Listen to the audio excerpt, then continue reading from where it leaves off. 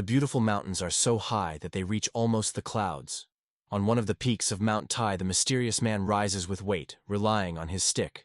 The guy broadcasts the medallion on the grave plate and, after a difficult path, exhaling falls to the ground. He talks about a man named Lian Song. He managed to fulfill only half of his promise given to him.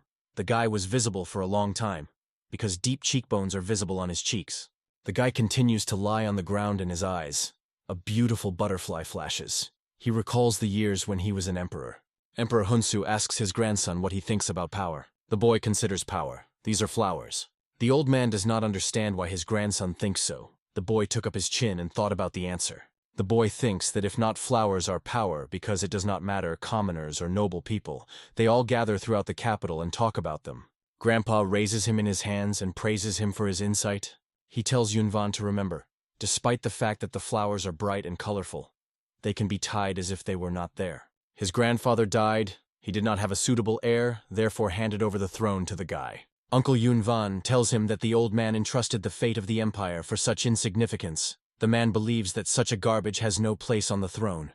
Yunvan does not understand and is afraid of his uncle. The man says everything has his own order and tells him to leave his throne. As a result, he made a bloody coup and many people died. Lian's sleep is enough Yunvan by the shoulder and says to go with him. Uncle shouts to his people to grab Yunvan and kill him. The Imperial Guard is trying to protect the young emperor. Master Lian Dream sent a guy from the palace secretly. He tells him about the top of the mysterious little peak of Mount Tai. Asks him to find a small stone monument and hang on him the emperor's token.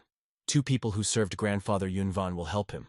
The guy is upset and tells Liana a dream that he was tired of continuing to live such a miserable life. The old man is angry and a cry tells him to recover. To survive this is the only way to fulfill the decree of Emperor Hunsu and honor his memory. Lian Sleep with tears in his eyes asks to promise that Yunwan will survive. The guy is still upset, but answers Liana that he understood. Yunwan rode off on a horse, and the old man in the back wished him good luck. He lies on earth and realized that the power was fleeting. If he's born again, he wants instead of a flower that can be tied at any time, be born a free butterfly. He thinks about Lin Sona and considers it all that he can do. An unknown old man stands above the candles and hits in a gold bell. He recalls the basis of the call of souls and binding of spirits stored in the secret storage of the cult of fire worshippers. He sits surrounded by candles and meditates. If the majestic heavenly emperor was not friendly from the very beginning, then the old man would not exist in this world. He asks Huibut about the readiness of the vessel. Huibut removed his epithelium and shaved the skeleton. He inserted the elephant bone under the nose cartilage and transplanted the remote epithelium back. The old man poured a dozen species of elixirs and toxic juices into him, melted his bones, and again rubbed his contour. Since he is already old, he has to constantly restore himself. But the old man, despite his age, does not have a single mistake in surgical work. Huibut tears the canvas, which was covered by Yun Wen, and tells the Fan No that the preparation of the vessel has been completed. They worked well. The heavenly emperor would also be delighted. Kavan No asks the heavenly demon whether he is ready to welcome his new life. The demon replies how he dares to wake him from sleep and bother him. The old man says that he wants to give him a new life, pointing to the vessel. The demon laughs from his words about a new life. He replies to the old man that he does not agree. Kavan Nok does not understand why, because he believed that the heavenly demon wants this. The heavenly demon does not want a person, because he lives an unsurpassed life. In hell, he was much more interesting, and in the human world he felt boredom and loneliness. He tells Huan Nobu that if they once again call him, he will kill them all.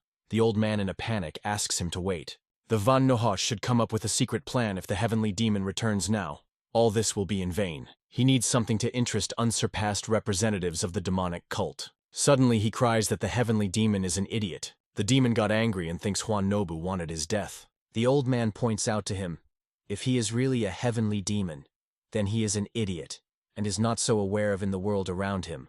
Kavan Noka understands that he cannot be cowardly, because his life is in the balance. An extraordinary ascetic named Zhang Sanfan even exalted him as a more perfect than Dharma. The demon does not understand who is talking about who we are talking about. He never heard the name of this child. The people of their time say no matter how strong the heavenly demon, he will not stand in front of the sage Sanfan. The heavenly demon says who could say such nonsense. Huan Noku asks the demon that he knows about development, possibly a heavenly demon, and was the best at one time. But Muram's people improved martial arts every day. The current generation developed martial arts so much that it could not be compared with the past generation. The old man tells the demon he was bored because of the lack of worthy opponents, and now, when he appeared, let him become the strongest again, to become unsurpassed, and then and now, the demon became interested in his proposal. The demon asks how many years to the child whose body will serve as a vessel. The old man replies that the guy is 20 years old. The demon understands that this body can live at least another 100 years, and he will be able to prove his skill and the name of the heavenly demon. He tells Juan Nobu that when he happens to treat them, the old man timidly told him. Kavan Noku asks the demon to lie down, and he will begin the ritual. He asks Huiba to bring the pill of the soul of the demon, and he will take the rest. The old man puts a round tablet in his mouth, and many times pierces the body with needles to revive it. The master jumps up and grabs his head. The old people do not understand what is happening. He hears his voices, and his head hurts as if he would tear up now. He asks Juan Noka about his voice. The old man uses technology, but he does not tolerate good luck, and he can't help the master. Huibat asks Juan Nok what is happening here. Suddenly the master screams and says to shut up Hui, but he was scared. He thinks the master told him this. Juan No explains that the master says this is not to him, because right now the master is talking with the heavenly demon. It seems that the great fundamental principle has failed. The master asks the old man to do something with this. The Kavan. Nok tells the heavenly demon could not take full control over the master. The clash of consciousnesses is that which should not have happened, because if such a state may continue to collapse. Huino offers Huano to send a heavenly demon back, but Kavan knows only how to call him, but does not know how to send him back. They continue to argue. Suddenly the master screams, and a mystical aura comes from him. Juan no panic, he realized that the essence of the demon and the consciousness of the master were faced, because his behavior cannot be explained differently. But suddenly he had an idea. He says Hui, but he has another tablet of the demon's soul. In other words, they can again use the great foundations, and with the help of this, they will suppress the demonic nature of the heavenly demon. Hui but does not understand what he is going to suppress with the help of the pill of the demon's soul. Juan no thinks Hui but turned into a stone block. Otherwise, why does he not understand his plan? They will put into the body of a master of another person, the legendary Orthodox Murim. He but understood his idea. Having introduced another one can neutralize demonic energy. They have a little time and they start. Hui but says to try, and they will leave the rest heaven. The emperor who would not appear should be directly from heaven. The elderly fell from fatigue. Juan no says star for this. The old people notice the awakening of the master and ask him in order. The master is hungry and asks whether they have food. The master is accepted to eat everything that he sees. Juan No and Huibat think their ritual was successful, even though they are a little shocked by the past. The heavenly demon says why he was placed in such a tight place. The master, along with the demon, are in the same body. The master replies to him that the demon is much cooler than he heard. The guy can't stand it and tells these two that they are not alone here and tells them to shut up. The demon does not understand why the guy does not feel pain when they say his head should be split into pieces. The guy noticed that after the ritual of Huino and the Huan Nok, the voices in his head, although they remained, became less annoying. The heavenly demon arises and does not understand how the guy dares to talk in such a tone with the most powerful creature. Kvan No and Huibut in a misunderstanding that the guy is talking to himself. The second man entered into the body of Yunvan was Juainan, a priest revered as the sixth patriarch of the monastery Shaolin. The guy realized that a rather powerful person entered his body, because thanks to him, the heavenly demon could no longer bother him. He says thanks to the old boar, referring to Huane. Huino and the Huan Noka ask what the guy uses for the vulgar language. Yunwan says to give him another bowl of food. Of course, they fulfill his request and go for the additive in the hurry. Kavan Nach noticed that the guy is changing in his body at once, 3 personalities at once. His temper will be subject to sudden changes. The old man does not understand what to do with it, but Yunwan interrupts his thoughts and asks to bring him water. The guy asks Huainan to give him a name, because he seems to be the most knowledgeable of them. The old man invites him to take the name Inconstancy. Yunwan does not like it. He understands that people will not understand this name in Jianghu. The guy wants to know the opinion from the demon, and Huainan is upset. The demon says the old man cannot know something about coolness, and he should immediately ask him. He offers Yunwan to take the nickname Iron Krovny Asura. The guy replies that he needs a name, and not some foreign title.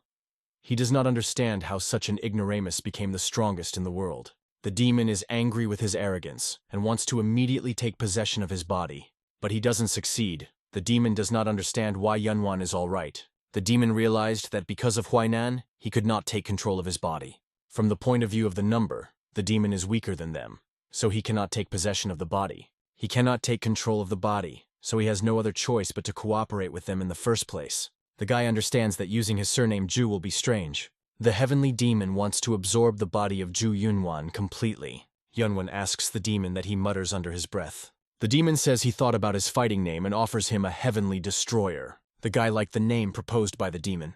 Kvanno asks the young master where he goes. The guy replies that he wants to wander around Murim. The old people do not understand why he is already leaving. The guy says there is nothing like that in this. Kvanno says Yunvan did not have time to restore all his strength and martial arts. The guy points to his forehead and speaks all the martial arts of the heavenly demon, and Juinon is stored in his head. He does not understand why they themselves spent this rite. They did not know about it. But tells them it is inconvenient to send a young master in this form. Yunvan looks at the tree. He conceived something. The old people are interested in what he was planning. They are worried. The guy tells the heavenly demon to use his martial arts. He accumulates a huge amount of purple energy in his hand. The guy showed them his strength and hit the road. The old people from the cliff look at him in the wake. He walks through the forest and sings something to himself. Kvanno is afraid that everything will be fine, but Huibut reminds him that the young master had come out of their control. Huannok is not about that. He means something else. He looks at the huge trench made by Yunvan and says whether it will be correctly released in Murima, referring to the guy. Huibut worries about the master. Kvanno says that the master will cope with difficulties. Kvanno considers Yunvan looks like an emperor. A huge man stands with his knees in the snow. His back is all in the wounds and his blood is dripping. This is the Senelian king of demons. He tells his opponents that they will not be able to break their spirit. The man relies on his big sword. He was surrounded by many enemies. A well-dressed man says Hunpo that his luck ends in the possession of the spirit of martial arts. He wandered just like that around the world.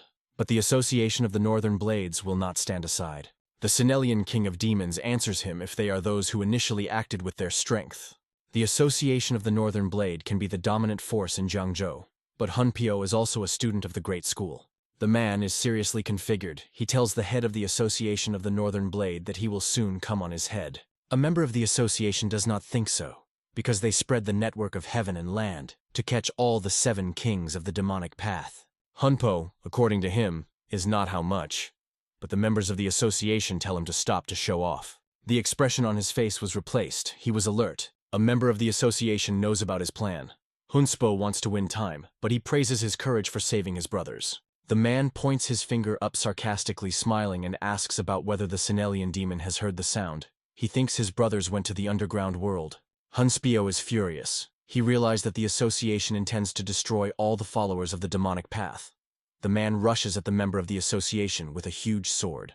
But a member of the association easily retorts the attack of a blue demon, repulsing his sword with his foot, and in response, it beats him in the forehead with the handle of his sword, from which the man is crumpled in pain and falls to his knees. A member of the association tells him that getting rid of the followers of the demonic path is the right decision. Humpo says it doesn't matter what they do, but if the matter comes to this man, the man does not have time to finish. He interrupted a member of the association thinks that under the this man, he has in view of the Grand Master of the Demonic Way, Hyok at Chon, whom Hupneo respects so. The man asks the blue demon if he wants to know one secret. It turns out that the king of the swords of the North Sea and the murderer of the Azure Sea turned away, and the Grand Master of the Demonic Path could not do anything, because he does not take any measures, even when Hunpyo and his brothers die. But Hunpo understands that Hyok has Chon is not such a person. There will be times when he and their brothers along the demonic path will shed bloody tears, any valuable. A member of the association replies to him that he is chatting too much. This does not correspond to the appearance of the blue king of demons. He orders his subordinates to take him. A man promotes his sword and easily fights off the attack, scattering them around. One of the 3 men standing behind Hunpeo does not understand how the man has energy still to use the strengthening of the aura of Qi. Hunpeo looks frightened. The Senelian demon noticed that the one who reflected his blow blocked his reinforced Qi of the blade of his Qi sword. These 3 men are 3 great swordsmen Tianshan. The one that stands in the middle of them, says Hunpo. He remained the last of the 7 kings of the demonic path of the king of the demon. Today's hunt will end after they liquidate him. Hunpo expected something similar from the scum of Orthodox warriors. The old man overworked because of him and says Hunpo just to die. 3 craftsmen use the enjoyable network of swords. The Senelian demon realized that he had come to an end, and thought soon to find himself in the next world with his brothers. From the last forces, Hunpo uses the art of a thunderstorm. But Yunvan interferes with him and knocks the weapon out of his hands. He also does not allow the masters to hold his attack and rushes past them with lightning speed. All their weapons lies on earth. Yunvan says what miserable bastards they are. Hunpo and the rest stand with open mouths and do not understand what kind of person it is. The guy claims that he watched the battle only because it was interesting, but they at least behave too arrogantly, although they own martial arts. The warriors on both sides realize that in the blink of an eye, Yunvan stole their weapons. They do not understand who it is, and the guy is calm. One of the swordsmen of Tian Shan asks him who he is in order to arrange such draws. Yunvan will not remember that he played the draws. The guy tells the master if their weapons stole their weapons. This is the biggest insult for them.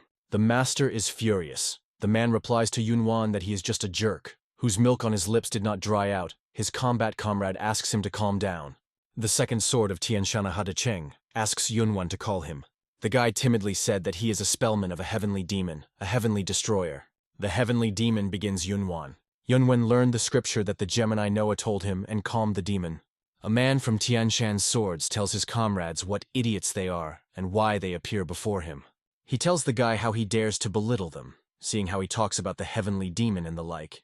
It is easy to understand that the heavenly destroyer also practices the demonic path. A man wants to kill Hunpo with Yunvan, and he rushed at the guys with his sword with lightning speed. The heavenly demon asks Yunvan not to say that he is just going to sit back. The guy is not going to die in vain death after he survived the hellish time. He easily repels the master of the master using martial arts. The remaining two masters of the Tianshani sword are trying to intervene in the duel, but Yunvan scatters them on the sides. The heavenly demon laughs and tells Yunvan that he could not use even half of his strength. The guy is angry, and tells the demon to shut up. The old man is angry, watches the battle from the side and says what dumb bastards they are. The man grabs the sword flying into him, and he strikes Yunvan, a strong scale of the sword. The man tells the guy that he should not be distracted. The old man thinks he caught him. But Yunvan substitutes another man. The guy asks the attacker why he ruined his hairstyle. The guy tells him, is it possible to cut his allies? The man is angry with him, but the guy beats him in the face with his boot. The rest of the swords of Tian Shan also become furious, seeing how their comrade was on his knees with a broken nose. They attack him, but he easily evades their attacks and attacks in response. Yunvan beats a man who broke his nose with his foot in his neck, from which he writhes in pain. The warrior does not understand what his subordinates are doing, and why they do not crush numbers. But the guy quickly finds himself next to him and says, it seems the old man likes to fight with numerical superiority. The old man jumps back in fear. He does not understand how Yunvan did not noticeably crept up to his nose. He is surprised by his rack. The guy stands on one leg, and the second is bent and stretched up, and his head is overturned back. The heavenly demon is surprised that Yunvan is going to use this. The guy hits a lot of foot on the ground with mystical power. The demon says this martial art is his symbol. The guy is cloned. This technique is called heavenly demonic racing. The Senelic demon thinks him. The warrior of swords Tianshan believes that this is the technique of illusion. Yunvan answers, he is not sure, and let the old man look better. The man is furious and shouts that the three great swordsmen of the Tianshan did not peck on a simple cloning technique. He rushes at one of the illusions. The old man thinks this real. But another clone breaks through his stomach. The old man stands in horror without his left hand and looks at his dead comrades. And all the survivors run away from Yunvan. The heavenly demon thinks the guy is going to chase them. But he thinks for today enough and can be stopped. The Senelian demon is shocked by the fact that Yunvan is going to finish only because he was bored. Hunpo looks at the heaps of the corpses of the people whom Yunvan killed. In this world, Orthodox have much more weight than demonic followers. The man thinks in this inverted world an incredible person appeared. The heavenly demon tells Yunvan he has qualities to follow him. The wounded Hunpo crawled to Yunvan. The Senelian demon asks Yunvan to take him with him, calling the guy a great warrior. The guy runs away from him. He calls Hunpej a hairy old man and will never take him with him. The man continues to scream in his trail. The city of Kaifeng. Murim was turned upside down by 2,000 swordsmen of the Association of the Northern Blade, and 500 martial arts of the Union of 9 Orthodox forces were sent to hunt for 7 kings of the demonic path, and destroyed 6 of the 7 kings. People discussed this. But the second news shocked Murim even more. The spellman of the heavenly demon, the heavenly destroyer, is one who destroyed 528 people from the Association of the Northern Blade, and 127 people from the Alliance of 9 Orthodox. This is the emergence of a demonic god. 3 guys are discussing him. One heard that everyone who saw him died. The second speaks his face like the devil, and the boy will cross, because Hak Duk Hyun, the second sword of Tianshan, who managed to survive that he was a young and beautiful master. But in any case, the Northern Blade Association has already directed the investigative group.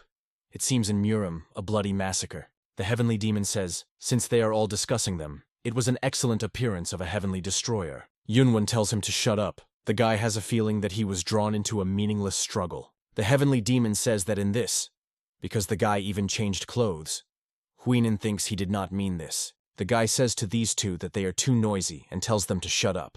Yunwan thinks that Hakaduk Hyun knows him in the face he should be disguised. Huinin offers a guy instead of disguising you can simply change your opinion about yourself. The guy did not even think about it. In the Pavilion Neutral Hotel, the girl welcomes the new visitor. The guy asks to bring him a bottle of alcohol and several simple snacks. Yunwan asks the girl why she continues to stare at his face. The waitress was embarrassed and covered her face with her hand.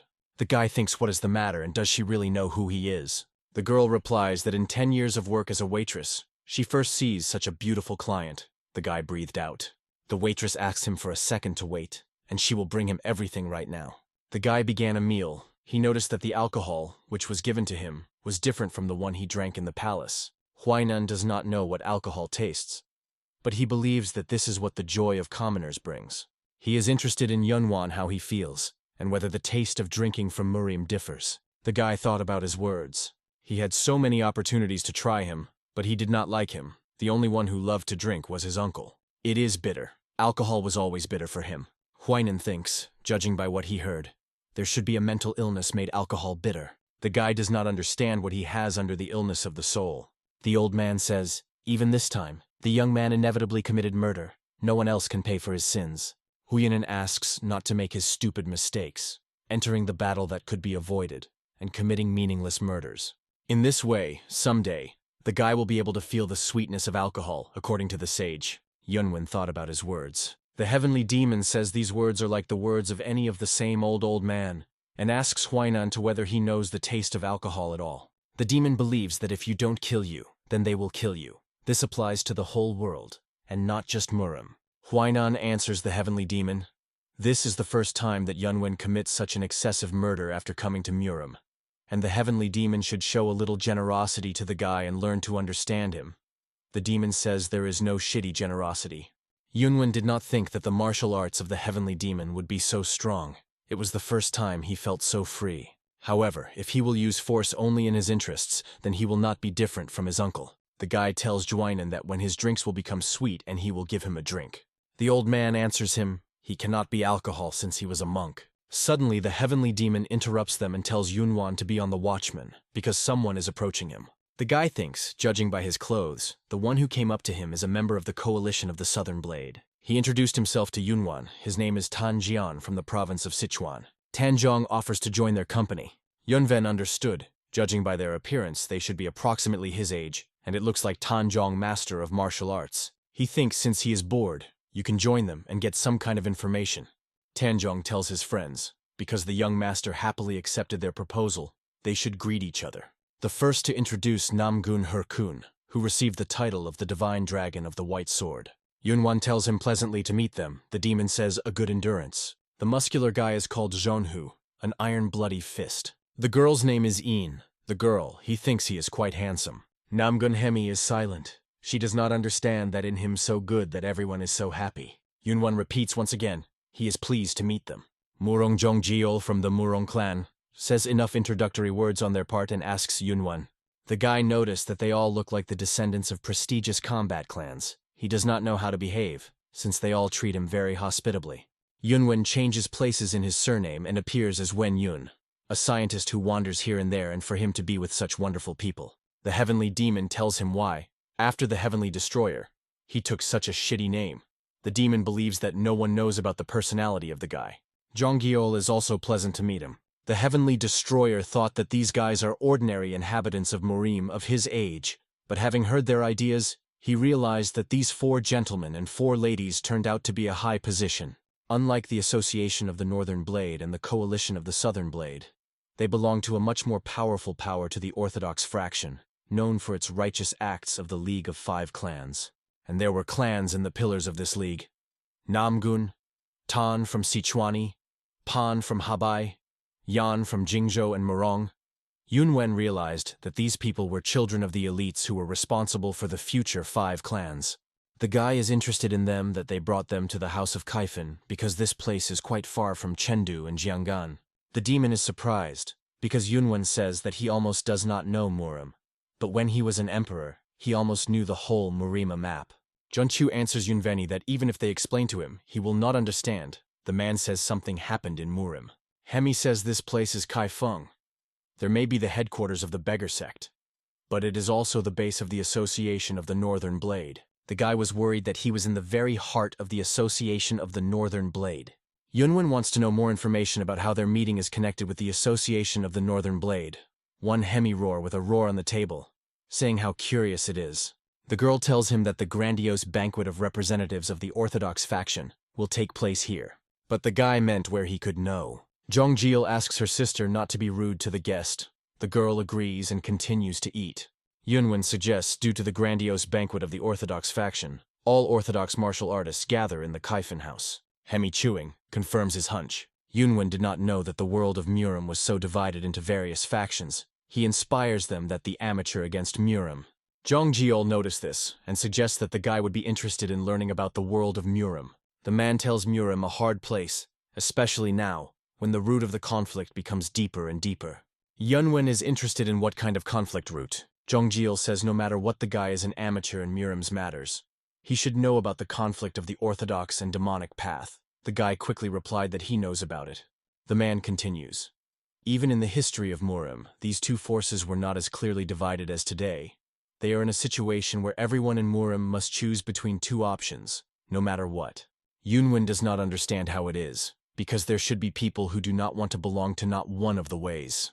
Zhongjiol replies that of course there are such. But people who sit in the middle are considered as enemies, and most likely will be killed. Yunvan thinks this unreasonable. Kill people who do not want to belong to any of the parties. The guy apologizes that Zhongjiol interrupts, but he wants to know who makes charges in their direction.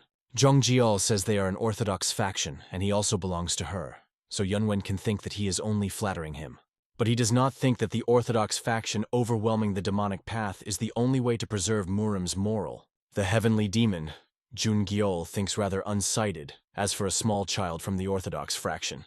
Hemi reminds his older brother that he should not behave like that in the presence of so many people. Yunvan agrees with his opinion, but now his opinion has no influence and in general it is unrealistic. But still, behind this person, he should carefully observe him. The guy understood the complexity of the situation in Murim and learned a lot of new things. Zhongjiol says his circumstances. Zhongjil sees his interest in Murim and asks him not hesitated to ask questions. The guy says it may sound arrogantly, but he is interested in who is now the strongest in Jianghu.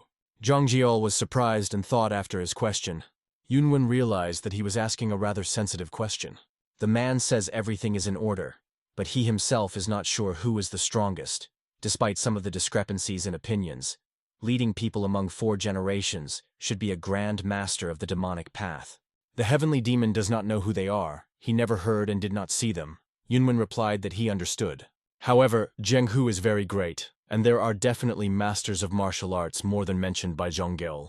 They can appear anywhere and anywhere. The guy asks about the master of Juanan, the 6th ancestor Shaolin. Zhongjil does not know. It is difficult for him to say because he lived more than 700 years ago. The heavenly demon breaks the laughter. He tells the old man Juin that he will not achieve much within the framework of time. And after he asks for a heavenly demon, Zhongjil is not clear why the guy asks about him. He thinks this story is implausible, so it is not clear how much they can trust her. The demon is angry. He says that even the old people outside the heaven know about this fact. Suddenly a crowd of men enters the room and one of them overtures the woman to the floor. The man tells her how she dares to think that she can escape from them. The girl asks to spare her life. Yunvan understood according to the fact that it was the members of the Northern Blade Association. A person standing in front is the vice captain of the law enforcement of the Association Northern Blade. The sword of the White Tiger Ga Duksam. Young people from the 5 great clans are not pleased with what is happening. Gaduksam tells the girl how he dares to throw his father, saying that he wants to survive herself. The girl asks someone to save her. Hemi takes out his sword and intervenes in the situation. She asks, since Kaifeng became so lawless, and how can masters of martial arts from Orthodox sects oppress such a helpless girl? The people supports her words, and people say this is not permissible even if they are from the Association of the Northern Blade.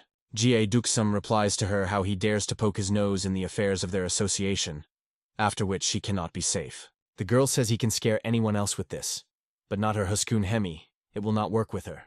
Everything is in the room in shock, because this daughter of the divine sword of the azure sky. A man tells her not to interfere in the affairs of other sects, such as avowal rule to Jianhu.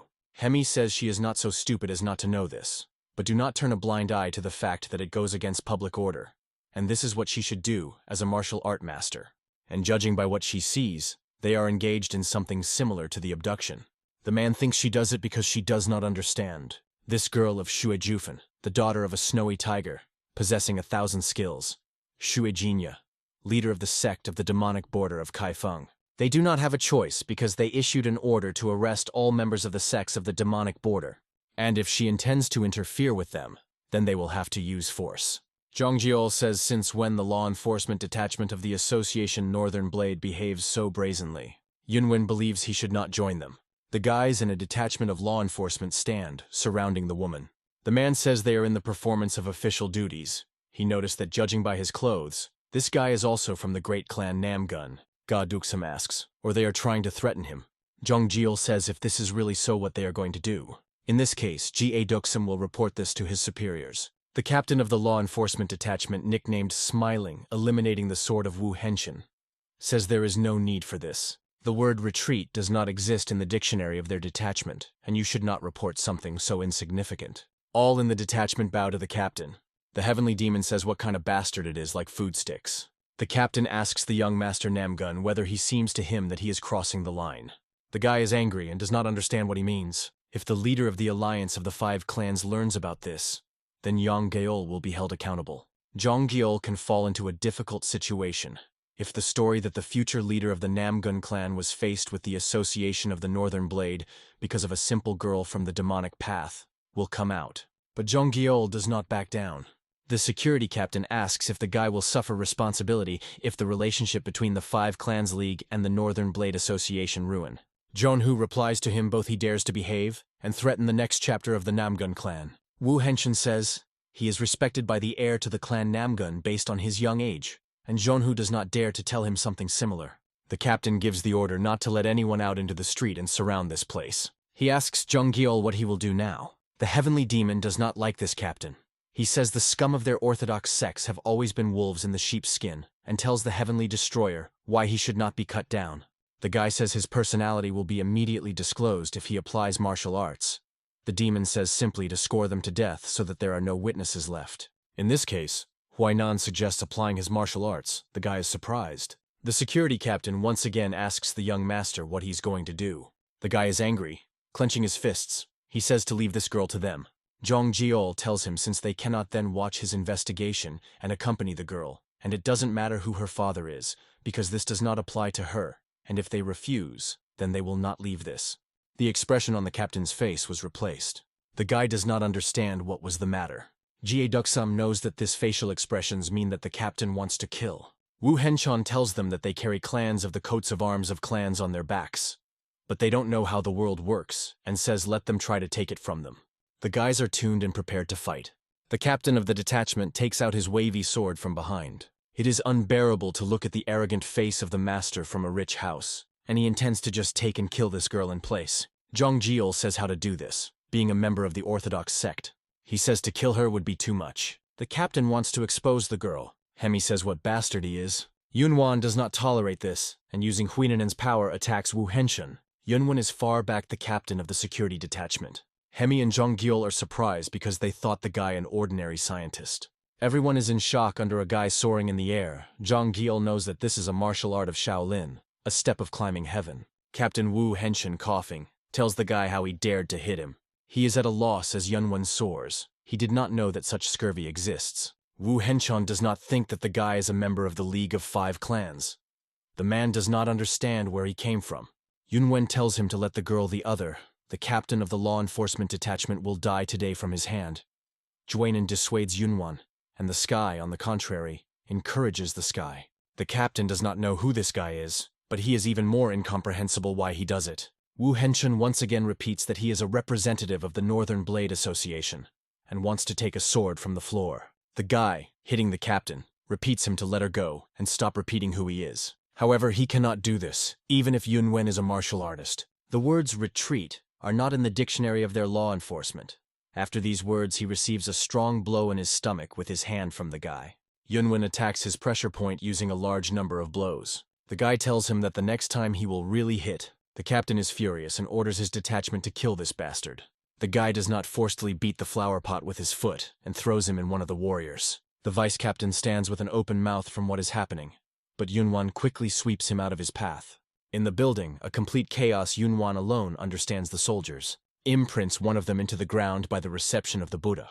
The guy does not understand why these people continue to fight without relying on anything but quantity. A man with a mustache also attacks him, but the guy easily throws him with 2 fingers. And he also defends his back from the soldier's attack. Zhang Jiol is shocked by what he saw. After all, Yunvan applies a fist of bamboo leaves, a heavenly palm, and the palm of Bodhisattva.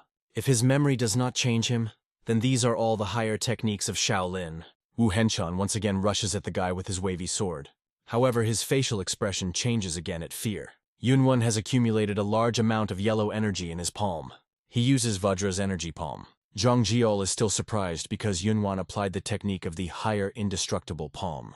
The guy suspects that Yunvan, master of martial arts, who studied all 72 higher techniques of Shaolin. Hemi asks the captive girl, in order whether she is in order. The girl answers positively. The captain of the security detachment is lying on the floor after a strong blow. Yunvan uses a sound gear. He tells Wu Henshan to listen carefully, because he will say once. The guy asks to tell all the members of the law enforcement officer to retreat immediately. And if the captain refuses, he will experience hellish pain not similar to the one he experienced before. The man in response nodded to Yunwan's head. Young people from the League of 5 Clans, along with Yunvan, are in an awkward silence. The guys are shocked by his abilities. The guy realized that he was too far. Yunvan thinks to leave everything as it is, and tells the rest to start the tidy in the store. And after cleaning, all these young people gathered at the same table, although it was embarrassed. The guy beats Wu Henshan on the back and offers to sit together to eliminate the tension. Zhonhu has no words, because there should be a limit to how much you can look down on others. He tells Yunvan how he can laugh after he put everyone fools. Ayan agrees Namgun, because the young man pretended to be an amateur, but the amount of internal energy, which he had, incredible. But still, in her head, she considers him cool. Yunvan bows and apologizes. Due to the inevitable circumstances, he had no other choice but to lie about his personality. He hopes that the guys would not be offended by him. But despite this, that he is an amateur in the world of Murim is true, because he first came to Murim. The guy hopes for their forgiveness. Zhang Jiol laughs loudly and calls him Young Master Zwen.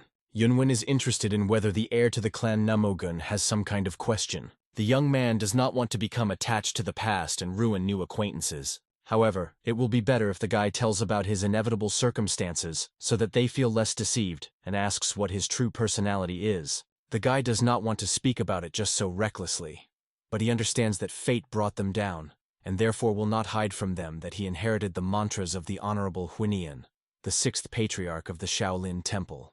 All in the company is shocked by what they heard. The heavenly demon tells the guy that he knows how to invent best, but it cannot be said that he is completely wrong. But Yin cannot understand this. She does not believe that this is possible, because Huainan was a man of the period of the Tang dynasty. The girl does not understand how to inherit his mantra. Hemi asks him if he wants to say that he became immortal.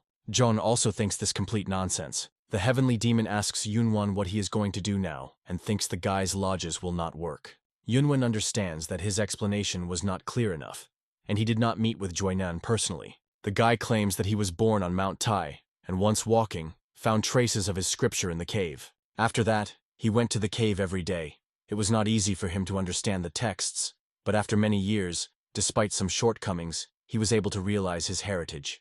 Since Hemi personally saw how he does it, she cannot but believe him.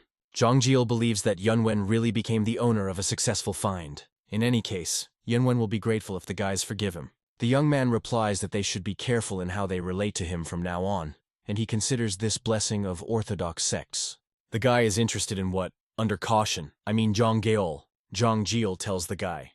In Murim, one of the most important things in Murim is elderly, and since the guy has a divine creature of Shaolin as his teacher, they should respect him.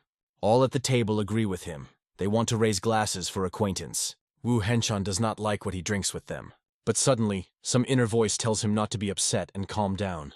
Yunvan again uses a distance connection. He tells the captain to get out if he is going to spoil everyone's mood, and he has noted that he will be with him if he carelessly expresses his opinion. The captain knows that the guy uses the technique of cultivating yin-yang, which shares thoughts and actions. It is difficult for him to believe that Yunvan uses such a difficult technique so forcedly. The guy asks Wu, but the captain is already snuggled from him.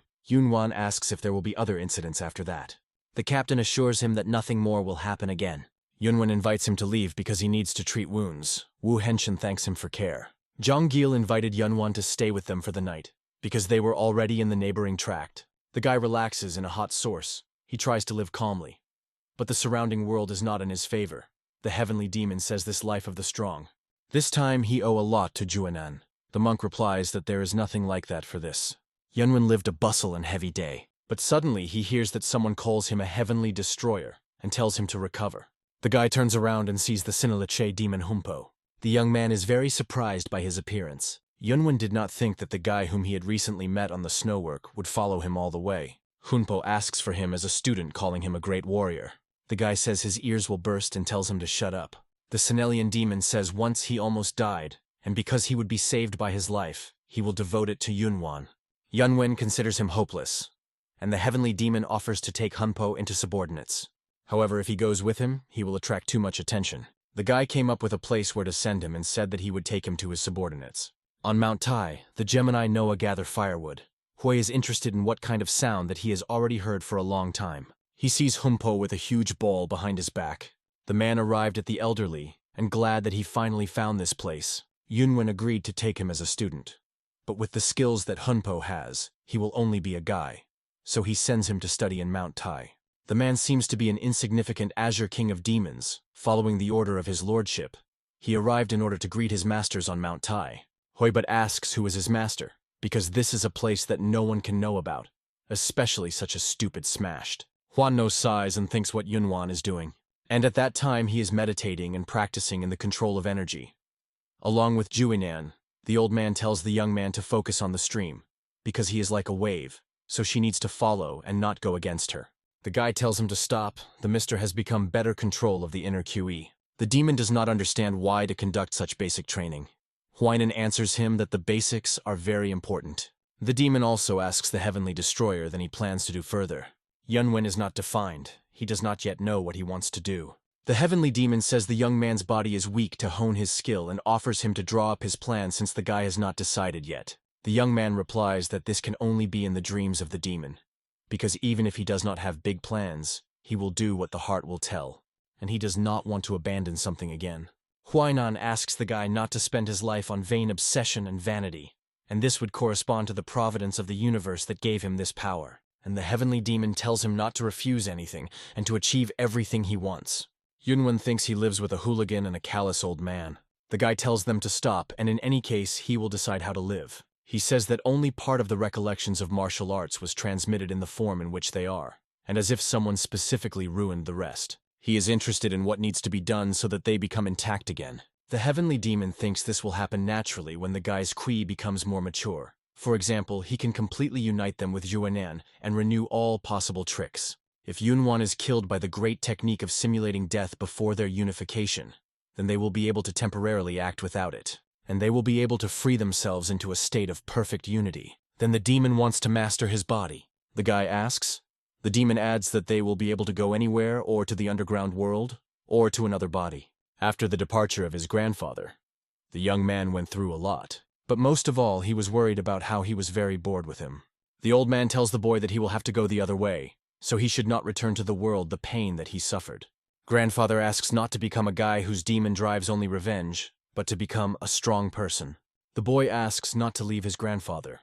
The heavenly demon and Huainan notice that the guy had a bad dream, because of which he was very worried. Yunvan thanks the demon because, thanks to his scream, he woke up. The demon tells why not say thanks to the guy later. He notices that someone is approaching and warning Yunvan. The heavenly demon, Huainan, and the young man are waiting and looking at the door. Some girl opened the curtain. The guy does not understand who at such a later time could visit him. The guy thinks this killer sent by the Association of the Northern Blade. Humpo should have already gone to Mount Tai. The heavenly demon thinks, judging by his steps, This is a girl. Yunvan does not understand what he is talking about. He jumped out of bed. The guy in shock, he asks Namgun-een why she came to him. The girl tells him that since she saw him, it seemed to her was destined to be together. She takes his hand. Ian feels that she will lose him if she does not gain courage. The demon thinks this cool, and the monk tells the guy he cannot do it. Ian crawls closer and closer to him and floods him with compliments. Yunvan understands if the girl continues both of them, so he asks her to return to him. The girl asks him how he can be so cold to her. She thinks the guy hates her. But Yunvan denies. The young man says not in terms of her level, and she is much higher than him. The guy apologizes and will accept her gestures with a noble heart. Ian agrees with him. She thinks Yunvan arrived in Murim with great ambitions. The girl understands everything and will return to herself. The guy thanks her for understanding. However, she does not intend to refuse him, but this time she will retreat. Yain slammed the doors. The young man is still shocked by the situation. The heavenly demon tells him what a simpleton he was, because he missed such an opportunity. And the monk, as always, answers the opposite. He believes Yunvan did everything correctly. He gets out of bed. The demon asks Lee Yunwan to go to her room, and the young man tells him not to carry nonsense. He has a lot of worries, and he decides to go outside to breathe fresh air. The demon notices that the guy gets a good technique of flight of the heavenly demon, and he is interested in where he goes, living as he got. This is cool, but he still needs to sleep. The guy, seeing his grandfather in a dream, remembered the person with whom he should meet. He arrived in Kaifan not only to have fun. Yunwan arrived at the Guangdi temple, where there is a huge statue of a man. The demon thinks that the young man came here to express respect or something like that. However, he arrived here, since the Gemini Noah told him that the headquarters of the gang of beggars was located here. In the gangs of the poor, the number of nodes on the belt indicates a person. On the belts of those two that the daggers put to his throat 2 knots, and it seems they are informants. The information that he heard from the Huskan of Hukaryun is very useful. The robber asks the guy what is his business here, and why he came here. Yunwan seems to be Wan Yun. He came to see the former leader of the gang of the poor, Mr. Pang Chung-ho. They jumped away from him after they heard his name. One of the bandits thought that Wen Yun was possibly a great warrior, Jade Divine Dragon. The guy will not remember that he had such a nickname, but he really is Wen Yun. Bandits ask, did he not yesterday arranged a skirmish with the Association of the Northern Blade in the Neutrality Pavilion? The young man confirms their guess. Yunwan expected this. The twins told him that the gang of beggars has eyes and ears everywhere and they know everything. The guys say with kindness to follow them. The young man looks around at the reception, the headquarters of the gang. The man in the outskirts apologizes to him for the rudeness of the reception at the entrance. He replies that these are trifles. He sees 3 knots from a man. He means he occupies a rather high position in the sect. He is interested in what business and Yunwan to their leader, the sect. Yunwan hands him the emperor's medallion. If the leader is showing this, he will immediately understand why the guy arrived here. The man asks to wait. He will immediately inform the great leader of the sect about the arrival of the guy. The young man is interested in why the bandit does not ask him for anything. He is interested in what reason he does it.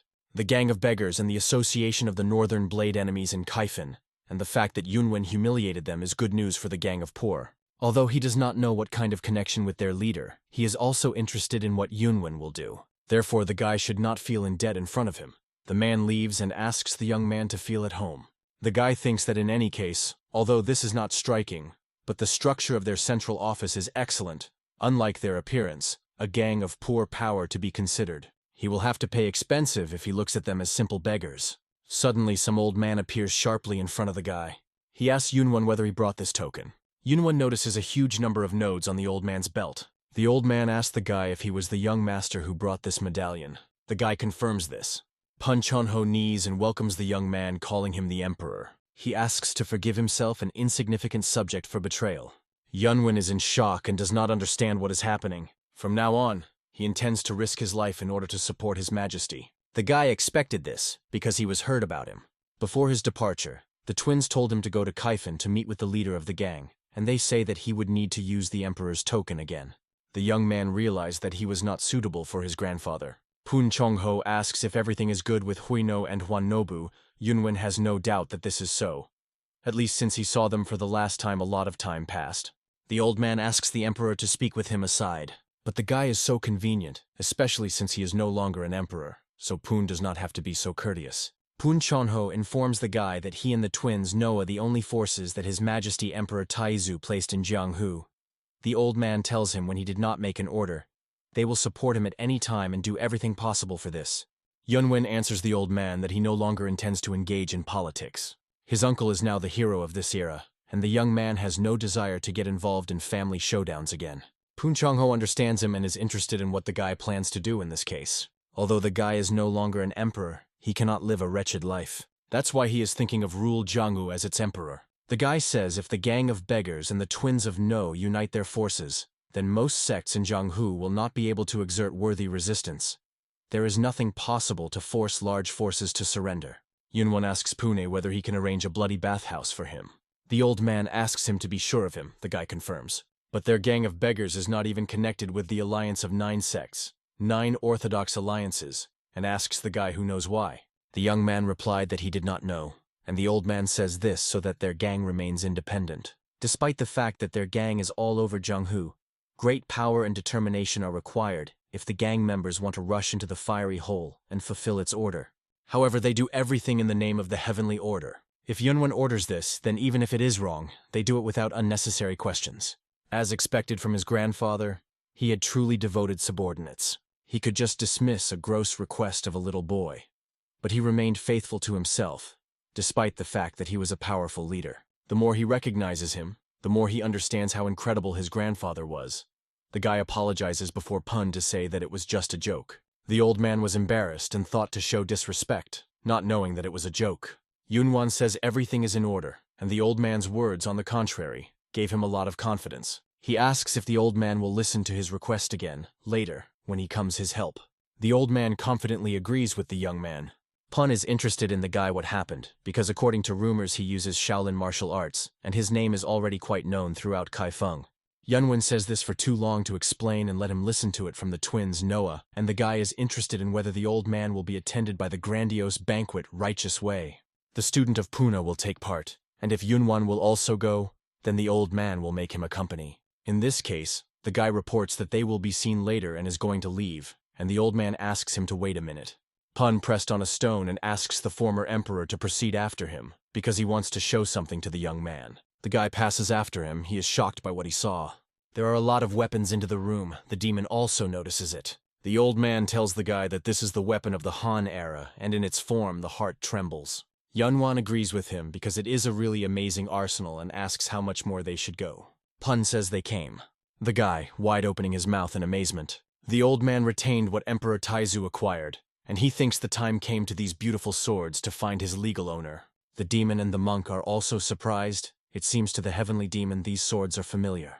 The guy does not understand why they raised such a noise. He notices that there is something strange in these swords. Pun asks the young man to choose everything he will like. The guy thought about what kind of sword he should choose. The demon and Hunin is arguing among themselves.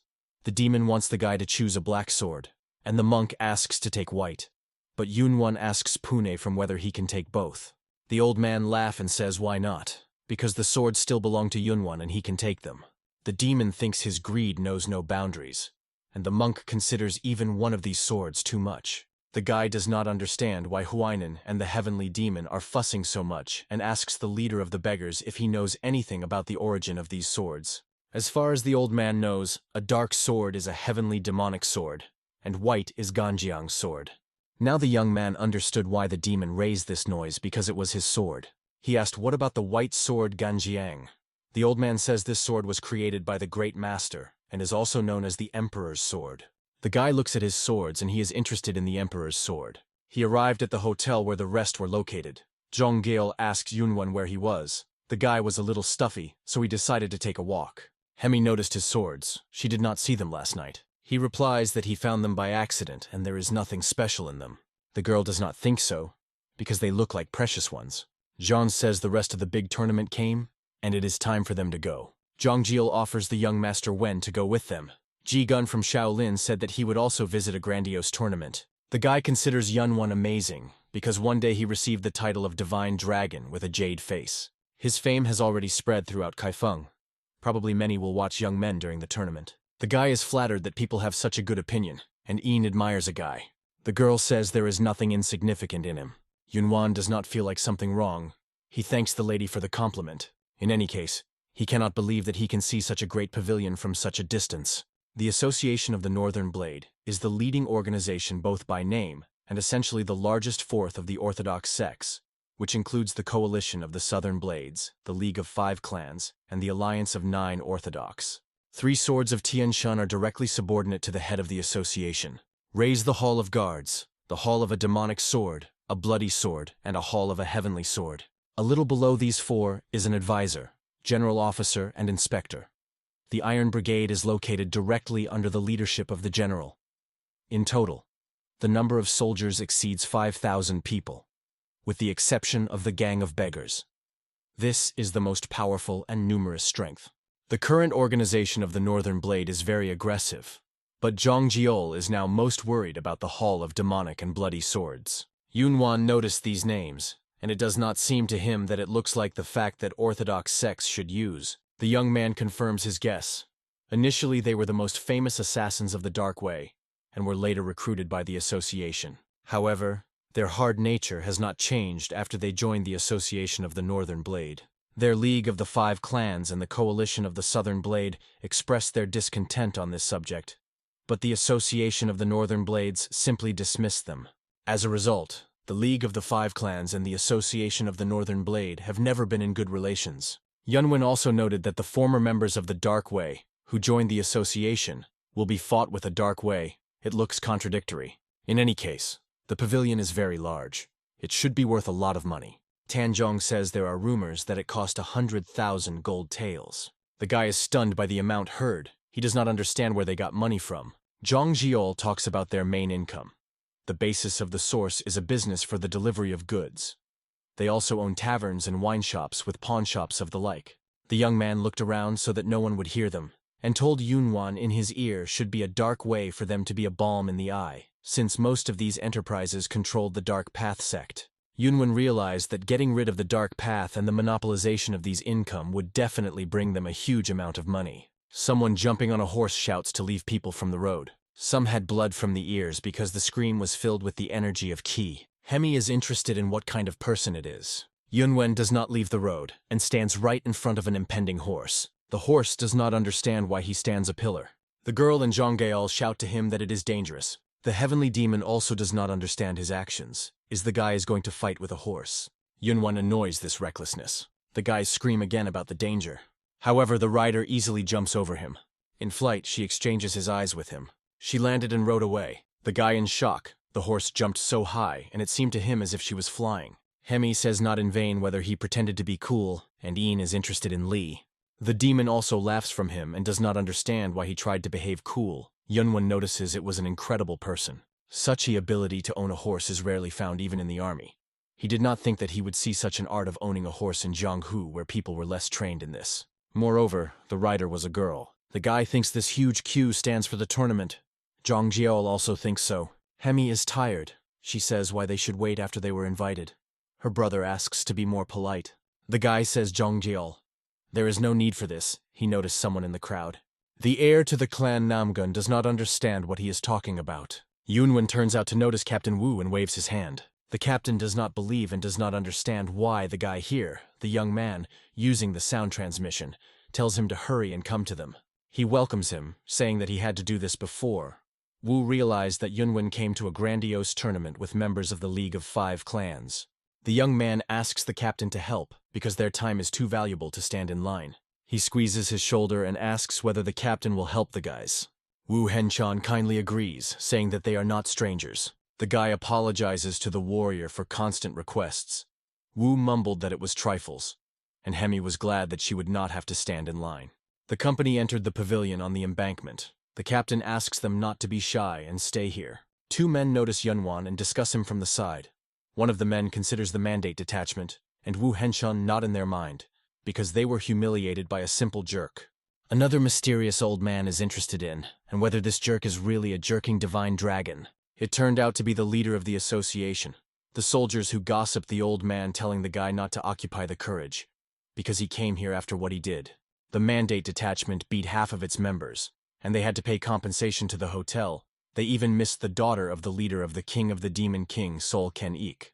The Heavenly Destroyer has already caused them a lot of damage, and the inhabitants of Jianghu began to look at the Association of the Northern Blade down. They cannot forgive him. The leader of the association asks Yunvan quietly, He will pay for disgrace the Northern Blade Association. The guys from the League of Five, together with Yunvan, sat in their places. The guy noticed that there are a lot of people in the arena. He is interested in whether they are all representatives of the Orthodox path. The advisor with Cho Ne, nicknamed the Three-Eyed Heavenly Head, reached the center of the arena and declares that today they intend to discuss two things for this. The first is to destroy the forces that threaten Murim's well-being. The second, to attract talents to fulfill this most important role. So far, the demonic path is not strong, and again sowed chaos in Murim. On behalf of the Northern Blade Association, he invites him to take care of them first. Everyone in the arena rejoice and support it. Yunvan is listening to his proposal. The guy does not understand whether they really gathered so many people from Orthodox sects in order to talk about something like that. The young man asks Jonggeol who is this guy. They answer him that this is an advisor with Cho.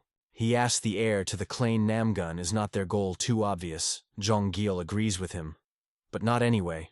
No one could object without a thorough consideration. The guy is sure the Northern Blade has already enlisted the support of some sects. Their proposal is now nothing more than a formal approval. If there is some kind of variable, is how the rest of the main forces in the Orthodox path will react. The advisor shouts loudly, saying to all Murim to consider this proposal. People rejoice and agree with the subordination of the demonic path. The demon says how well the script is written. The guy agrees with him, says that it is just funny. The monk arrived at the association pavilion. Yunvan noticed that the atmosphere has completely changed. The Obipotnaya Zigun, the caretaker of the commandments of Shaolin, arrived. But for now, Jonggeol talked about this. Ian stares at Yunvan. The heavenly demon tells Juninan, it seems Jingun is his grandchildren. The monk also observes it. Jigun seems to everyone in the hall. The guy thinks that he is a representative from Shaolin, does not distinguish him from the will of the Alliance of Nine Orthodox. The monk thanks the representative of the Northern Blades for such a wonderful proposal. However, the old man does not agree with him. Everything is shocked by the words of Shaolin's caretaker. He does not deny that the proposal of the Association of the Northern Blades demonstrates the devotion of Murim's well-being. But everything obeys the laws of nature. Jigen says do not provoke members of the demonic path while they are busy with their affairs. Murim is alone when the demonic and orthodox paths are equal. Even in the most gloomy times of Murim, when the ruler was a heavenly demon, even if the generosity of these people was minimal, due to this, the orthodox path was survived. The same applies to the members of the demonic path. Moreover, once they claim that they are representatives of the orthodox path, then they cannot do such stupidity. Therefore, members of Shaolin and 9 orthodox sects oppose the proposal of the Association of Northern Blacks. Jonggeol is surprised that the alliance of 9 orthodox sects publicly and officially expressed his disagreement. Huainan is glad that Shaolin's power is still alive. And the heavenly demon is glad, because the old man knows how strong the demon was. The guy asks the heavenly demon that he was not so with him. He ruled Murim and was lonely. The heavenly demon replies that the world simply could not leave him alone. He thought about his many followers at that time. He says to Yunvan in the future to introduce him to them, with members of the heavenly demonic cult. But the young man answers, they are all dead for a long time. Jonggeol thought that only the League of 5 clans would speak out against the proposal of the Association of Northern Blades. In this case, only the coalition of the Southern Blades remained. Yunvan recalled that the guy told him the relationship between the Youth Coalition and the Northern Blades are not very good. In this case, if they also do not agree to their proposal, will be hard. Jonggeol thinks the leaders of orthodox sects will gather to achieve consensus. Since many sects have already been won, ultimately everything will go as the Northern Blade Association wants. But the fact that 3 of the 4 main forces of the orthodox path express their opposition will probably have significant consequences. As Namgun Hirokran said, the League of the 5 clan also rejected the offer of the association. The patriarch of the Habai Pan family is confident, not expressing emotions. Only the coalition of the Southern Blade remained. Even if they are opposed to that the association of the Northern Blade will achieve a consensus, a man with a huge sword stands and observes from the outside. It will simply become a solution that has no justification. In addition, the position of the Association of the Northern Blade will be significantly shaken. Therefore, the attention of all those gathered in the conference was riveted to the representative of the coalition of the Southern Blades. Yunvan notes that this person looks rather strong. Gu Ryanjim also opposes the proposal of the Association of the Northern Blade. Hukryun expected this and Yunvan was surprised. Gu Ryan stands together as an advisor to the Association of the Northern Blade. He asks Gup Ryan, is it not different from what they agreed before? The elder knows about this and looks at the advisor with contempt. Gu Ryan asks not to understand him incorrectly, because this is his personal opinion. The guys do not understand what he is talking about. The representative of the coalition of the Southern Blades says the opinion of their coalition as a whole in favor of the proposal of the Association of the Northern Blades. Everyone in the arena is in shock and rejoice that they united for the sake of a common cause. Gu Ryan asks with Chu whether this is enough and leaves. The advisor thinks what bastard he is because he scared him for no reason. Yunvan does not understand what the representative of the coalition of the Southern Blades is talking about, because he is personally against it, and the coalition is speaking for this. Hawkryan also thinks that it is pointless. He cannot believe that the coalition of the Southern Blades agreed with the proposal from the Association of the Northern Blades. Hemi on the representatives of both sides. She amuses her that one laughs and the other cries. Already sunset, the guys left the pavilion. Yunvan does not understand why the conference will end. The guy expected something more from her. Hawkryan asks what he means. As an example, the guy leads as a person argues with another person who does not agree with your opinion. The guy does not answer all the masters of martial arts in Murima are so ruthless. If this, then he meant, should be Yunvan disappointed. The heavenly demon tells the heavenly destroyer that he agrees with him, because this jerk does not even know about the law of survival of the strongest. The guy after the words of the demon became embarrassed that he thought so. The demon thinks Yunvan should feel the true rule of Murim. The weak die, becoming the victims of the strong, and the strongest survive. He wants to teach the guy everything and make him his receiver. Hinan asks the heavenly demon, he thinks insidious thoughts in his head again. Yunvan is interested in where the Orthodox path will go further, because the opinion of the four great forces is divided into two camps. Hawkryan says this will depend on the vote of each representative of the sects of the Orthodox path tonight. Yunvan realizes that the demonic path will be decided by the result of the results today or not. Soldiers from the back ask the guys which of them is a Jade Divine Dragon. Yunvan turns around and says it. The guy is interested in what they want. Soldiers say the leader of the Northern Blade Association called him and asked him to go with them. John thinks this is not polite. They must tell them the reason. Since he does not have the relationship of the soldier, he says to go to Jonhu aside. John is angry with his arrogance. Yunvan exhales, saying that he is in order. The guy understood he had no other choice except to be dragged, because it seems urgent. A soldier in the middle tells a guy what a rare young man he is, carries such nonsense, despite the fact that he knows where he is. The guy replies that everyone who came here knows what this place is. The monk Jigen apologizes for the invasion, but he is in a hurry and therefore asks to treat him with understanding. He came here in a hurry because he did not have so much time because of the upcoming vote. He heard that here is the one who inherited the mantras of the Honorable Huinan. So he came here. Soldiers do not understand what he means. The monk tells Yunvan, according to rumors, the origins of his martial arts go back to the 6th Patriarch Juanan, a great warrior. And if this is true, then the young man will be their fighting uncle. Hawkryan understands him, and understands how he did not guess before that. And Yunvan is embarrassed. Huainan, the founder of Shaolin, and therefore, Yunvan can occupy a high position in Shaolin. However, if it turns out that the guy used false information, this will be considered an insult to Shaolin, and Jianggun will not be able to leave this without punishment. Yunvan feels incredible pressure from him. The heavenly demon noticed the power of the monk. Huainan also sees a large number of unbridled energy. The guy smiles and asks him how he can prove. The monk's face is replaced when Yunvan demonstrates his strength. Yunvan asks if the old man will believe him if the guy shows his skills right here. The monk says he would like to look at it. However, the old man now has no time for he has other obligations. But he asks the guy to show his arts in their main temple. The young man bows to the monk and agrees with his proposal. Jianggun says to visit their temple at any free time for a guy. The soldiers are shocked by the fact that the guy was able to take a high position in Shaolin. They are interested in who he was. The guys say, although the dispute with the Association of the Northern Blade was settled thanks to the monk, they still offended the incident with the mandate detachment. Yunvan wants to know what to do. Hawkryan knows the power of the young master. But since this is still the territory of the Northern Blade, he asks the guy to be careful. And to be honest, it was the members of the League of the Five Clans that were initiators of the conflict. So their hearts will be calm if the guy is safe. The guy will keep this in mind and asks them not to worry. On the way back to his home, the Heavenly Destroyer was immersed in deep thought. The power sees power, and lead history was not necessarily considered righteous. But the measure of value can be different depending on the point of view. Given this moment, he had no resentment against his uncle, because the guy was weak and useless. Therefore his uncle shoved him to the side. In a sense, it was just nature taking his own. If his uncle was a tyrant, his position would have changed, but whose uncle knew was not so stupid. When the destroyer of heaven found the ability to calmly think about his uncle, he suddenly came to awareness.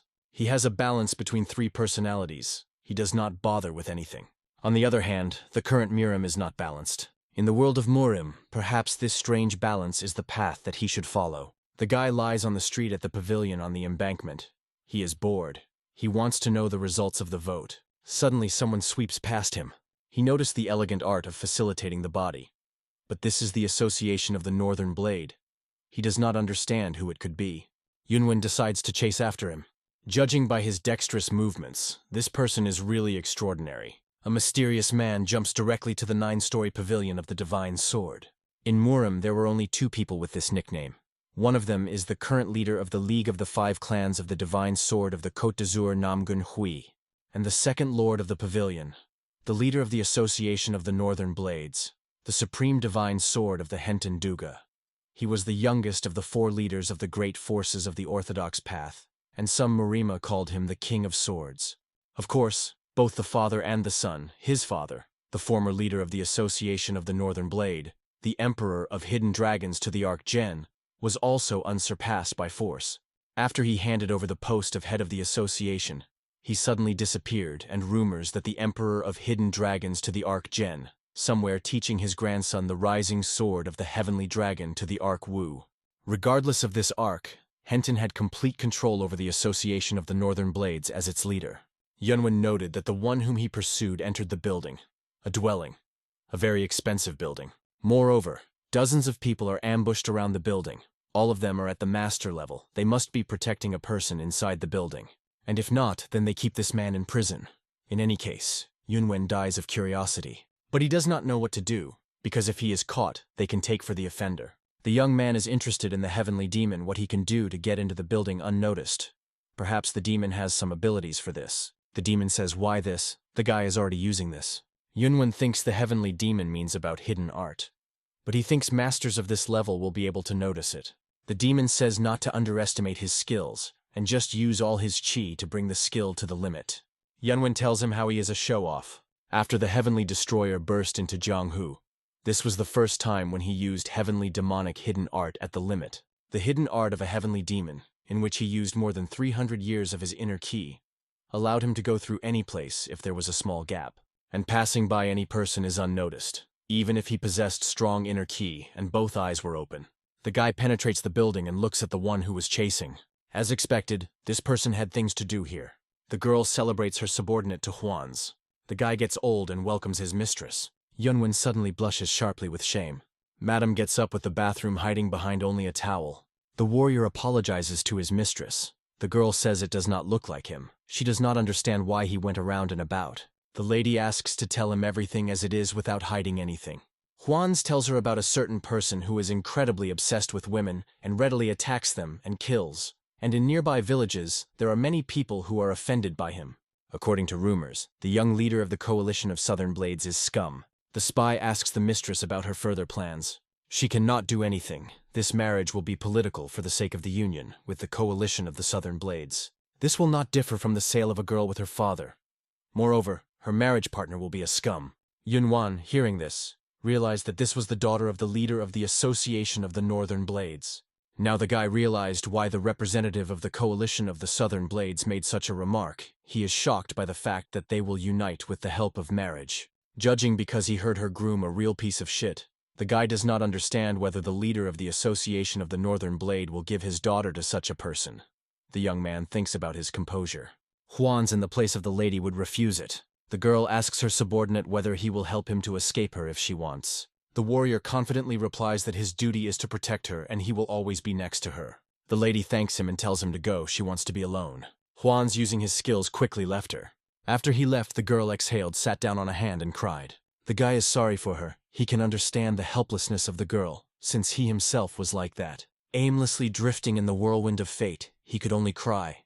Yunvan tried his best to stay in the balance. Fortunately, he was then saved by a happy chance left by his grandfather. The guy does not understand what to do. He wants to help this lady. The girl wants her older brother to be here.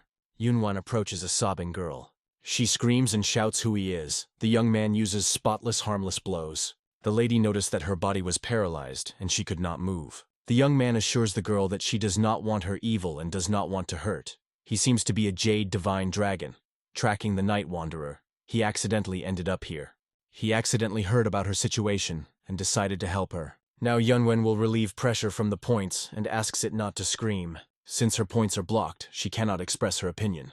After I unlocked her points, she jumped up from the chair and wanted to give him a slap in the face. The lady notices his speed. Yunvan asks her should he have answered this slap in the face. She asks his name and is interested in whether he understands at all what he is doing now. The guy apologizes that he was a little extreme, but he was serious when he talked about help. The young man would say better if she corrected her clothes. But it does not look like him that she was going to scream. The girl corrected her robe and is interested in how a guy can help her. Yunvan does not know how, but he can do everything she asks. She asks him for sure whether everything is. The guy confirms, telling her simply to say, but he will perform it right away. The lady does not understand who he is, because he simply appeared from where he offers his help to the stranger. It depends on how he, without any problems, penetrated the monastery of Waterfire. She understands he is not an ordinary person. She is not sure that she can trust someone like him. She smiles and grinned lightly. The young man does not understand what is ridiculous in this. More recently, she hung on a thread. It was quite funny to watch how she was thinking when a rope suddenly fell in front of her. Yunvan does not understand what threads and rope she talks. Whether it is a strong rope or thin thread, she offers a guy to slowly check it into practice. Her name is the Ark of Asandi. If he can withdraw her from the association of the Northern Blade, the girl will be forever grateful to him. The guy understood and asks her to wear comfortable clothes, because they are going right now. The girl cannot leave now and asks the young man to come tomorrow at the same time. He does not understand why tomorrow and not today. Meanwhile, in the pavilion on the embankment happened, which the Heavenly Destroyer did not expect. Ian came to his chambers. She does not understand why he had not yet returned to the pavilion. They returned together. She checked it every 15 minutes. But he was still not there. Ian thought that those guys from the Northern Blade Association abducted the guy and ran to her brother. Hycrian thought so, they should be more attentive. The young man then noticed that these guys were not good. Lived. He blames himself for not notice that these soldiers were not one of those who immediately retreat and allowed a mistake. Jean asks Hukran what they can come up with. They must inform the guy's disappearance of this minute. Namgun Hirokran immediately announced the disappearance of the guy by the masters of the League of Five Clans. Also, the news was taken to the Union of 9 Orthodox. Jegan thought so. He did not believe that they would act directly in front of the monk. If Yunvan really inherited the mantras of Grand Master Huainan, then most people in the Association of the Northern Blade will be able to cope with this. Nevertheless, the fact that the young man just disappears, that the leader of the association may be directly involved in this business, a subordinate monk, asks how to be. Jagun wants to start just watching the situation for starters and not rushing. Hukryun tells them a small conflict with the commander of the Mandate Detachment of the Association of the Northern Blades, in the hotel. Habaipan thinks a guy could become a victim of a conspiracy of the Northern Blade Association. Suddenly someone shouts to them. They all turn around in shock. The king of the poor arrived. He asks them who became a victim of whom. The old man asks to tell him everything in detail. The leader of the Association of the Northern Blades of the Arkhenton does not understand what the leader of the great gang forgot here. This old man has never appeared in his eyes since the father of the current leader left his post. The man does not understand what would suddenly come to the leader of the poor here. Suddenly he pulled in a panic. One of the soldiers does not understand, even if this is the head of a large gang, why the leader is in a hurry. The second says to him he does not know anything. The head of the great gang and the previous leader of the association, the emperor of hidden dragons, the best friends who are associated with special relations. Even from the point of view of the position, the leader of the gang is older in rank in Murim, so the leader of the association jumped out into the street barefoot. The man asks the old man to calm down, because they already conduct searches throughout the Association of the Northern Blades. The leader of the gang reports the leader of the association like a child. The old man does not understand how 15,000 soldiers cannot find one person. He states that if something happens to this person, even if he has to mobilize all 100,000 poor soldiers, not a single blade of grass or the tile will be ignored in the Association of the Northern Blades. The leader of the association does not understand who this guy is, since the leader of the gang calls him this man, and the venerable Jagun also probably knows that the man called Yunvan. The man does not understand why, even if circumstances arouse suspicion, he does not say anything. He also heard rumors that the guy inherited the mantras of the master of Juinyan. If this is true, he does not understand why Shaolin still did not raise the noise. A man who sits next to a monk does not understand who this guy was, such a noise because of him. Pan grins over the Ark Henton because he was always on top, and now stands like a boy. The old man asks Pan at whom he mocks, and why his father did not teach him manners. The man quickly apologizes to the elder. Meanwhile, Yunvan was already approaching the pavilion on the promenade. He does not understand why the girl decided tomorrow. The guy hopes she will not substitute him. The heavenly demon is interested in whether the heavenly destroyer is going to do what this lady tells him. The demon thinks he fell in love with her, and it is strange that she entrusted such an important task to a person who is familiar with so little. The guy tells the heavenly demon not to understand her, but let him try to understand the guy. Moreover, he does not want to think that these eyes were lying to him. The demon screams about the meaninglessness of love, and considers the guy a fool, because the girl in the future can make him an enemy. Yunvan says this is not his business. Huainan is silent, and the demon continues to be angry. That's why the demon does not trust such young, but you can't waste time to make the demon's name known to the whole Murim again. The guy asks the soldier why they all fuss so much. The man replies that because of one missing person, an order was issued on an extremely situation of the first level, and they must find him, but do not even know his face. The young man realized that they were looking for him. The leader of the association asks an advisor about the news. He answers him that there is nothing so far. Pan does not consider this a problem. He and the advisor had a skirmish about the disappearance of the guy. From what Peng heard, the association was humiliated on his part, so they wanted to take it. The old man shouts to them or already fight. Yunvan entered the pavilion and asks everyone what was happening here. The head of the gang falls into his knees, calling him a master. All leaders are in shock. They do not understand why the old man refers to Yunvan. The guy asks the leader of the gang to get up. The leader of the association knows that the leader of the gang, Pang Chongho, is one of the strongest elders Murim of this era, both by name and in fact, and this great leader of the gang just knelt down. A man cannot understand who this young man really is. Yunvan asks Panga to do something, because everyone is now configured with suspicion. The old man twists, saying that because of the experiences, he escaped to call him his master. The guy plays along with him. The great leader of the gang has always treated him like a native grandson. The leader of the gang was worried about the guy. Everyone in the hall does not understand what is happening. The guy apologizes to all members of the Alliance Murim for making them worry. The leader of the Association of the Northern Blade offers to leave this commotion aside and go to another place. They all gathered at the table with food. The banquet began and went in a friendly atmosphere, and yet there were two people who were uneasy, as if they were sitting on pillows of spikes. The crap is bewildered, and does not understand what he forgot here. And Yunvan was also worried, so they also gave him an honorable place. Thanks to the My Master of the King, the poor Peng Chongho, the great leader of the gang of the poor, and these two were invited to the feast, along with the masters of each sect. Of course, all the attention was focused on the heavenly destroyer of heaven, but he calmly looked away. The guy thinks at such a pace on his face a hole will appear. The leader of the Association of the Northern Blade does not understand what past the guy has, since the king himself calls him my master. Pan asks Hukryun whether he personally saw how the guy uses martial arts. The young man confirms this. The guy is disappointed that the situation is already complicated. For Hukryun, this was an amazing experience to see how the lost skills of the great Huanian are used right before his eyes. Yunvan refers, saying that he was just lucky to meet such a person. Moreover, the venerable Jiagan did not confirm his skills. The leader of the bandits says if this is confirmed by the young man, we'll be able to take the highest status in Shaolin. But the young man does not intend to accept such an appeal. The monk adds what the great leader of the gang said correctly. The sixth ancestor, Huainan, the great battle uncle of their temple. In case of confirmation, Yunvan will receive an appeal in Shaolin at the level of the monk Zhenggun. The leader of the Association of the Northern Blade and the Coalition of the Southern Blade in shock from such a development of events. After the story that the Destroyer of Heaven can get the same appeal as Zhenggun, all at the banquet became even more interested in. Pan does not think that this is not very different from taking the highest position in Murim's Orthodox sects. Yunvan asks not to speak like that, because he is just a beginner who had just come to Jianghu. The leader of the association does not understand where this guy came from. The rumors went only about martial arts. The man did not think that the guy would be the heir to the mantra of the great master Juinanan. Shaolin is the spiritual support of Murim's orthodox path. Their connections go beyond the scope of the imagination, and the gang of beggars and rumors has the largest forces and the intelligence network in Murim. A man really needs their help to conquer Murim. The leader of the association is glad that he did not contact Yunvan. because this could go into a huge headache. He needs to convince this guy in order to maintain a good relationship with the gang leader. At such moments, the leader of the association regrets that he has no other daughter.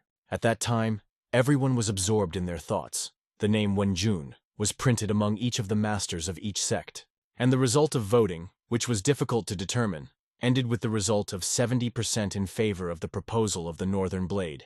Since there was no reason for the opposition, all power was transferred to the Northern Blade Association. For the first time in a 1,000-year history, the moment came when the Orthodox sects announced the conquest of the demonic path. And at that moment, the most powerful group in the history of Murim, the Alliance Murim of the Righteous Way, was born. Yunvan asks the demon to learn how to use the sword, because tonight the uprising in which he participates, and now that he has his own swords, he wants to learn how to use them. The heavenly demon replies that when it comes to swords, he is the best. He tells the guy to wave the sword in the air. Now do everything possible to send the sword as far as possible. The young man launched the sword into a flight. The demon screams to return it back. Yunvan worries and does not understand how to do it. The sword rotating stuck in a bamboo branch. The heavenly demonic sword can even pierce the iron, but now the young man cannot use it even to cut a bamboo.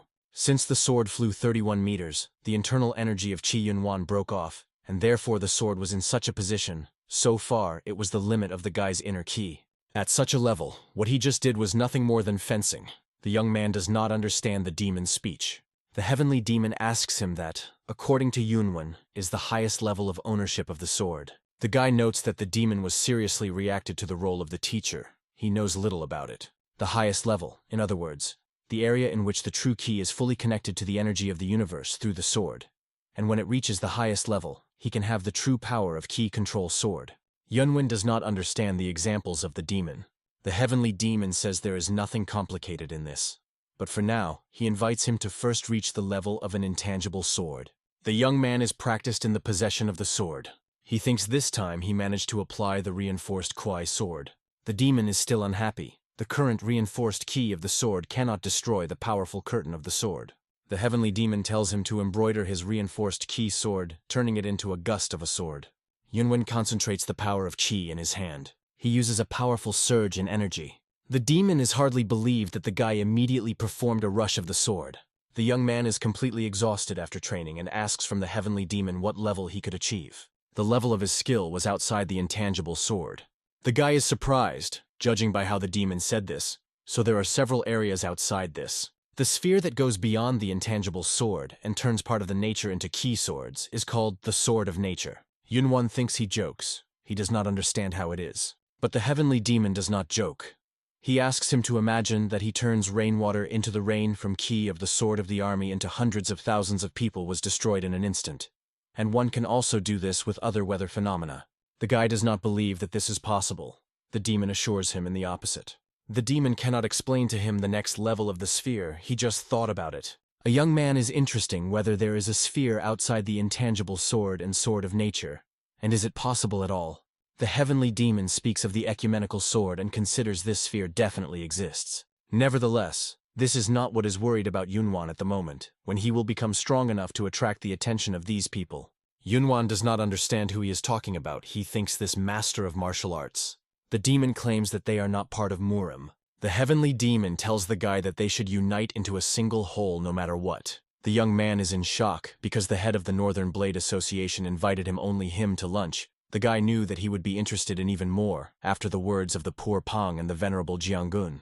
Who would have thought that the leader of the association would show such an initiative? Yunvan wants to take this chance. The Hentons Arc specially prepared something for their two today. The man hopes this will not cause the guy inconvenience. Yunvan thanks him for inviting him here.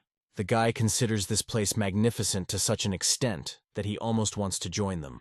The leader of the association thinks if he cannot get rid of the young man, he will have to accept him. The man answers the guy that if he decides to really stay with them, then for him, they will be able to build a new pavilion of the divine sword. The guy jokes, saying that you should not build a new pavilion, and the leader can just move. Hentian smiles back, but he thinks about the arrogance of the guy and does not want to give his pavilion. Yunvan says this just a joke. He also notes that a man is good at talking, not about what he thinks. Having made this path, probably Yunvan was hungry. The leader of the association invited him to the table. The guy is in shock because he never saw such dishes. When he was fed the emperor 3 times a day, given that there are many dishes whose ingredients could not even know. The association leader should be an extravagant life. The man asks him to be treated. He can assure that their cooks are more talented than the cook of the imperial palace. The leader of the association asks everyone to treat himself. He assures that his cooks are more talented than the emperor himself. Yunvan angrily asks, "Really?" He begins to be angry for no reason. He asks if they intend to seize the syndicate of the demonic path. The man replies that this issue has already been resolved during the vote of Orthodox sects. This is what all the inhabitants of Jianghu want, so they have no other choice but to follow this. The guy considers him a vile bastard because it was his initiative. He is interested in whether they have a specific plan. The leader of the association says this will happen when the Murim's alliance will be formed. He thinks that this will take at least a year. The base of the demonic cult is located in Hangzhou, but they have secret branches scattered throughout the territory. So for complete disposal of them it may need more time. The guy asks whether the alliance of Murim will be dissolved after the syndicate of the demonic path is destroyed. The Henton's arc realize that the guy wants to probe him. He answers him that they would decide it when the time would come. However, he sincerely hopes that the alliance will remain as a single organization. It would be better for Murim's calm. Yunvan thinks that this is probably not done for Murim's well-being, but for the sake of Hentian's own benefit. But he replied that he understands. The guy is interested in whether there are some more variables. A man says there is talk that a member of a heavenly demonic cult appeared. The young man and heavenly demon are surprised. And to be precise, he is called the Heavenly Destroyer. His skills in martial arts are similar to the skills of an ancient heavenly demonic cult. The guy realized that we were talking about him, but he pretended that he had not heard anything about it. Since there are many strange rumors about the existence of a heavenly demonic cult, they do not have the opportunity to test the reliability of these rumors. Yunvan asks the heavenly demon about what he was thinking about. The demon replies that this is not entirely true. The leader of the association asks the young man to work together for the justice of Murim. The man claims that their new alliance desperately needs such talents as Yunvan. If he wants, he assures them a position that is below one person above 10,000 people in Murim's alliance. The young man noticed that Hentian imagines himself the leader of the alliance Murim, and realizes that they want to make him as a pawn. The guy is very flattering to hear such words about himself, but he should consider this decision and asks him to give him a little time. Hentian sees the strong spirit of the guy, in which case he simply says that he respects the young man very much and calls him a great warrior. The leader of the alliance clicks with his fingers. The guy does not understand what was the matter. He called his daughter to him. Yunvan in shock, he cannot understand what a man wants this time. The leader of the alliance asks her what she is doing and why does not welcome their guest. The girl recognized him but seems to him. The guy understood Hentian's plan. He also appears to the girl, and for him a great honor will meet her. Hentian smiles. He thinks his plan will work. The man asks the Jade Dragon what he thinks of Zulan. He says this not because she is his daughter, but she definitely does not need anything. Yunvan is horrified by a man. He cannot even imagine how many people he already tried to give his daughter. The guy is embarrassed. He saw a lot of beauties in Jianghu, but he sees such as Zulan for the first time. The girl is also embarrassed and blushing. The young man applies a sound program and reminds the girl about the meeting. She does not understand where the voice comes from. Since the leader for 19 years, he must give her to someone to marry. But whoever he could not give her, and hints at Yunvan. Yunvan says they are flattered. But since they showed such attention to him, he will do everything possible in his power to support the leader of the association. The leader thinks the young man pecked at his trick. The guy leaves, because his companions are already waiting. The man apologizes to him for detaining him for so long. He says goodbye to the mistress and says that they will meet again. The man asks for not worried about this guy, behave well, and prepares for the wedding, which will take place the next spring. She asks for whom, after all, she marries. Her father screams and replies that she had already told her that she was going out for the young leader of the coalition of the South Blade. The girl wants to object to him. It seems she liked Yunvan, but the leader of the association viciously shouts and orders to leave to her and do what he tells her. People have fun at the festival. One of them says that the banquet will continue until tomorrow, since the decision to destroy the demonic path has been achieved.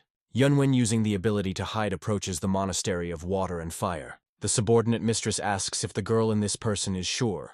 As soon as she disappears throughout Kaifeng, searches will begin. Zulan understands the anxiety of the Huans, but she believes that everything will be fine. Yunvan is secretly in the room and hears their conversation. He does not like that the girl had already told everything to her subordinate. The heavenly demon asks the guy to leave until it is worse. He replies that he is a man and cannot help but fulfill his promise. Zulan does not understand why he does not come. Juans thinks he was frightened after his boast. The young man immediately found himself next to her subordinate. She does not understand how he could get to her so close. She did not notice this. The guy recognized the eyes of the Juans. He asks her unless she rushed through a gallop along the street on a dark horse. Fans found out, calling him crazy. He answers what she did with the horse was even more crazy. She takes off her hood. The girl cannot leave her mistress to such a reckless person. Yunvan ignored her. He does not understand what she was talking about and why she took off the mask. The guy asks the mistress whether she is ready. The girl asks him for another minute. He asks her what kind of bag it is. She says this clothes and some jewelry. The young man says to leave it all here and just follow him. Zulan is awkward and she agrees. He also asks Juans whether she will go with them. The subordinate mistress is seriously configured and of course she will go. The guy asks the same thing with Zulan.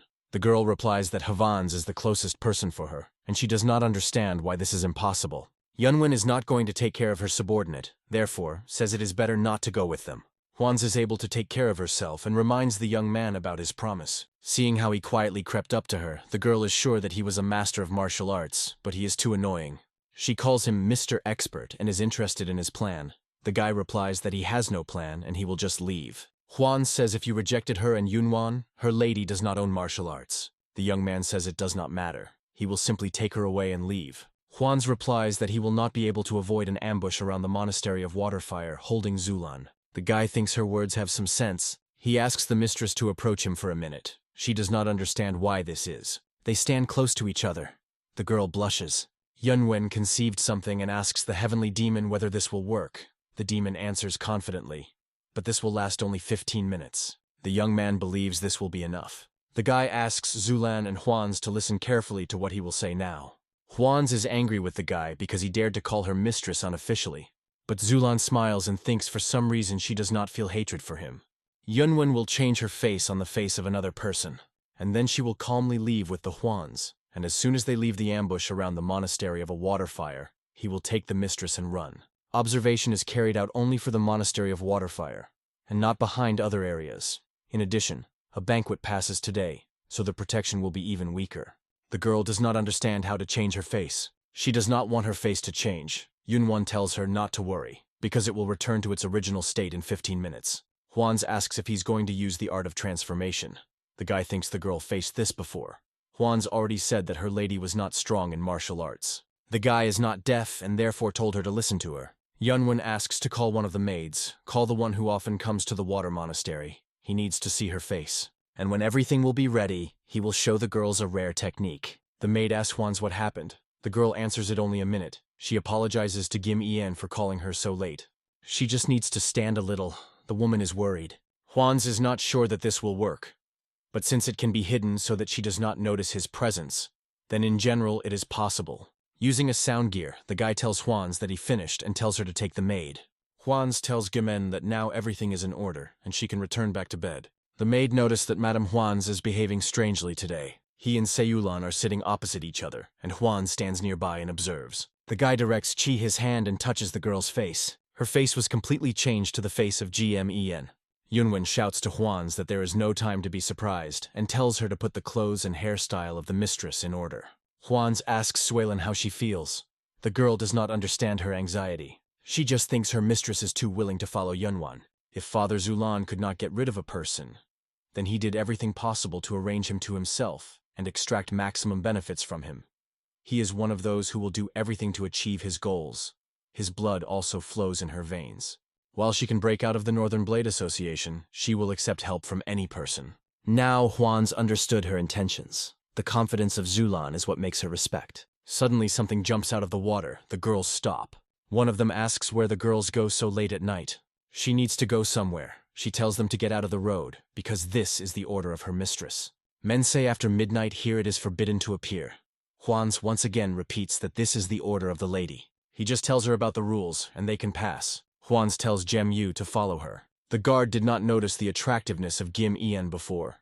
The second tells him not to carry nonsense and prepare for the change. Using a sound gear, the young man directs Juans. She does not understand where he speaks and looks around.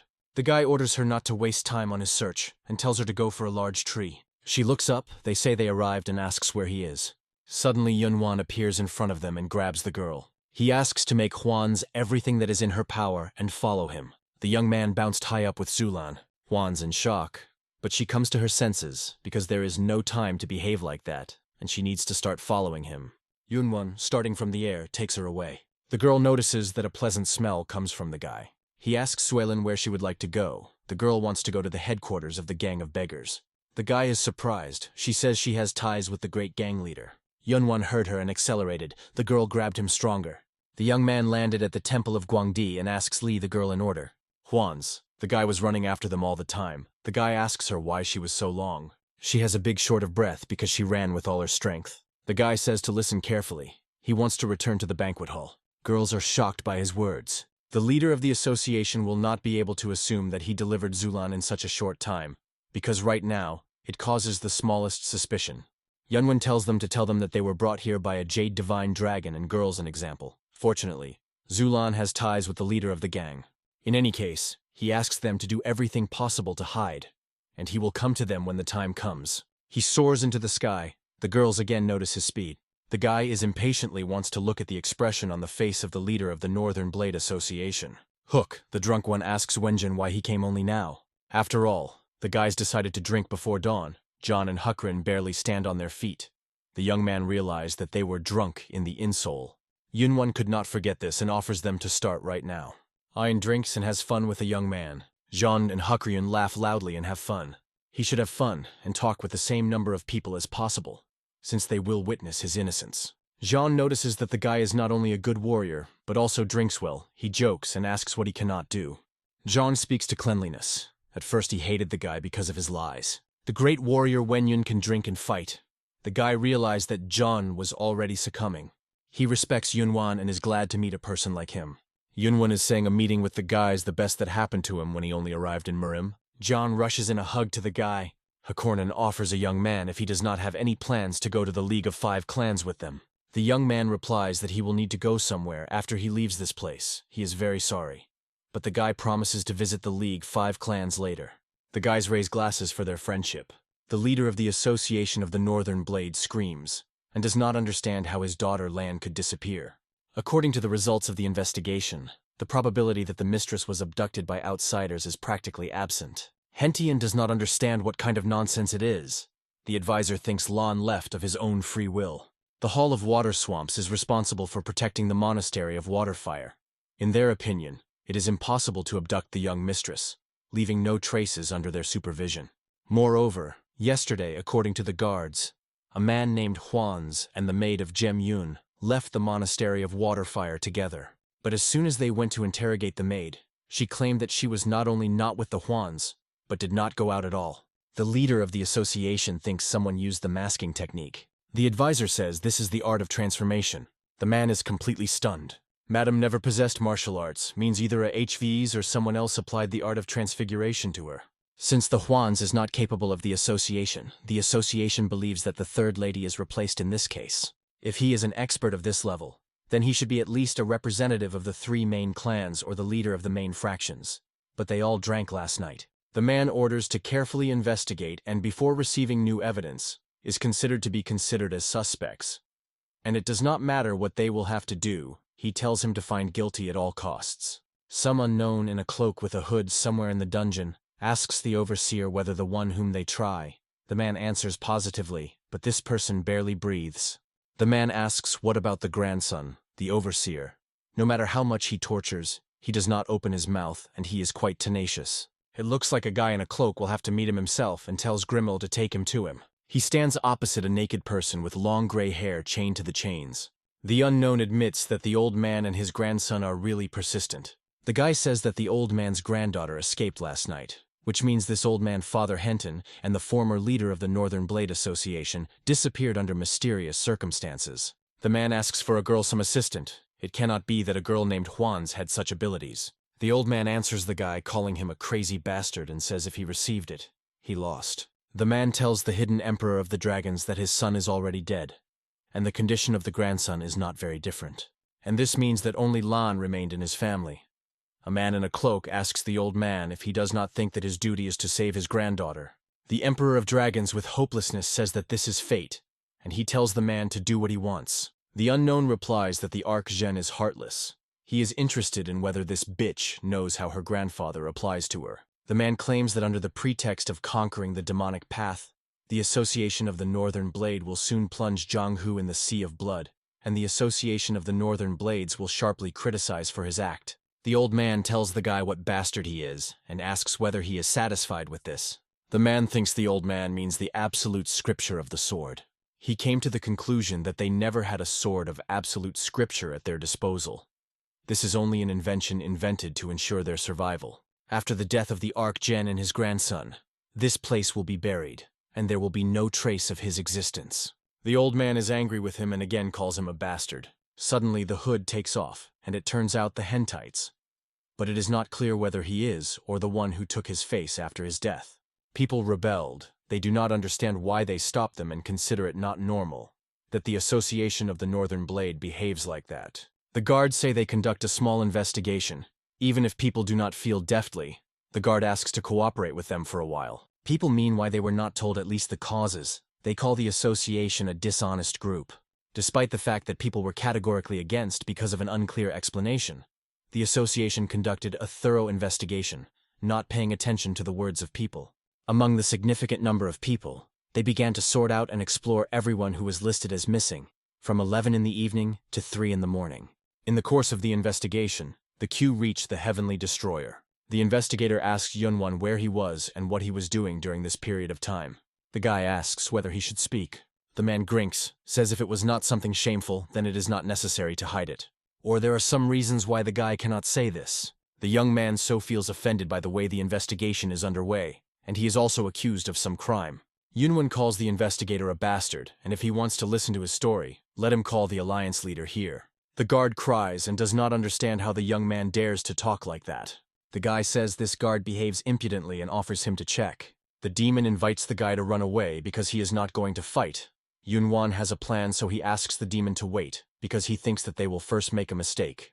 Another member of the association asks the guy how he dares to mention the leader of the association. Yunvan meets him again, as last time he asked him to accompany him. He says who he was to tell him something like that. The guy's name is Heon. He is the commander of hundreds of heavenly swords of the Association Northern Blade. And now he asks Yunvan to answer the question. The guy has already said that if they want to hear his story, let them bring here the leader of the Association of the Northern Blades. The guard will not stand it and attacks the young man with his sword. Yunvan deftly fingers the sword with his fingers, saying that this is too slow. The guy blocks his attack again, this time his elbow. The demon offers him to use his sword. The young man thinks it would be a waste of time against such jerks. The guy throws the guard with his foot aside, and uses the sculpture of the indestructible moon. Yunvan imprinted him in the ground. The strong survive, the weak die, only the overwhelming power dominates. He asks Yang herself if he did everything he could, and belittles his abilities. Yang himself wants to kill Yunvan. The leader of the association finishes his foot with his foot on his head and says his subordinates did not know yet, so they could not recognize the guy. He asks to find mercy in his heart and forgive his people. A guy with a serious look using quick movement through the air leaves from there. With the advent of the leader of the Association of the Northern Blade, the Heavenly Destroyer got the opportunity to leave. Thanks to this, he managed to avoid a sensitive situation. However, the guy felt a disgust for the cruelty of Henton's arc, which contradicted his attitude towards him. The Heavenly Demon asks the guy what is wrong with him. The demon thinks the young man in a bad mood because of yesterday. The more Yunvan thinks about Hentian, the more he is angry with him. He not only used the marriage of his own daughter in order to gain power, but also treated his subordinates as dogs. The fact that this person has the greatest influence among the 4 main forces looks ridiculous. The demon does not understand that this is that at the top there is a strong man, not a good guy. He tells him not to say that he decided to become an apostle of justice and thinks it because of that girl named Shaolin. Yunvan is not talking about that, but for the demon it sounds that way. The young man informs the Heavenly Demon and Juainan that after the great banquet, he wanted to strengthen his influence. The Heavenly Demon does not understand. Huyanan thought the guy just walks to live freely in Murim. He thinks it will be difficult to enjoy freedom if he is alone. The demon agrees with him, saying that the young man is absolutely right. Before the demon made his name, it was difficult to engage in every little thing alone. Later, when he created a heavenly demonic cult, he was helped to deal with all annoying things. Yunvan agrees with his words. because as his influence will become smaller and fewer people who want to enter the battle with him. The demon asks how the young man intends to expand his influence. He thinks the young man decided to enlist the support of the League of Five Clans, or Shaolin. The guy does not want to strengthen his influence when the Association of the Northern Blade claims to be a representative of the righteous path. The young man asks the heavenly demon whether the heavenly demonic cult exists. The heavenly demon shuddered and replied that he was not sure. He does not understand what he is not sure of, and his reaction to mention the cult leader of the alliance was incomprehensible. The demon calls the figure for 1,700 years. Yunvan does not understand what he spoke about. So many years have passed since he was their leader. The guy is shocked by this. When he heard the story of Yunvan, he had no doubt that the sect of heavenly demons would disappear. But after he heard what he said to the Henton's Ark, he changed his mind. The guy thought the demon talks about him, and he meant rumors regarding the cult. The heavenly demon replies that they could call him a heavenly destroyer, but they never said that he was a member of the heavenly demonic cult. Despite the fact that the heavenly demonic cult is just a legend, it seems people still talk about it without realizing it. In fact, rumors are very contagious and not constant. Yunvan asked Huainan that the demon had in mind. The old man thinks that rumors spread quickly, but do not live long. The fact that rumors still go, regardless of whether they are reliable or not, it means someone has seen something like a demonic cult. That is, the demon accepts that only rumor about the heavenly demonic cult to say that it still exists. He is hidden and strong. Although he does not reveal himself, he definitely exists. If the offspring from the heavenly demonic cult followed the teachings of the heavenly demon, then they definitely still exist. Yunvan tells him to stop talking and already finding this cult. He calls the heavenly demon. He awkwardly answers the guy. The young man asks him if he is sure that where people came to where they came, because these are snowy mountains with strong winds. Yunvan thinks in this area no one would live. The demon replies that in this case all his followers have long been dead. The guy blushed his face from the cold. He offers his spirits to check if there is someone here or not. He, using his skills, notices someone in the distance. If not for snow, it would be easier to find members of the sect of heavenly demonic cult. Suddenly he realized something. The guy does not understand how he had not thought of that before. The demon does not understand him, and the monk Huainan seems to understand that Yunvan meant. Having gained full chest of air, he exhales him very much. But this did not work and the snow still goes. The heavenly demon in Huainan is annoyed. The young man went into a narrow cave and passes between the rocks. Yunvan feels how warm energy comes from here, and the hand of a person is clearly visible here, because tiles are laid there. Some time later, he screams and does not understand where these members of the cult is enough from him, and the young man decides to stop the search. He does not know that this is a huge labyrinth, and the guy stands right in the middle of him. The demon asks if Yunvan was foolish, because he has already found what needed. The young man does not understand what he is about. The demon tells him to look at that stone that lies behind him. 3 demonic masks are drawn on the stone. Yunvan asks the demon what kind of sign it is. The demon says these symbols that all his followers know, and there should be a mechanism that can be activated nearby. The guy finds it. He presses the levers, first the 3rd, then the 5th. Yunvan says this is not so simple. The guy felt for a suitable combination and opened the passage to the bottom. Yunvan is in amazement and does not understand how the forest can be underground. It seems that this cave is connected by tunnels with other places. The demon also notices this. He could expect this from his followers. Suddenly, the guy was alert and applied the technique of hiding the traces of the heavenly demon. He noticed people ahead. These are 2 young girls like each other. A red-haired girl is interested in who is winning. Maybe she means a duel or a certain tournament. A girl with turquoise hair says that the outcome will still decide the demon alder. Krasnovo, haired, does not know, but hopes when it ends they will be able to leave here after that. However, if a bloody demon wins, then they will not be able to get to Chonvon. Girls want to go to Jongvon and see with the young master Okinrin Almarim. Yunvan is interested in who they are about. He believes that this is some kind of popular type. The guy asks the heavenly demon to him is this sect. The demon replies, this is the lesser that could be expected from his followers. They have not a bad collection of weapons and the unlimited potential of warriors. The young man considers him a boost, but you should move on. He runs past the building and notices it. In his opinion, it does not look bad, and you need to go there. The guy glances into the room where the girl lies, and next to her, a guy sits on a squat. The girl speaks even if the demon alder loses. It will not change anything. She asks the young master will stand the side of the winner. Yunvan and the demon notice the beauty of the girl. The heavenly demon says to him a cool sect. She says, however, the demon alder from the northern palace wants to take control of everything. But so far the Yilioi family covers their back. In addition, Doomday and Guyan are not so close.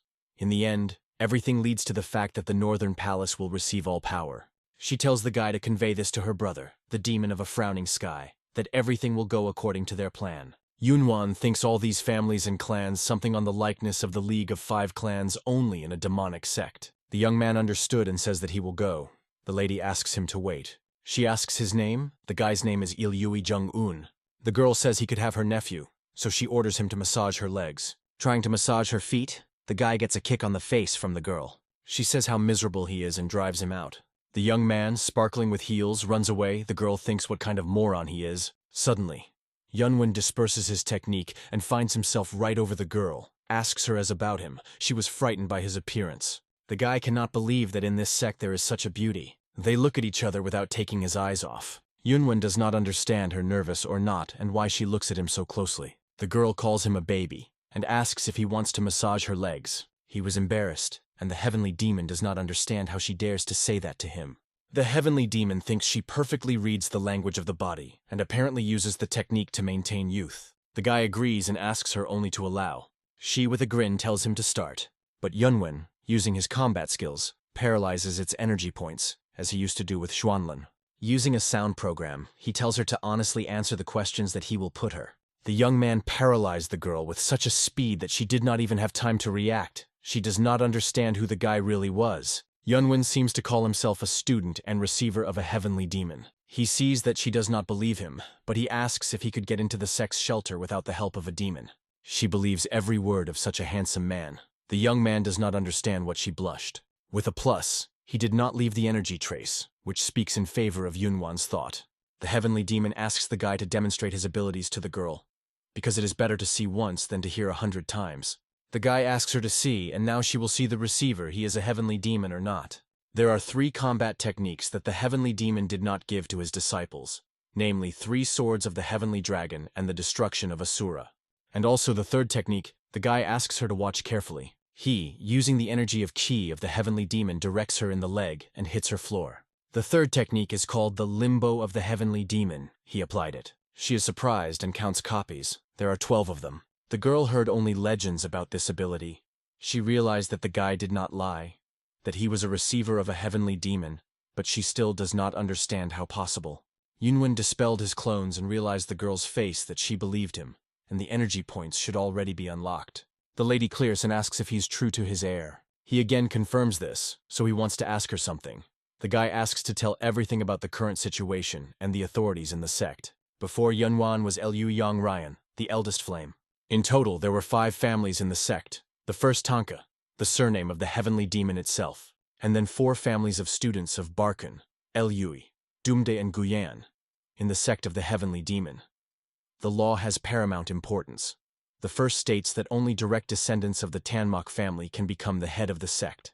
However, 250 years ago during the 7th Demonic War, the head of Chan, the remaining members of the family, did not live long, so the place of the head of the sect is still empty. Yunvan thinks if this is so, then the families should be fighting for the place of the chapter. But nothing around us indicates the massacre, which means that someone temporarily replaces the head of the sect. Yang Ryan notices his quick wits. She thought at first that he was just another idiot who only knows how to wave his hands, but she was mistaken. While the leader's place is empty, his duties are performed by the Council of Elders and Guardians. He heads the council of the side branches of the Tanmok family, whose members cannot lead the sect, after which 3 guards are coming, and then 7 elders. And then there are 4 lords of the demons. The guy realized that the guards and elders were just old people in power, and asks about these 4. The bloody demon, the demon Alder, the demon of poison, and the demon of the gloomy sky. They are also representatives of each of the 4 families. Yunvan realizes that he should defeat them all control over the sect. And also there is a 4 oldest and 4 flowers. This is important for individuals among women. Yang Ryan is the eldest of the flame and one of the 4. The girl confirms this. She speaks the most followers in the sect of the heavenly demon among the 12 demons masters. The guy considers it confusing and asks how many people they have. Those who have real power about 2,000, and if you take into account everyone, then 20,000. Yunvan recalls that about 15,000 in the Association of Northern Blade. The guy says this perfectly, and they will help him a lot. The girl knows that he will have to be hard, because he does not have a single person who will convince the rest that the guy receiver of the heavenly demon He does not understand how this is not and indicates it. Young Ryan is completely puzzled by his words. Young Ryan does not understand what is wrong with this person. He simply appeared suddenly out of nowhere and declares that he would lead the heavenly demonic cult. For someone who carries nonsense, his words are quite convincing. She is interested in what he wants to achieve. She will help him, but in return she has a condition. Yunvan asks what condition she has. If he promises at any time to fulfill one desire of the girl, then she will do everything in her power to help him. The guy says, if only it is possible for him, then he agrees to this. A humble subordinate, the Scorching Empress, welcomes the Supreme Heavenly Demon. He asks young Ryan what he should do. To be recognized by the Supreme Heavenly Demon, he must receive the recognition of the Keepers and Elders. Then the guy must subjugate 12 young masters. After that, it will be possible to deal with the 4 demonic lords. Yunvan thanks her for the information and declares that the heavenly demonic cult with style will absorb. She asked him to be careful, because the Hall of Guardians is guarded by 10 Kings of Swords, and the Elders' Hall is guarded by 10 demonic guards. They are experts secretly brought up by guardians and elders. The demon tells Yunvan that instead of coming to these keepers, he simply bypasses them. The demon thinks Yunvan is going to check 10 kings and guards. The young man confirms his words. The guy just wants to check how strong they are. Suddenly, someone with a sword jumps out of the wall and attacks a guy. Yunvan climbed onto the ceiling and evaded a blow. The attacker did not understand why he did not overtake his goal. He felt that the airflow was slightly broken. The guy asks the heavenly demon if he is sure of the performance of his martial art. The demon can do nothing with a miserable number of ki inside the young man. Moreover, this attacker also used heavenly demonic secretive art. Although thanks to the high level of Yunvan, it does not look like he discovered a guy. He understands that for members of the cult of the heavenly demon, the use of martial arts of the heavenly demon for granted, but this can annoy a little. The man who attacked him thinks he begins to lose his skills. Yunvan believes that if the 10 kings of the sword are at such a level, then he has nothing to worry about. In the middle of the hall, surrounded by monuments with fire, 3 unknown people sit something discussing. One of the men asks the right keeper how much the skill of children from the training room has increased. The right keeper replies that the children are at a satisfactory level. In particular, in this group there are many outstanding children, great guardians. The old man now asks the left guard whether the demonic lord of the Scarlet Sun made his move. The left guard is still saying any obvious movements on his part. He has acted since he began to train in solitude. In truth, if we talk only about martial arts, the bloody demon is stronger. Although not much, it seems. The demonic lord of the Scarlet Sun also realizes this. That is why he tries to become stronger. The old man asks a great guard if he thinks that the demonic lord of the Scarlet Sun is better than a bloody demon. The great guard thinks if most of their members want to conquer the Central Plains, he thinks to better leave the leader's position behind the lord of the Scarlet Sun. However, the lord of the bloody demons will not stand still. The problem is that the demonic lord of the Scarlet Sun will fail due to its stubbornness. The great guard calls 10 kings of swords. He immediately appears and asks what happened. He asks what they did once allowed the outsider to penetrate this place. They do not understand what he is talking about. The old man throws a dagger at Yunvan and says this for the first time he felt humiliated, since he went to Jianghu and broke his dagger. 10 kings of swords do not understand who he is and how the guy came here. The guy says now the problem is not that. He is next to the old man and asks him if he is a great keeper. 10 kings of swords are angry and threaten to kill the young man. The old man tells them to stop. The great guardian confirms his title. He asks Yunvan who he is. The guy seems to be a heavenly destroyer and calls himself a receiver of a heavenly demon. Yunvan wants to know about 3 guards and young Ryan tells him. Left golden demon of fire Tan Mok Hu. Right demon of the golden shield General Tan Mok Sleep. However, the one who really deserves the attention of Yunvan, the first guardian advisor to the heavenly demon, Tan Mok Chonan. He is more than 200 years, and this man is an incomparable master of martial arts. No one knows who he is actually. They say that one of the 12 demons of masters is his student. The guy realized that Chonan was a great warrior, because he could declassify him despite the technique of a heavenly demon. All 3 guards are shocked after Yunwan's words that he is a student of the heavenly demon. The demon of fire Hu says how the guy dares to joke with the name of the heavenly demon and thinks he lost fear. Feelings of fear is alien to him. Because he is really his student, he is boldly standing surrounded by 10 swords. The man asks the guy how he will prove to him. Yunvan decides to get his sword of a heavenly demon to confirm his personality. The right and left guard in bewilderment, they think this fake. He asks if they believe him now. The first guard says if his senile eyes do not lie, then in front of them the sword of the heavenly demon. but this is not enough for them to accept it as a supreme leader. If he returns the blade to them, they will contact him as a guest of an honorary guest. But if he decides to encroach in the place of the chapter, they have no choice but to make him change his mind. Yunvan sees that in the sect of the heavenly demon his authority fell below the plinth, and asks the demon how he was. The demon says what parasites they are and what they imagined. The guards do not understand who he is talking with. He thinks he crashes, because they do not see the heavenly demon. The old man says if the young man is really his receiver, then this needs to be proved by his skills. 1 out of 10 swords leads a guy on some dungeon and tells them a little more. Yunvan is glad, because he was already tired of going. Judging by because there is plenty of oxygen here, the guard confirms this, because the local cliffs pass the air. They arrived at the border of the heavenly demon. The guy looks surprised. The first guard tells the guy if he really is a receiver, then let him open the gates of the tomb and he will need to go and take one thing. Yunvan asks what kind of thing he should pick up. The old man replies that he would need to pick up a ring. This is a sacred object that once belonged to the heavenly demon. Only the founders of the sects of those times could wear such a symbol of power. There is a legend that a way is engraved on the ring how to achieve a state of enlightenment. The guy thinks the first guard speaks seriously, and asks the heavenly demon about the ring. This is his favorite jewelry, and it's storing knowledge about all his military equipment. If this is true, then such a thing is useful to Yunvan. The door does not open. The guy thinks to eat some kind of secret. It's just an iron wall. The left guard asks the first guard whether they really will allow this guy to enter the tomb. The old man says, judging by the technique used by the young man, he is not so far from the teachings of the heavenly demon. But just for this, it is impossible to make him the leader of the sect, and also for the fact that he has in some way the sword of the heavenly demon. If he has abilities like a heavenly demon, he will be able to open the tomb and pick up the ring. This will become a sufficient basis to make it the head. Then Yunvan will be able to cope with this task, and will be the first guard will arrange everything. Most likely the tomb is under serious protection. 1 of 10 swords arrived at the guards. They ask him what happened. The guy says the young man asks them for one service. The man asks what service he asks for. Yunvan wants healing and nutritious elixirs, and also demanded that no one be approaching the tomb. The first guard does not understand what can threaten people next to the tomb. Their subordinate says the guy was about to pierce the gates with his sword. The demon asks Yunvan to concentrate at one point. The demon's weapon will even withstand such a blow. The guy knows this and offers to check the severity of his blade. And the young man attacks the gates of the tomb with the sword of the heavenly demon.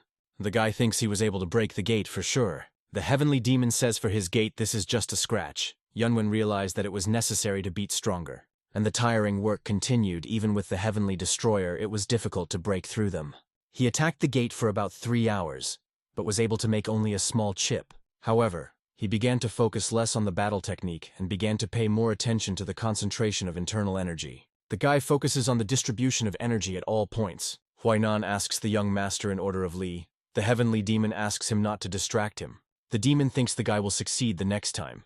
It makes no sense to explain to him how great the value of the amount of internal energy. But enlightenment will be enough to become much stronger, and get a completely different level of ownership of martial arts, and all this depends only on Yunwan's own determination. The execution of combat techniques directly depends on the flow of internal energy.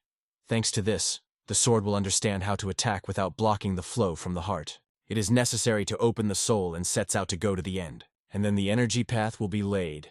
In the heart, softness, hardness, and flexibility.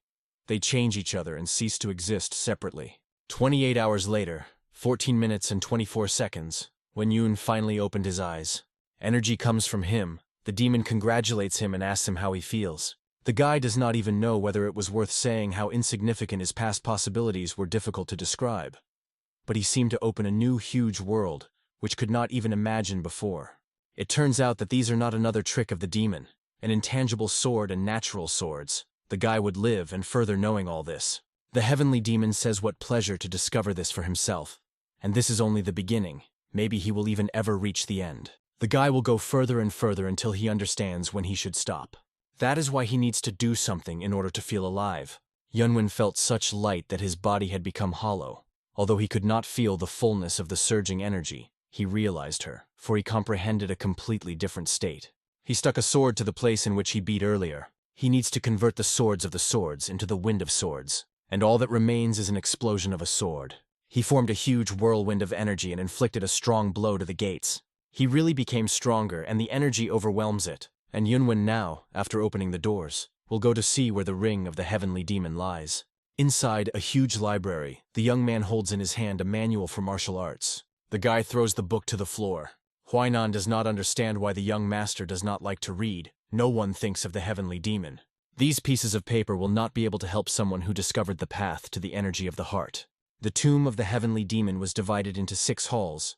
In the first, the secrets of martial arts were stored. The second was collected manuals created by the past elders of the sect. The third hall was given to the elixirs. The guy is surprised. There are more bottles than it was in the palace. There, their cat cried. He will need to return here later. These elixirs can be very useful in the future. The fourth hall of the arsenal, completely clogged with weapons, on each of which there was a brief explanation. The fifth hall, the knowledge hall, where information about the past leaders of the sect of the heavenly demon was collected. There stood the statues in full size, books with their techniques and memoirs. According to the advisor to the heavenly demon, the personal belongings of the demon and his jewelry are stored in the last room. The demon laughs and thinks everything is clearly pulled out. Yunvan asks if the demon seems a little strange. Is it really that the opening of the tomb proves that the guy is his receiver? Of course it was not so simple, but still does not fit in my head. They entered the hall of heavenly demon. The sculptors successfully managed to convey the appearance of the heavenly demon. Someone flies from a height to Yunvan. The guy and his spirits have not yet noticed him. The creature that approached him says that he had not felt the human smell for a long time. The young man does not understand who he is and applies the concealment of traces. The guy thinks he does not see him anymore. But this monster is behind him. He throws up the guy up. 500 years ago, the former master of demons, the strongest of the 4, is one of the most influential figures in the history of the sect of the heavenly demon. Once greed blinded him, he secretly penetrated the tomb and abducted the ring of a heavenly demon, after which he began to secretly practice in martial arts. However, the energy emanating from the ring was too great, and in the end, this master was crazy. More than 300 soldiers of the sect donated themselves to lock it in a tomb and apply a seal to the entrance. A little more and Yunvan would have had big problems if he had not reacted to his blow. The demonic energy of this monster is everywhere, and asks the master who he is. The man says the guy will find out if he survives him. He blocks the blow of the sword of Yunvan with his sword, and he attacks the guy in response in flight. Sparks fly away everywhere. The demon jumped away from the young man. The heavenly demon praises the young man, saying how he perfectly repelled the blow. The man says Yunvan is not so bad and asks if the guy wants to see what he is capable of. He triggers his sword with a blow of his leg. Yunvan also launches his sword. They and their swords collide in a close confrontation. The guys start their swords again and conduct a furious confrontation among themselves. The demon stops this gimp and their swords are stuck on the floor. Opponents stand against each other and throw their eyes. Yunvan notices how his aura became excellent and internal energy in him also more. The man is glad that he was faced with such a person. Even though the guy is young, he is close to the aura of a man. He is interested in who he was. It is unlikely that these old people from the sect just let him here, and certainly not they raised such a good warrior. The guy says to be his skills so outstanding, the man would already get out of here, but he still sticks out here. The man says there is nothing interesting in this, and besides, he must do something else here. He is interested in why Yunvan came here. The guy came to a secret storage behind the ring of a heavenly demon. The man understood and thinks the advisor sent him. The young man says he just came here to just pick up what belongs to him. The man has not met a worthy enemy for a long time, and although all this is very nice, he asks to follow the guy in his tongue. Yunvan replies that he himself should follow what he says. The guy says he is the receiver of the heavenly demon. The guy begs Juiguan to spare him at least once and think about their old friendship. The winner in the battle is announced by Dantai Juiguan. He does not understand why everyone rejoices. Just like a tiger kills a rabbit, the murder of such a bastard does not care at all Juiguan. Even in a demonic cult where his strong boredom ruled, he did not let up. He deliberately stole a heavenly demonic ring to make his demon's heart be furious, but the incentive lasted only a moment. When he came to his senses, he already killed 300 members of the cult. As many as 300 people died due to trifling movements, which he could not even remember. In addition to boredom, it was a sense of despair contrary to his weakness. The crazy demon Juiguan experienced a deep sense of despair in his own power. He is interested in why he trained and what is the benefit of this ring. He thinks the heavenly demon was also lonely. He is the only one with whom the guy can chat. He is interested in what would happen if they lived in the same era. He returns the ring again to the heavenly demon. Zuikan notices the notes of the heavenly demon. The pride of the crazy demonic monarch, who was once proud that he was the strongest, was completely torn to pieces before the military knowledge of the heavenly demon. The heavenly demon has a completely different approach. Zhuguan thinks that a person below his level will not be able to comprehend the depth of these words. These are just words, but they drive him crazy with excitement. A crazy demonic monarch, who was bored of his whole life, found salvation in the texts left by the heavenly demon. Then he decided to abandon his erratic desires and achieve an outrageous demonic kingdom in this place, using the books of the ancestor of the heavenly demon. So 50 years have passed, and then a guy appears who calls himself a supreme heavenly demon. Zhuguan was so aware that he could not resist laughter.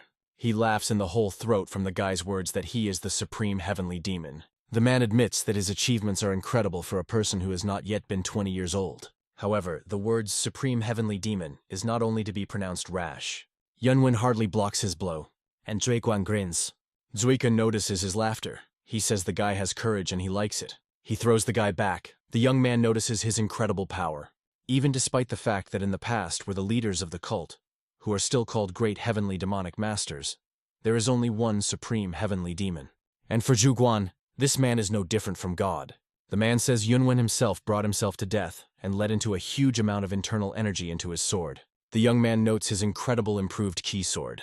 Zhuguan warns the guy calling him a baby and advises him to be careful, and he makes the strongest swing from behind the back with a sword. From a blocked blow on the sword of Yunvan, an energy trace remained. The man attacks him again. The guy throws herself away from the series of blows. Form, technique, dexterity, impulse, variability, and non-existence. All this is dog nonsense, just finites that do not stand in the opinion of Zhuguan. He simply spins and attacks the young man again and again. Yunvan knelt and relies on his sword. Deep traces from the strokes of a man are visible on the floor. Zhuguan is annoyed and does not understand how the guy withstood it. The heavenly demon reports Yunvan and tells him not to fight in his forehead, but to use his techniques and tricks. Even if the demon had not told him, he already knew this. Zhuguan asks why the guy talks to himself and tells him to just die. Yunvan is ready and took a stable position. The guy used the technique of heavenly demonic copies. Zhuguan thinks this simply sorry for the copied technique, and not the genuine technique of the heavenly demon. Yunvan, along with his clones, attacks a man. He notices that they are all real and does not understand how a guy can use such an exclusive technique. The master of martial arts of the level of crazy lord of demons could easily see the continuous attacks of an enhanced Kui sword. The first looked at the first. They looked like several simultaneous attacks. However, upon careful consideration, they definitely followed any order. It was elementary to counterattack in this order. No matter what master of martial arts he came across, the difference was only in speed, and the essence remained the same. However, the technique of the heavenly destroyer was different. Simultaneous attacks from material bodies. Even if it were a crazy lord of demons, it was impossible to block all the attacks that were coming from all sides at the same time. A man suddenly begins to spin and create a whirlwind of energy. As Yunvan expected, Zhuguan is not a simple guy. The heavenly demon says this is not enough and asks him to continue and attack him. Huainan thinks they must go to another place and first reassure themselves. The guy tells them to shut up. They are simply scattered in words, but for him it is like a splinter in the ass. Yunvan notices an incredible solution. Zhuguan asks what this suddenly talk to himself. He thinks Yunvan as crazy as he is. The guy runs away and asks to give him a second to think. The man says Yunvan runs like a coward. The young man replies that he was not going to run away, and he just thought how to defeat Zhuguan, and he just came to the conclusion that the man lost. The guy decides to start using his second sword, the Emperor's sword. The man considers him arrogant and does not think that he can use two swords with the help of inner ki at once. Each of his attacks to a ridiculous fierce. Compared to how he used one sword, his ki did not decrease. Zhuguan realized that it not only did not decrease, but also increased. Only after crossing the swords did he realize that this young man, or rather the heavenly demon, the one he dreamed about. Yunvan sends him into flight, creating a huge club of smoke. He stands opposite the defeated Zhuguan and asks whether he believes now that he is the supreme heavenly demon. A man is interested in whether something like this is really possible. The young man replies that it doesn't matter whether it could happen or not. He already had to understand this after the fight with him. Yunvan asks whether the man is still going to stay here. Zhuguan replies that he does not know. Having mastered the martial arts of the ancestor of the heavenly demon and reaching high skill, he even tried to capture the cult. But now that Yunvan appeared here, what made his life the meaning disappeared. The guy asks how to give her meaning. Yunvan will make the power of his heavenly demonic cult. He does not know what he will do in the future, but assures that Zhuguan will not be bored. The guy needs him and offers him to go with him. The man trembles with excitement. It seems his dreams come true. Since then, he is his student. The crazy lord of the demons, Dantai Zhuiguan, welcomes the supreme heavenly demon with tears of joy on his face. In the guards' hall, 1 out of 10 swords informs the first guard. The old man is interested in whether the guy has died already. The subordinate does not know how to explain, but the guy not only did not die. All 3 guards turn around and surprised from something. Yunvan stands with the ring of a heavenly demon and smiles at him. The old people are in shock and also notice Zhuiguan at the back of him. Judging by their faces, he thinks that he did enough as evidence. The young man asks the Lord of the Demons what it is to breathe fresh air after half a century. The man said so many years, but nothing has changed here. The first guard in bewilderment from what is happening. Because not only this is the Lord of the Demons, but he also called the guy the Supreme. The young man took the ring and survived. So this madman also brought the Demon Master here. The guy asks not to delay the advisor to the answer, and asks if evidence of confirmation of his personality is enough. The advisor among the guards, Tanmok Chonin, celebrates the appearance of the supreme heavenly demon with all his heart, and kneels in front of him, holding his hands together. All in the hall, like 10 swords and other guards, follow Chonin and also welcome the supreme demon. They gathered, and the guards, along with Zhuiguan, are sitting opposite Yunvan. The right guard learned that the body of the guy is the spirit of a heavenly demon. Yunvan confirms this and says that everything thanks to the right called Fundamentals of the Call and Binding of the Soul. Zhuiguan realized that during their battle the guy was not talking to himself. The first guard speaks in this world a lot of things that cannot understand the human mind. It is really incredible. And the old man is interested in what the heavenly demon says now. Yunvan says he has been cursing them for quite some time. The heavenly demon shouts that they are all brainless idiots. The guy drinks tea and says the demon thought they subjugated all the Murim once. They are his followers. And the fact that it is impossible to find a sect, even if you rinse your eyes with some potion, very much disappoints it. The heavenly demon wants to say something to them and asks to quote the guy of his words. He is a heavenly demon. The guards, along with Zhuiguan, trembling, welcome him. The heavenly demon criticized the current state of the sect for a long time, and then he ordered Van Yun to equate Van Yuna to the title of heavenly demon and help him in every way. Of course, no one could question his word, so everyone followed the orders of the founder of the sect. The first guard asks the guy what he thinks about the ring of a heavenly demon. The guy says he does not know, and at first glance the ring just looks unusual. The demon thinks what a fool he is, and now he will show him the power of his weapon. The guy says that the old man is not talking to him. If you fill the ring with energy and quit, it can lead to incredible destruction. The ring will break through any protective barrier of the enemy like a sheet of paper. It also gives the effect of resistance to fire. And if you take the ring in the mouth and concentrate in it energy, it neutralizes any poison. Yunwan understood and says that the ring is really not simple. The demon corrects and says it is more than not simple. The guy tells the Lord of the Demons that it is time for them to go, and Zhuiguan is interested in where they will go. The young man speaks ahead of them, is waiting for a hard road. They need to curb 12 horses. The Lord of the Demons does not understand what 12 horses the guy says. The first guard seems that he understands what Yunwan is talking about. The old man tells the Heavenly Destroyer that they are one of the best warriors of their sect. They have great potential, and everyone is waiting for them to return the sect of its former greatness. If the guy manages to gain their trust, then in the future, they will help him. Yunwan knows about this, so he is going to meet with these demons masters.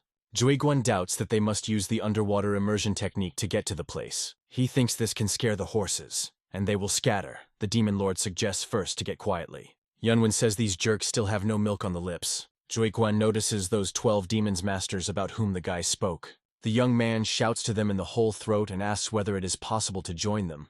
The Lord of the Demons is unequivocally puzzled by his act. 12 demons masters do not understand what kind of guy it is and where he came from.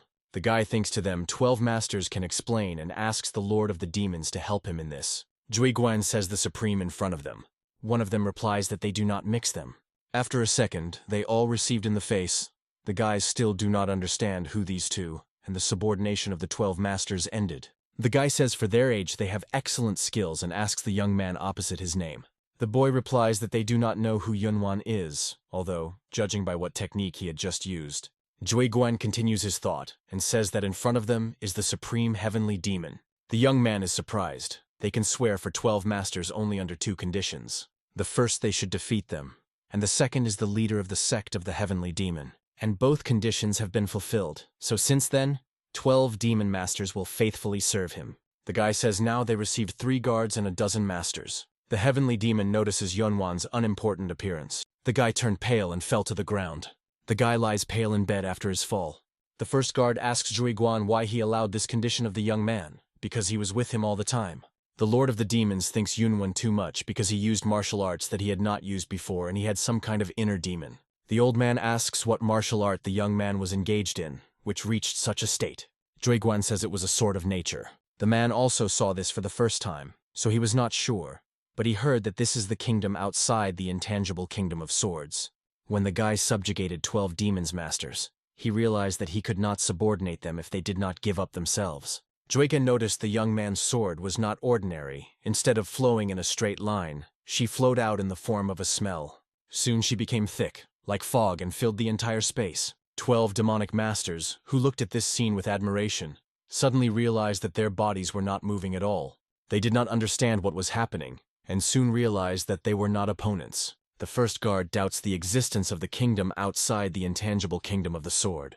Zhuiguan tells them the master does not need these questions and all they need to follow his will, and the young man will soon come across. The old man is surprised that Yunvan was able to surpass the level of a transcendental demonic kingdom at such a young age, and probably something like this did not happen in Marima earlier.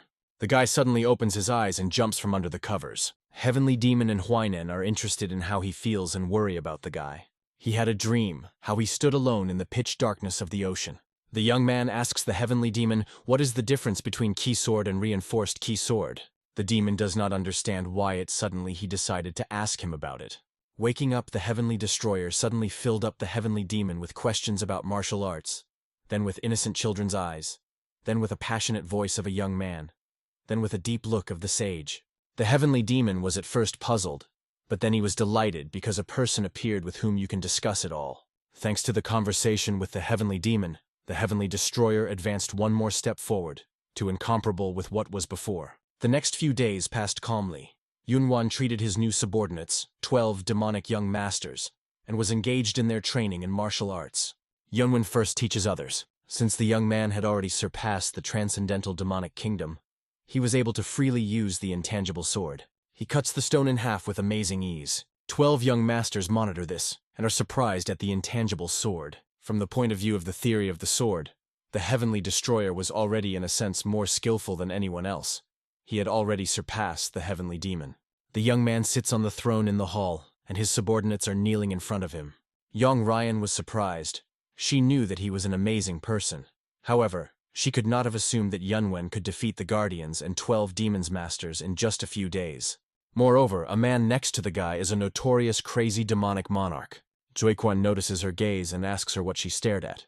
But in any case, young Ryan considers Yunvan incredible. The first guard asks the young man what he thinks about announcing all the facts and indicate the path to advance their heavenly demonic cult. The guy wants to see a little more. He wants everyone in the cult of a heavenly demon to recognize him as a supreme heavenly demon.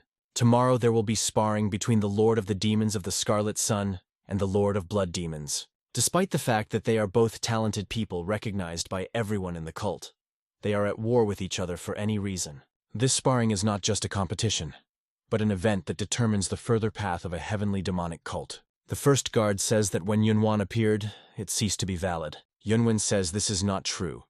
These two demonic lords can be considered as the representative forces of the heavenly demonic cult, and he believes that this is a good opportunity to see the power of their cult with their own eyes. In the meantime, he wants to first see how sparring will pass, and hopes that everyone will remain calm and follow his words. Everyone in the hall says that they will follow his order. Zhuiguan is interested in the guy, what he is going to do with the Central Plains. He knows that he should be wanting to conquer them. The young man plans to avoid a strong war with the Central Plains. The Lord of the Demons does not understand him. The method with which the sect wanted to subjugate the lands Chonvon would lead to numerous victims, and he wants to unite with their enemy. The guy speaks now not foreign policy but domestic. To begin with, they should reorganize the structure of the sect. One of the 12 demons masters of OK-Kin, Rin, asks Mu Yongjon whether the supreme heavenly demon differs from their sect. Yongjon tells Qin Rin to stop rubbing nonsense because she herself saw what Yunvan is capable of. But in his head, the guy agrees with her, and he is interested in what the Heavenly Destroyer actually conceived. Zhuiguang is training under the leadership of Yunvan on the ground. Traces of training are visible. The guy says that he was warming up and ready. Yunvan does not understand who is so crushed. The Heavenly Destroyer tells the man that he tried well today. The young man also needs to secretly select warriors under the age of 40, faithful to the sect. The Lord of the Demons asks whether the sex of a person has some kind of meaning. The guy says it does not matter, and you also need to find out how things are in the training center. He orders him to do this. The man accepts the task, but he does not understand what his master really wants. According to the fact that Yunvan knows tomorrow's tournament will determine whether the sect of the Heavenly Demon will try to win Chonvon. Sooner or later, a fierce struggle will unfold between the Association Northern Blade and demonic sects. But the good thing is that yet the sect of the Heavenly Demon is not interested in them. The young man realizes the world on the verge of changes. The guy calls the leader of 10 swords. He sticks a letter to him and asks him to transfer him to the one who is best versed in the laws. The drummer in a mask with horns and the demon's face reminiscent hits a lot on the drums and turns the crowd. The crowd rejoices at the beginning of the tournament. Chonvon. This word also means the desire of the sect of the Heavenly Demon to capture it, but also what awakens longing in the chest. All members in the sect excited this event, regardless of whether they approved, supported, or sought to seize Chongwon or not. One of the spectators rejoices at the appearance of an advisor to the Heavenly Demon, but he does not understand who it is next to him. He does not know who it is, but the guy looks very young. 3 guards, Yunwan and Zuiguan, took their places. The guy notices that everyone is very excited. The first guard speaks from the outcome of the match depends on whether they will capture the Central Plains, otherwise they cannot react. A demon of Alder from the Kirkin family appears. The bloody demon from the Dumda clan also appears in the arena. The young man sees how all viewers support them. Yunwan is interested in why they are fighting, because there are 4 main demons in the sect. The old man replies that these 2 pillars of the sect, but among themselves, they constantly conduct confrontations. He thinks the Lord of the Demons remembers that before he was locked in the tomb, the bloody demon was his servant. The man does not remember much, because his memories are as if blurred by fog. The bloody demon was very respected by Zhui Guan. Even after the terrible incident that the Lord of the Demons performed half a century ago, he took his side, for which he was sent to prison. Zhui Guang does not want to listen to it. He wants to see what will happen now. Yunwan says whatever 2 rivals there and offers an advisor to start a duel. The first guard states that this battle will determine the further fate of the sect of the Heavenly Demon, and tells the soldiers to accept the outcome of the fight, no matter what it is. He asks if they have to say something to them. The bloody demon, nothing to say, and the Lord of the Scarlet Sun wants to say something. The demon Ola calls everyone to listen to him. He wants to fulfill the long-standing desire of the sect, and therefore stands now in this place. The crowd rejoices and roots for the demon Alder. He respects the bloody demon as a warrior. But because of one person, you can't turn a blind eye to their long-standing goal. Now their sect lives and flourishes, so they should more put off this campaign. The bloody demon screams with anger and does not understand why the demon Alder's demon in this case is against this. They should respect their ancestors whose blood flows through their veins. The demon Alder glorifies the Heavenly Demon and says that they will subordinate the whole Murim. Yunwan thinks of this person's talent to speak beautifully. The first guard says to start. The battle will continue until one of the participants accepts its defeat. The demon Alder and the bloody demon stand opposite each other and prepared for the competition. Yunwan asks the Heavenly Demon why they just stand and look at each other. The Heavenly Demon speaks in a battle between masters of this level. The slightest oversight can cost a whole life. Even if it seems that they just stand idle opposite each other, they should study attacks and all possible development of events, while consuming a significant number of QE. The guy meant that he would already inflict fatal wounds and end this. The demon says that the young man is at a completely different level. The Lord of the Demons asks Yunwan, in the opinion of Zhui Guan, the bloody demon has more advantages in the duel. The guy does not know. He thinks if it were an ordinary match would be so. But for some reason he feels strange energy. Zhui Guan does not understand what he is talking about. The young man tells him to simply continue to observe, and soon he himself will understand everything. The demon Alder produces a stream of strong energy with 2 hands, and his opponent in response applies the technique of the bloody dragon sword. Zhui Guan says both in the same kingdom. Yunwan thinks it like that. However, the young man does not think that the demon Alder used everything at his disposal, and he probably has an ace in his sleeve. He again holds his attack, and the bloody demon easily blocks it with a sword. A man is angry and applies again the technique of a bloody dragon. The demon Alder smirks sarcastically. In response, he uses the demonic art of the fierce sun. The bloody demon is tight from the blows of his enemy. After the next blow, the bloody demon begins to cough with blood. The demon Alder tries to finish him off and brings a strong blow to the fallen opponent. However, the bloody demon miraculously evaded. The hand of the demon alder literally a couple of centimeters from the man's head. After that, the bloody demon tried to counterattack, but the demon alder simply bounced to the side. He notices his perseverance, but he is going to finish it beautifully, and his eyes change his shade. Yunvan notices this and says, Juguan to protect the bloody demonic lord. The man obeys his order. The demon Olhai concentrates the energy on his fist and is going to finish this battle. But Juiguan beats his attack, defending the bloody demon. The demon alder does not understand who is standing in front of him and tells him to leave the road. Juiguan says the match is already over and asks demon Olha to go back. The demon alder says to kill the bloody demonic lord. The lord of the demons does not understand who the man is talking to. Yunvan felt someone else's presence. The first guard does not understand what kind of guys appeared in the arena. The supreme heavenly demon tells 10 swords to protect the keepers, and orders the 12 demon masters to destroy the guys in the black to the left and to the right of the stage. And he asks Juiguan to protect his back. 2 unknown people attacked the master of demons. They are surprised that the man jumped away from their blow. Juiguan asks them who they are. The demon alder says they were revealed and orders everyone to go on the attack. 1. 12 demons masters are versed in people in black. The demon alder looks at this picture and angers, and Yunvan got up to him from the back and asks him what he stared at. The man, not having time to turn around, receives a blow in the face from the young man, breaking through the earth under him.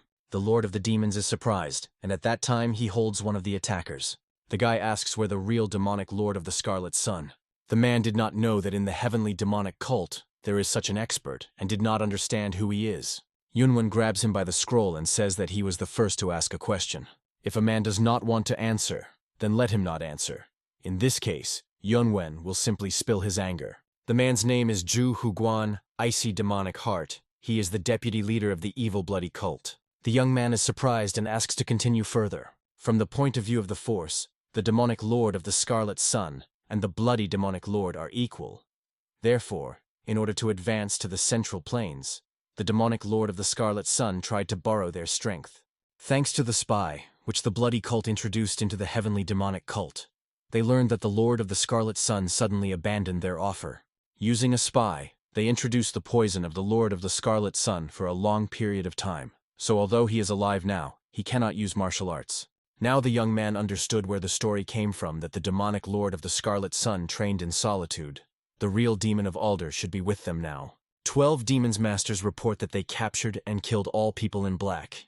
The audience noticed and surprised that one of the 12 masters called Yunvan Mr. The guy thinks what a dumb one who called him a master and asks all the people in black are dead. Zhu Huguang noticed that he was the only one alive and tells the young man that if they want to get an answer, then they should save his life. Yunvan, they all begin to act on the nerves. The man holds on to his throat and flatters Yunvan, saying how wise he is, and the preservation of his life will be useful to him.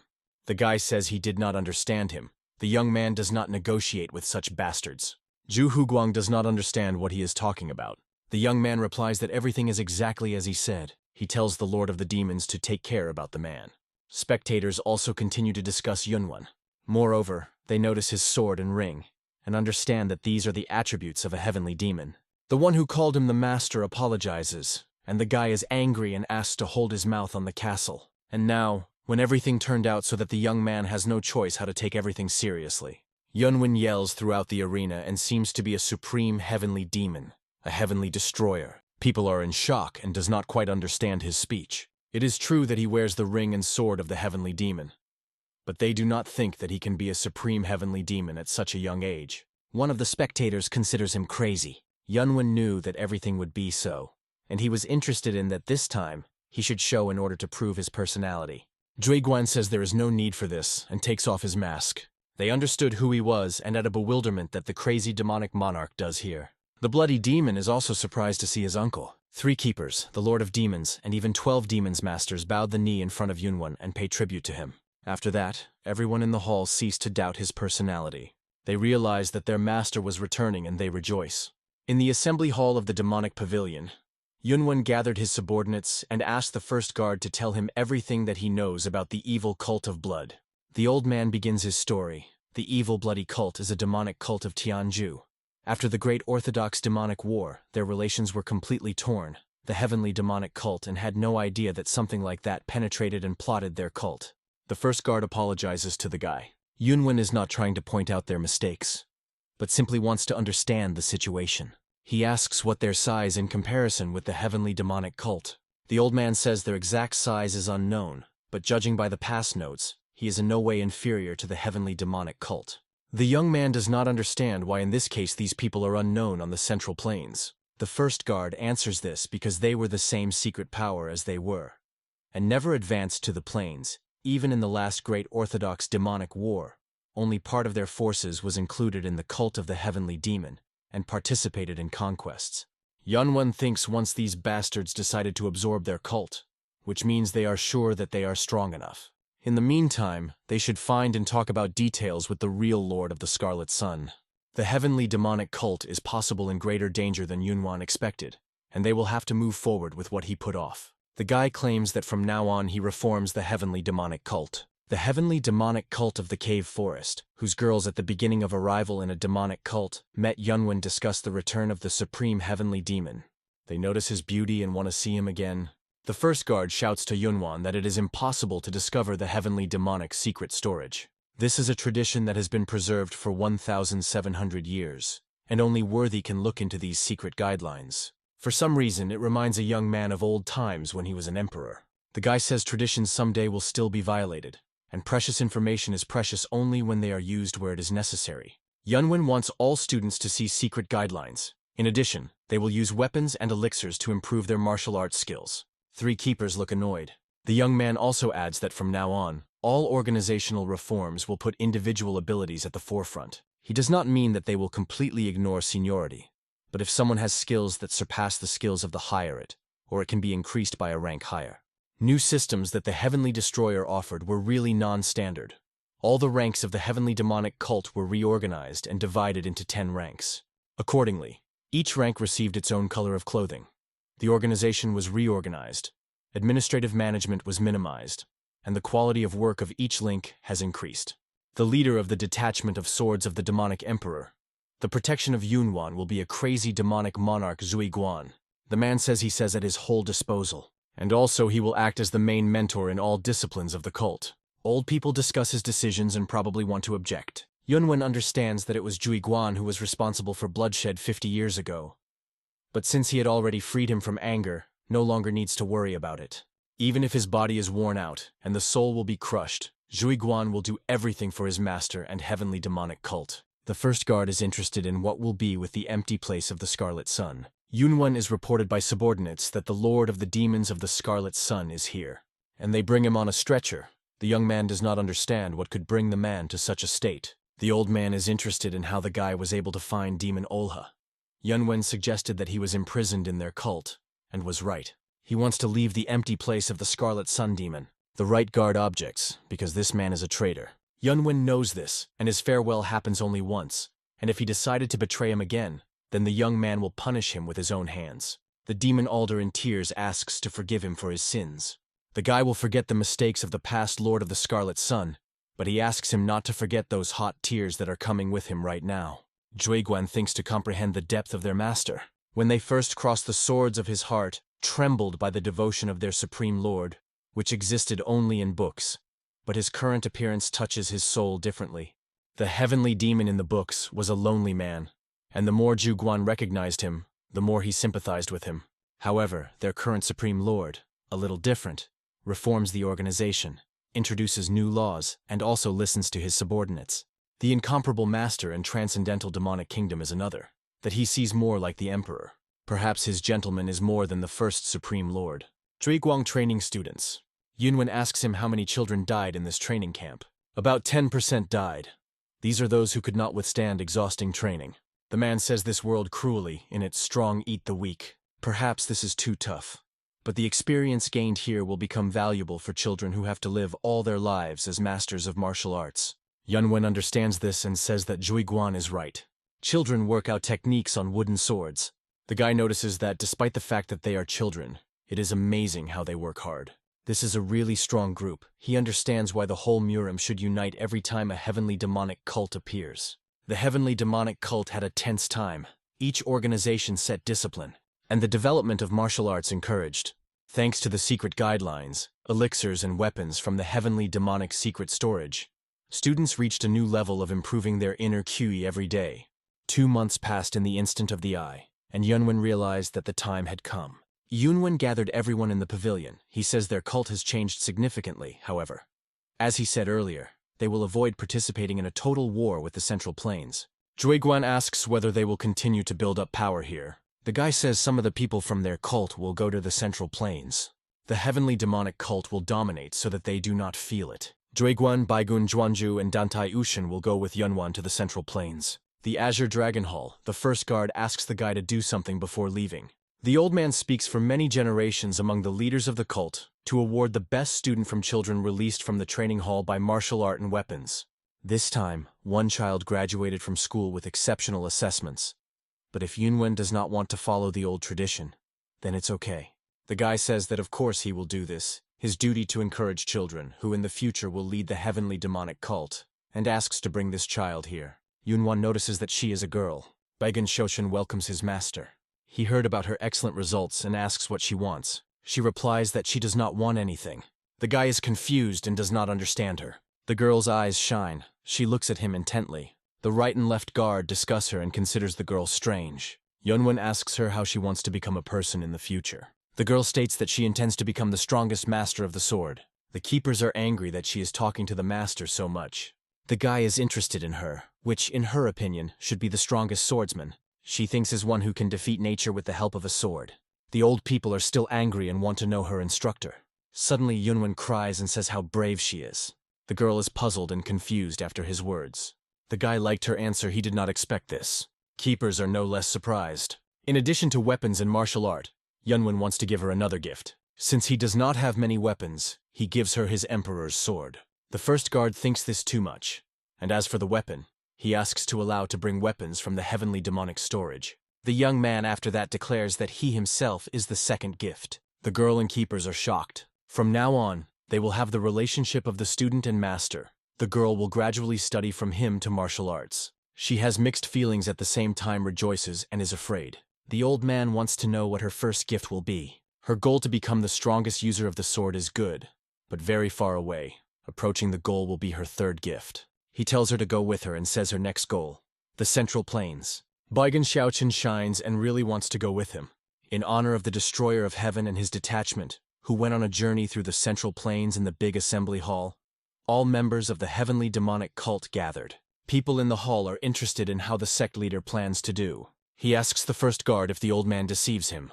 The keeper replies that he had never dared.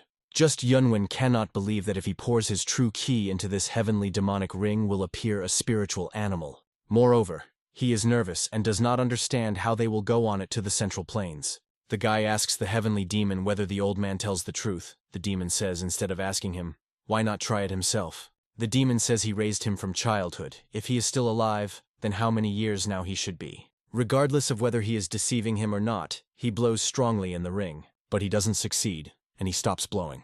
He does not see a spiritual desire. The guy thinks him deceived. For many generations there was a spiritual animal, which was allowed only to the leaders of the heavenly demonic cult.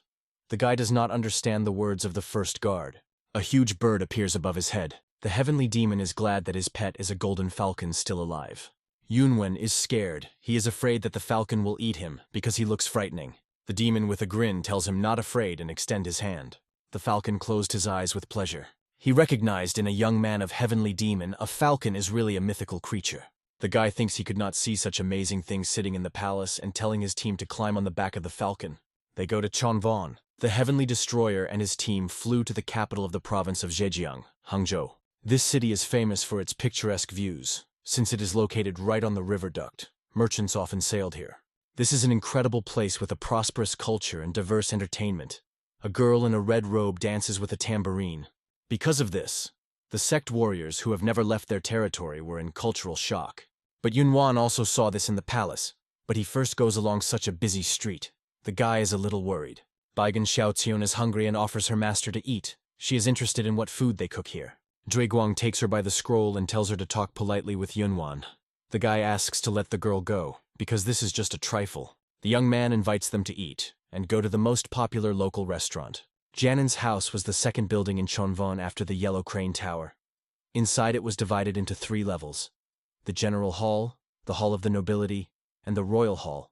The most expensive of them was the Royal Hall, where the night was worth 100 silver nannies. The waitress went to their table. She does not understand why they look so evil and asks what they want to order. Yunvan asks to bring a fried duck, godza, cold noodles, and black tea. The girl breathed out. I realized that these are good people and asks them if they want something else. The guy replies that they would call her Yupe will choose. The young man, using a sound program, wants to tell them something before food. He thinks they do not quite understand what is happening. His team looks too gloomy, and especially Jui Guan. After his words, the guys pulled smiles. Yunvan says in jungle it is better to preserve friendly faces and not to do anything that could attract unnecessary attention to them, and asks the demon overlord not to squeeze a smile so much. He asks them to call him a young master or just a master, because in Chonvan he is known as a heavenly jade dragon, and the guys also need suitable nicknames, because the master of demons is unlikely to delight the city guard. Juiguan again calls the guy the supreme. The young man reminds him of his speech. The team brought food. Yunvan offers them to eat first, and then decide. The girl asks why they came to Hangzhou. The guy heard that it was here that the leader of the Association of the Demonic Way is located. Everyone is surprised. The young man speaks precisely in Hangzhou. They will be able to get the necessary information the fastest. Before Yunvan came to the sect of the Heavenly Demon, the Association of the Northern Blade created the Murim Alliance. They said they were going to destroy the followers of the demonic path and had to achieve the first results. Therefore, he decided to look at these results in this place. Baigan Xiaosun understood the meaning of his words. Two people pass by their table.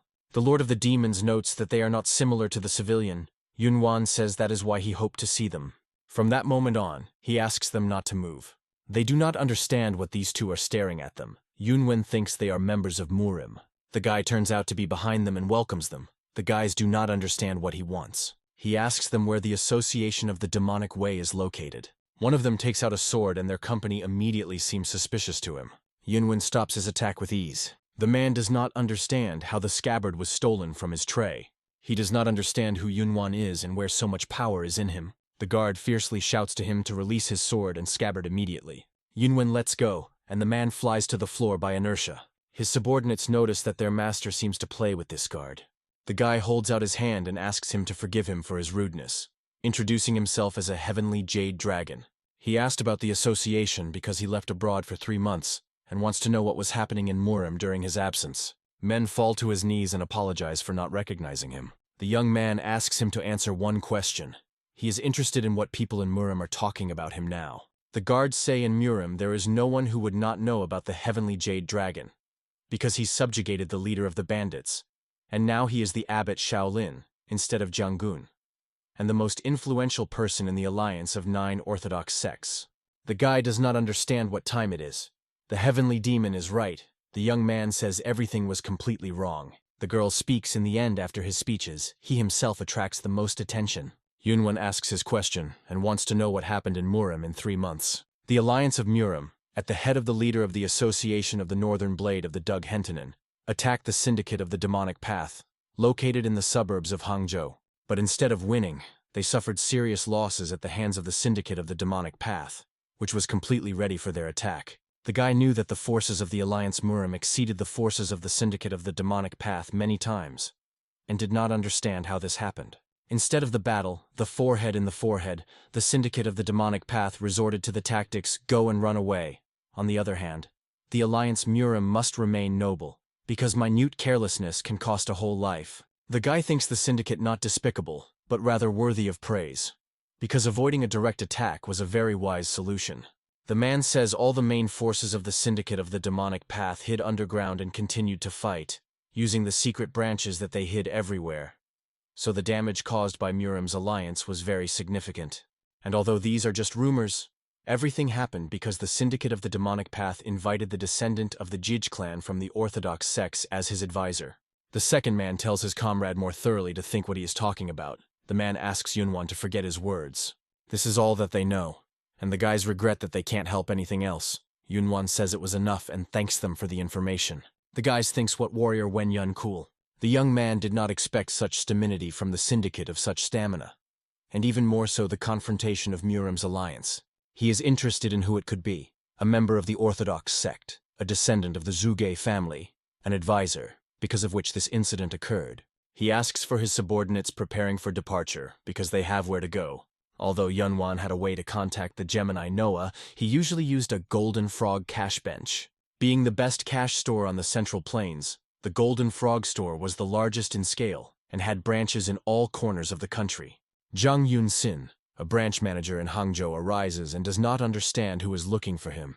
If this person is going to waste time, he will personally teach him a lesson. Yunvan and his team are in the store. The manager does not understand that with these teenagers, because they look without a penny in their pocket. He does not understand who Yunvan is, such as to ask for a personal meeting. The young man shows him his token of the emperor. The man realized his mistake, and his facial expression was replaced. He welcomes the respected guest. In the VIP of the reception store, the Golden Frog Zhang Yunxin pours tea to the guys. He asks for forgiveness for his rudeness, saying that yesterday something bad was breaking out. The guy asks him not to worry about it because he arrived to find out where the Knox brothers are, although the twins are elusive to contact them at any time. In this case, Yunvan asks to convey that they come to Hangzhou. The manager asks if the guys have decided where to stop. The guy replies that they have not yet decided. The man asks him to lead them to the inner hall of the best pavilion Zhang. Moreover, he is also ready to repent of his rudeness. Yunvan thinks this place too expensive. The manager asks him not to joke. The guy asks how much money he can spend with the help of this token. Zhang Yunxin replies that he can spend an unlimited amount of money since he is the actual owner of a Golden Frog cash store. His whole team, including himself, were very surprised by this. This is unlimited. This huge capital. Yunvan thinks the twins Knox or Amazing Times have such a store. Thanks to them, he will have no problems with money on the Central Plains. Hangzhou was a more attractive city at night than during the day. People walked and had fun. Since there was nothing to do until the twins arrived, Yunvan and his company decided to take a short walk and look around in the city. The store manager sent a man to accompany the guys this evening to Hangzhou. Yunvan is glad to hear this and asks to take care of them. The man shows where to go. Everyone has already decided to rejoice, but Yunvan quickly dispelled their fun and tells them, using a sound program, that today they will not be able to simply inspect the sights. He tells them to train to fit into the Central Plains, and once again he asks them to behave with restraint and not to arrange riots. Yunvan and Zuiguan are standing and looking at the fireworks. Yunvan asks the demon's lord what he thinks about and whether he is bored. Zuiguan is not bored. Each time the splendor of this place every time makes him choke. Yunvan thought he had enough experience in such matters. The man speaks for all his 137 years of life. He first encounters something similar since he was focused on martial arts. The guy is surprised by the age of Zuiguan and considers him old. In any case, Yunvan intends to keep his promise, and the Lord of the Demons will not regret that he went after the young man from the heavenly demonic storage. The Lord of the Demons thanks him and accidentally encounters his shoulder with passers-by. Zuiguan calmly apologizes to the passers-by. The man, in response, only identifies and insults him. Yunvan prays that the Lord of the Demons does not arrange a membrane. A passerby says his shoulder dislocated, and if Zuiguan continues to hold his mouth on the castle, this does not solve the problem. The Lord of the Demon grabs his shoulder. The man asks him what he was doing. Zuiguan seems to be a man's shoulder. A passerby does not understand what the Master of Demons is doing, and threatens him that he could not get rid of with simple apologies. He asks what he should do then to make a man forgive him. A passerby discuss the conflict and think a fight will now begin. The man tells him to crawl if Zuiguan crawls between his legs. Then he will forgive him. Yunvan is worried that Zuiguan does nothing rash. However, the Lord of the Demons simply fulfills the request of the passerby and crawls between his legs. The man does not understand why Zuiguan, not arguing, just did how he told him. The rest of the people watching the conflict are also surprised. Yunvan realized that the Lord of the Demons went so far only because of his words. Zuiguan asks if this is enough. The passerby thought to humiliate him even more, but he thinks on this so enough. The Lord of the Demons again asking for. Zuiguan thinks this enough. Spectators also think that a bald man must restrain his word, because Zuiguan did nothing like that. Yunvan tells him to leave this in the past and disperse with the world, because this is a good day, and you should not spoil it. The man in response pushes the young man, and does not understand who he is to indicate him. The Lord of the Demons grabs his head and imprints in the ground. Zavaki is shocked by this. If this is the order of his master to crawl between his legs, he will do it calmly without hesitation. However, he will never tolerate that some bastard touch his lord with his dirty hand. All people scatter from him and are afraid because he had just killed a man. Yunvan asked him to be careful, but Zuiguan says he could not endure such an attitude to his master. A man accompanying them along with the rest of the team runs to Yunvan. He is angry because they will now have to clean up after them. The guy apologizes to him for getting into a fight and asks if it will be difficult to settle everything here. The accompanying person says this is not a problem, but the Yunvan team will also be difficult to leave the Central Plains intact. The young man is thinking by a person whom they killed quite important, and wants to know the details. He says this man is not just a small bug, but behind him there is a syndicate of the demonic path. Yunvan did not expect this, and perhaps he must thank the demon lord for this. To avoid the revenge of the syndicate of the demonic path, they must do something, but they do not know what to do. The young man thinks to eat some way and says, if the accompanying person will do what he will say, then he will be able to avoid trouble. The next day, the announcements were hung all over Hangzhou. It was written about the case last night, and it indicated that if someone has a favor or resentment, everyone who wants to settle them can come to Ven Yun in Pavilion Jianani. People think he says it with sarcasm, and this is some kind of joke. Baigun Xiaotun asks the master to teach her today. He does not understand what she talks about. The girl reminds him of his promise to teach her fencing. The Lord of the Demons supports this idea, saying that Yunvan also did not stop breathing in fresh air, and they will protect the pavilion. He did nothing for all the time to be considered her master, and asks whether she is ready to study. The girl shines. He is going to be the most hard-working student in the world. In this case, he agrees and says that he will return soon. Yunvan reports Joy Guan that they will have guests soon. The demon lord thinks this syndicate of the demonic path. The guy confirms this and asks not to kill them, but to get information from them. They only need two things, namely their location and method to establish contact. Not far from Hangzhou, the girl is practiced in fencing under the leadership of Yunvan. The guy tells her to be soft as a spring breeze, and it should be lightning speed. She should be focused on the tip of her sword. Her hands with a sword are shaking. Yunvan thinks to her unusual, because this is a new sword, and soon she will get used to him. He offers her to rest. The girl eagerly drinks water. The guy asks how she feels when she practices the initial movements of 3 heavenly demonic swords, but she is not yet sure. When she reaches great heights, the girl will enter the state of the Sword of Reason, even if it is difficult for her to tell her never to give up and always go forward to her goal. The girl reminds that he has not taught her anything yet. The guy knows this, but he had a little time and he will try more. She rested enough and is ready to train again. Yunvan asks the heavenly demon why he became so grumbling. The demon does not understand why the guy smiles at his student, because he had not yet won the world to focus on the students. The young man does not understand what suddenly happened to him. The demon screams. He does not like it. He does not like the decision of the guy to leave the syndicate of the demonic path. Yunvan replies that this is not some kind of childhood fight, and he knows if you do it, then he will have to resist the whole Murim. The demon says he can fight everyone. Huainan supports the young man. He also thinks that there is no need for unnecessary murders. The guy asks the demon not to worry, because it is only the beginning of his journey as a heavenly destroyer. The heavenly demon thinks the guy knows how to speak well. Yunvan heard something. It seems Zhu Guan fulfilled his mission. Yunvan returned to the pavilion. Representatives of the demonic sect are lying dead, and the guy asked Zhu Guan to leave them alive. Zhu Guan left one alive for interrogation. He breathes, but the guy does not know if this person can be considered alive. Zhu Guan tells him to tell everything to his master, what he told him earlier, namely about the location of the sect and the method of communication. Suddenly, the hostage with the help of Kuna breaks the rope and jumps up from the chair. He was waiting for their leader to come to kill him. Baigun Xiaochun is dealing with him using the reception 3-time blades of the heavenly demon. She will not kill him because it is Yunwan's order. The girl does not think that the man trained enough to fight with their master. He is very surprised, because those who were here had strong skills, but this girl seems to have not reached another 12 years, but already so strong. Yunvan thanks the girl for a good job and approaches their hostage. The guy now says the man's turn to answer questions. Perhaps the shock from the defeat to the young girl from one blow was too large that the killer from the syndicate of the demonic path obediently answered his questions.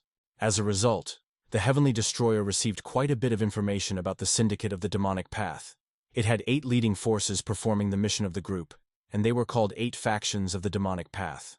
And also there was a unit of the killing sword, which was under the immediate leadership of the headquarters of the apartment of the syndicate of the demonic path. And they came to kill Yunvan and his team on the orders of the leader of this unit. The guy is interested in how they are connected. The man says the deceased man was the cousin of the commander of their detachment. The young man asks him to take him to their commander, in order to apologize to him personally. The captive in shock, he thinks the commander already knows that they failed, and sent members of the group here to restore order, so that this is nothing different from suicide. The heavenly demon notes that they are coming here. There is no longer any need to go towards them, given their direction and speed, Yunvan thinks here. The guy intends to believe what the Lord of the Demons says, and if something does not work out, Zhui Guan will be responsible. The man asks to believe him and assures the young man in success. The rest of the guys discuss this. Yunvan and Zhu Guan talked about this 2 days earlier. 2 days ago, on the night of the dispute, the Lord of the Demons believes the young man needs a strong appearance. Yunvan thinks a man wants to say that his face looks miserable. Zhui Guan confirms this. He thinks instead of saying that the young man looks weak, he looks beautiful. The guy thinks only useless boobs chase an appearance or false names. Zhui Guan and the rest are well aware of his strength. However, Weakly from the Central Plains can draw erroneous conclusions, looking only at the appearance. He offers just to wear a mask to Yunvan when necessary. Yunvan tells the man lucky that he is a member of the detachment of the Killer Sword, because he will be the first to see Yunwan's second face, which he used with the help of the art of transformation. The prisoner looks stunned by this. The guy tells him to go and tell his commander that the scribe of a heavenly demon arrived, a heavenly destroyer. The crowd on the street does not understand what is happening in the best pavilion Jiang'an. They think the pavilion is temporarily closed, because the lights are turned off in it. The man answers them that in connection with some circumstances, their pavilion is temporarily closed today. This is for the first time. Never from the people could have thought that the best pavilion, Jiang'an, was closed. Under the knife, this man is said to continue in the same spirit. The syndicate of the demonic path was taken hostage by staff. Yunvan says they are here, then let them stop sneaking and come in. The man glances at the gap of the door. The hostage of the heavenly destroyer was frightened. Judging by his reaction, the guy thinks this bastard commander of the Ka Jinshin detachment. The commander orders the man to commit suicide, because all his comrades are dead. The man is trembling, but intends to execute the order. Yunvan interferes with him and asks the commander how he dares to kill his captive at his command. Ha Jinshin notices the guy's courage and asks him if he knows where he is. The guy says this is the best pavilion in Janani, and an expensive cozy institution. The commander exposes his blade and tells him to be a member of the Murim Alliance or a simple wanderer, he will die today. Yunvan replies that he will not die today, but the commander. They both intend to kill each other with one blow, cleaving the blade of Hazinchun with one blow. This is the name of the elder, who intends to cut down the head of Yunvan. And the commander attacked the guy with his blade. The guy thinks in comparison with the nickname of a man in his blow with a sword, there is nothing worthy of attention. The young man beat off his attack easily. The man is surprised that he was able to lose the sensitivity of just one blow. He does not understand why Yunvan does not expose his sword. The guy replies that he is not sure. He thinks he will not be able to fight with a sword without killing the commander. These are not the words that could be ignored, but it was one of the reasons why Hazinchun was able to rise to the post of commander, thanks to his insight. After this skirmish, the man realized the power of his opponent, although he did not understand what it was. Until he finds out what was the matter, he decides to observe a little. The prisoner Yunvan asks his commander to stop, because the young man's scribbler of the heavenly demon, the heavenly destroyer. The commander thinks his subordinate does not lie. According to rumors, the heavenly destroyer killed all members of the detachment of the murderous sword, and their skirmish also proves that he did not bluff. The heavenly destroyer with whom their headquarters so desperately wanted to meet directly in front of him and Hazinchun considers this to be extraterrestrial success. The headquarters of the Syndicate of the Demonic Path sent experts to all directions of the world in order to recruit a heavenly destroyer, but his whereabouts still remained unknown. The commander realized that this was his chance to increase his status if he became a guide between the Syndicate of the Demonic Path and the heavenly destroyer. Ha Jinggun suddenly became humble and asked the guy whether he was really a heavenly destroyer. The young man does not understand why he became so obedient. Juiguan thinks this because of the guy's changed face. Yunvan thinks the man was right. But in fact, the reason was not that. The commander wants Nova will be officially introduced. His name is Ka Jinchun. He heads a unit of murderous swords, directly subordinate to the Syndicate of the Demonic Path and Glads. He will meet a young man. The guy thinks since the commander just wanted to kill him, but now it is so kind with him that means this merit of his appearance. The commander does not understand him, but no matter how the Syndicate of the Demonic Path has been inquiries to the guy for a long time, and if he goes with them, then Ha Jinchun will take care of him. Yunvan does not need to go to the headquarters himself, so he asks to simply convey the words to their chapter. The guy on whose side in Marima can no longer put up with the atrocities of the Association of the Northern Blade. Therefore, as a person who has a common enemy, the guy would like to personally meet with the head of the syndicate and discuss everything. The commander is interested in if Yunvan is not going to go to the headquarters, then where would he like to be fastened? The young man makes an appointment 10 days later in the Neutrality Pavilion in Kaifeng. Ka Jinchun does not understand why exactly there, because there is the headquarters of the Alliance Murim. The guy does this because he has people whom he can trust in Kaifeng. The commander is worried that something may go wrong. Yunvan assures that if something goes wrong, he will personally protect their Grand Master. The man is surprised, because the young man talks about it as a simple fight. He promises to convey the message to the leader of the syndicate of the demonic path. And so the commotion with a unit of murderous swords ended. 2 days later, Yunvan asks Xiao Chen not to run around the pavilion. Yunvan notes the discontent of the owner of the pavilion, and asks him what was the matter. He thinks this because of the case with the syndicate of the demonic path. Mr. Bao has recently been speaking, the number of customers has significantly reduced. After that incident with the syndicate of the demonic path, the members of the Alliance Murim continued to follow the pavilion and snoop guests. Because of this, the visitors began to leave massively. The guy cries and does not understand how they dared. He wants to deal with them right now. Thanks to the store, the Golden Toad, the Heavenly Destroyer went to the branch of the Alliance Murim in Hangzhou. The store manager speaks after the alliance of the Alliance Murim. The surrounding merchants were badly injured. Since the Alliance continues to expand their territory using force, merchants are afraid that all local trading areas will be captured at this pace. Yunvan is outraged due to the incident with the pavilion, so the Murim's alliance also affects the trade world. The man says they collaborate with the merchants who listen to them. Those who are against are forced to obey, so there are no people who confront them. The guy does not understand how many more enemies the Alliance is going to make himself. At the store, the Gold Toad is all right because they are counting on the support of the imperial family and government ministers. They arrived in the branch of the Murim Alliance in Hangzhou. Yunvan thinks they put all their strength to its creation. The guards ask who he is and whether the guy is recorded. He screams to the manager of the Hangzhou branch to go out. The guard asks who he imagines himself to arrange scenes here. Yunvan tells him to disappear. The manager of the branch comes out and asks who dared to arrange a commotion in the middle of the white day. Yunvan recognizes him.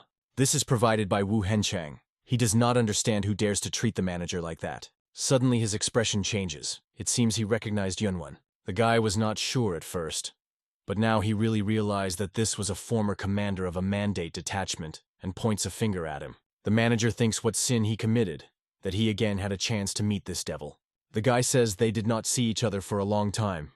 The guard is surprised that they are familiar. In the hall for receiving a branch of the Murim Alliance in Hangzhou, Yunvan and warrior Wu spit tea. The young man says Wu looks much better than before. He thinks because Wu now has become the manager of the branch. Yunvan puts his bowl of tea and is about to get down to business. The young man stopped better at Pavilion Jiang, and suspicious people constantly roam around him. The man does not understand which bastards dared to wander next to the place where the guy stopped. Wu thinks children in our time are fearless. The young man suspects that this is the work of the manager. He looks scared and says that it is not him. Wu jumps up from the table. The man says he needs to the toilet. Yunvan laughs that Wu is running pretty quickly. A man could not think that the young man was associated with the best Pavilion Jiang. A little earlier, VU gave the order to monitor the whole pavilion, as well as to study everyone, a client who entered the pavilion. He bursts to one of his subordinates and tells him to immediately go to the best Pavilion Jiang and tells him to pick up all their people from there. The manager of the branch of the Alliance returned to Yunvan. He says there should be problems with his breakfast. The guy says if Wu has problems, then of course he will have a disorder of the stomach and tells him to play it safe. Wu does not understand what the young man has. The man looks excited. Yunvan says if the territory around the pavilion in Jianan will be free, then there will be no problems, and asks Wu will take care of this. The man realized that the guy recognized everything. Wu says to anyone would not allow anyone to approach this place. We can say that the problem is solved and the guy is interested in how things are now in Murim. He asks because he only recently returned from the trip, and he is interested in knowing about the latest events. This is a great opportunity for Yunvan to get information about the Association of the Northern Blade. The man says the very last event is likely the operation to destroy the syndicate of the demonic path. The story that Wu Henchun told was not much different from the rumors throughout Hangzhou. Nevertheless, Yunvan noted for himself a new information. The reason on which the demonic path settled in Murima was their foundation, which goes out of roots in the trade world. So in order to chop the roots of the syndicate of the Alliance, Murim is trying to seize the commercial world. And they say that the conflict exists even in the Murim Alliance itself. They say that the alliance of 9 Orthodox clans and the League of 5 clans are fighting on all issues with the Arch-Hentitian. However, in addition to them, all the forces are under the command of the leader of the alliance. So as the leader of the alliance himself said, this will be a minor problem. Yunvan does not think so. He does not understand whether the leader of the alliance really does not know the seriousness of the situation. He takes to memories of childhood. His grandfather asks the boy whether he knows that he can destroy a huge dam. Yunvan thinks something like a landslide for it. The old man says the boy is mistaken. He does not understand why. Grandfather is sure that a huge dam can collapse only from one rat. The boy does not think that one rat can lead to the destruction of the dam. Over time, Nora, which the rat dug to the construction of her nest, will turn into a large crack. Because of this small rat hole, the size of the dam is unimportant, because sooner or later it will collapse. The great empire is no different from this. The more insignificant the risk seems, the more you need to pay attention. There is a limit of how much enemies can be ignored, and Yunvan is interested in what Hentang will do. Wu asked Yunvan when he was going to join the alliance of Murim. The young man looks bewildered. It is already getting dark, and the guy leaves the branch. The manager of Wu will pass the words of the guy, the leader of the alliance. Yunvan still answered the man. He was going to go to the alliance a few days later. Wu says the guy's power will come in handy for the alliance Murim. Although the young man managed to dismiss, he will probably soon have to meet with the alliance of Murim. But it's still good that he visited the branch. It seems Murim's alliance is not as strong as he speaks of himself. This information will be useful in the future. The guy returned to the pavilion and told everything to the owner. The man thanks him for being able to rest. Huanggu, using a sound program, wants to say something. Yunvan does not understand what is the matter and why he uses this art now. The guest visited them. The Heavenly Destroyer did not feel anything special. He also talks with Mr. Bao during the sound transmission. The monarch without a shadow asked the guy to be careful, because this man, having entered, said that he was his guest. He came from the headquarters of the Syndicate of the Demonic Path. The young man asks Mr. Bao not to disturb him, because he had a difficult day. He wants to relax. The leader of the syndicate should be in a hurry because he came to the pavilion without waiting for their meeting. He says the young man of rights just 10 days is too long to sit back. Yunvan in his voice thinks that this is a woman. He does not understand how Jueguan let her into this place so easily. The man says she was very polite. The guy is angry and reprimands his subordinate. Jueguan apologizes. Yunvan heard about how the Syndicate of the Demonic Path copes well with Murim's alliance. Despite the fact that they were driven into a corner, he was glad to hear this news.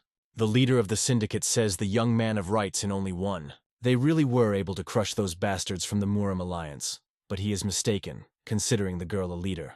The young man did not understand, because he wanted to talk to the leader. After confirmation, her personality Yunvan will probably change his opinion. He is stunned by the confusion.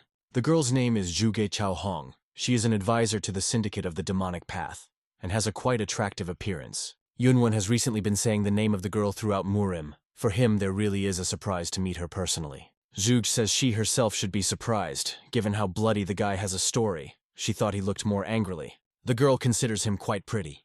Bagan calls her the older sister and says what a cool master. Yunvan is surprised at this situation.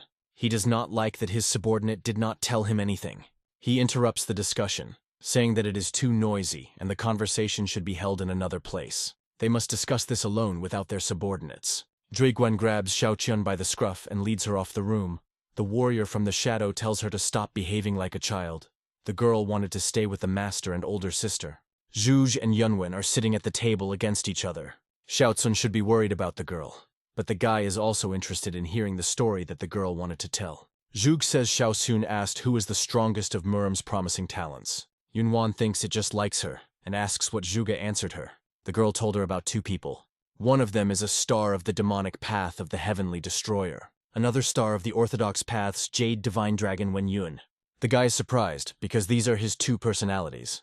Zhuge thinks, judging by the face of the young man, he heard about the Jade Divine Dragon. He answers her that he had heard something from rumors. In general, people in Murim began to call the leader of the alliance of the Great Master, the Taoist master of the Udanjiang Sanya Feng, and these two people of Murima. Yunvan first hears Murim's 5 heavens. The girl says this, obviously, because they began to call them so recently. Nevertheless, only the Heavenly Destroyer and the Jade Divine Dragon are interested in people. The guy does not understand why this is so, because in the 5 heavens of Murim there are 5 people, and are only interested in these two. Zhuge says it will quite logically focus on the new talents that suddenly appeared. People are interested in who is stronger than the Heavenly Destroyer or a Jade Divine Dragon. Yunvan thinks how troublesome is due to the fact that there are 2 such personalities in it. He only masked his personality in order to act depending on the situation. And Murim was confused after Wen Yun and the Heavenly Destroyer gained recognition as individuals. The heavenly demon asks the young man why he has such an alarmed look. The demon says these two personalities can become his weapon. The guy can change the crisis to the opportunity. Huinen says the heavenly demon again conceived something sinister. The demon says that he is not talking to him. The monk and the demon quarrel among themselves. The monk asks the heavenly demon to beat him someday with a wooden stick. And Yunvan considers the demon is right, if he will use it well. Zhugai tells the guy that she can tell him her story, since he has nothing more to ask. The young man agrees with her. She goes right away to the matter. The syndicate of the demonic path needs the power of the heavenly destroyer. Yunvan knew that the girl would say something like that, and asks her why the syndicate of the demonic path would not solve all the problems with the help of her resourcefulness. Zhug says no matter what her abilities with the power of the Alliance Muram cannot cope with one person. Thinking about this from this point of view, he also becomes a person in his opinion. The girl says this is not true. She thinks not a person sits in front of her but a star. The young man thinks this joke is completely tasteless. And Zhuge, on the contrary, was struck by his own game of words. She thinks the guy liked this. He flatters her, saying that she has a talent to laugh people, and the guy is interested in what they will do if he refuses. The girl will not be able to do anything if he refuses. However, if a rumor spreads that the heavenly destroyer is here, then the Alliance Muram will do everything possible to attack him. Yunvan thinks they will let a hearing if he does not cooperate with them. The girl says it depends on what he thinks. However, in any case, the Orthodox path will suffer heavy losses, regardless of who he will fight with. And if it is beneficial to their syndicate, then Zhuge will do anything. The guy thought she was tender, but it turns out she is a rather terrible woman. He understands why Muram's alliance is experiencing such difficulties with her. And yet the young man is one who holds the handle of the sword. He does not know whether he should accept the offer or not. He asks whether the syndicate will fulfill any of its conditions. The girl asks first to tell her about these conditions. He has only 2 conditions. Firstly, no one can command them or constrain his actions. And secondly, he asks him to give him the authority to command the syndicate of the demonic path whenever he asks for it. Zhuge thinks, despite the fact that there are only 2 conditions, it sounds as if he wants to become a great master. Yunvan tells her not to complicate. He wants to become a great master of the demonic path. He is interested in what she is going to do. The girl agrees, but she has a response service. The guy thinks to ask him for a favor. It's shamelessly. Zhuge knows this. Even if she had to kneel, she would like to borrow the power of the heavenly destroyer. Yunvan is surprised and asks if she will do everything for the good of the syndicate of the demonic path, to which she says yes. The guy says, given what despair they are ready to listen to the girl, the current syndicate of the demonic path collapses from the inside. The Council of Elders, who controls the power of the syndicate, jeeper of the authority of the great master. Yunvan thinks the master could just eliminate them. It would be great, but now there is a war with the Alliance of Muram, and if Zhuge, or a detachment subordinate to the Grandmaster, will take up the solution of internal problems, then their syndicate will be caused severe damage, and he will break up. The guy is surprised that not only the Alliance Muram has, but the syndicate of the demonic path has problems inside. Yunvan realized that even if he takes the syndicate under his control, he could not dispose of him. The girl says this true, however, if Yunvan removes all the rot from the syndicate of the demonic path and reforms it, then everything would be different. The guy asks her, can he consider the syndicate of the demonic path to his own after he does it? Zhuge tells him to act as he will consider fit. She celebrates him with the great young master of the demonic path. Yunvan asks her what kind of position this is, a great young master of the demonic path. The girl asks for calmly with her, the place of the young man next to the great master. Even he cannot give the guy orders, and the young man has the full right to check and punish all the students of their syndicate. The guy is surprised because he is not a great master, and his position is equivalent to this. He knows that Zhuge is not a master and doubts that she can make such a decision. She cannot tell him everything in detail, but asks the young man does not worry about it. Yunvan asks her whether this means that they will not tell him everything. He thinks this somehow connected with their plan. The young man says, if this is what she wants, then he is ready to be part of this plan. The guy asks to say where their Ho is, and he will be there in a few days. He gathered his detachment and asks everything here. The guys are holding him. Shaolin asks Huanja what the master will tell them. The guy tells her to just listen to the words of the master, and she will know everything. The girl tells the warrior from the shadows not to be so cold in relation to the girl. Yunvan watches their quarrel. The guy asks Juiquan to figure it out. The man tells newcomers to shut up because their master will now begin speech. Now that he offers everything in the assembly to go right to business. He told the members of the heavenly demonic cult everything he knew himself, as well as what he recently recognized. Yunvan told them about the Jade Divine Dragon, and revealed his personality and significance of his pseudonyms in Murim, as well as the story of the Syndicate of the Demonic Path. As a result, his team will also have to change depending on how Yunwan's position and status changes, but there can be no mistake. Zhuiguan guesses that they will also have to use the art of transfiguration. The guy says that Zhuiguang, Huanggu, and Uyan will use the art of transfiguration, and since Xiaoqin cannot use it because of his weak qi, it will only accompany it when Yunwan is in the guise of a heavenly destroyer. And when he is a Jade Divine Dragon, let him pretend to not know him. The girl does not understand how to do it. Especially many people already saw how she accompanied him in Hangzhou. Yunwan says they have not been on the Central Plains for so long, so everything is in order. He simply asks to be their care from this moment. He asks her not to be upset and simply not be with him when he is in the appearance of a Jade Divine Dragon.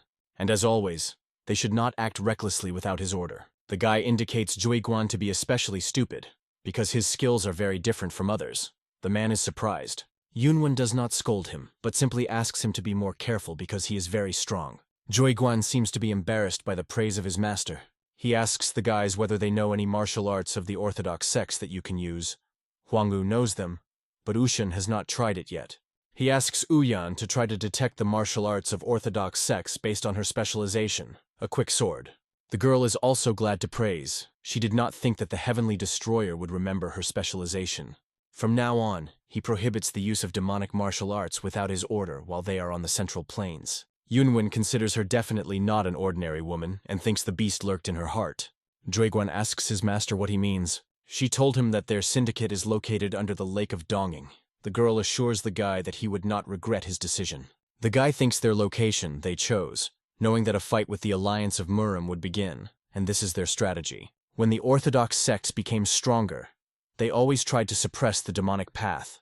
Zhuge was simply preparing for the future, thinking about the past, so she does not think that this could be called a strategy. Yunwan says she is incredible, and he heard that she was a descendant of the prestigious Zhuge family, and asks why she wants to turn off the Orthodox path. She says there is a person whom she wants to kill, and at present he is the leader of the Orthodox path. The guy realized that she was talking about Henten's arc. Zhuiguan is surprised, because the name of the arc Henten is too often flashes. Yunwan says the leader of the Alliance Murim, truly amazing person, and it seems he wants to make his enemies the whole of Murim. The man asks the Heavenly Destroyer who are those people with whom they will meet. Yunwan is tired of listening to this question all the way. He says these people of his benefactors. Zhuiguan simply cannot restrain his curiosity about who these people, whom the master calls him his benefactors. Yunwan tells him too curious. He is interested in how the Gemini No's are doing. The manager John says that the brothers are already waiting for him in the reception. He enters the room, and Huan No drops his cup of tea with surprise. The guy asks how the old people have business. They rush to him and embrace.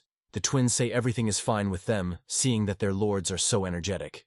Huan No says the dejected expression on the young man, which he saw on Mount Tai, completely disappeared, and he again found his light. They cry with joy. Huinok does not understand how he can communicate to a guy except His Majesty Emperor. The guy asks them not to cry so much. They make him cry too. The Azure King of the Demons Hunpo also arrived with the Nox brothers and welcomes Yunwan. He was surprised at how great Hunpo became.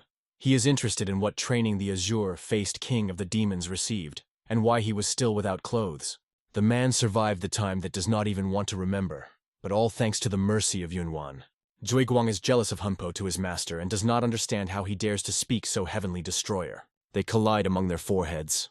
Yunwan orders them not to spoil such a beautiful day. Men obey him. The beggar Pang is also welcoming the young man here. The guy asks how he is doing. The old man says he cannot be unhealthy when he spends time with his granddaughter of his sworn friend. Suelin enters the room and asks the guy if he feels good. Suelin tells the guy that he had not returned for so long after he said that he would return soon. Youngwan could not do anything about it, because he here and there fell into trouble.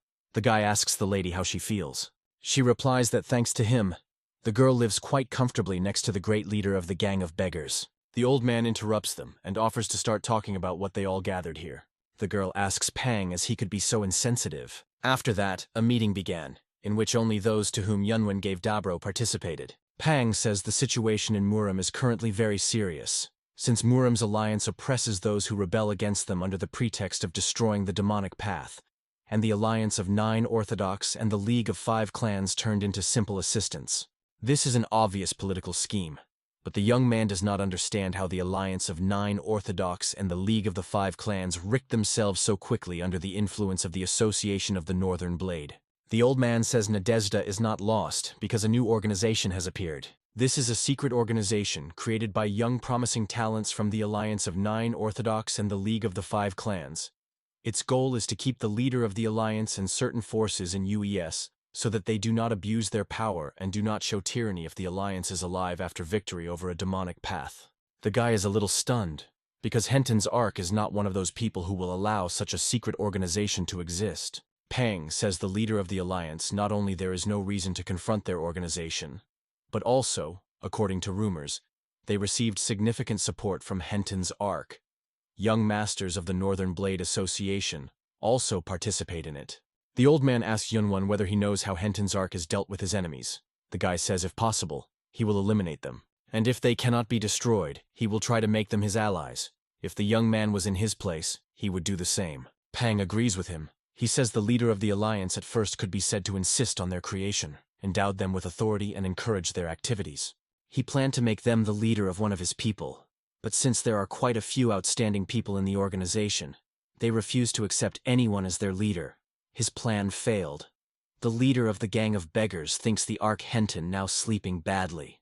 This story is a solid interest to Yunvan, the independent power in the alliance of Murim, which is opposed to him. Moreover, the position of leader is currently free. The guy did not expect less from the best gang in the world. No one knows better about the situation in Murim better than a gang of beggars. The Gemini think Pang wants to capture all the attention of their master. The old people have prepared a special detachment for Yunvan. They secretly collect and teach orphans for more than 30 years, and now their number is approaching 1,000. The young man says this quite a lot and is interested in their current level. They say an outstanding expert among them, but one person accumulated 120 years of inner chi. Yunvan praises them, saying that they did an excellent job. He knows that this is definitely little in comparison with the heavenly demonic cult, but there is no doubt that this is a great power. The beggar Pang asks the young man what kind of relationship with Lady Zuilin has. The guy says they just acquaintances. After the young man left her at the King of the Poor, she constantly asked him about Yunvan, so the old man thought for them some special relationship. The guy realized that he should change the subject, and he asks where the woman who was next to Zuilin all the time went. The old man says this HBS disappeared. The guys are already going to disperse, and Yunvan asks them to repeat them again about what he asked them all about. He ordered Hunpo to secretly collect the practitioners of the demonic path, which are not members of the syndicate of the demonic path, and create an organization, as well as expect further orders. He asked Panga to mobilize all members of the gang of beggars and investigate the actions of forces in the trading world and the movement of forces behind the Great Wall. He ordered the Blizers of Nox to monitor and control the cash flows on the Central Plains through the Golden Toad Bank, and beware of forces trying to close contact with the Imperial Palace. And they must also combine the forces of small and medium-sized merchants and secretly shake the trade world of the Murim Alliance. He offers them to finish the meeting, and we'll see it again next time. After the meeting, the elderly continued to tell each other stories that did not have time. Zhuiguang says Humpio that the next time they meet, they will arrange a real battle. The man agrees with him and does not forget the ugly-faced Zhuiguan. Zuelan wants to say goodbye to Yunvan. She does not know when they will meet again. Yunvan does not know what the girl thinks about him. But since he still has a lot of work, he does not know if he can live up to her expectations. She says because Juan's has not yet returned from her mission, and the only person whom the girl knows in the gang of the poor is the leader of the gang. She must have missed the guy more than usual. The old man says Lan still does not know about the disappearance of Juan's. It would be difficult for her to realize that the person to whom she trusted and who was supposed to be gone. Yunvan is sorry for the girl. He should have taken care of her better. She takes off her necklace and asks the young man to accept him, and she will be satisfied if the guy thinks about her every time she sees this accessory. The guy says for him this is too fashionable accessory to take him. Zuelan replies that everything is in order and this is just her stubbornness. The girl asks does not worry about it. Yunvan is not the point of this, because it is burdening to take things with him, but he will think perfectly if he places the decoration on his hand. The girl kindly agrees with him. The Heavenly Destroyer, leaving his acquaintances, arrived in the Yangtze Channel. The Shadow Warrior asks his leader what their next destination. The guy recalls his conversation with Panga. The old man told him that after his long-standing friend, the Hidden Emperor, disappeared, he could not find any traces that he left the Association of the Northern Blade. Yunvan thinks Pang, meaning that the Arc-Gen never went beyond the borders of the Northern Blade Association. The old man says this is the conclusion of their gang of beggars. Although the fact that the Emperor of Hidden Dragons is still in the association of the Northern Blades was not confirmed, they consider this a true statement. The month of Huans penetrated the organization of the Northern Blade to investigate this matter, and in the end, it went missing. The guy thinks something wrong with the association of the Northern Blade, and they should first look into the association. Pong says, even if a young man does this, he does not think that they should contact the association of the Northern Blade right now. And before that, there is one place that Yunvan should visit. The young man is interested in what place is this place. He is currently transferred. The Shadow Warrior asks his master why he thought so deeply. Yunvan asks the guys whether they have experience in the fight against the blade. Huanju does not understand him. The guy jumps up and tells his team to prepare for the battle with the blade. He jumped directly onto the mast of the ship. The captain tells him to go down immediately. The young man says their next destination coalition of the Southern Blade. Yunvan with his company floats on the ship. The guy asks the boatman what kind of song he sings. The boatman says strangely that the young man does not know the song about the heroes. He asks a man if he can tell him what heroes he sings about. The boatman replies that he is not difficult. 5 Heaven Murim, the head of the Alliance Murim, the Great Master, Zhang Sanfen, as well as the faithful novice of the Heavenly Demon and the Heavenly Jade Dragon. In addition to them, there are 4 ruler. The King of the Sword of the North Sea, the Envoy of the Blue Sea, the head of the worship of false vicious blood, and the Emperor of the Heavenly Palace. The guy remembered that the cult of false vicious blood attacked the sect of the Heavenly Demon, and is also interested in the King of the Sword of the North Sea, the Messenger of the Blue Sea, and the Emperor of the Heavenly Palace. The boatman explains that 7 miracles are the best warriors among 36 units of the alliance of 9 Orthodox sects, and the League of 5 clans, 4 dragons, and 2 phoenix are the outstanding beginners of Murim. And the pair of emperors calls 2 great warriors among the 5 heaven of Murim. Yunvan thinks in vain, he asked, thanks the man for the explanation and asks to stop. The guys arrived in Udon, the coast of the Yangtze River near Mount Shansen. Here is the famous pavilion, which has been here for centuries, the Tower of the Yellow Crane. An employee of the institution informs the Yunvan team that they have no free places, and even it is quite difficult to book a place with them. Now he is even more sorry for Xiaochun, who had not yet mastered the transfiguration technique. She had to wait for the rest in the branch of the Golden Frog Non. Juiguan tells his master why they will not go directly to the Union of Southern Blade, and not make stops on the way. The guy says do not use an unnecessary hype, and this time they have no good reason for this. Namgun Hurakrina notices the young man. He says their meeting was destined by fate. Hayomi and Ian also welcome him. Tan Yongwu, Tan with Yang, and Fino Chonhong also find themselves in the pavilion. He is glad to meet with them and asks how they lived since their last meeting. Hukryun asks Yunvan why he does not enjoy the local cuisine. The guy replies that they did not boot the table, and there are no free places. Besides, he is not alone here. The Hukryun looks surprised, and Ian looks in love with Yunvan in love. He notices that Juiguan is an incredibly strong person. He thinks the young Master Wen should be and does not know what people accompany him. The guy offers Yunvan to join them. As the last time, the youth of the League of 5 Clans booked a large table, and Yunwan's satellites can also sit with them.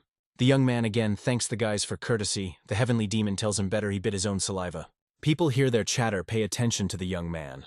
They notice one of the 5 heavens of Murim, the Heavenly Jade Dragon. Yunvan notes that they are in the spotlight. The guy says the guy, as always, is modest. It is not surprising that so many views are turned on them, because the Jade Dragon sits at the same table with them. However, Kokryun considers it not entirely comfortable to talk. The guy asks the guests of the Tower of the Yellow Crane not to shit their eyes, because they want to spend time in a friendly environment. People reacted to his request with understanding and noticed that he was the heir to the clan Namgun. Yunvan thinks Hukrin has not changed at all and is still polite. After the words of the heir to the clan Namgun, the atmosphere in the tower became more pleasantly. The guys began to ask Yunvan. Hikren was insulting that there were no news from the guy, and he had never visited the League of 5 Clans. It is a pity to the guy that it happened, but he needed to go abroad. Hookney thinks this should be an important occasion. Well, it was just a joke. Ayn asks her brother why joke. Hemi chews and says that the girl again sides the young man. The guy is interested in why Yunwan here, and it seems he has a guess. Yunwan tells Hookryan that you can't hide anything from him, and he really arrived at the coalition of the Southern Blades. In the Union of Southern Blades, a competition will be held, which should collect the talented warriors of Murim up to 40 years. The winner of the competition will be able to marry the adopted daughter of the elder of the Union of the Southern Blades of the Heavenly Royal Jade Phoenix. Yunvan asked Pang why it is as important as the victory over Muram's alliance, and why should he be worried who marries this girl. The old man does not say this at all. They say that the son of the elder, who was supposed to become his heir, went crazy and is now no good. So Henton wanted to sell his daughter to this madman. Pang says that Yunvan has nothing to worry about. He heard it from Lan herself. Of course she did not tell him any details, but the old man seemed strange. Previously, the coalition of the Southern Blades and the association of the Northern Blades treated each other with caution. But the decision on such an important event as the beginning of cooperation through marriage was made very quickly and secretly from everyone. Pang is still trying to find out the details of this event, but in addition to the crazy son, the elder has only an adopted daughter. The one who will marry her will become a son, in law of the elder of the coalition of the Southern Blades. Yunvan thinks there is no suspicion, and this is in the order of things. Strange for the old man are not competitions, and not the reasons for their holding, but his suspicion causes something else. All the orders of the elder were voiced by his adopted daughter, and the elder himself did not even show up in public. Yunvan notes that it looks like a former leader of the Northern Blades that is a sleeping dragon. Pang says this happened with the organization that could withstand the associations of the Northern Blades. Besides, the elder knew the king of the gang of the poor would not have done so, so the old man hoped that Yunvan would go to the coalition of the Southern Blade earlier than the association of the Northern Blade.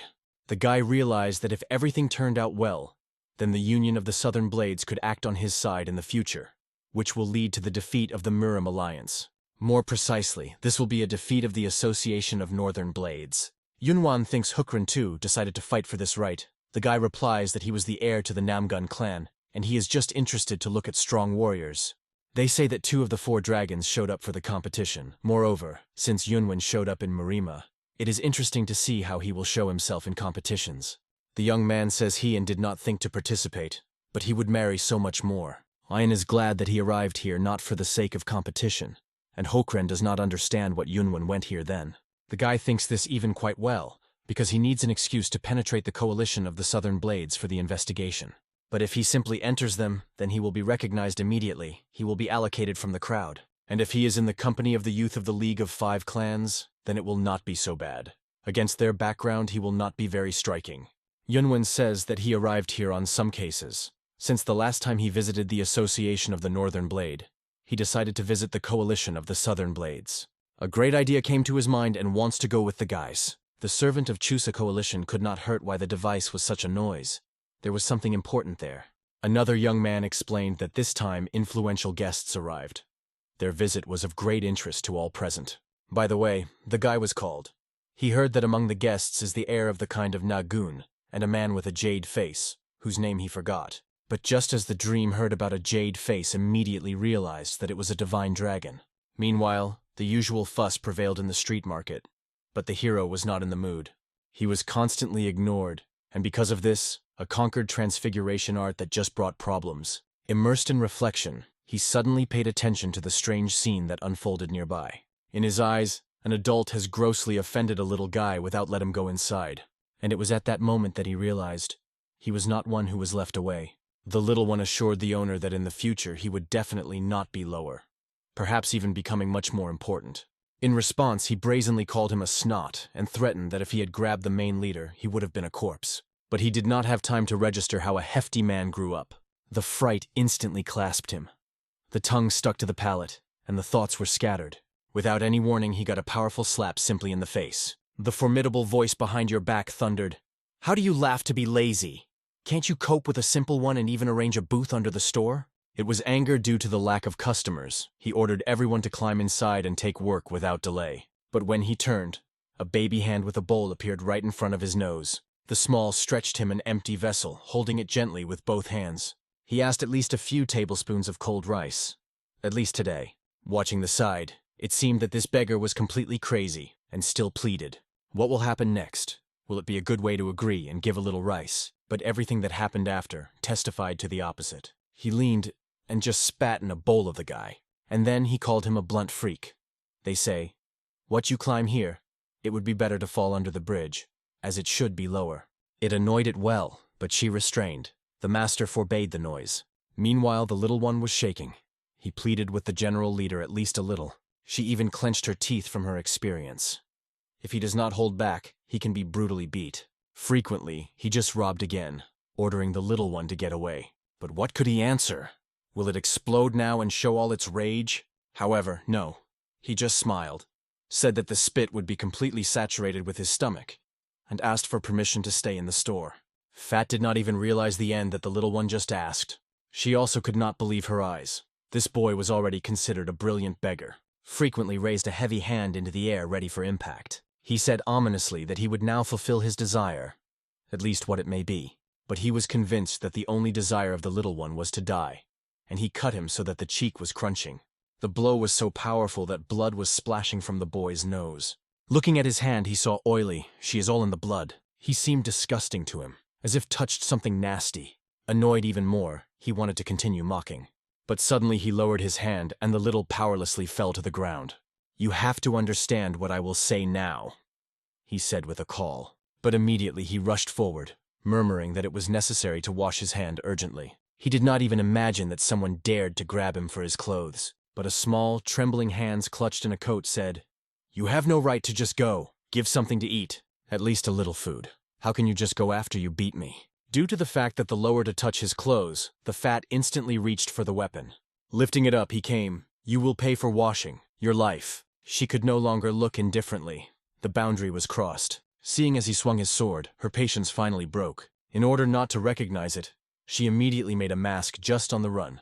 She was rushing forward, determined to stop this scum.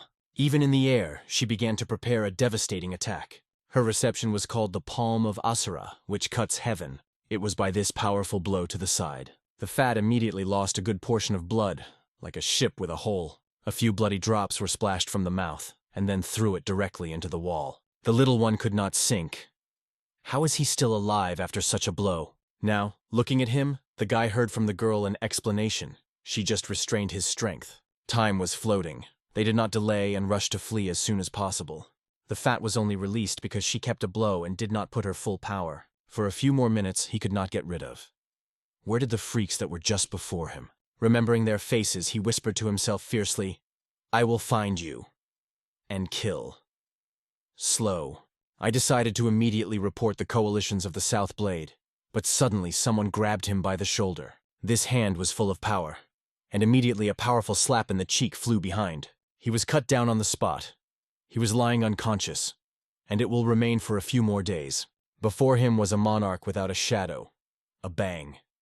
He did not endure the disorder, and at least passed by he could not keep silent. He only hoped that his luminosity would forgive him to intervene in this worthless work. Meanwhile, on the outskirts of Ujan, she attracted the little one here, to a safe place, and immediately she began to scold, "Why was it to be stuck if you are weak? Be careful." And instead of apologizing with a smile, he called her a pretty sister. Like, so beautiful. Even strong. These words made her stretch. She thought, maybe he really understands in people. And as soon as she voiced it, the guy agreed with a smile. "Yes, I'm special. Although, however, you have a little mistake." He added that she was grateful for her for salvation, but had her own plan. And it was in the moment when she asked that for the plan, a strange fisherman suddenly appeared near them. She did not even notice how he was near. A shadow appeared. Now her only desire is to find out who he really is. It was a king of vagrants, Pun Chong Ho, a legend which was talked about. Even the little one was stunned by his appearance. He did not expect that. But even more shocked it was that this old man is the king of the Vagrad. Looking at the little one, she realized. They were in front of them. The teacher once mentioned that he saw him in Hanzhou. She also knew what the little one did not know. The man he accepted for his grandfather is now in Hanzhou. But at once a voice came. "Yes, it's me." She was silent for shock. In this case, sorry. Small also bowed low. However, I immediately turned to him with a reproach. "You destroy the sect of the vagrants." Chung Ho's pun could not understand where such aggression and why, he said. "I also wanted to join," Little explained, "but I was told that I did not fit. And what, even the vagrams now have standards? It turns out that these wanders are only lower, although they are no longer so. And you, if their leader, is to blame for this. Because real lower and poor, they do not count with them and can even be beaten. And the wanders only play the role of the poor." Listening to these words, the old man sighed, seemed to meet the sage, and asked how to become a real lower. The little one looked into his eyes and answered, being lower. It's proudly to look up into the sky, even when you are despised, and remind others of their dark side. This is what we look in the eyes of people, to give them courage. Because even in poverty you can be happy. That's what it means, to be real. Hearing these words, the old man did not know that he was just silent. Silence reigned for a few seconds. He clenched his teeth, struck by the depths of his soul. He realized that this guy will grow up by a big man, and he acknowledged, today, he really enlightened. Suggested that the little one go with him. But the guy answered briefly, I do not want to. I am not from the Wanders, so I will not leave. However, the old man did not call him in the Vagrad sect. He invited him to the logo 1,000 Winds. Now she was confused. She saved him. Why now her grandfather wants to pick him up? At this point, he appeared and advised not to argue, but to trust the child with a more experienced man. The king of the Vagram just smiled. I do not consider myself experienced. I am just old. But I wanted to know, who is this gun? I am a servant of Heavenly Jade Dragon. The gentleman told you a lot. My name is Kukun-hun, he replied. The vagrant king felt immediately. This young man really has a powerful inner force. He is a new follower. After a brief conversation with the grass, they decided that the beggar will go with the king of the vagrants, which was very upset by Sob. The king wanted to find out the boy's name, and it turned out that he had no name. The old man immediately suggested that there be Ji Cancer Man, but it did not seem too good. At that time, Sun Hun gave him a name, Bukan Sovan. She said she was her farewell gift for her sister. This version of the guy liked much more. He sincerely thanked her. In response, she asked not to get sick and said goodbye to him. So the story of Sora Hun and Soban ended. Everyone went their own way. Meanwhile, Mu Jonchi, the real name of Kukun Havan, hurried. His movements were clear, quick, and confident, no step away. A little earlier, in the guest pavilion of the Union of Southern Blades, he was explained, any carelessness and can be tracked. In order to avoid suspicion, he was asked to go through the outskirts of Uman, to erase the traces and return, as if nothing had happened. He understood everything. If the enemy was looking for inside, you can be exposed. But if the traces are driven from the outside, everyone will decide that the attack came from there. After returning to the Union, he was instructed to gather as much information about the elder, his heir, and a foster daughter. But now, when he was in the new environment, he has begun to doubt. He has never questioned his skills, and will they be enough in Chongvan? The senior saw his excitement. Everything was written on his face. I do not know if I will cope. Maybe it is better to trust this master of demons, not me, Monyan muttered. But the mentor had a different opinion. It was he who was assigned this task because he was believed, and asked that he also believed in himself. And he added, because I believe in you, sincerely. And immediately after that they sounded confident words. I will never destroy your faith in me. As Wen Jun said, Mu Jun really had the technique of hiding traces. He explored everything inside the alliance of the Northern Blades, remaining invisible. He first went to the cities mentioned by Wen Jun. He approached the room of the crazy heir. She was absolutely empty. It seemed suspicious at once. It was too quiet. Another detail was surprised. Why the guards of the Union use one blade, not two? Year-olds? He then went to the opposite direction, where he seemed to him the foster daughter of the elder lives. And suddenly his face changed sharply, his eyes rounded. He accidentally hits the incredible beauty. The scene, to put it mildly, it was not for other people's eyes. From embarrassment and shame, seeing a half-naked girl, John felt a powerful spike in internal energy. This explosion did not go unnoticed. One of the guards had already followed the shadow. John realized that he got into a real mess. The situation was almost hopeless. Caribou gave up, and at the same time asked loudly, "Who are you?" The girl immediately heard the noise and reacted. The gut was so loud that even the games in the hall could not block it. "Is there no warrior in the Southern Blade that goes the way of Tao?" asked John, looking at the sufferer just in his eyes. "Maybe," he answered, exposing his knee with acutely attached to him. But he immediately added, "And what a difference when I still kill you." Meanwhile, the girl repeated one name. What's going on?" This is how the guard was called. He reassured her. "Don't worry. His name is translated as Reign of Death, and it suits it." For Ion, such self-presentation sounded at least strange. And not hesitation said, "From the rain do not escape. From death, too." He meant a death that is coming suddenly like a rain. Instantly, he got several dozen sharp blades and threw them into the Ion. John was straining immediately. The speed was incredible. However, he was not lost. He answered no less with a rapid reaction. Saw you move to the next step. I went forward with pressure, but it became clear. It was only a distracting maneuver. Blood appeared in the air. Has the ion suffered a deadly blow? He realized, distracted, and it was a fatal mistake. Saw you already stood behind his back and whispered creepy, "Do you see? It didn't work out. It's time for you to die." A shrub. Saw you raised his hand high up. The moment of decisive blow came. His attack came from the elbow, to which the blade was attached. That's right. Jonah flashed into his head when a brilliant blade was thrown in the eye. So I die. He did not regret anything. Unless the split between the bookmake, Eliu, Damde, and Gyan, the four main families of the sect of the heavenly demon. It may seem that this sect is kept on strong blood ligaments, but in Chongvan it is quite different. After conception of the baby, whether it is from love or for pleasure, a man and a woman just diverge, without attachment. If a woman is pregnant, the child receives either her name or father's name. However, several people are raised.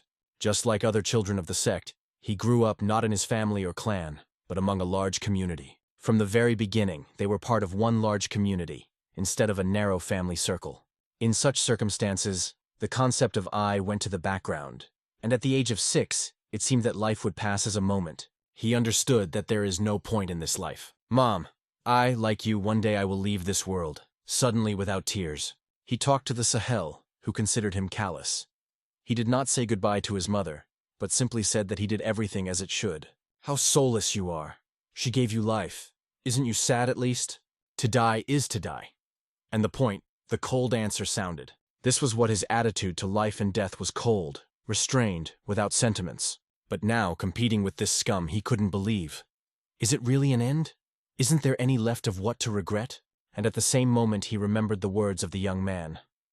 No one but you is able to fulfill this mission. No one will reproduce the technique as clearly. He also said, these techniques are like hands and feet, and losing your hand or leg is painful. Therefore, you need to get to the end. Come back. That is why, looking at the blade in front of him, John could not agree with the phrase, to die, to die. He said, no, I survive. And I will come back to the Supreme. With determination in his voice. And even when everything seemed lost, he found the strength to perform the technique. A red steel wheel.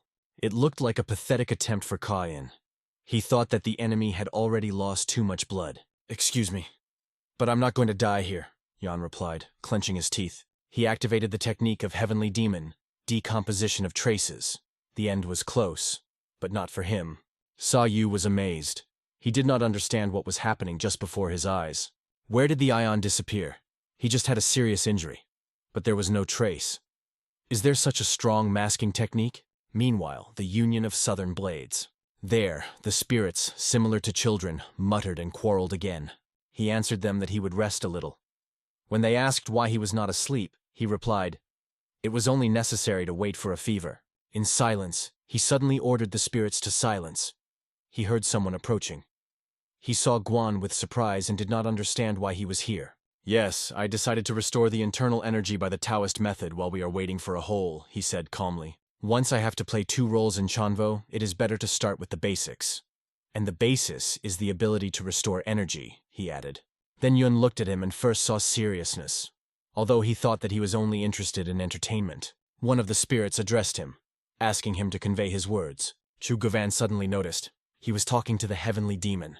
Yun confirmed. He only translates the words that the demon spoke through him. With the technique of vision of the heavenly demon, he expelled the enemy and made him complete obedience, the message sounded. Guan, it seemed like the technique of conquering the soul. But he did not understand why he was told. Yun explained simply, because there is nothing fun in the workouts. And he added, and after all it will still have to be done. Thus, Wen Jun and the Lord of Demons began to study the technique of vision of the celestial demon. But Yun began to worry.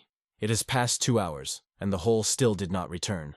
He decided to wash at least, but he thought, the problem of Jonah is doubts. He lacks confidence in his own power. Suddenly he escaped something. Just under his foot lay a stone. Yun leaned carefully to look better, and with every second he began to understand what was before him. Walking a few meters forward, he saw on the ground an unconscious hole. He lay without signs of movement.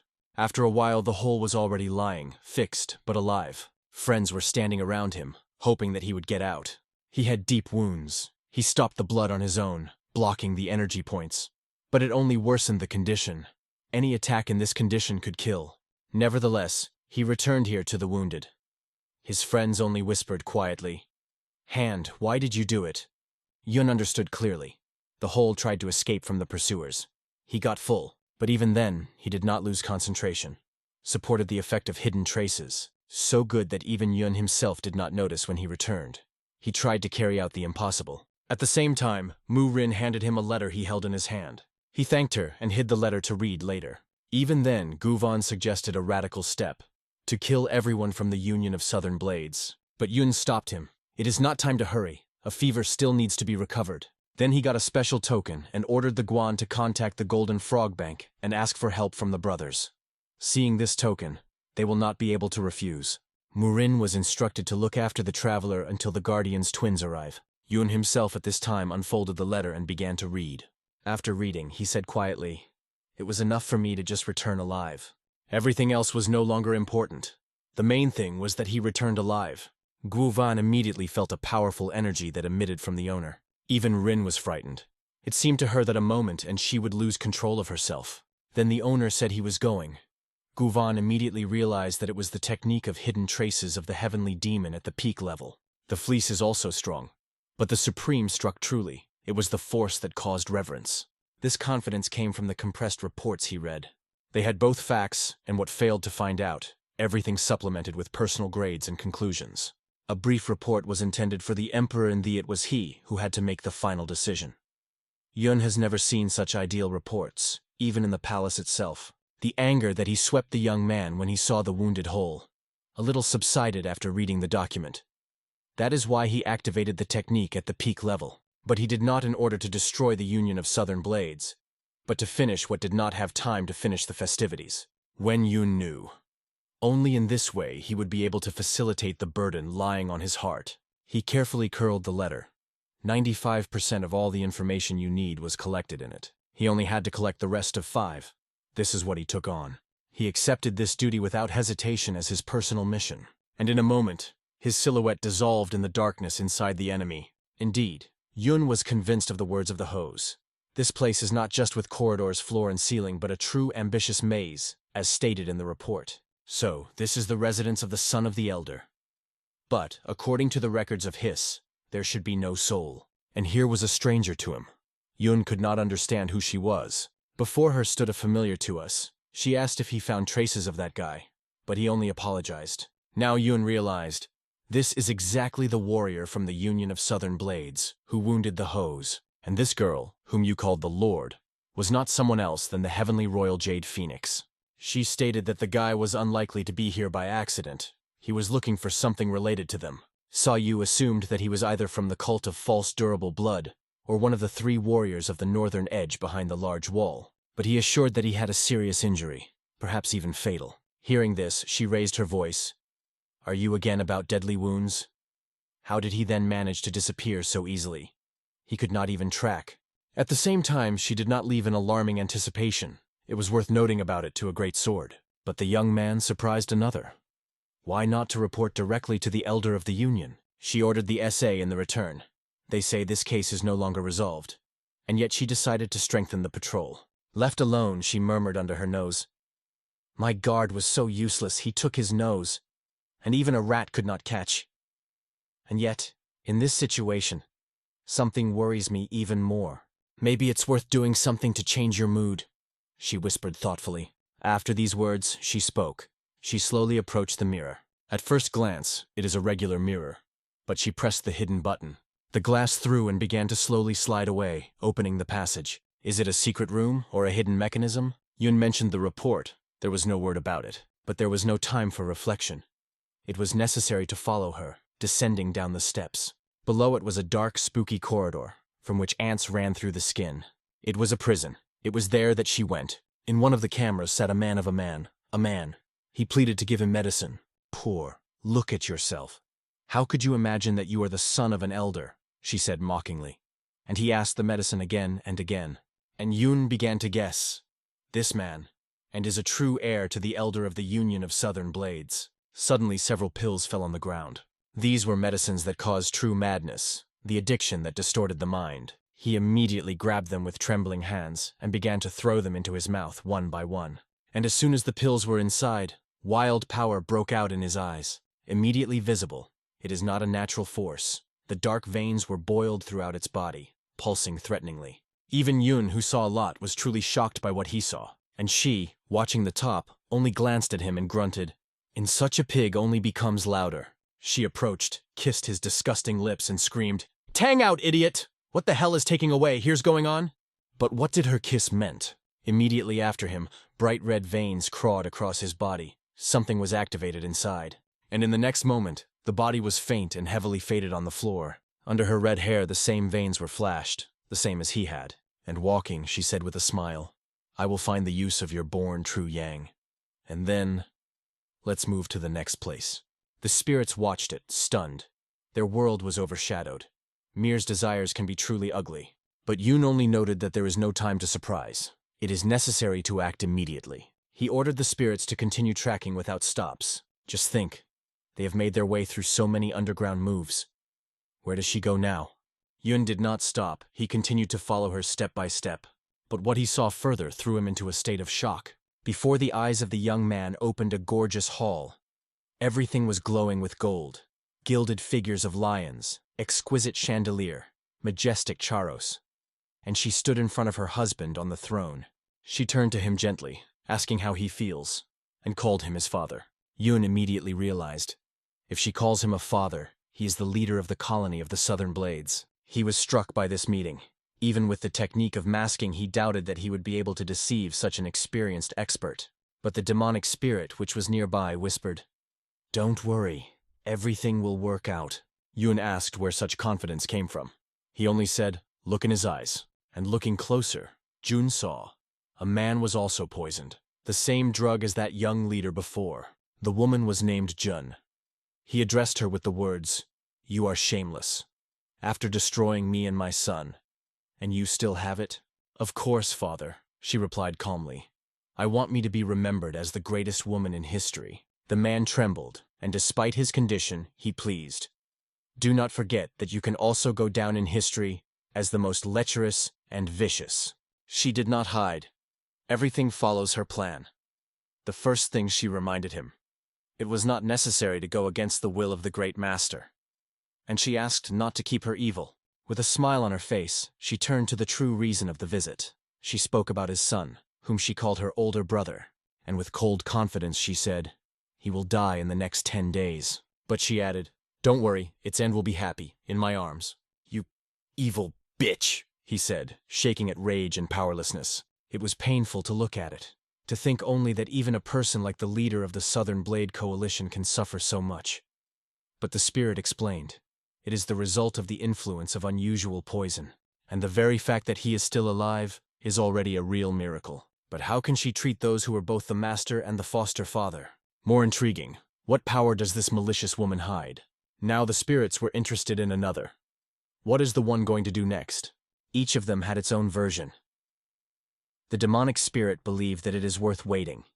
The old one would die soon, and then it would be clear who stands for this woman. The other spirit was categorically opposed. It is an unworthy behavior for the true absolute. Yun had to make a decision, to help them and save the coalition of the Southern Blade, or leave everything as is, and focus on revealing the true face of the heavenly aroma of the Jade Phoenix. The demonic spirit advised to look at the situation more broadly, but the second denied again. It is not necessary to listen to demons, and it was at this moment that both spirits heard an unexpected answer. "You are both mistaken. The coalition or supporters of the Jade Phoenix is indifferent now," Yun said firmly. "I came here to complete the unfulfilled mission, and when he finished her, it's time for revenge." I am confident in each of his words. Yun returned to his comrades, and Guvan, kneading his fingers, already knew. Milord would not leave them. Revenge of Huang's is now his personal duty. "Blood for the blood," Rin whispered coldly. In her eyes there was a single way out. Revenge. By dawn, starting with the Pavilion of Heavenly Aroma, which I have already mentioned, we will destroy only those who mastered the dark arts. This should be done as soon as possible, and at the same time go unnoticed. Everything must be completed before the first rays of the sun. Dawn was approaching. The one whom they called the Knot was already woke up. Opening her eyes, she saw a real hell. There was a bloody scene in front of her. Seeing the mountain of corpses, she rushed to the underground prison. Standing there, nervously biting nails, it seemed that even it could be frightened. Finally, the same scum appeared. She immediately rushed to him with the question, "What happened?" He answered with only one phrase, more precisely, the figure, 671. Just so many bodies were found. And even after the check, the figure has not changed. She, stunned, could not believe. Who could arrange such a slaughterhouse in the middle of the night? And are there any hooks? But now they have found only a few details. The bodies of the dead were divided into exactly 3 types. The first type, 162 people died with bloody traces clearly in the middle of the forehead. Here's how it happened. The security guard stood in the place indicated to him, not suspecting how suddenly he heard a female voice. It was not a second as his head pierced through. Instant death. Rin was not going to spend time on chats. She killed at a distance. 1 accurate sword blow. Then the annoyed redhead asked about the second type of dead. The answer was even more creepy. 205 people were killed by a full fracture of the body. Cruelty beyond the imagination. 2 such bastards sat, preparing to eat quietly. Yunvan walked behind, grabbed both of his heads, and instantly killed without any effort. He didn't even use the sword, he just squeezed his fists. And all because he did not want to dirty the blade about such abomination. One of the men offered her to look at the body, but the redhead only waved. "Take them away. The sound of what you say is already disgusting." One thought was spinning in her head. 671 people were killed in one night, without any witness, without any trace. And if everyone was killed in different ways, 162 died from a cross stroke between the eyebrows. 205, with crumbs broken to crumbs. There are another 304, and what can it mean? She thought. And suddenly she realized that these 304 people were killed by one person. All. Without exception. At that moment, he did not fully understand what was happening to him. Everything seemed to be blurred and incomprehensible. The first who noticed he woke up was a gun. She went quietly into the room. The first thing the guy began to worry about was whether the owner received his report. But she knew nothing. But he knew Yunvan. It was he who explained that the owner received a report, and had already read it. Both sat next to him on chairs, conducting a calm but tense conversation. The whole felt the inner shame that he was blowing from the inside, and even a simple question could not find the answer. There was not enough strength. Then Yunvan conveyed the words of the owner. "Listen carefully. He wanted me to tell it personally. The mission performed by Han was completed brilliantly. Don't be worried." But even after these words, the sludge lowered his eyes and admitted, he cannot forgive himself. After all, he could not finish everything to the end. And it was at that moment that the owner of Yun himself entered the room. He did not doubt that Heiss would not release this situation so simply. Looking straight into his eyes, Yun said, "You have done the task perfectly." But the thoughts of the hose were not silent. "Why is the Supreme Fund such a failure as I am? I can't do anything with me." And again, lowering his head, he apologized. He confessed. He deserves punishment for his failures. But Yun reminded Homan, "You returned, as promised, and it was the most important." "So Hun is no doubt talent," he began. Murin is speed, reaction, prayer. Yunvan is an explosion, pure power, without restraint.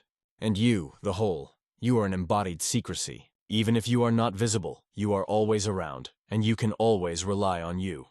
It was in this friend that they confessed to him. They value him. They like it as they are. Therefore they asked, "Not be so harsh to yourself." After all, he did more than enough, for everyone. The fleece could not stand. Turned his back even to the host to hide tears. And through the squabble and gurgling of nozzles, he tried to mutilate. "I do not cry. I do not cry at all." Meanwhile, the red-haired discussed the victims of the third of the 3. She was interested in what was the cause of death. He just shrugged. He would call it a natural death. Hearing it, she reacted with distrust. It seemed to her that it was some kind of evil and stupid joke. But he himself could not fully understand what had happened. After all, the bodies are neither external or internal damage. You will not explain their death otherwise. It was incomprehensible, almost unrealistic. And here is how everything really was. He did not use the rude power, but something much worse. These scums only saw the flash of light. They didn't even understand what it was. And this incredible energy was stretched by their circle, like a wave of the end of the world. Yun asked the heavenly demon, "They won't see me, even if I do it?" He only nodded. Yes. And then the death of them stopped. Perhaps even better that they died without feeling anything. 3 swords of heavenly demon, the third form. Destruction, destruction, heaven. Everything they could see is a bright, dazzling glow. And after him, everyone was already dead on the ground. The heavenly demon liked this tactic. It was pure, elegant, without traces. It was the real punishment of the heavenly demon.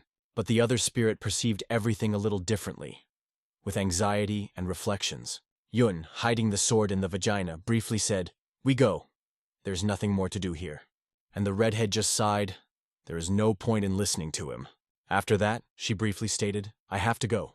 "But before you go," she asked, "were there any cars among the corpses?" But she did not receive the answers. Many bodies had distorted faces, so she could not understand anything.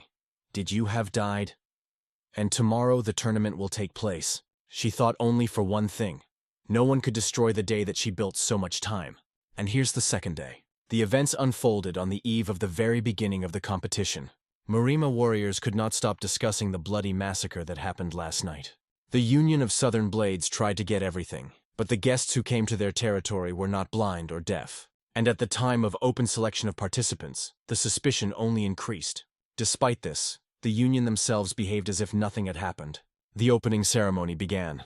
It appeared in a sophisticated outfit, beautiful than ever, the embodiment of grace.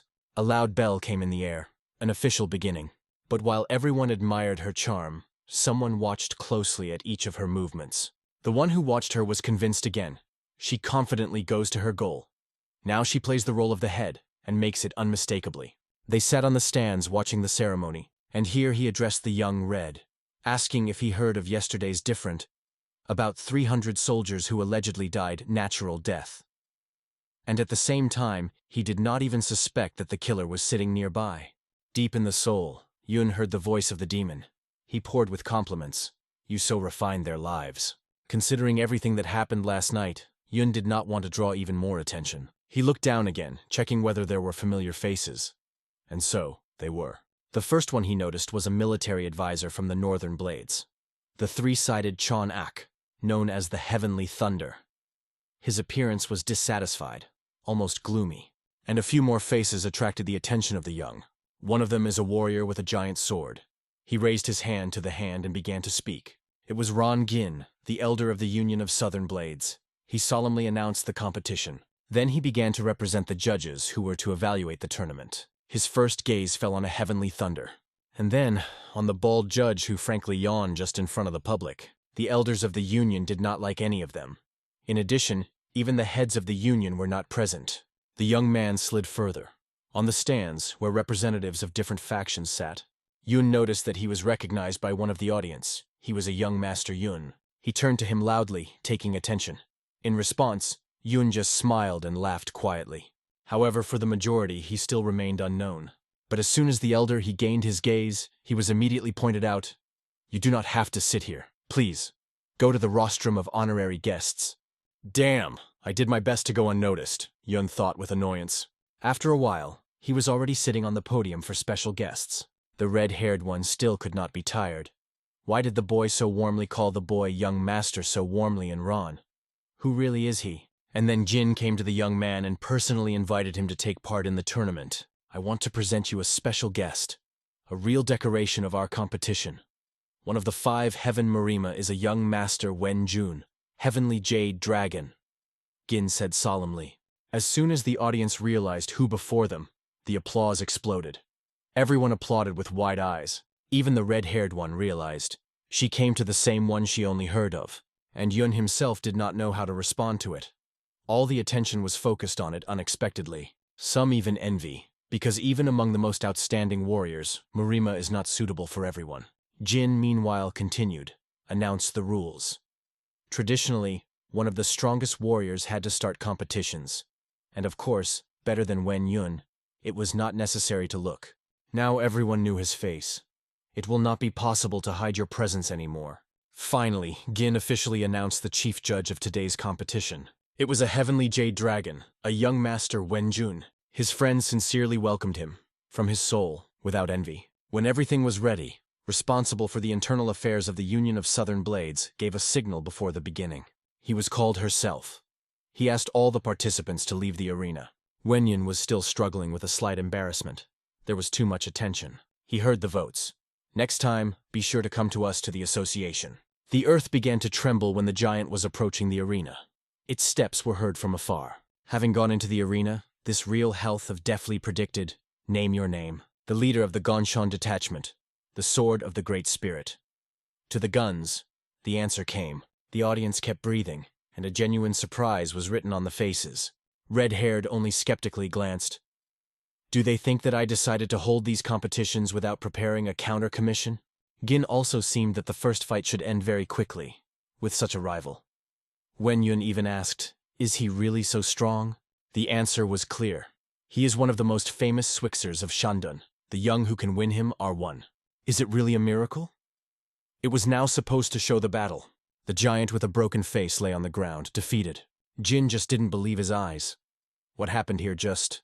The audience was also shocked. How did such a thin guy be able to overcome a real giant? In addition, he won, without even using weapons. And when asked about the name, he only answered, Cho. Jin looked closely at the guy. It should be an experienced fighter. At first glance it seems weak, but it clearly hides great power. They raised the box with the announcement. If the next fighter does not reach the arena before the 5th blow to gong, victory for a young master of young man. But immediately they flew up 2 hands with a cry, I'm next! These were 2 brave guys, both are ready to fight. To decide who would come out first, they were offered to pull a lot, but one of them confidently took a step forward. I'll go. My name is a bloody dragon. Mamon, he added, saying it as if challenging the whole hall. With the help of poison, he lightly understood the first enemy, even for Gina. His methods remained incomprehensible, though it was thought that he was superior to many. Among the 4 dragons are the most famous, the Black Wind Dragon from Shaolin and the White Heavenly Dragon from the Shaman sect. Only their names are known about the other 2, and nothing more. Yun has already understood that the next one should enter the arena with a bloody dragon. But instead, he suddenly turned directly to the most celestial jade dragon. Friends sitting behind the young man were barely holding back. The atmosphere exacerbated. I only believe that I see with my own eyes. And I do not intend to listen to the one who invented the nickname, the Yawned Dragon through. But for this, he immediately got a sword under his throat. One of the audience reminded, we are in competitions. However, with a slight and accurate movement, Mamon knocked his sword out of his hands. He quickly approached the opponent and whispered, from today, there will be not 4, but 3. He threw it back with a powerful blow, and in a moment, a flash of fire that burns life itself. The audience and judges were shocked. No one understood what had just happened. But one thing was obvious. 1 dragon dropped. The Yawn Dragon is dead. He was killed by the Dragon of Fire Destruction, Chang Il. He stood, confident in himself, and thought, now no one will hurt me. And the next, as he decided, has to die. Heavenly Jade Dragon, that is young. Yun, as an experienced participant, was well aware that the competition had clear rules, and did not remember it forever to be officially served. Moreover, this brazen did an unexpected murder without even introducing himself, although he participates in the election of the head of the Southern Union of Blades. Is it his courtesy? This is what Yun paid attention to him. His question hung in the air and he stood silently, not knowing what to say. Subsequently, he just laughed and grunted something incomprehensible, in his corporate weird style. His justification was that the first lifted the sword of a poisonous bloody dragon, targeting the blade in his neck. Then he asked if he was not mistaken. But he did not wait for the answer. He was forced to call himself. He announced a loud name, Chan Il, a dragon of fiery destruction, one of the 3 dragons of Marima. After calling, he turned to the young man again. They say, now your turn is to answer. The answer was simple. Was Yun ready to go against him in a duel? If someone thought that Yun would refuse, in vain. His answer was short and decisive. He accepts the call. Without the shadow of hesitation, Yun confirmed. He is ready to fight. On the eve of the competition, Chan held a postcard. It said that at night, half of the 600 participants were killed, probably natural death. But Chan refused to believe in it. At the depths of his soul, he decided, if this bitch turns an alliance into a mess, then according to heavenly plan, he should become a real master. Although he guessed that there was a jade dragon behind everything, Chang offered him a duel without delaying. His plans were to kill Young just here and now, so that yesterday's massacre could be written off in an unfortunate accident. Having killed this guy, Chan not only wanted to win, he wanted to perpetuate his name as the most original Heaven's Chosen. The judge was already summoned to the arena, and everything was ready for battle. Yun added with a smile. I just announced the beginning of the battle but did not say that I was involved in it, isn't it? Such words from his mouth surprised everyone. It was unexpected even for those who knew him well. The attendees were reviewed. No one could understand what he meant.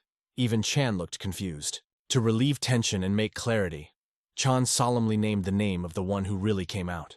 He put his hand on the Hole's shoulder, silently passing the right to speak. The Hole came out confidently, not showing any fear of the enemy. However, he was angered by the decision. How is it possible for someone to exhibit a subordinate instead? Yun did not even pay attention to this indignation.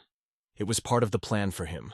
By the way, Yun himself suggested that the Vat himself join the competition. He has long suspected that this guy could be a messenger of the Heavenly Royal Phoenix. And if you click on it now, it will make him act openly. Moreover, this insidious knot was sitting with a bored face, as if before the beginning she knew who would be the winner. Yun constantly thought about it. Even after the night fighting, the tournament still happened. So the reason should be significant. As Jun said it aloud, as if he saw, he also understood. The Heavenly Royal Jade Phoenix had already ahead of them in the struggle for power. According to the plan, the prepared fighter had to reach the arena, brilliantly win, and therefore to ensure control of the tournament. According to official procedures, this would make them easily seize power over the Southern Union of the Blades. The woman who had been sitting with an indifferent, bored face changed instantly when the Dragon of Fire Destruction announced her participation. Meanwhile, the audience turned to the Hole with a request to name their real name. The bunny suddenly sweated and frozen in place. He had no answer. What to say? What to say? What to say? This thought was spinning in your head without stopping, and the first thing that escaped from his mouth was the name of the new lord, where to me de Guan. The crowd laughed aloud. No one has heard such a bizarre and funny nickname. Yun, covering his eyes, plunged into reflections. Earlier the Hole seemed to him smart and serious, but now this impression was completely scattered. The judge again declared the rules, after which the bell of Ganga rolled out in the arena, marked by the beginning of the battle. The Ore Girl in the crowd reflected whether she was lucky, because Heavenly Jade Dragon was involved in the tournament. She believed the holiday. Her young Mr. Chan does not lose this worthless enemy.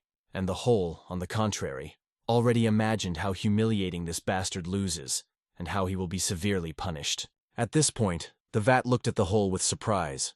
He did not expect to see such a fun, smug smile at all. The Ore Girl could not understand what happened to him. Something was changed in a minute, but she did not understand what exactly. The hand of the Hole without fear reached for the sword, as if it were not a weapon, but a continuation of his will. He filled the blade with such powerful energy that it broke out the flames, and immediately went on the offensive. Chan was certain. The subordinate was confused and did not have time to do anything. Walk, he exclaimed, blaming the one who sent you to death instead. Feel the power of the Sword of Fire Destruction. His reception. Great Fire Easting turned the arena into a burning field of battle. A powerful explosion split the surrounding area. The ears were painful from the moon. Chan already mentally celebrated the victory. Everything seemed to be over, but something went wrong. Anxiety appeared in his eyes, the same as before the battle. The explosion only tore clothes on the boy, exposing his muscular body, and did not harm. And most importantly, the look of the hose.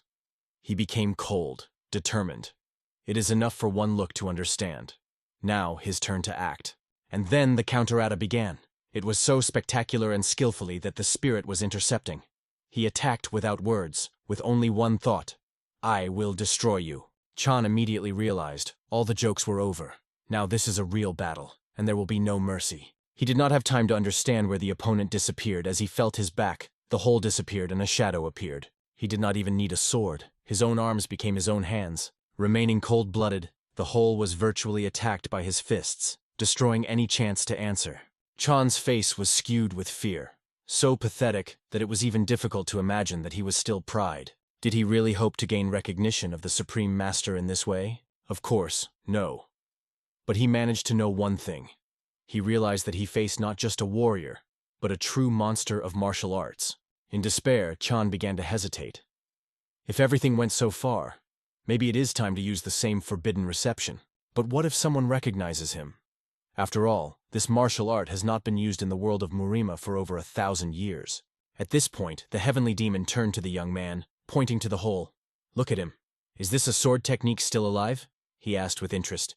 Indeed, something incomprehensible unfolded in front of them. The hose sword was shrouded in a dark purple aura that emitted the power of a different level. Chan stood hard, putting his sword in front of him as a shield that he could no longer save. Yun wanted to know more about this technique. What is special about it? What should you look for? Once upon a time, there was a school that used a similar greeting in battle. The name of it seems to be Bloody Demons of Heaven, the name that frightened even the most bold. Their arsenal technician included techniques such as the Bloody Demon, just like that. And one day they tried to capture me, but I destroyed them all. Hearing this, Yun could not hold back. He wanted to ask one more question. Why did you destroy the Bloody Demons of Heaven? Was it not just for the sake of entertainment? The Demon of Heaven just smiled slightly and replied, only the name coincided, nothing more. And it was at this moment that Yun realized everything. It is not just a spirit before him. It is a real crazy, full of strength and madness. He whispered quietly, provoke him. Remember the words, Bloody Demons of Heaven. It can knock it out of balance. And one more, be careful with this sword. He is not like others. The traveler immediately listened to the advice of his master, and without hesitation fulfilled the order. Bloody Demons of Heaven are not ordinary warriors. Their skills were so powerful that they even threatened the heavenly demon. At that time it did not matter, because the heavenly demon was still in power. But he felt a threat in the future, so he decided to destroy them on ahead. The young man was interesting. Was there a problem to kill them all in one night? But the demon explained that among them were 3 extremely strong sorcerers. One of them is the same with whom they are dealing with now. At this time, Chan has already completed the preparation for a decisive blow. He reached the boundaries, activated the sword of the illusion of a bloody demon, forbidden equipment. A black fog thickened before the eyes of the audience, thick, heavy, anxious. The blade suddenly shook from the darkness, as if death itself looked from behind the scenes. In a few moments, such blades appeared several. They flew, cutting the air. A figure similar to a hedgehog emerged from the darkness, but on her back long dark blades like demonic needles. The Bun was looking intently at the silhouette and felt, although this technique was reminiscent of the secret sword of their sect, but it is completely from another world. It was impossible to predict at what angle and when the next blade flew. So the whole decided not to wait, but to jump simply deep in danger. At this point, Gin wasting his breath. Would the festival be the victim? Will he find a way out of the situation? The decisive moment is close. Suddenly, the whole was as if in another dimension. Dark, stranger, where time and space lost meaning. Everything around was absorbed by a thick black fog, which completely hid the opponent's figure. But nevertheless, the vat still had only one sword, and only one body that he tried to mask. "Do you hide how the pitiful rat soul of your school?" said Han, looking calmly into the darkness. Suddenly, a Vagan emerged from the fog and, as if proclaiming the sentence, exclaimed, "To die from the sword of the illusion of a bloody demon is a great honor." He appeared right above his head, exactly where he decided to look at it. It was not just a hit. It was an intuition that worked instantly. And again, for the third time, the expression of shock and panic has frozen on Chan's face. A completely different picture was on the face of a whole. He was quietly waiting for the moment when the enemy would finally show himself. Thanks to his skills, he stopped the blade, just with one hand. A powerful wave of energy released from his body immediately dispelled all the fog around. And it is important. Hamon's hand was unwavering, did not even shudder. What can you say about the sword itself, which trembling in the air? Yun, keeping closely at every movement, could not help but estimate the level of Has, and seemed to be amazed. Honey has extremely sophisticated use of martial arts. Accuracy, calculation, and no extra movement. It was at this moment that the difference between the fighters became apparent even to a third-party observer. To resist the fire dragon is one thing, but to feel such a tremendous abyss in the levels of skill is quite different. Even when Chang got his last trump card, he still could not oppose the enemy. The whole literally demonstrated, here he is, Dad, the master of this ring, and all the rules, his. In a panic, Chan remembered the words of his teacher. This sword cannot be destroyed. And what of that? Even this legendary sword had no power against the whole. It was absolutely helpless. The fleece struck dozens of blows in a moment, so fast that the eyes barely had time for him. And all this is with cold confidence, saying, "Come to your senses and confess your defeat." Chan's face was pouring from the loud blows that fell on him from all sides. From the last blows, his legs were literally bent. He barely kept on his feet. And on his hand the blood was clearly coming. A sign that the end is close. The audience, holding their breath, watched the spectacle. Mixed emotions did not allow even applaud. But speaking of incomprehensible emotions, It is still softly said compared to the reaction of a red girl who has barely restrained. And the whole. He stood over the vat, looking from the top, calmly, with the look of the one who had already issued the sentence.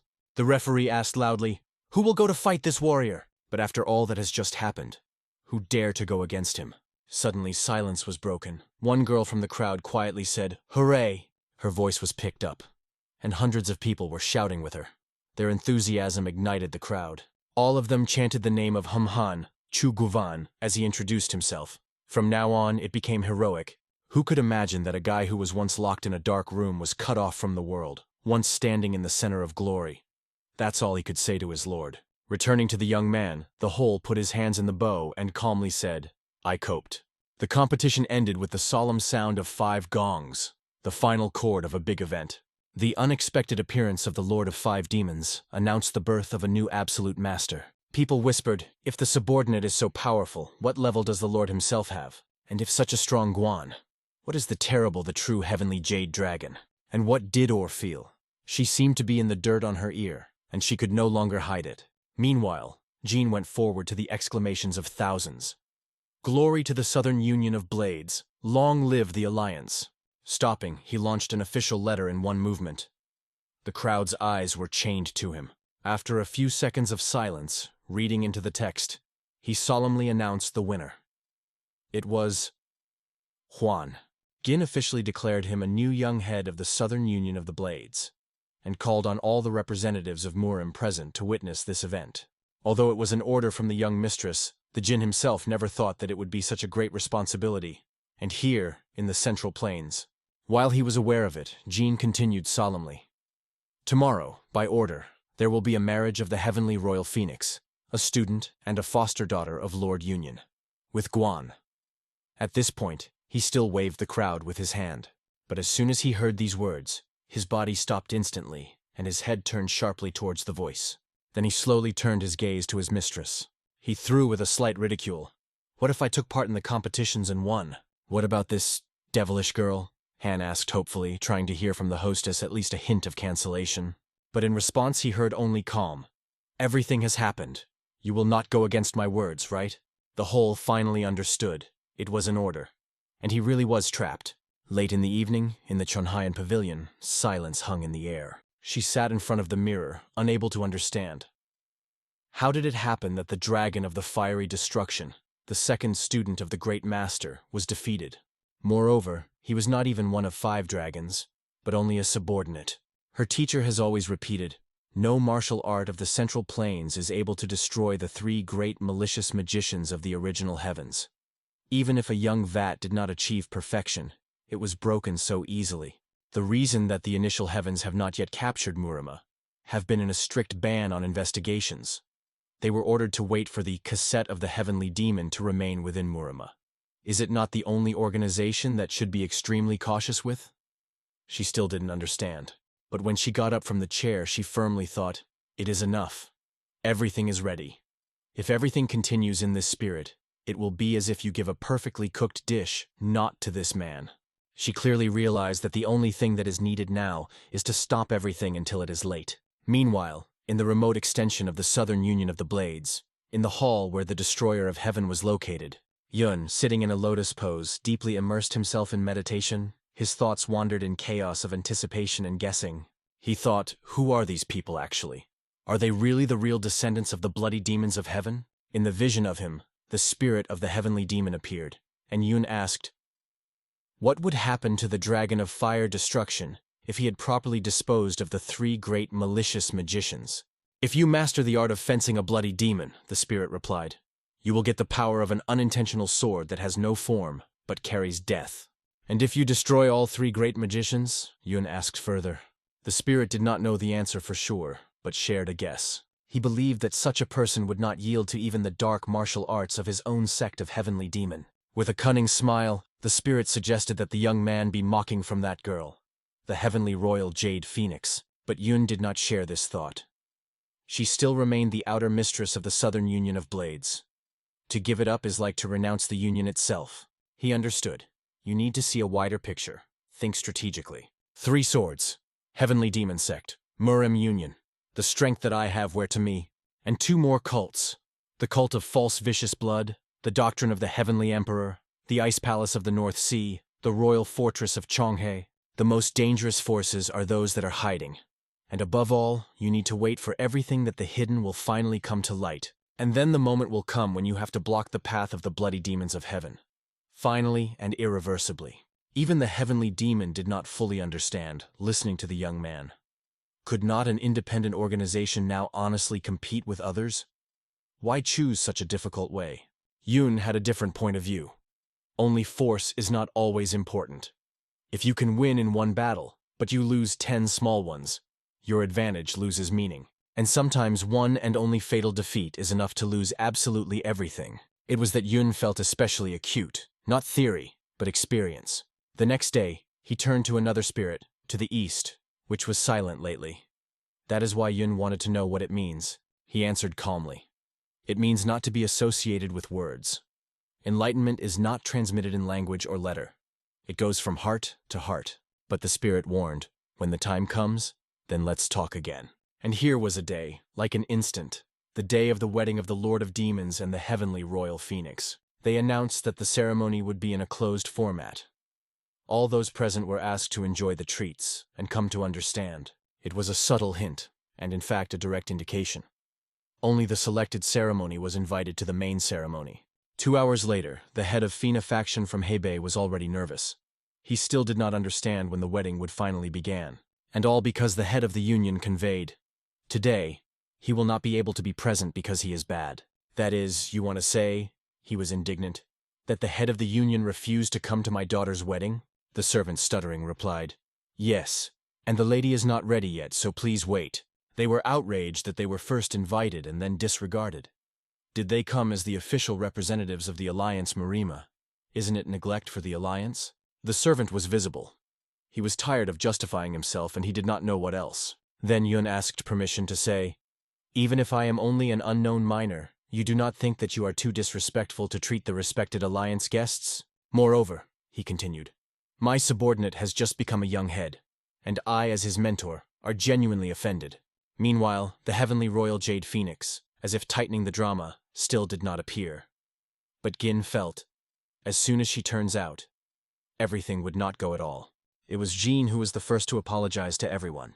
And so, finally it appeared. Its appearance was like a thunder in the clear sky. All the views were instantly concentrated only on it. As she came out, she apologized with seeming courtesy, they say. She did not plan to detain guests for a long time. But unexpectedly for everyone, the young spoke sharply. Directly in his eyes he expressed his indignation, and also reproached her dress. "Marriage is officially announced," he said. "Do you appear in this form? You are not like a person who goes to the wedding. Do you show disrespect? Could the delay be deliberate?" She already wanted to answer and call him a vile, but Yun did not give her a word insert. "If the question of continuity is solved by the leader," he continued, "can he not change his decision at any moment? It was he who made the choice, therefore, and to cancel it has the right." She only replied that she had received the consent of her father. They say there is nothing to worry about. But Yun interrupted her again. "I am curious to hear it from the mouth of a true union leader, not from yours. You are not officially a head." His words, as a jade dragon, found support among all present. All that remains to her is to strain her cunning face nervously, trying not to lose control. But the decisive position of the heavenly destroyer and the support of other Murim representatives did not leave her choice. She had to retreat, though she only wanted to win a little time.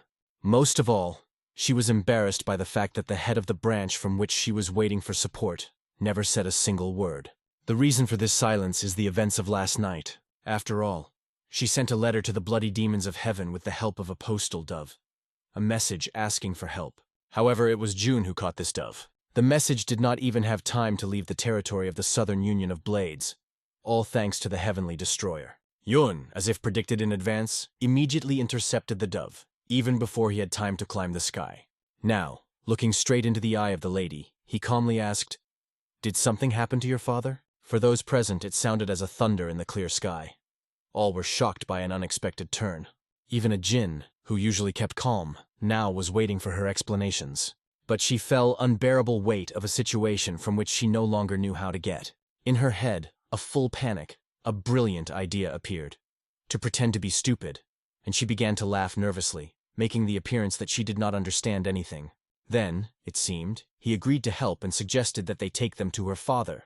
However, she immediately set the condition that only the young master of Yun and Homan can meet him. She politely asked everyone to apologize, and in a moment they climbed the stairs of the side wing of the building. Behind her back, the boys whispered. What she was upset, it was something really happened. They did not even realize that it wanted to destroy the Southern Union of Blades through official procedures. Yun intended to release his leader by the same methods.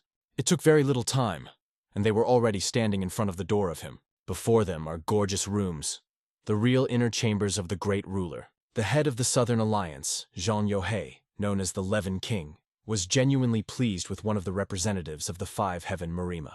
But suddenly in the head of the young man came an inner voice. Head, do not show anything. Just listen. The double exit technique used by Yun was in a cunning question.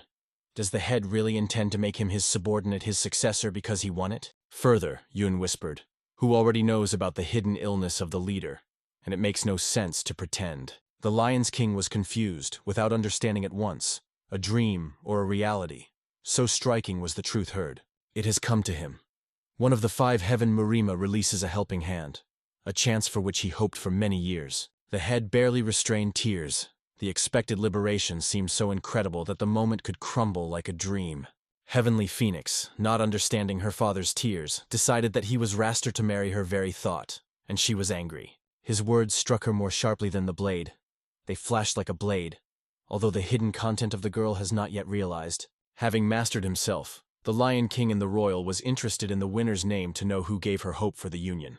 The guy bowed and called the lady where, confessing that, being a humble man, worries whether he could lead the Southern Union with dignity. While there was a polite conversation, Yun quietly reminded the head, everything will end soon. Please listen to the requests of the ladies, where to the end. The Lion King aloud assured that he listened carefully to the guest, masking the conspiracy under the usual dialogue with the future leader. Ginyo Hai, known as the Lion King, once invincible ruler of the South, now looked exhausted and pale. The figure that never bowed her head lost his former grandeur, like a lion, tight by invisible chains. He clung to life, suffering from humiliation from a woman who was once a student and a foster daughter. The reason for his weakness was simple. In the veins of the Lion King pulled a powerful toxin that slowly sucks forces. It hurts him to see the Union of Blades, to which he gave all his life, has turned into a cheap cost resource for someone else's intrigue. Clinging to the fragile life, the Lion King only dreams of maintaining the honor of the Union and conveying power to the one who is really worth trust.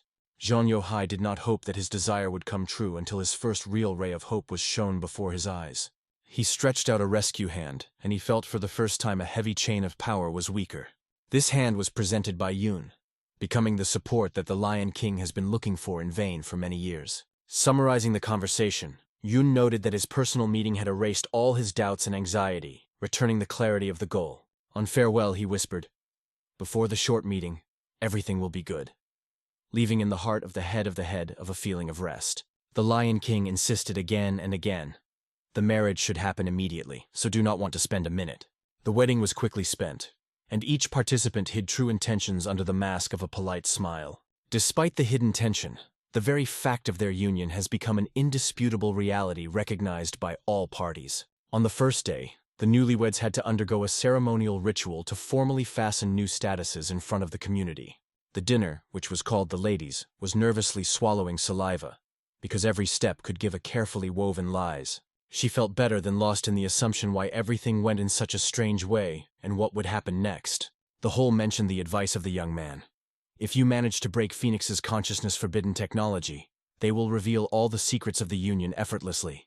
But only the aroma of her perfume was enough to become dizzy, forcing him to doubt her own determination. It was only necessary to look at the whole with a look to understand. The attractive appearance was hiding a complete newcomer in relationships with women. Sickly smiling, she invented a game for a moment, which would make him aware of every cell of the body. The first movement, she slightly carried her fingers on his chest, leaving lace of electrical touches on the skin. Gently purring, she whispered that he is no longer able to restrain himself, a sweet man, giving a helpless temptation. The furnace was numb. He could not pronounce words, Thoughts froze, like butterflies, moved to consciousness by shame and astonishment. Her warm lips touched him, and a short, pulsating chum passed through him with a lightning, shaking her body. Seeing in his eyes a confused passion, she was fine to allow him much more. Having released a powerful yin, the girl showed how he conquers men, a thin, invisible flow of energy. But this time she clearly underestimated his opponent. For years, the fracture of the heavenly demon has kept the ocean of Jan stable under the skin. All his power did not disappear. The flames of Yang patiently waited for the moment to flash. After conducting it through the lower energy channel, he sent the flow to the crotch, preparing for a counter-offensive. Adding his own Jan, the whole made the energy lock in the circle, turning the wave back to the girl. If she needed strength, he is good to give it in full, showing who has set the rules. After answering a more passionate kiss, he poured a burning wave of Yang, from which she took a breath. The cheeks had a heat when he felt in response to his passion in his chest. The flames flashed even more. Following this, such a passionate kiss illuminated the room as if a miniature star had flashed inside, chasing night darkness. From the yard, it became visible as the whole building was shining with soft light, as if under the dome kept a wave of heavenly energy. The next morning, Jun, entering inside, could not understand what happened here for the night. A sweet, drinking aroma wandered in the air. He had to throw his gaze on the face of the Jade Phoenix to understand the cause of this magical mess. She, to the Poyas, was drowning in tenderness, hugging the hole and rubbed against him as if she could not breathe without him.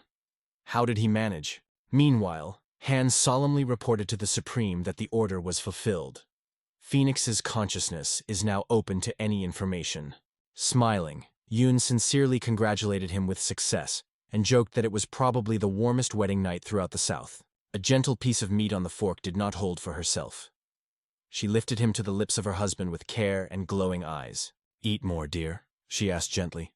Taking care of the strength of the newly made man had enough for big accomplishments. Yun mentally noted that such a scene literally radiates happiness, but himself did not seek to be in such captivity of feelings. The boys were whispering, thinking how miraculously a miracle was able to curb the one that seemed like a relentless witch yesterday. To check if the eye of a celestial demon was really working, Yun decided to ask the girl a simple but demonstration question. Looking in her eyes, he asked quietly, "Do you know who I am?" She replied without a shadow, "You are my husband's master, and therefore our common master."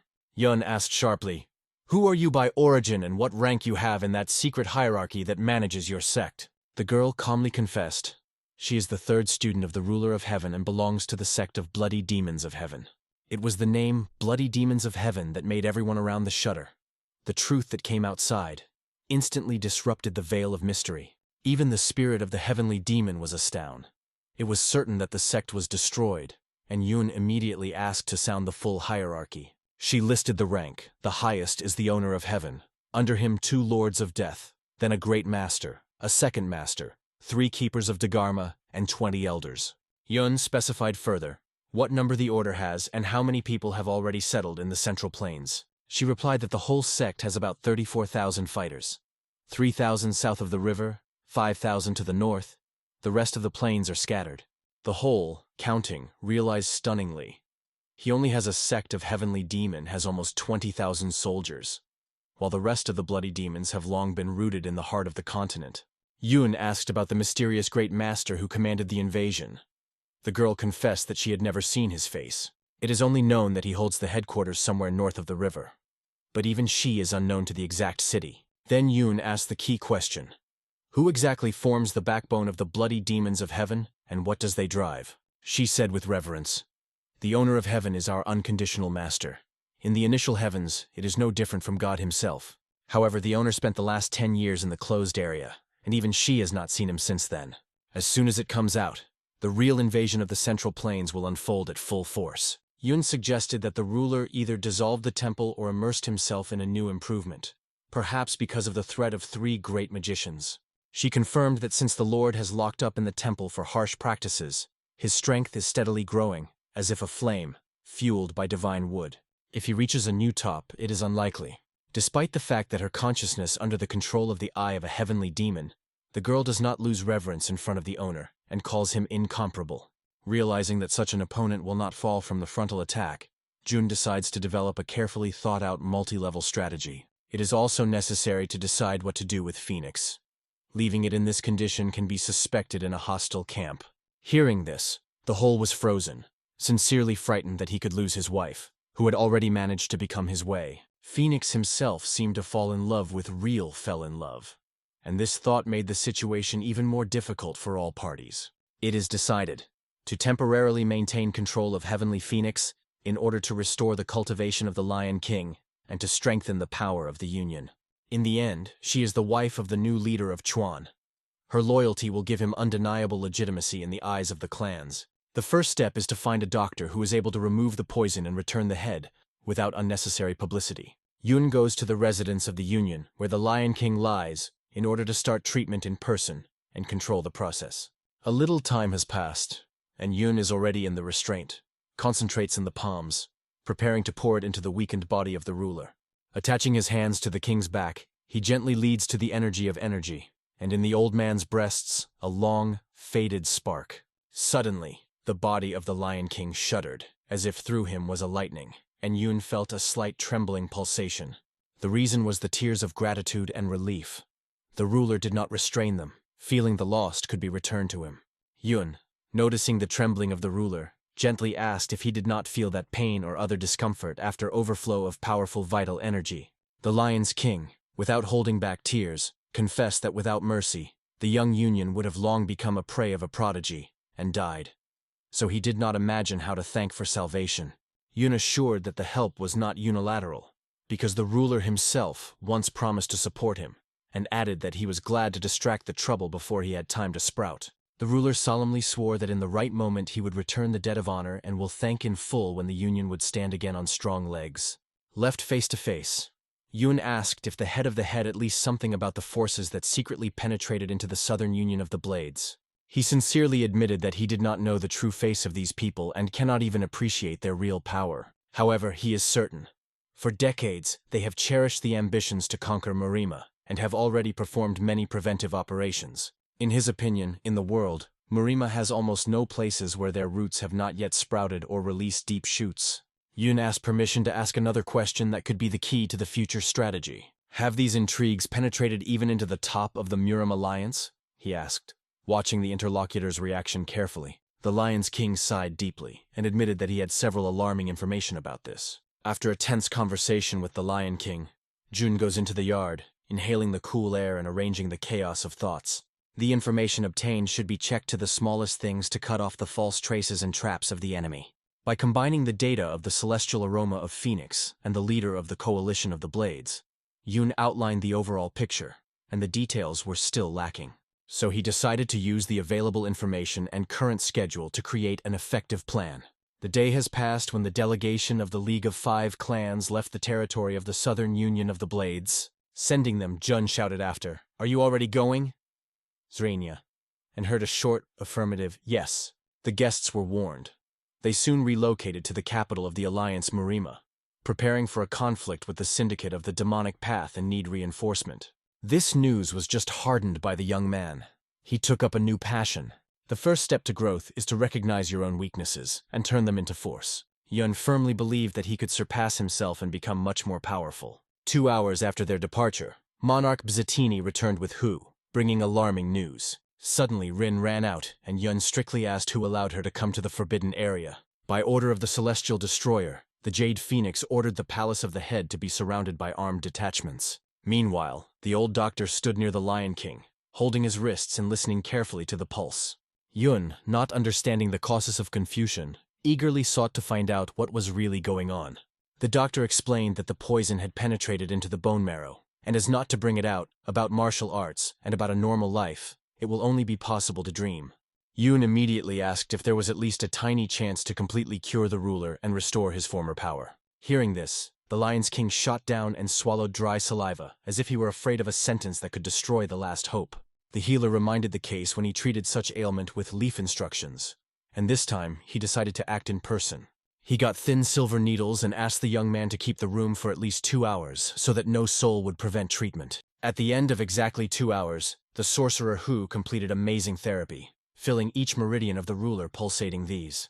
Once the vital energy returned, the Lion King recalled the duty that he had to fulfill in front of his savior. Without hesitation, he kneeled before the young man, hitting his forehead in the floor, as if paying for years of helplessness. Stunned by such a bow, Yun took him by his shoulders and pleadedly asked to get up, because the ruler was proud to stand. For many years I have defeated justice, but without power, it is smaller than someone else's ambitions, the king admitted with a bitter smile. I myself did not know what I wanted until I received a new hope today, and did not realize why I fought all my life. Raising his head, he solemnly called the young warrior, worthy of leading Marima through the darkness of the coming storms.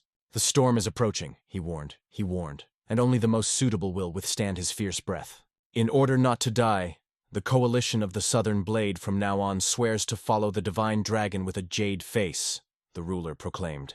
Yun has just warned, the service he will once ask will be enormous, and will demand from the union of complete dedication. Once upon a time, the head was on the threshold of death, and since then, rejecting greed, he swore to do anything for the union, even sacrifice himself. They remained alone to talk frankly without other people's ears and shadows. Yun warned that the son of the ruler will just end the treatment. He and his people will immediately leave the coalition.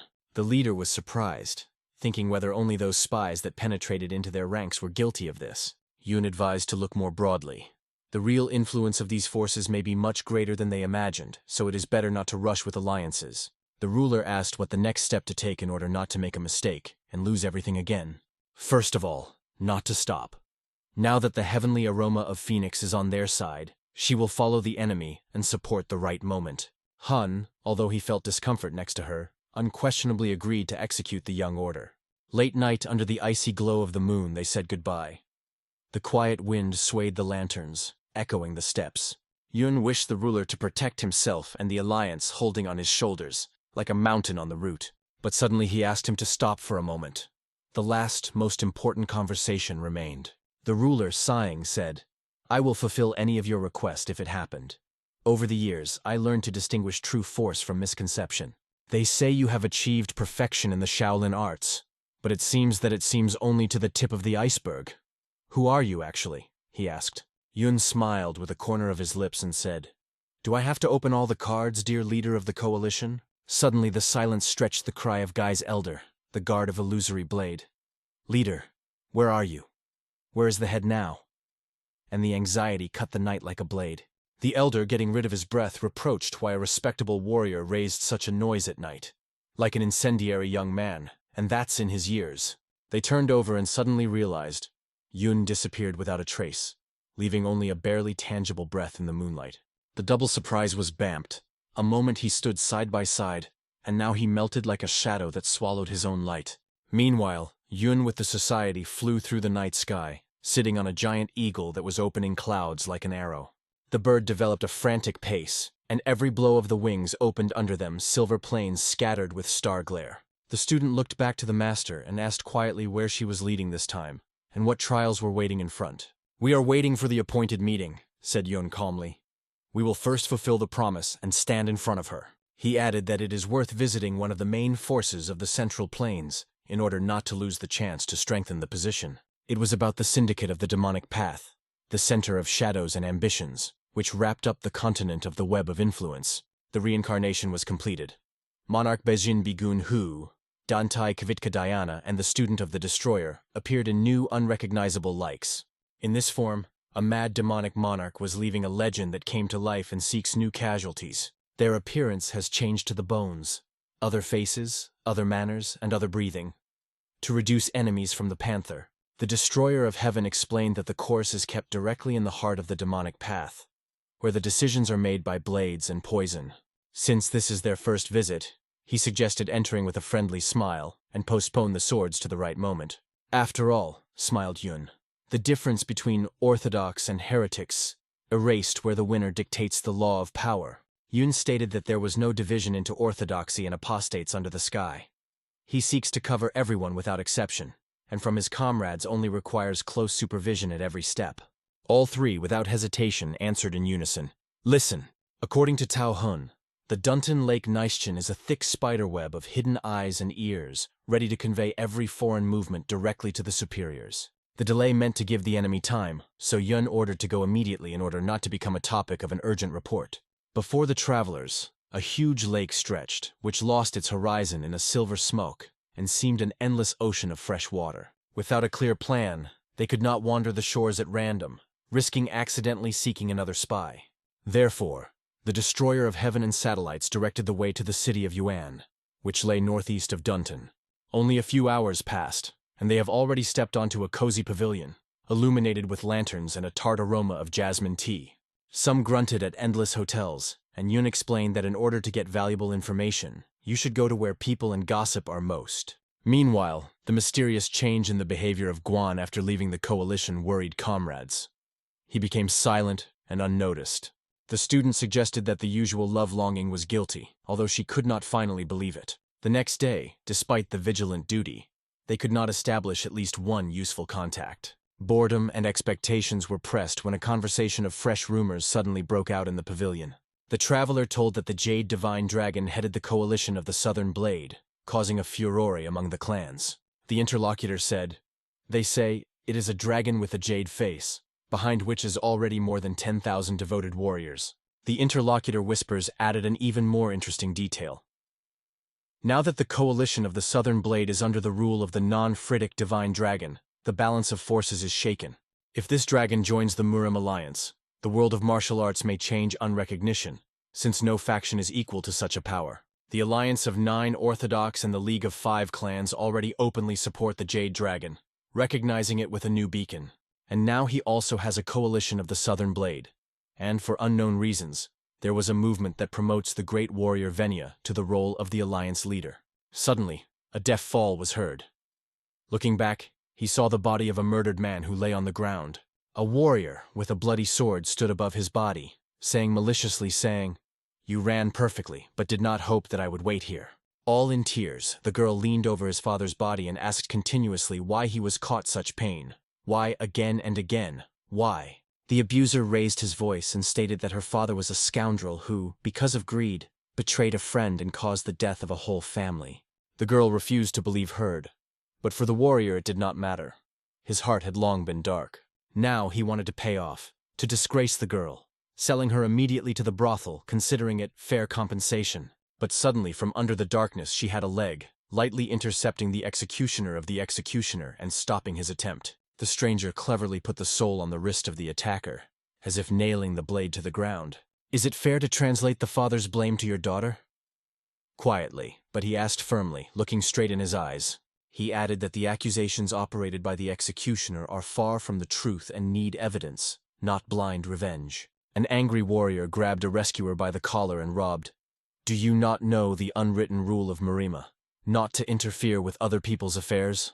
The stranger calmly replied that in the world where strength reigns, true law is not a rule, but the courage to protect the innocent. Then he turned to a young man who watched unnoticed, and asked in a fallen voice, "Let's move to a quiet place to avoid unnecessary eyes." He suggested talking where the cold moon would not witness the blood and the truth that they would soon be shed in their dialogue. The subordinates were asked to go to the next room so that his luminaries could be accepted alone. When the outsiders came out, the man could not gather with the spirit for a while, and then he asked Ju Junwana to look at the letter received from their advisor.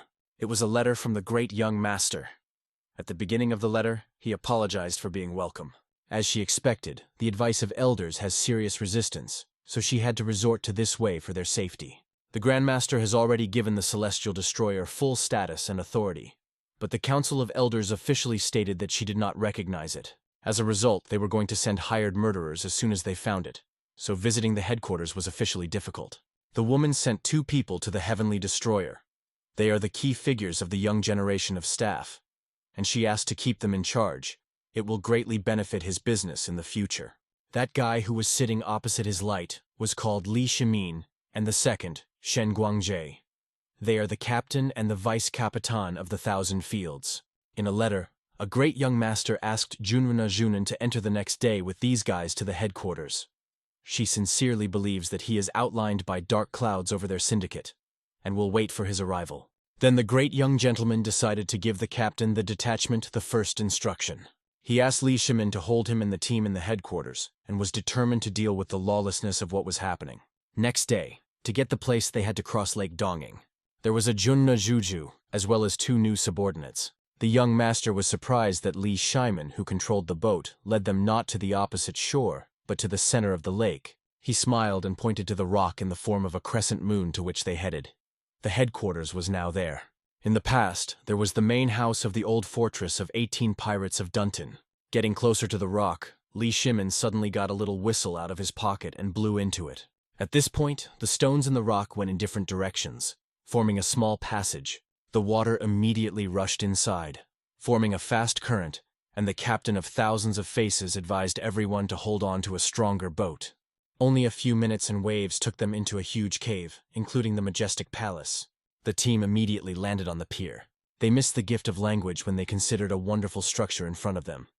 It is incredible that a person is able to process a natural cave into such a wonderful place. A familiar face was already waiting for them. To meet them came out Jagetso Hun, who was a great young master. First of all, she congratulated the Junna Jew and led him to her office. She was aware that she was not cleaned at the office, but she tried to hide her concern for friendliness. She tried to offer young tea, but he came here not for it. He wanted to see the Grandmaster. But Miss Juga told him the bad news. A Grandmaster went to his own. At the same time, he transferred all the powers of the younger gentleman. Yunvan was not only shocked, but also indignant.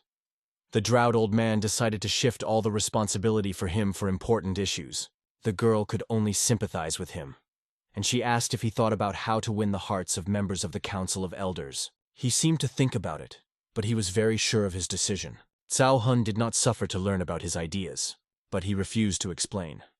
Better let her look at him in the case. And now he ordered the letter to be sent to collect the central forces of the Demonic Path Syndicate in one place. She nodded hesitatively and took up performance. Thus, the captain of the detachment of thousands of faces went to the syndicate of the Demonic Path to pass the order of the Heavenly Destroyer. He arrived in the headquarters that he who became a great young craftsman, and announced the call of all executives. The elders were angry.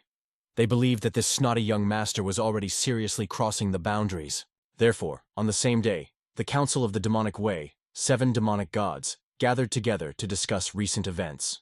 All of them were annoyed that the newly owned guy was commanding them as he wants. They have never even recognized him with a great young master. Only one of the demonic gods expressed the idea that it is not good to oppose the new head and his team in the forehead from the very beginning. Maybe he is not so bad, once deserved for such a title. But his opinion was immediately stopped by other gods. The chief elder, the emperor of the demon hell, Van Eddy announced that they had to force the boy to realize that he was only their puppet with a large title. Therefore, first of all, they rejected the call of the head to the headquarters. Let him be aware of his position in the empty hall of the Supreme Demon. The next day, Yunvan could not find a place from boredom. The High Demon Hall and empty, if not taken into account by the members of his team. Li Shimin said that only 7 minutes left before the plan was scheduled to collect elders with his head. But Yunvan realized that they decided to rebel, so no one came to the headquarters. The guy was still going to wait for them to the very end, but suddenly some strangers entered the hall. One of them was Zhu Yubai, and he was a leader of the 18 pirated fortresses of Dongting, an emperor of the Heavenly Tower. And the second, with darker hair and beard, Wan Fuyan, he was the leader of the Green Forest, the dark god of death. They are the only ones who came to the meeting with the Heavenly Destroyer. Seeing them in the hall, you can assume that there is an opportunity for reforms. But they did not even look at the great young master and behaved quite arrogantly. The Yunvan gradually began to end with patience. So he asked coldly those who came why they decided that this central table was intended for them. They finally paid attention to him and surprised his eyebrow. Then the guy turned to his assistant, Zhu Higuana. He got rude guys in a few jumps, and with one finger, he broke one of them, so that his head went around. The students of the great arrived master who just arrived were frozen. After one of the arrivals got on the head and fell from the chair, the other stood up from the table himself, so that the same thing happened to him. Ms. Juga also froze. And the young gentleman is not a miss. He behaves with the great Zhu Yubai as a child. When it was time to start the meeting, the guy ordered everyone to line up in front of him. The elders never arrived. Yunvan announced that he became a great young master at the appointment of a great master. When he first came here, he had some expectations. If they were with him, the victory over the Orthodox alliance, Musin, would not be a dream. But he was annoyed that the subordinates behaved so brazenly, and the Harm Six created the grouping, sharing with each other, fighting for power. He said that if fractional disputes are a priority over revenge for their brothers and sisters who were killed by Orthodox, then the great young master will politely abandon the title of a demonic path. However, since he is with the master, he will also treat his subordinates not as people but as dogs. And how seriously he threatened the heads shocked them. He said that if someone dares to bark in his direction or behind his back, he would beat them and show what they really take place in the cult. So they have a choice. Either they go against it, but they get a disgusting attitude to themselves, or become normal members of the demonic path. They immediately bowed to the young gentleman and caught his allegiance to him in the demonic path. It was the first success and meant that the guy would be able to gather strength, not even counting the advice of the elders who pleased. Miss Juzge was especially relying on a promising young master. She hoped that he would be a worthy leader. When the questions with the heads that were laid, Yunvan addressed Li Shimin and said that he would have to work again. He asked him to pass to the executives who did not respond to the summons, which no longer needed to come. Those who have not responded to the call will now be excluded from the syndicate. When the news from the sect reached the elders' meetings, they almost gasped with their indignation. And on the same day, all 7 with their servants arrived in the High Demon Hall and stopped in front of their heads. The guy laughed that he had to resort to such rough methods that the elders came to some contact. The first of them spoke Vanetting. He said that no matter how the title there was a young gentleman, he has nothing to do with them. Yunvan did not know them by their names, so Miss Zhuge suggested that the head of the elders spoke with the boy. He continued and stated that the elders had never recognized such a pine by a young master, so they had no reason to obey his orders. Such a reaction did not angry the leader, on the contrary, only pleased with her gap.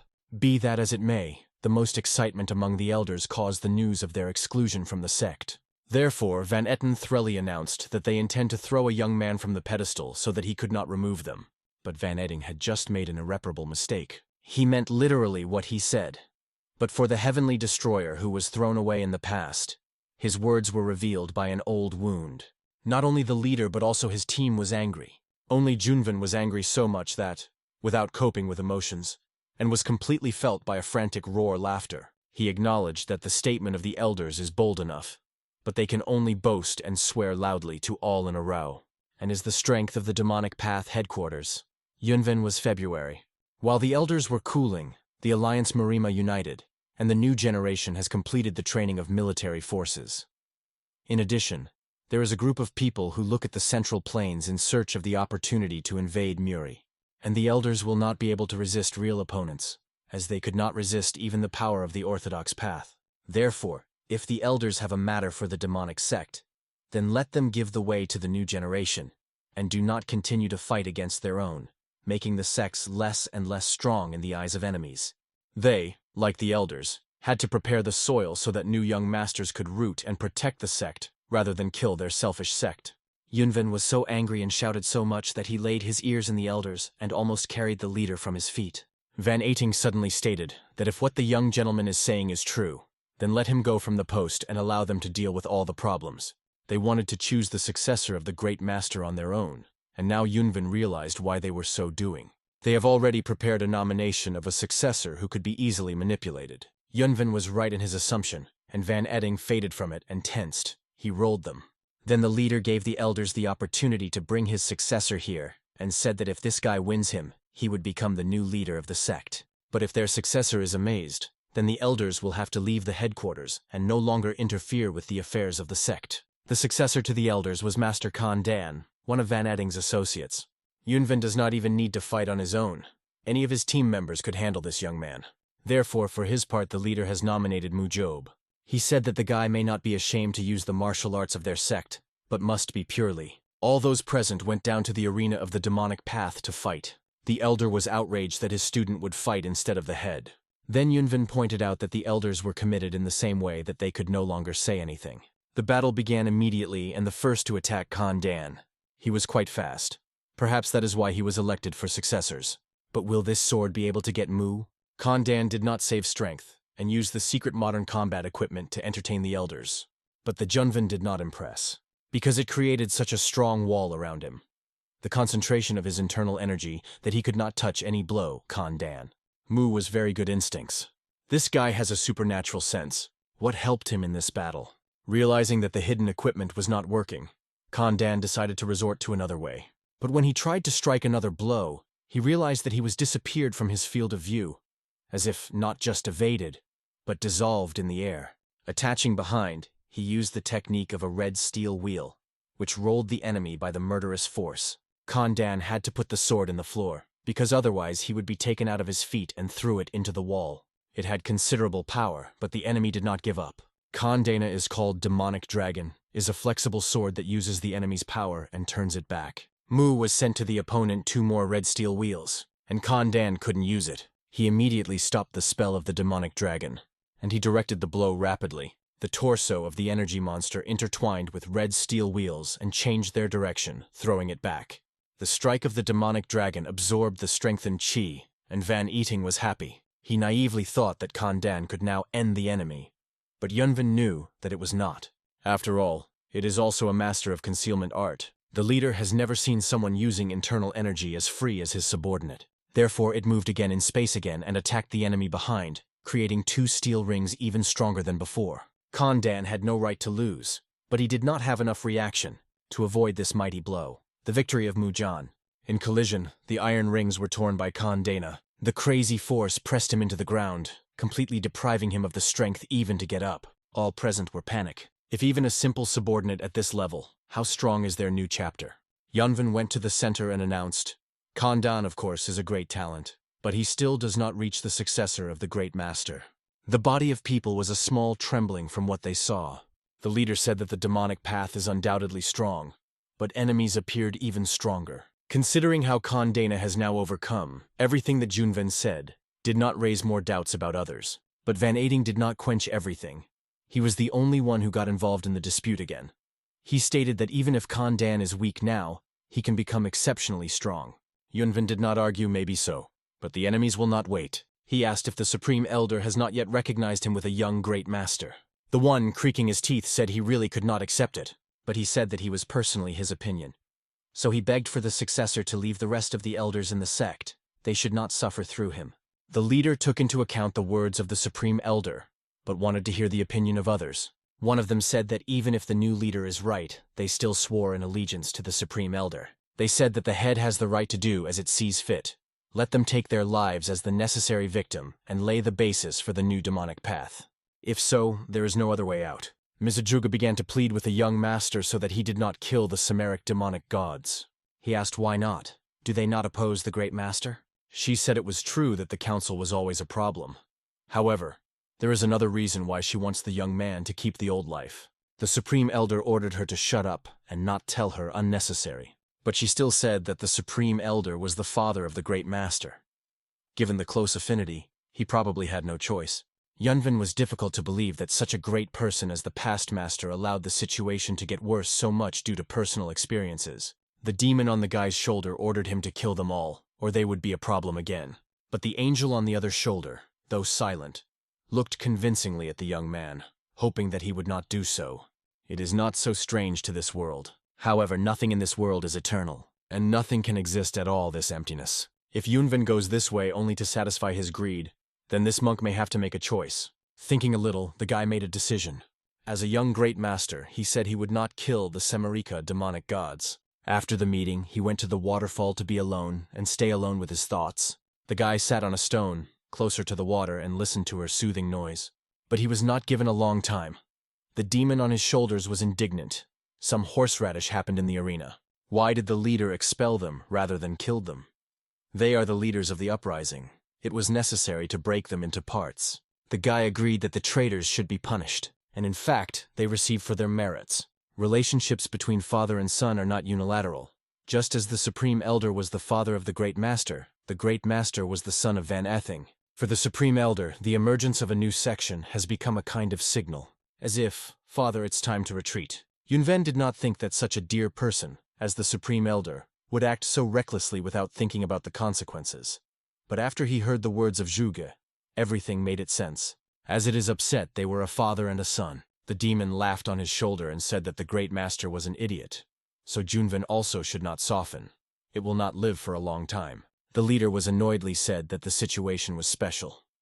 He turned out to be involved in the personal affairs of the chapters of the demonic path.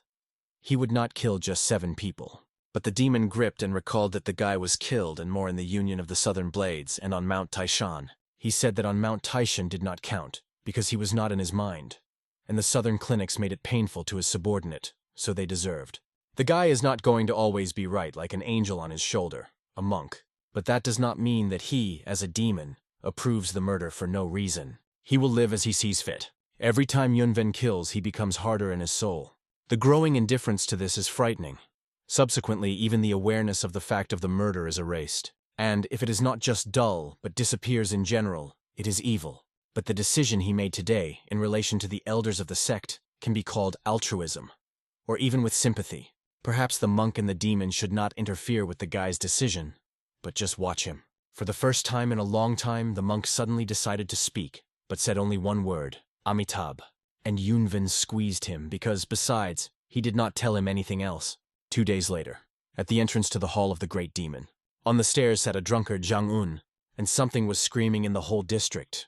The leader's team suggested to reassure a lush man, but he said that he should not be Nightmare. In addition, Ms. Zhuzgi said she knew this person. It was the former commander of the demonic eye detachment. He was the closest assistant to the great master once. But because of his straightforward character, he constantly conflicted with the advice of elders and became a sore on their eye. One day he committed a crime, for which he was deprived of his internal energy, expelled from the detachment, and turned into a regular drunkard. He is said to have killed a grandson of one of the elders. The leader alarmed that in drunken screams of a man he heard some characteristic hum, similar to the sound of the drum of complaints. He screamed so loudly without ceasing that Yunvan could not leave it. So the guy took with him a drink and went to him. After taking the stairs, he introduced himself to a man and said that he was a new young master. But he was so drunk that he hardly understood what they were told. However, the heavenly destroyer joyfully offered drunkards to drink and chat together. He could not refuse before the drink, so they spilled alcohol on the glasses and solemnly clung. But the most amazing happened after. Because this feast lasted 5 days, the leader could still neutralize the toxins of his inner chi alcohol. But drunkard had no internal energy. How did he generally drink 5 days to a row? But he is probably too used to such a way of life. He stated to the master that while he has the willpower, there was nothing that he could do. Yunvan told him that the man has been repeating it for 2 days. What is really impressive. Even though it looks as if it are faint now, it still holds on. The guy finally laid the cup sideways and said it was time to stop. But Zhang Yuan just laughed. The leader had a plan, and for this, he was specially so much drunk and rubbed into his trust. Then he ordered the demons to take away all strangers from the yard to talk to Zhang Unu alone. Therefore, everyone was driven to the High Demon Hall. When they left, Yunvan was able to start the next step of the plan. According to the order of the Heavenly Destroyer, even ants were not allowed to approach the yard at this point. Suddenly, Yunvan looked at the man strictly and, shining his red eyes, said so to stop pretending to be a drunkard. Maybe a leader and not a great fan of alcohol, but he saw a lot of lives destroyed by him. Drinkers have one thing in common. Alcohol does not allow them to do what they really need. At first glance, Zhang Yuan looks like a hard-working drink, however. He drank a lot, but still continues.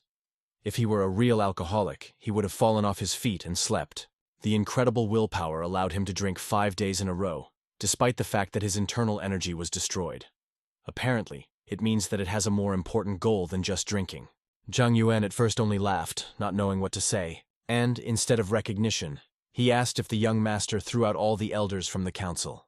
Yunvan confirmed the rumors, and then Zhang Yuan shouted that the leader had made mistakes. The advice of the elders, of course, did not help the sect, but they were the only force capable of keeping those guys in the knot. He asked if the leader knew why the elder chose Khan Dana as a successor. The guy thought it was because the old man conceived an insult to the great master, but although the high elder and the great master, father and son, they are able to separate personal and work. It would be simply impossible to eliminate the great master because of such a banality. Therefore, there was some special reason. Zhang Yuan doubted that it could have happened, but clearly felt it. The great master turned into another person. The leader demanded evidence of this statement, but the drunkard did not have them. The physical evidence was, but there were indirect evidence. Zhang Yuan was the closest assistant to the great master. As soon as he felt that something was wrong with the great master, the supreme elder too became hostile to him. If what a drunkard says, however, it means that a great master is a self-assembly. However, indirect evidence of a man lacks convincing. Then he bowed his head and confessed that there were some evidence. He suddenly got up and walked back. The man said he would now become a strong proof. Because he told everything to the leader, they will definitely kill him. And then he went away, no longer saying a word. The leader sighed heavily. He thought that the drunkard was just running, and in vain he spent these 5 days. But the next day, the unexpected happened. Everything happened as the drunkard said. Zhang Una was killed, and a deep cross was cut on his back. The heavenly destroyer took Yuna body to look carefully. It had deadly wounds from the blade. There is no doubt that it is the work of a real master. He also learned from his subordinates that there were no masters in the sect who have a stock for 360 years, as there are no signs of invasion. What was strange? Ms. Zhu asked if the guy was suspected of killing a great master. He said it wasn't. If she told him that the great master went to train alone, he would trust her. He said so, but such wounds could only have the skills of someone who trained over 360 years. If the killer spared him, the stories of this drunkard would be considered a common deluxe. But he did his best to kill him and demonstrate to the leader how bold he is. Is it a matter of the hands of those who were spoken by Zhang University? As he predicted, his life became proof. After this event, the guy went to the waterfall again to meditate. Zhang Una's death has become of great importance. Mrs. Zhu may also be suspected, but not just about it. Where is this strange sense of wrongness of what is happening? At this point, a demon and a monk appeared before him, which, in fact, began to quarrel. Suddenly, the guy shone something. The enemy they should face is not the demonic path, and not Orthodox sects, but some external power. Now it is clear why he felt that something was wrong. The heavenly destroyer left the master of the demons as a representative of the young great master, and left the demonic path. Other members of the sect also ordered him to help him support the current state of the sect, and he went to the sky in a dangerous way. The first impression was horrible, so he hastily called the Union of Northern Blades an enemy. It was his mistake. First of all, he should take the Union of Northern Blades under his control. Imperial Tomb, Group Staff. Yunvan broke there as a thunder in the clear sky. King was insanely surprised and frightened by the appearance of a young man. He, without explaining anything, ordered to gather people immediately. He had urgent news. When other representatives of the group were pulled up, the guy shocked a sudden statement. They thought he was about to attack the Doc Chan, but the guy said he was going to only remove it, which is a little different. He intends to remove the Union of Northern Blades. He had recently taken control of the Southern Blades, so the Vagrani group did not understand what his new plan was, and they do not yet know that he has a demonic path and a sect of heavenly demon. Just at this stage, they are not included in the plan. Therefore, Yunvan asked the Wanderers the question, what he should do to eliminate Khan Chan. The king said it would be difficult to do this in the conservative organization. The Alliance Murim is literally combining Orthodox sects. If the Heavenly Destroyer could win the hearts of different fractions that gathered inside him, it would be possible to eliminate Khan Chan and capture the Union. But it's easier to say than to do. First, the Doc of Khan Clan and the Union of Northern Blades cannot be divided, and even if the leader attracts all other forces on his side, the Union will still remain the basis of the Alliance Muri. It is similar to a firmly closed castle. That is why, to open it, it takes 4 keys that the young man knew about. 4 keys. The main 4th that will solve the problem with the Alliance Muri and the Doc Khan Chan. When they finished the conversation, the Wanderers went outside, and they were looking at the guy who flew away. He was either a genius or full of insane. But even when he heard such an absurd plan, the king of the Vagrad could not worry about him, but only laughed. He, on the contrary, felt relief and not excitement. The 4 keys plan is what only a celestial destroy can do. At this time elsewhere, the young guy and the girl slowly made their way into the rocky hills in the forest. The girl was called the Doc Solin. She was a wise beauty of the Union of Northern Swords. She was tired of sitting in the Emperor's tomb, so she went on a trip with a young master, though it was difficult for her. He did not even imagine how she was happy when the master called her with him. They went to the first of the 4, and they arrived at the Shaolin estate. Given how far in the mountains it is located, it is logical that they went for so long. Also, the map given to them by King Lord was very crooked. Going to the gate of the palace, the guy shouted that they came to a highly respected Jihan, and then the gates opened sharply. On the threshold, a tall and strong master of martial arts appeared, and a whole detachment of warriors ran behind him. They immediately surrounded the strangers, sending their spears on them. The Mane asked who they were, and why they were so carelessly remembered the name of their abbot. Looking at everyone around, the guy was just surprised that Shaolin had a long-haired monks. Looking at brief warriors, the main of the audience was the long-haired jock. The dragon is in the clouds. He was one of the 4 dragons of Murima. The guy heard this name from the recess hack Ren. Now it is clear why a man is so arrogant. However, this did not give him the right to score on manners, because the guy himself is the successor of the 6th patriarch, the heavenly jade dragon, Wenjun. Then the body of the warriors ran through the ants. It is so young and already a jade dragon. At this point, a highly respected Juge, a mentor Shaolin, came into the yard. He congratulated the great warrior and invited him inside. John Hack was amazed by the fact that the mentor was the first to bow his head before this snot. Therefore, he followed his example and also bowed to the young man. When they went inside, the guy said that he wanted Shaolin to support him as a representative of the alliance of 9 Orthodox sects. According to him, the tyrannia of the alliance Murim went too far. The negative impact of the alliance spread by the Central Plains is virtually different from the influence of the demonic path.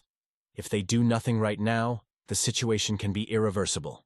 Will not become a shameful history in the future that Shaolin joined the alliance. The monk acknowledged that in his words it makes sense, but decided to ask one question. Only he was appointed not a young man, but Mrs. Doc. How is the daughter of alliance leader Murim? Whether she agrees with the words of a great warrior. The girl lowered her eyes and said she was not sure so far. His words mean that he will not only try to shift her father from the position of alliance leader. This revolution can also cause his death. The girl was well aware of this. The monk asked, did her and her father there be no family feelings between her and her father? The girl said it wasn't. She does not want everything to come to such consequences. The monk suggested that even if the Jade Dragon decided to act radically, she would not stop him. As he said, the girl has no sufficient strength, so she doubted the last. Noticing this, the monk wanted to express Shaolin's position. But at that moment, a guy from the corner of the hall, which was not heard or visible before, voted. It was one of the important people of Shaolin. He appeared in the room so quietly that no one caught his presence, though he heard the whole conversation. The girl said he was looking younger than a highly respected Jigon, and asked who he was. But instead of answering, he suddenly thought. The guy smiled widely and said that Doki's face told him that a sudden death was waiting for her. What was very angry with a Jade Dragon. Then the monk slammed sharply in his palm and, laughing, told them to relax. He was the rector of this place, Ziyu. He heard that War Wen wants Shaolin to lend him his power to overthrow the alliance leader Muse. The guy confirmed. He was surprised that the man knew who he is and without imagination. The man laughed and said that a large meeting took place through a large warrior. However, for the successor of the 6th Patriarch, he came out of a strong smell of blood. The guy did not understand what the remark was about. The man said that Shaolin's detachment would give him his strength if he promises something. The guy has to promise that he will never do the murder again. But the Jade Dragon said he could not say that. The soar tree should be cut down to survive the forest. Therefore, he will do what is needed. In this case, Ziyu decided to repeat the issue of Tsihan. If, in his opinion, a diseased tree should be cut down, or does it mean that it intends to kill the alliance leader Muri? Ms. Doka looked at her satellite, swallowing hard. The guy said he used to be, but now he thinks differently. He was asked why he changed his mind. The event that changed his opinion happened a week ago near the Emperor's tomb. There he met with Mrs. Doki at night to talk. He did not want to start this conversation so suddenly, but he had to discuss one important point with her. Wen confessed that he wanted to remove her father from the post of alliance leader Muse. She herself realized that one day everything would come to it. She is not so stupid that they pretend that he knows nothing about rumors that they walk around Muri. But she reproached Venia for his cruelty. Why does he tell her about it? Is it waiting for her to kill her father's murder? The guy replied that no. He wanted the girl to tell him something. Mr. Doki was her father before he became the head. Therefore, she wanted her to tell her father what other people do not know. Together, they sat on the stump, and the girl confessed that she did not recognize her father at all. After all, it almost sold it to the Union of Southern Blades for political marriage. It became the last drop for her, and allowed to decide on the escape from the Union of Northern Swords. But her father was not always like that. He gradually changed. Probably this began after the grandfather and brother died. The sudden need to head the Union of Northern Blades, apparently, could change it. In the past, it did not differ in particular kindness.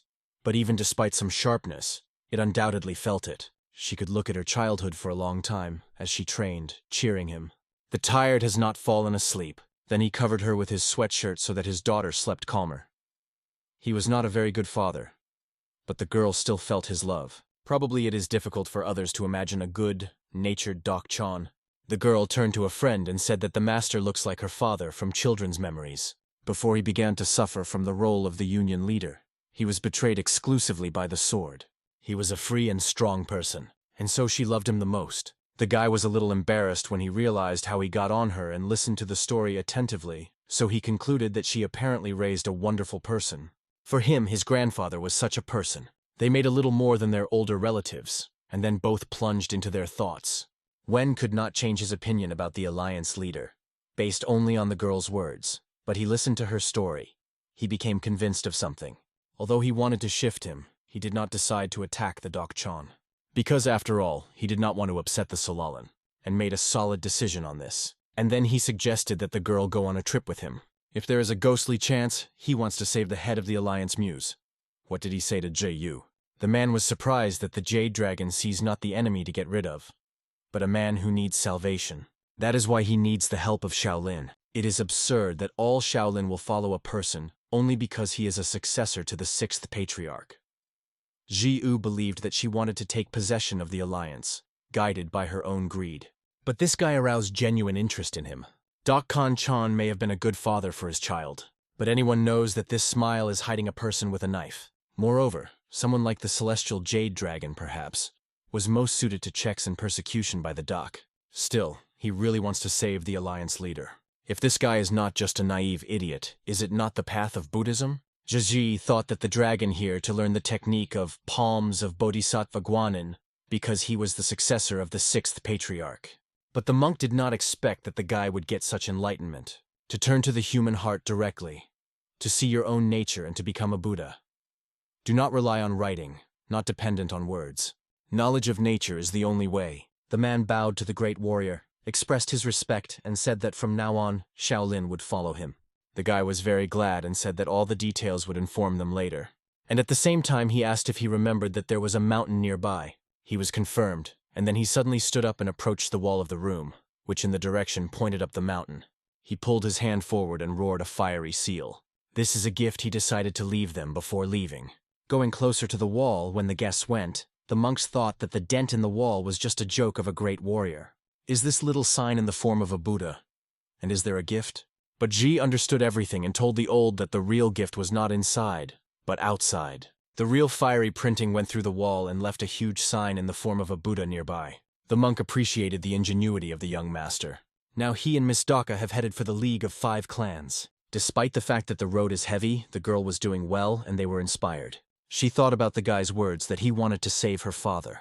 And she was glad because she was not mistaken in this person. On the boundless Central Plains, only 2 mortals were honored to bear the sacred title of the Divine Sword. The second was called the Supreme Blade of the Union of Northern Warriors. However, the events of our story take us to the magnificent chambers of the great Namgun clans. There was the first of the Divine Swords, the Guardian of the Blue Skies, who bore the proud name Namgun Hui. This renowned warrior from the legendary League of 5 Clans simultaneously led the mighty Namgun family. At that moment, the appearance of the celebrated swordsman expressed extreme concern. His son begged the respected father this time to refrain from strange antics and reckless deeds. The young man even had to draw a solemn oath. However, the head decided to verify. Was the date in the message he sent indeed today's date? It seemed the person they awaited was to arrive by noon. Even the younger sister began to question her brother. Had he made a mistake? And would the honored guest really arrive on time? And then, quite unexpectedly, they heard someone's voice behind their backs. It was the great warrior Wen Yong, who politely greeted the young master and inquired about his well-being. The sister was surprised.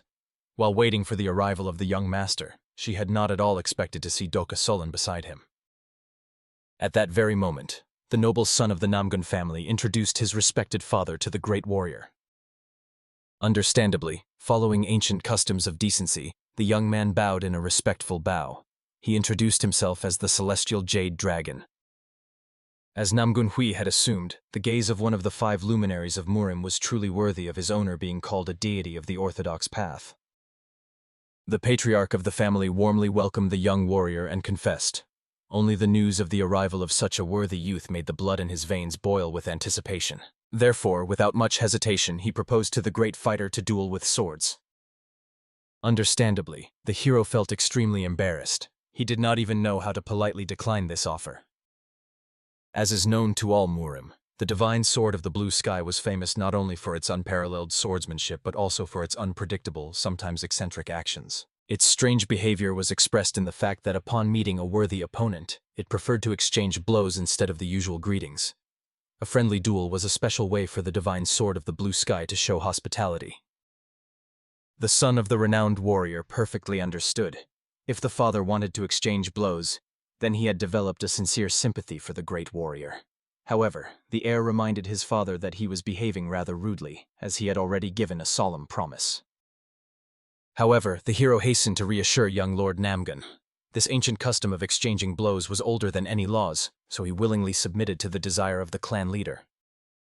The patriarch of the family was very glad to hear such a response. They immediately set off for Namgun's training grounds, a place most suitable for a noble duel. Doka Solon, understandably, was worried. Would her companion be all right?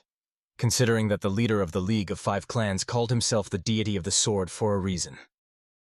However, the young great warrior was fully aware that he would concede in this confrontation, and therefore was not afraid of the outcome at all. The very next moment, the respected heir of the Namgun clan asked everyone to prepare at his command. As soon as he waved his flag, Namgun Hui swiftly charged at the young man.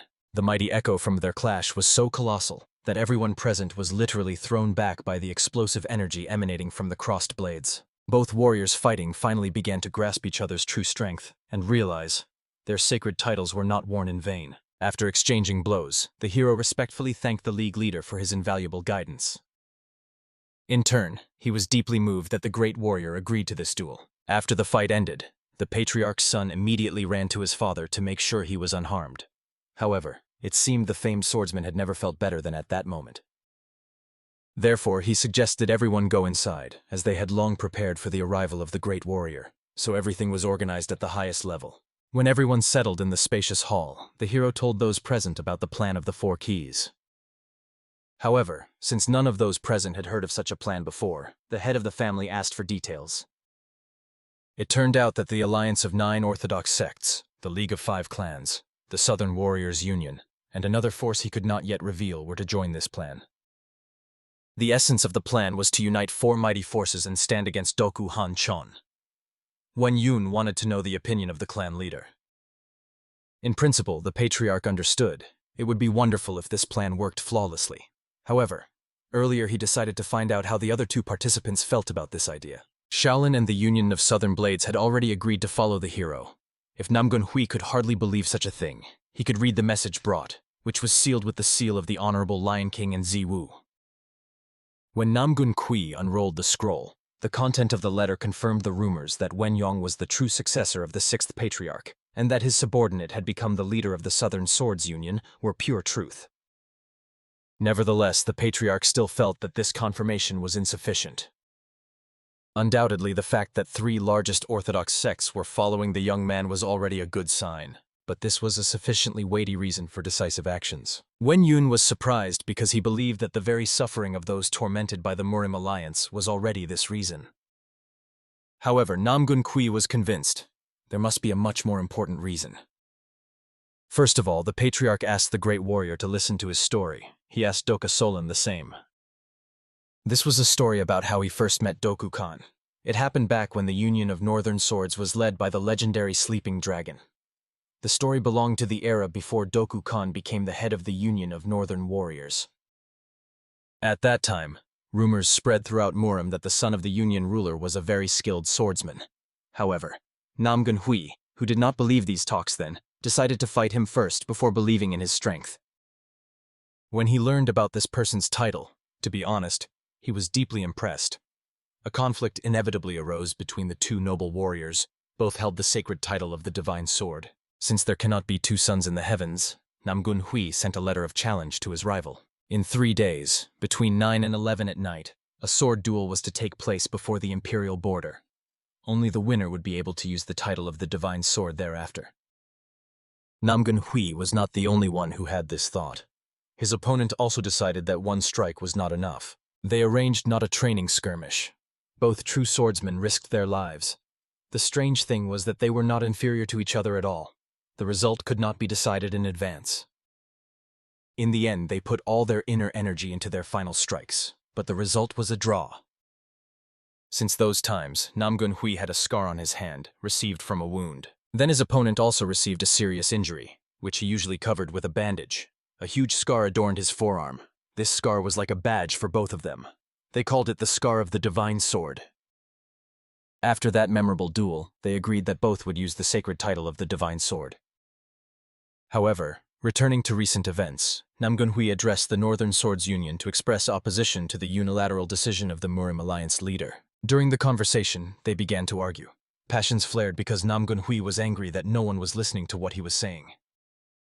When the patriarch tugged the interlocutor's sleeve, and he sharply pulled his hand back, Namgunhui noticed that the scar of the divine sword was no longer on his hand.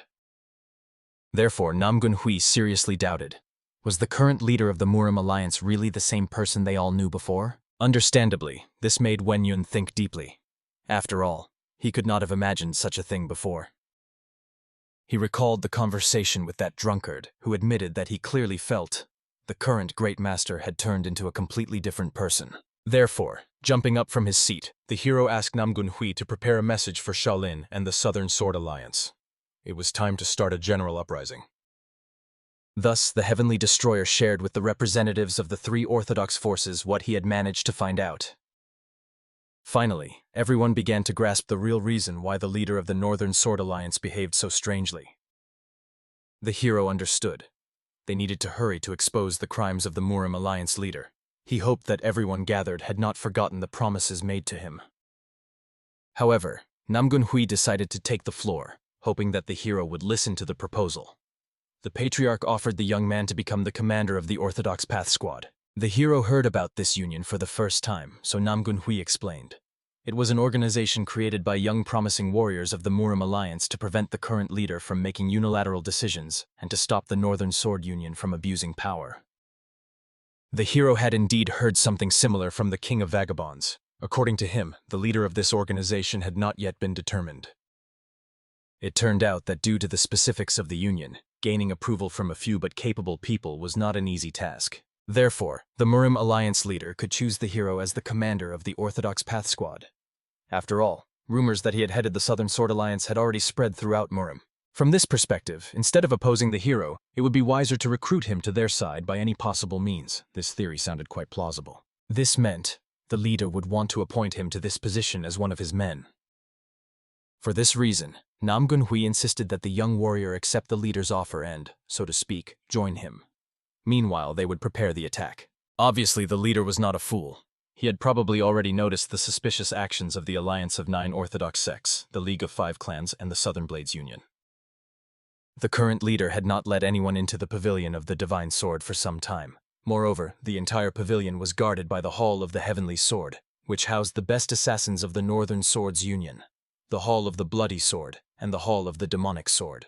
The hero was surprised by this name. Essentially, combining the hieroglyphs blood and demon makes it clear that these people were most likely mad bloody demons, who had very little to do with the Orthodox path. It was for this reason that Namgunhui insisted that the hero accept the offer to be appointed commander, persuaded the leader to organize a festive event, and invited everyone to the pavilion of the Divine Sword. And while everyone gathered, they would reveal the true identity of the false leader. It was truly a great idea. The more witnesses, the better for their plan. Therefore, the hero decided to convince the leader to arrange a lavish celebration and asked his allies to wait for the messages. After all, he was the first to set out for the Northern Swords Union. As a result, it turned out that Namgunhui's assumption was very accurate. As he predicted, the leader of the Murim Alliance welcomed the Heavenly Destroyer with open arms and expressed his intention to appoint him as commander of the Orthodox Path Squad. In addition, he promised to hold a grand celebration to congratulate the Heavenly Destroyer on his appointment as commander and entry into the alliance. So after the messages were sent, everyone understood. What they had been waiting for would happen in just 3 days. However, many were puzzled. According to the hero's plan, there were supposed to be 4 keys. Who the last one was still remained unknown. At the same time, the hero himself was calmly resting within the walls of the alliance. He still recalled the leader's reaction when he promised to arrange a wonderful celebration and asked the hero to rest in the pavilion of the Divine Sword. This man behaved too suspiciously. He allowed the hero to step even a step beyond the pavilion's boundary. Over these past 2 days, the young man had become quite tired. However, for some reason, since yesterday evening, he began to feel something very strange. The divine entity felt the same, and the demonic one only laughed at the fact that the hero was so foolish that he only just realized it. It turned out that underground, beneath this pavilion, there existed some kind of space. Moreover, the demonic entity sensed the presence of many people there. Understandably, the hero hoped that the heavenly demon also felt this and knew where the entrance was located. It turned out that the owner of this building, who was also the leader of the Northern Blades Union, had placed the entrance to a secret place where it was not supposed to be discovered. As a result, the hero decided to trust his feelings and head to the only possible place, the hall of the Union leader. He understood. They needed to return within an hour. Fortunately, the heavenly demon's concealment technique allowed passage even through the tiniest crack. And the hero indeed noticed a crack in the floorboards through which he could pass. Therefore, he immediately applied the heavenly demon's concealment technique and slipped through this crevice. However, the space he entered turned out to be truly enormous. It led somewhere deep underground. When he landed, he saw many people in black cloaks guarding an underground prison. Moreover, for some reason, they emitted the same smell as those suspicious killers from the Union of Southern Swords. This meant that the rumors about the sex of the bloody demons of the heavens were true. The hero needed to find out exactly what these people were guarding, what they were hiding in this vast dungeon. At the moment, the bloody demons of the heavens concentrated their forces in 3 main places. The largest number of guards protected the sleeping dragon Dokujong. The second largest group guarded the flying sword, the heavenly dragon Dokumu. The hero quickly realized these 2 in worn clothes, guarded by so many mercenaries, were probably the grandfather and brother of the young lady Doka Solon, who, according to rumors, had gone to the Union of Northern Swords.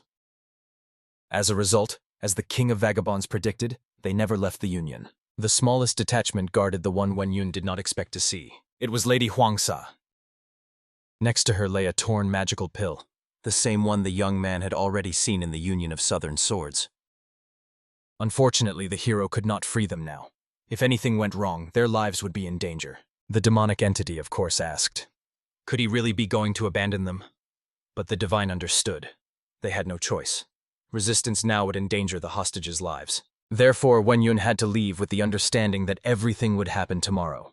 Then he would finish off all these scoundrels, so the prisoners only had to wait 1 day. At that time, Doka Solon was in her chambers. Her grandfather came to bring her new clothes. The girl really liked him very much, but the old man was pleased to see that she had become so strong. Shortly before she said goodbye to the hero, he warned her about the last key. This last key was Doka Solon, the eldest daughter of the family and the true heir. Now she was going to reclaim the right to the Union of the Northern Swords. Finally, the day has come. The festive banquet began on the occasion of the appointment of the Heavenly Destroyer as the leader of the Orthodox Path Squad.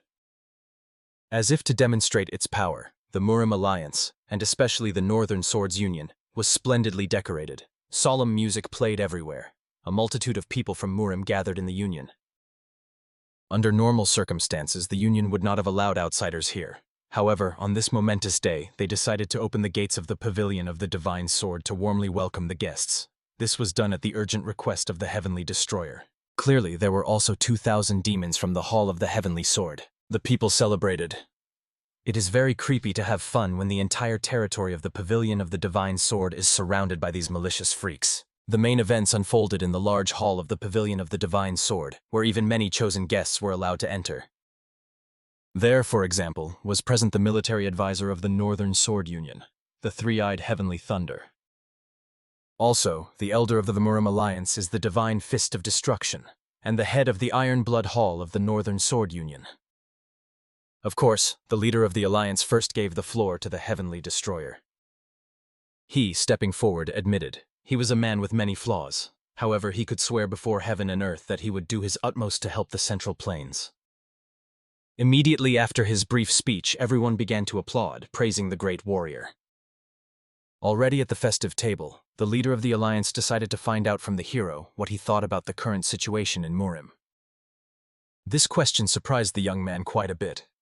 However, he explained that all the forces of the demonic path disappeared after being expelled by the Murim Alliance, so they needed to be cautious with the remaining hostile forces. In the leader's opinion, Wen Yun was surprised at how well informed the hero was. However, he warned, in reality, factions in Murim constantly unite and then break apart again. There is no guarantee that their alliance will maintain its current structure for long. And therefore, if circumstances require it, he considered it reasonable to cooperate, even while being on the orthodox path. Of course, the hero had to agree with his crazy words. However, he was impressed. The current false leader was ready to simply take and discard all these high ideals. At that moment, everyone heard the announcement of the arrival of the long-awaited guests. The hero knew perfectly well who these people were, and the simple inhabitants opened their mouths in amazement when they saw the leaders of the 3 forces of the orthodox path. Amid the clanging of bells appeared the head of the Union of Southern Swords, also called the Lion King. Beside him followed ladies who danced the dance of blades, which made everyone open their mouths in amazement. After that, to the sound of a flute appeared another accompanying procession. With it walked the head of the League of Five Clans, the divine sword of the blue sky. Everyone was impressed by their restrained manner of appearance. It was no wonder why Namgunhui headed the current League of Five Clans. After that, with prayers, Shaolin also appeared along with its abbot. And he was the most surprising, as no one expected the head of Shaolin to arrive personally. Obviously, the rumors that the great warrior held the highest status in the alliance were the purest truth. Even the leader himself rejoiced at the arrival of such honorable guests. Therefore, he proposed to officially start the banquet and celebrate the hero's appointment. However, at that moment, banging their sticks, the Union of Vagabonds declared their arrival. Clearly, no one understood why they came to the festive banquet, disrupting it. After all, everyone thought they were supposed to arrive later. But the leader of the alliance panicked, for he had undoubtedly asked the King of Vagabonds to treat the event with understanding. However, this bunch of beggars invaded in the midst of the celebration. Therefore, he shouted loudly, demanding that the head of the Council of Elders appear and explain what this disgrace was on a festive day. However, behind the backs of the vagabonds appeared none other than Doka Solon. She did not understand why the leader was shaming her so. After this, in the dead silence, the true heir of the Union of Northern Swords appeared, who was also called the Wise Beauty. The chief, of course, pretended to be very glad to see the girl. They had all been searching for her, but in reality, he was eager to know where she had been hiding until now. Doka Solon was outraged that he was uttering such nonsense in front of all the honorable guests. After all, he probably forgot the undeniable fact, only a fake wearing her father's mask. Obviously, the crowd immediately opened their mouths in disbelief at the accusation against Doka Solon. It seemed to them, either she had gone mad or she was telling the pure truth. The driver then began to spew curses, calling Doka Solon all sorts of names. He did not know where she had been hiding until now and why she had crawled here now. However, he accused her of mental confusion. Otherwise, she would not have started uttering such nonsense against her own father. Moreover, he considered it extremely rude of her to appear in the dragon mantle. After all, she was literally the symbol of the leader of the Murim alliance. Honestly, these words only confirmed that the man was actually an imposter. First of all, her father always told her. This mantle was the symbol of the leader of the Union of Northern Swords, however only formally. Every member of the Union of Northern Blades had the potential to become a dragon. And to prevent them from straying from the path in these difficult trials, Doka Solon had to become their guide. Thus, the rising dragon mantle worn by previous leaders was not a symbol of the chief. The leader wore it so that no one would forget this promise, to make any sacrifice in the name of the guide's duty. These words struck the hearts of all present, the most heavenly destroyer, the false leader, and even representatives of the three forces of the Orthodox path. Well, of course, these words deeply struck the very Union of the Northern Swords. As a result, when the man realized his hopelessness, he immediately armed himself with a sword against his so-called daughter. However, at that moment the hero intervened, using Vajra fingers that could become stronger than metal. Obviously, the chief immediately demanded that the great warrior not interfere in their family relations. But unfortunately, Wen Yong could not stand aside. After all, the chairman's lawlessness had to stop here and now. He reminded of the man's crimes that led to the disruption of stability, order, and peace. It was a crime that compromises the Union of the Northern Swords, a crime that consists of intimidating other members of the Orthodox path. So the man threw the central plains of Murim into chaos, and the hero believed he had already counted enough crimes of this degenerate. He could also remember those people whom he imprisoned underground. After these words, the man panicked especially, not understanding how this upstart could know about the underground prison. Because of the war, there was no choice left. The same one shouted, demanding from the hall the divine sword to destroy all these freaks. His accomplices armed with demonic art immediately rushed into battle. As a result, everyone there realized it didn't matter whether he was the real leader or not, but he was insane. So they had to engage in battle. The captain reminded his warriors, a crime committed in the name of the Northern Sword Union could only be redeemed by the Northern Sword Union. So they had to protect the lady and the great warrior. Thus began the battle between all who could wield a sword. And the false leader panicked extremely. After all, the plan he had been preparing for 100 years could collapse because of some brat. As a result, he ordered to destroy everyone to restore the Murim Union. No one was to be left alive. He especially targeted the Celestial Jade Dragon and Solin, unleashing the forces of Asura's black flame upon them. At that moment, behind him appeared a monster of terrible size. It began to destroy everything around and scream wildly. With just one wave of its voice, it stunned the surrounding people. Obviously, everyone panicked, because they did not expect such a monster to dwell in the Northern Sword Union. It was Asura's black flame, which had no trouble dealing with these sword-wielding insects. So the leader decided to retreat and return when everything was over. The hero noticed that he ran away. However, he was just waiting for this, after which he was able to calmly aim at this huge monster. Aiming straight at his face, he attacked him using the supreme immovable palm technique, nailing the monster to the ground in one strike. Honestly, the young man himself did not expect it.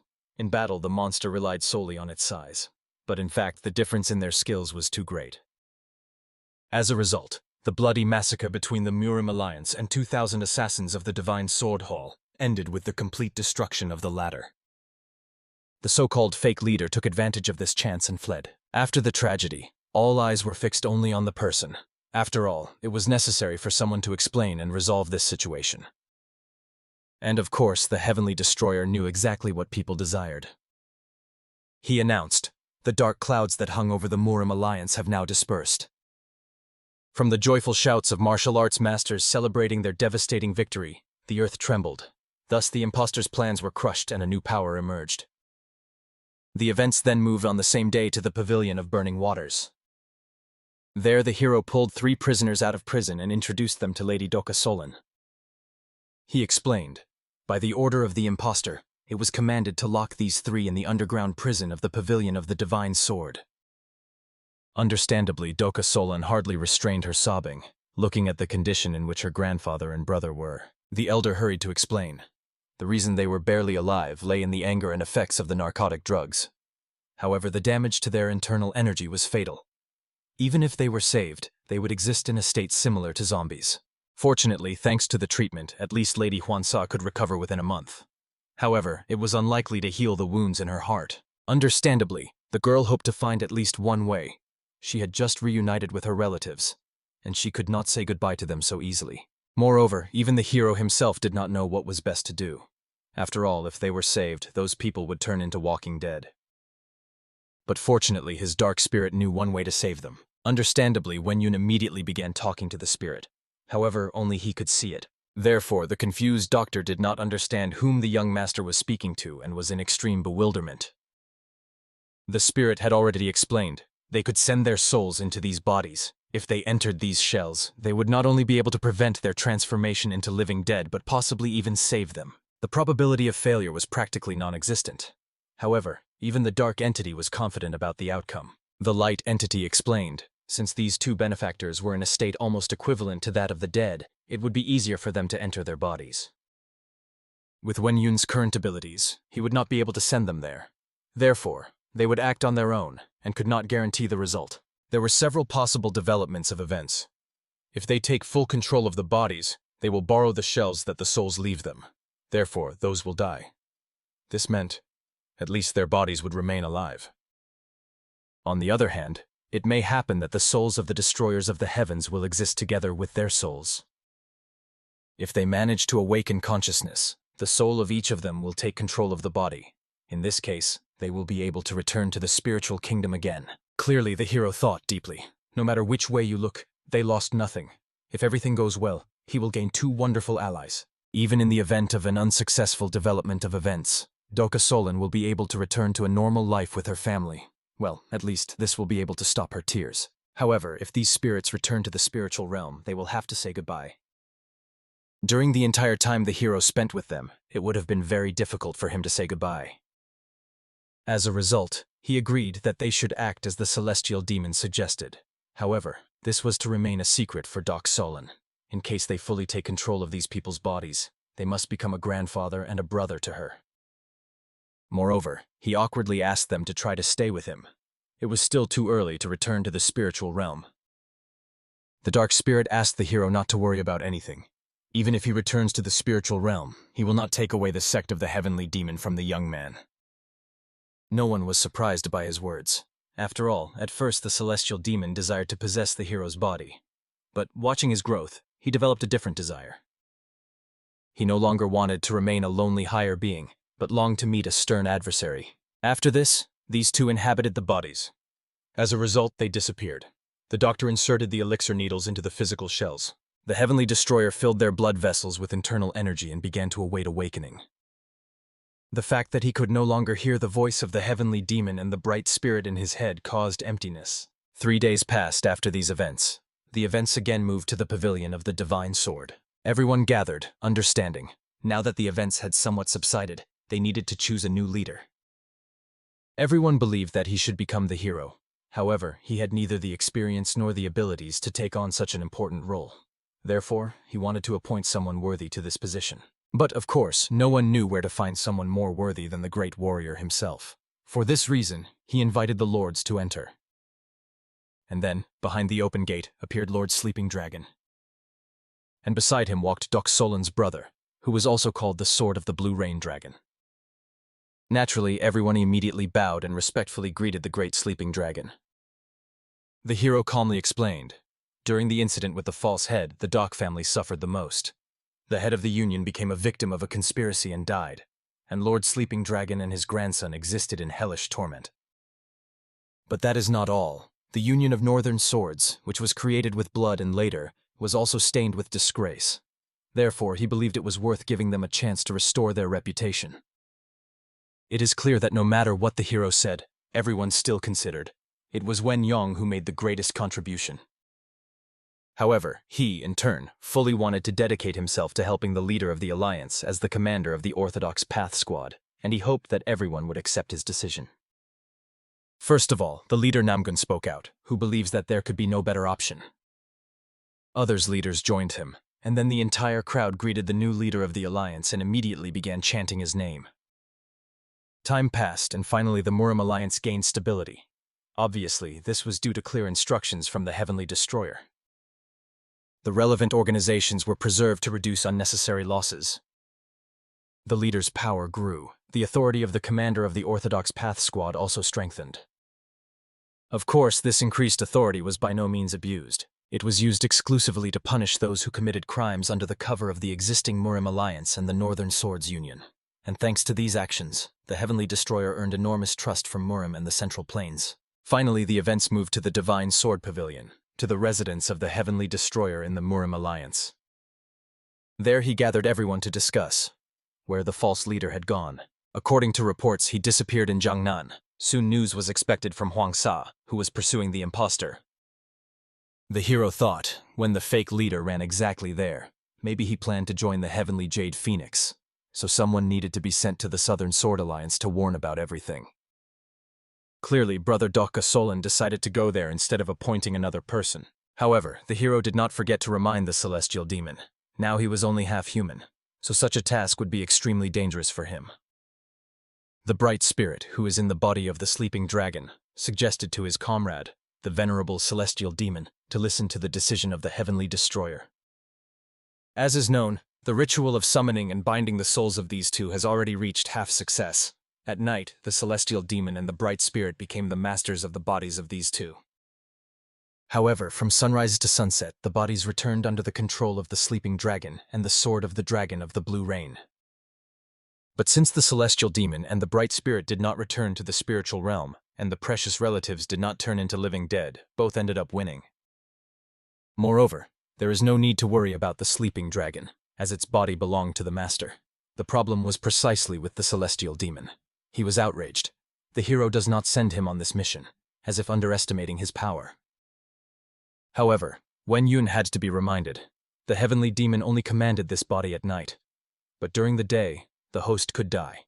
Moreover, as the heavenly demon warned, everything he did and said at night was remembered by the body's owner the next day. If so, it was better for him to practice martial arts every evening as if his life depended on it. This was his task, to strengthen his body. Then the hero also asked that the bright spirit, which governs the body of the sleeping dragon, also go to rest, for the people of the Alliance should not stay here too long. As a result, only the celestial destroyer remained, who was outraged that he, a great demon, had to train. If only he had known that his brother Doka Solan was so weak, he would probably have possessed the body of the old sleeping dragon.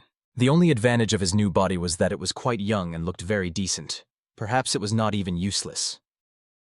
Therefore, when the celestial demon came up with some plan, he agreed to follow the will of the celestial destroyer and unconditionally obey his orders. Of course, this seemed strange to Wen Yun. He realized the dark spirit was up to something, and he only got angrier at the scoundrel hero who always doubted him. He swore one thing: now that he had a new life, this time he wanted to set a more sacred and noble goal for himself. He did not want to exist as a madman drowning in blood as before. And this, obviously noble goal was about women and all kinds of connections with them. In this life, he desired to share love as much as his strength would allow, so he asked the hero not to stop him. If he kept this promise, then the celestial demon himself would do everything Wen Yun said. However, to be honest, the celestial destroyer was even disappointed. Such a great demon had set himself such a pathetic goal. Of course, he was angered by such an address from the hero. The dark entity insisted that he give a promise not to interfere in his personal life and allow him to share love or whatever he wanted.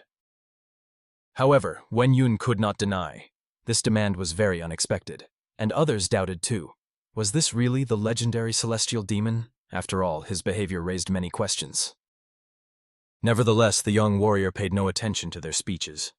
Instead, he asked that the king of vagabonds find out how much alcohol they had in stock so that he could have a proper good time.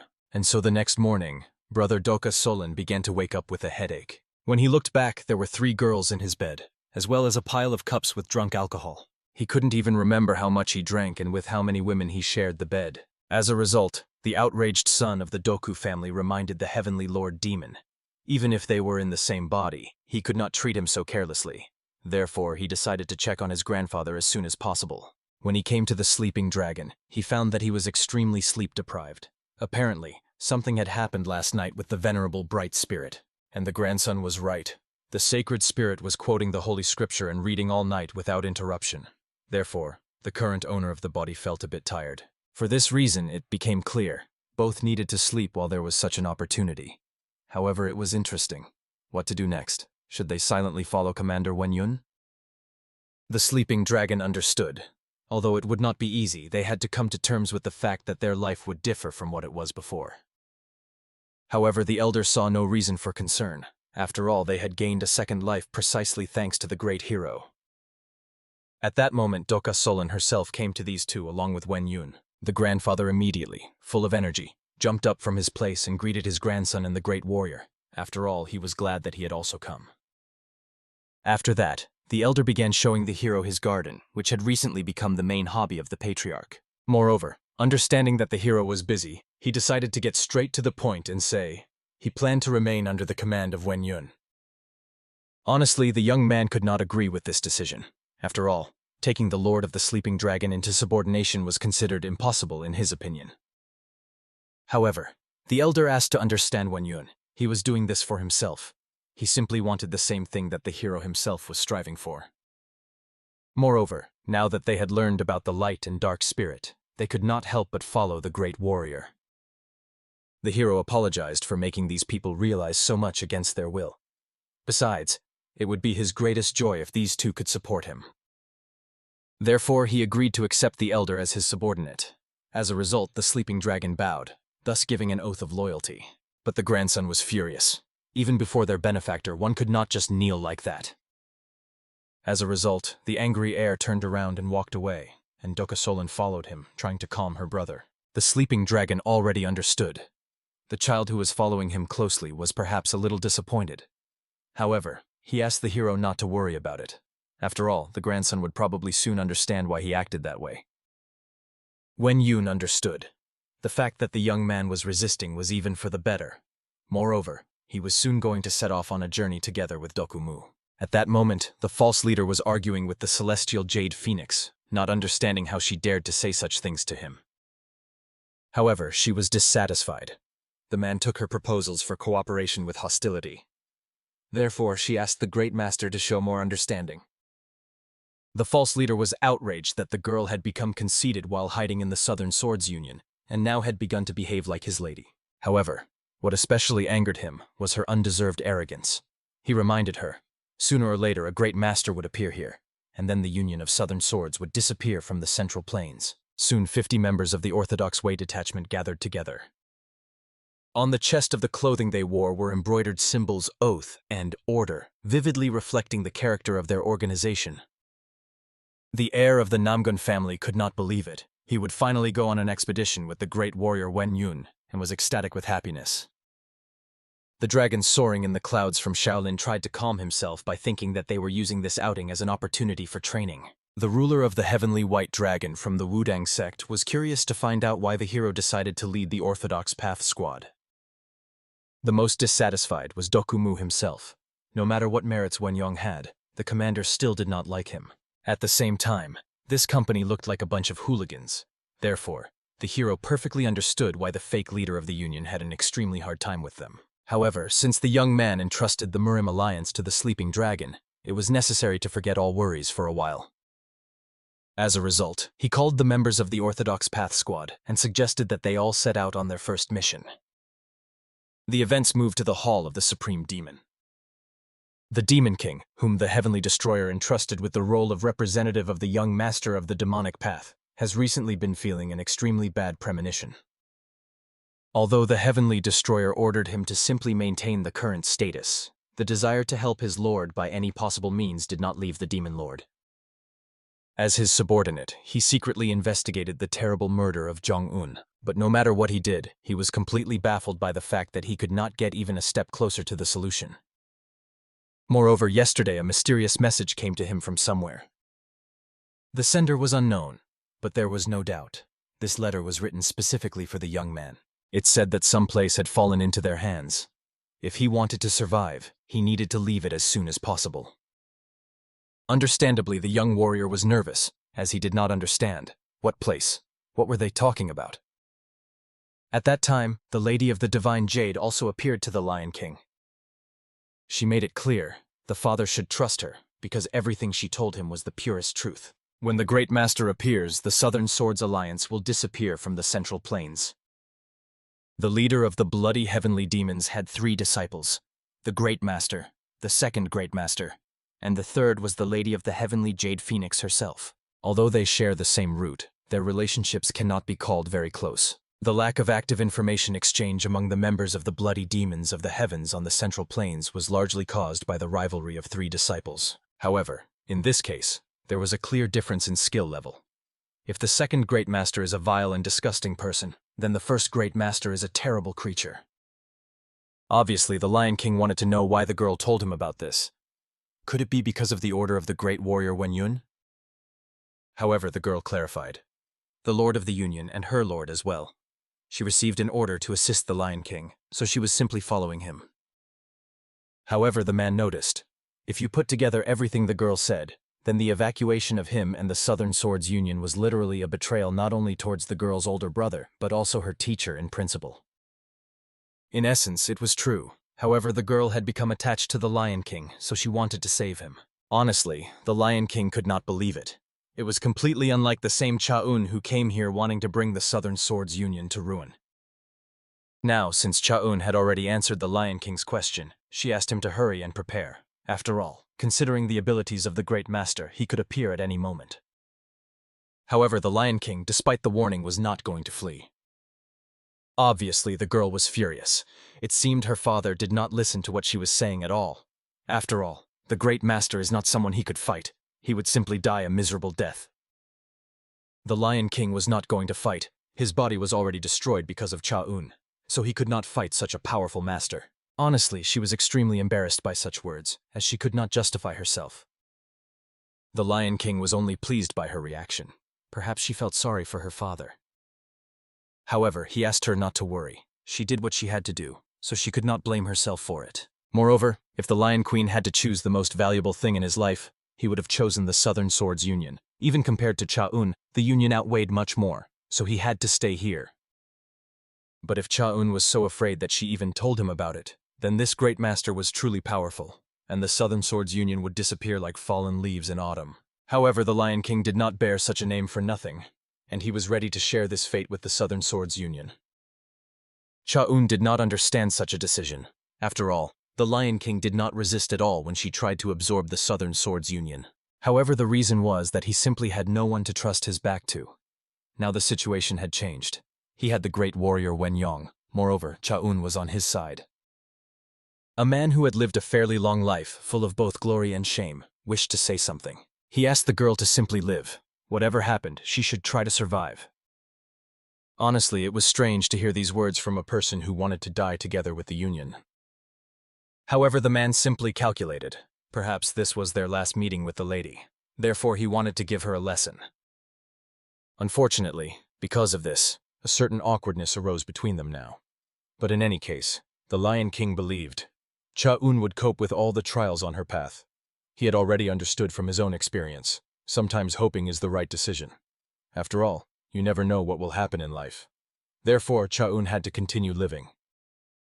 Clearly, the girl still considered staying in the Union to be an extremely foolish act. The Lion King knew this. However, he believed that one who had lived a long life could sometimes allow themselves foolishness. Moreover, he was grateful that she came to him and advised him to run, and he called Cha-un his daughter. It was very hard for her to endure this. However, she did not accept thanks. After all, she did what she had to do. Then the Lion King decided to entrust her with another personal matter from himself. At this time, mercenaries along with the false leader were lying in wait on one of the roads, expecting the Jade Phoenix to run along this path together with the leader, the Lion King. The impostor was certain. Cha-un had not a drop of loyalty. Moreover, she had rejected the head of the Union as unnecessary trash. Furthermore, the real reason for introducing her into the Union of Southern Swords was not to restrain the Union or control the alliance. At this time, the Lion King explained, "The cruelest martial art in the history of Murim is, of course, the martial art of the heavenly demon. But that does not mean there are no martial arts that could rival it."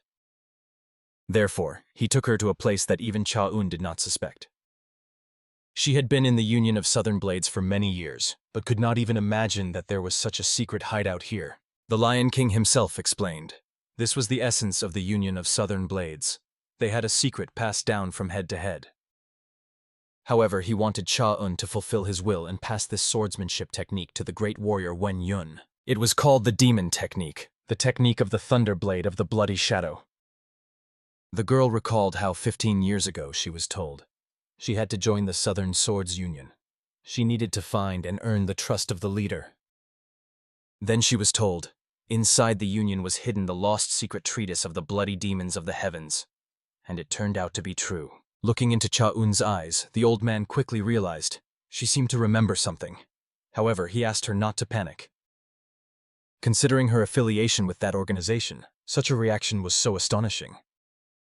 He also explained, the Thunderblade technique of the Bloody Shadow for swordmasters is the best of existing techniques, and also the cruelest in the history of Murim. This is not surprising given that its owner was the bloody demon himself. This technique is a secret, carefully guarded, passed down from generation to generation only to the leaders of the Southern Blades Union. However, the man never thought that the bloody demons of the heavens knew about it. Therefore, he handed Cha-un this book so that she could pass it to the hero. Of course, she understood why the man trusted her. After all, he knew she was a disciple of the Lord of the Heavens. It was like entrusting a fox to guard the geese. However, such trifles interested the old man little. The only thing he knew, their secret must not fall into the hands of the Lord of the Heavens. He asked her to pass this book to Wen Yun. If she found the King of Vagabonds, she could also meet with him. But the girl still could not understand. How could the Lion King trust her? He only smiled. There was hardly a father in the world who would not trust his daughter. Therefore, he asked the girl to hurry. There was no choice, so she, bowing, intended to leave and asked him to take care of himself. The man, watching her leave with a smile, remembered how he met her when she was little. She was a child who had nowhere to go. He really liked her stern look. As a result, from that day he decided, this stern girl must become his daughter. Perhaps the Lion King did not give her life. She was not his by blood, but he still regarded her as his true daughter, and her bright smile always made him happy. Even when she stabbed the dagger of betrayal into his heart, in fact, he was not that angry. Obviously, he had no idea what Cha-un thought of herself. However, he clearly saw the lion living in her heart. Therefore, he hoped she would be happy and would no longer sink into the swamp of sorrow. Even if the man died, he would continue to beg the heavens for her well-being. Events again returned to those on the demonic path. The current deputy head was searching for the criminal by the demonic road, and although he found nothing, he gained several followers. However, even so, he was extremely ashamed to show himself to Wen Yun, considering that he had found no clues indicating the villain. At this time, the hero continued his journey with the Orthodox Path Squad. It seemed that all the warriors considered this some kind of recreational expedition. Therefore, they spoke cheerfully along the way. Everyone longed to gain recognition from the squad commander. They were all in high spirits because they heard from the Heavenly Destroyer the purpose of this expedition: to catch and finish off the false leader of the Union who fled south. Since this organization was created to stop the atrocities of the imposter, the excitement that they would finally end him with their own hands was too great for their young spirits. So, as a result, the hero could only hope that this company would not get into trouble because of their unnecessary pride. Therefore, when he noticed that the Namgun heir was talking to a passing coachman, the boy became curious about what they were discussing. So Wen Yun also approached him to find out from the young master who this person was. It turned out that he did not know this man. He simply advised him to be cautious on the road. Because of the rains that had not stopped for the last few days, the ground in this area had become loose. Therefore, landslides often occurred.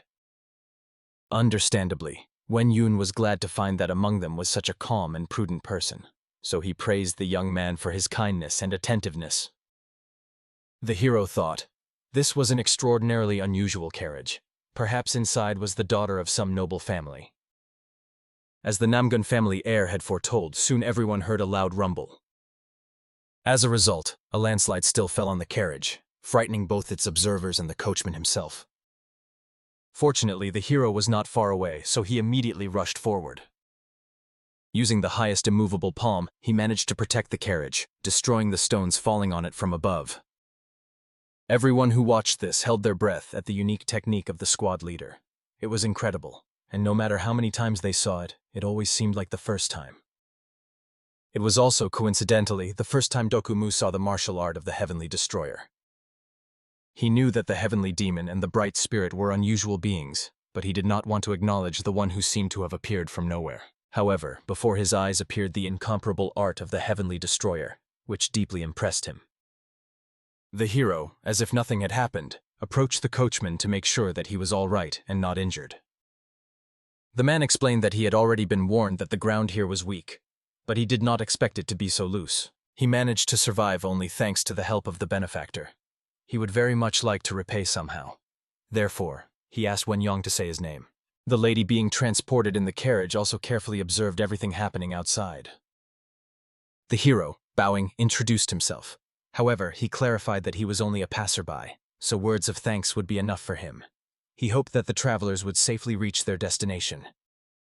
Clearly, the coachman understood. No matter how you look at it, the hero did not resemble an ordinary passerby at all. He began to ponder the young man's name. After all, he was surprised. A young master with such a level of martial arts skill was so modest. Some time passed, and evening came. The hero finally stopped at an inn-yard to rest. There he learned the people from the carriage, whom they had met earlier, were looking for him. Moreover, they asked for permission to stay at this inn-yard, since all the rooms in the area were occupied. They had nowhere else to spend the night. Clearly, Wen Yun realized they had caused inconvenience to ordinary people. Therefore, he asked his assistant to set everything in order and provide them a place to stay overnight. However, when he fled, the hero was surprised that the young man blushed so embarrassedly. At that moment, the heavenly demon possessed Dokumu's body and was extremely displeased. The young warrior was mocking him so much. He reminded him that they had already clearly agreed on everything. Nevertheless, the hero forced him to go on the campaign with those stinky soldiers. Clearly, Wen Yun tried to pretend to regret it. However, he reminded, this was the job he had to do. He should help a little, and that way he could return home faster. However, obviously the heavenly demon was outraged. After all, he desired to inhale only the scent of female bodies. Hearing this, the people outside were amazed by the preferences of such a noble person who spoke such hooligan speeches. At that time, the assistant finally returned to the travelers and explained that he had arranged with the squad commander to provide them lodging, and he hoped that the conditions would suit them. However, the lady who was hiding her face under a hat decided to ask the man something else. She finally took off her headwear, revealing her face, and decided to find out if he knew the successor of the heavenly demon, the heavenly jade dragon. The young warrior was surprised by this question. He was just about to explain that this was the title given to the leader of their squad, when suddenly they all heard a scream. Someone was reporting a problem. The hero, of course, immediately rushed forward to understand what had happened. It turned out that the southern faction of the Murim Alliance had been destroyed. It was too hard to believe. The assistant immediately said goodbye to the young lady and ran off to help with the matters. Upon arriving, he immediately said that he would take command and ordered the Orthodox Path squad to join him. They could not afford to lose, so they immediately set off to resolve the issue. However, Wen-Yun urgently ordered them to stop, but no one listened to him. Everyone wanted to prove themselves and properly deal with the false leader of the Murim Alliance. The hero panicked at the behavior of these fools and was extremely worried. What had happened was the work of that impostor. When he examined the wounded man, he was very surprised, because the victim's hand was frozen with ice. Because of the war, there was no choice left. The hero ordered, gathering all the remaining members of the squad, to form a rescue team. It was necessary to find those who survived and protect them. After that, he ordered Dokumu to go with him, and the two of them rushed on the road. After some time, they found themselves on the edge of the forest. The hero decided to ask the heavenly demon, what was the ice on the wounded man's hand? It seemed to him that it was the technique of the demonic palm of the 9 yin sacred scriptures. It was a palm technique based on extreme concentration, and it froze absolutely everything. The 9 yin sacred scriptures are the purest boundary of martial arts, which strives for righteousness. It was created to ignore the human body. Any man has particles of yin energy. Any woman has particles of yang energy. However, the martial art of the 9 yin sacred scriptures suppresses all yang energy and gathers extreme concentration of yin energy. Then it instantly changes the direction of the compressed yang energy and combines it with the accumulated yin energy. In other words, it is a martial art that exists only in imagination. Obviously, the words of the heavenly demon claimed, this incredible martial art was revealed. The dark spirit did not know how far the process of mastering this martial art had advanced, but they needed to check it themselves for sure. Soon the warrior who stepped forward encountered a real monster in the flesh. It was a monster that threw everyone using its ice power, and no one could even wound it. Those who were already lying wounded asked the deputy commander to come up with something. As a result, since he was the only survivor, he immediately rushed at this monster, wishing to kill it. However, he froze his neck and knocked him to the ground, wishing to shatter him into tiny pieces like a real ice crystal. Fortunately, at that moment the hero who did not understand began to sing, "How dare this monster touch his people?" Immediately after that, he examined the wounded, understanding that they would not hold out much longer. As a result, he angrily demanded explanations from the deputy commander. He hurriedly confessed, "This bastard uses ice." Therefore, he asked the captain to exercise caution. But the hero was furious at his behavior. These idiots did not wait for him. Moreover, he did not understand. How could someone who held the rank of deputy squad commander remain calm? He did not assess the situation and did not care for those weaker than him. After all, many squad members died because of him. All that remained for these two was only to apologize to the squad commander for their short-sightedness. But the hero understood. They must ask forgiveness not from him, but from the fallen. He ordered them to gather those who survived, the wounded and the fallen, and to go all together. The hero was to stay behind to deal with their enemy. At that moment, Dokumu warned the heavenly destroyer. "The enemy is coming to his senses. Soon he will attack." However, Wen-Yun was hardly afraid of this. He was just waiting for him to get back on his feet so the hero could ensure the monster fully paid for killing his people. At the same time, the Lady Jade Phoenix was also running through the forest. She understood. She had to board the ship as soon as she got out of the forest. It was necessary to flee as quickly as possible. But at that moment she was attacked, and only at the last moment did she manage to repel the assault. She suspected the second master would come for her, therefore she was hardly surprised. At that time, the entrance to the Lion King's hideout had already been breached. There operated the first disciple of the bloody demon Lord of the Heavens, or as he was also called, the first great master. Honestly, upon learning that the treatise was not there, he quickly realized Cha-Ung, it seems, had betrayed them. As a result, he lost all interest in the Lion King, rejected him, and intended to leave. Honestly, the leader was even disappointed by his quick departure. He warned, this could have consequences if the Lion King was left alive. After that, he drew the sword that lay behind his back and stepped forward against this man. Obviously, his hands were trembling, but he had more than enough confidence. Seeing this, the first great master decided to tell the man a moral story. After all, he liked that the head did not lose hope. Perhaps the man was just stalling. But he still decided to tell how they treated that girl in the homeland. Although she was called the younger sister, she was only a miserable servant who comforted the master at night. As a result, she expected only one thing: to be used and thrown away like the most despicable creature. Therefore, the first disciple found it extremely funny. The Lion King speaks of himself as if he really was some kind of threat. He was just a helpless, miserable, crazy old man, nothing more. However, the head knew perfectly well. Even if he really had no teeth, he could tear this insolent fellow apart with just his gums. And if that was not enough, he would give his blood and flesh to curse and destroy this scoundrel. And if that was still not enough, he would even die, wander through the 9 hells to find and finish him when a similar case happened. Honestly, looking at the old man who was not even able to lift the blade and hearing his empty curses, the first great master was even disappointed. So he decided to leave, so as not to soil his hands with him, and to allow the old lion to die alone. As a result, the enraged old man had nothing left but to use his secret technique. The first master warned that he heard a surge of some power, so he needed to protect himself, otherwise his body would be torn to pieces. However, even this did not bother him. After all, the Lion King could not be afraid of such nonsense. The first disciple was even shocked. Such great power was emanating from his broken body. However, the father had to avenge how they spoke about his daughter. He could not allow some degenerates to treat her like a miserable servant and a prostitute.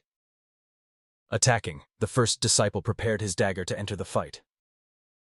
To everyone's surprise, the Lion King managed to wound him. So he realized, the fact that the Lion King was called the best swordsman was not empty words after all. The man was severely wounded after such a surge of internal energy.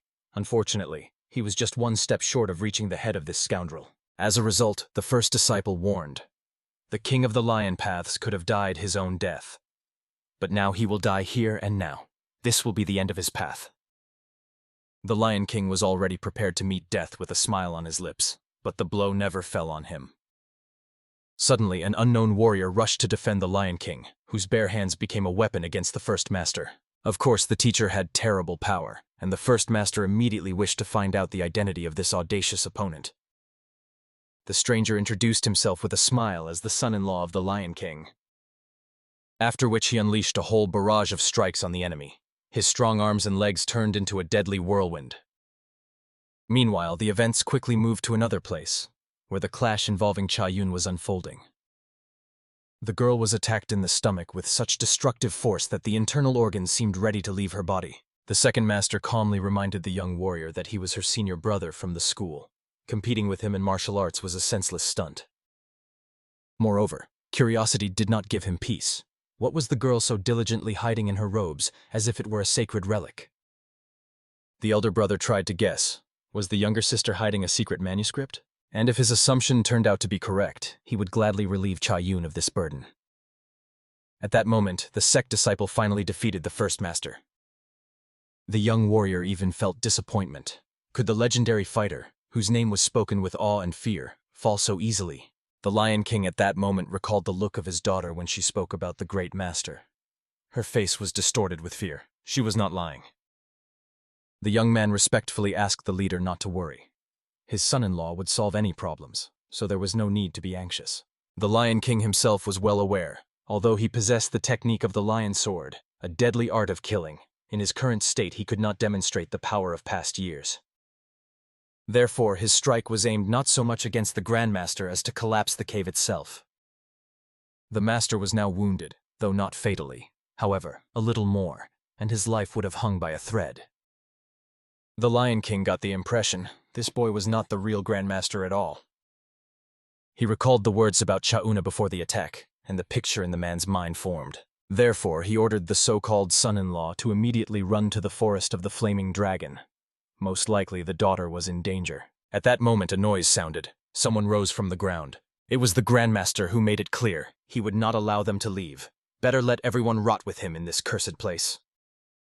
Cha-Una herself dared a desperate step. She asked her older brother if he would spare her life if she gave up the manuscript. He allowed her to live, but only on one condition. If the girl left the sacred scroll on the ground, then life would be guaranteed. All that remained for the young warrior was to make her brother swear before the observer. The observer was the Grand Master, who was angered by the fact that the younger brother dared to trade as if he had the right to do so. The Grand Master was outraged. The younger sister still nurtured hope to survive. It was very unfortunate that her sharp mind would no longer serve the cause. Truly a regrettable mistake. The girl shared this opinion but warned the brothers they would leave here empty-handed. The second master was outraged. The elder brother seemed not to understand at all what the third sister was hiding. After all, the secret manuscript was hidden in her hands. However, the Grand Master considered the younger one a real worthless person.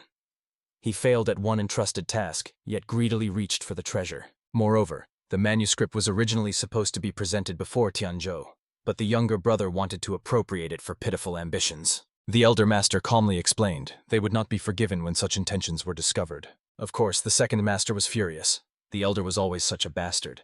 It seemed he considered himself the best because he was the master's first disciple. Nevertheless, the younger brother was still burning with the intention to master this manuscript and surpass the elder. Although the first skill was now higher, he was still the true leader of their teacher. Besides, this manuscript was promised to the second master by the mentor himself. However, the first master reminded that the younger brother always chose the most reckless actions, so their teacher coming out of seclusion definitely would not continue to favor him. Therefore, the elder asked the younger to calm down. After all, they would both die today anyway. Of course, the first master perfectly understood.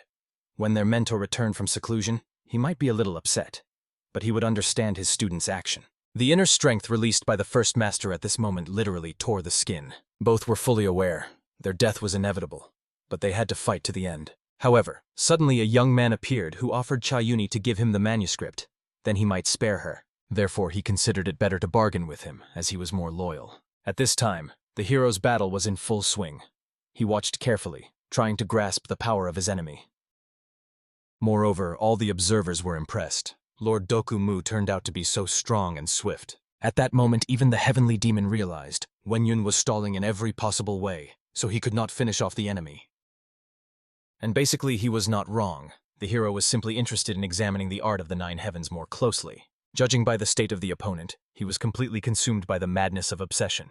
In such a state, even the greatest technique is just a weapon in the hands of a madman, so there was nothing to watch here. For this reason, the hero understood. It was necessary to end this futile fight as soon as possible. At that moment, the deputy reported to the commander. All the wounded had been gathered. Preparations for retreat were completed. Therefore, the hero gave the order to retreat, commanding not to leave a single person here. However, seeing the retreating enemy, the opponent immediately became furious. Shouting loudly, he lunged towards them, but could do nothing. The hero was knocked back by a single blow. This guy decided to arm himself with his sword, which had been hanging behind his back all this time. Dokumu understood. The hero deliberately recalled all the squad fighters to play with his sword. However, Wenyong simply realized that with such an opponent, a sword was truly necessary. Recently, the heavenly demon witnessed the hero suddenly resuming his training. The thing is, now that the light and dark spirits had left his body, he could no longer rely on their advice in battle as before. Therefore, he wanted to rethink his techniques and refine them in his own way. So now the heavenly demon was extremely curious to see what the hero was capable of without their help. The boy himself perfectly understood. The techniques he used were deep and complex, and his attempts still fell short of his former power. However, he would do everything to avoid being stuck at the current level. After all, he did not want to lose what belonged to him anymore. Therefore, using the dominion of darkness, he rushed at the opponent, splitting his body into numerous clones. After which he strengthened these clones, using the art of heavenly destruction.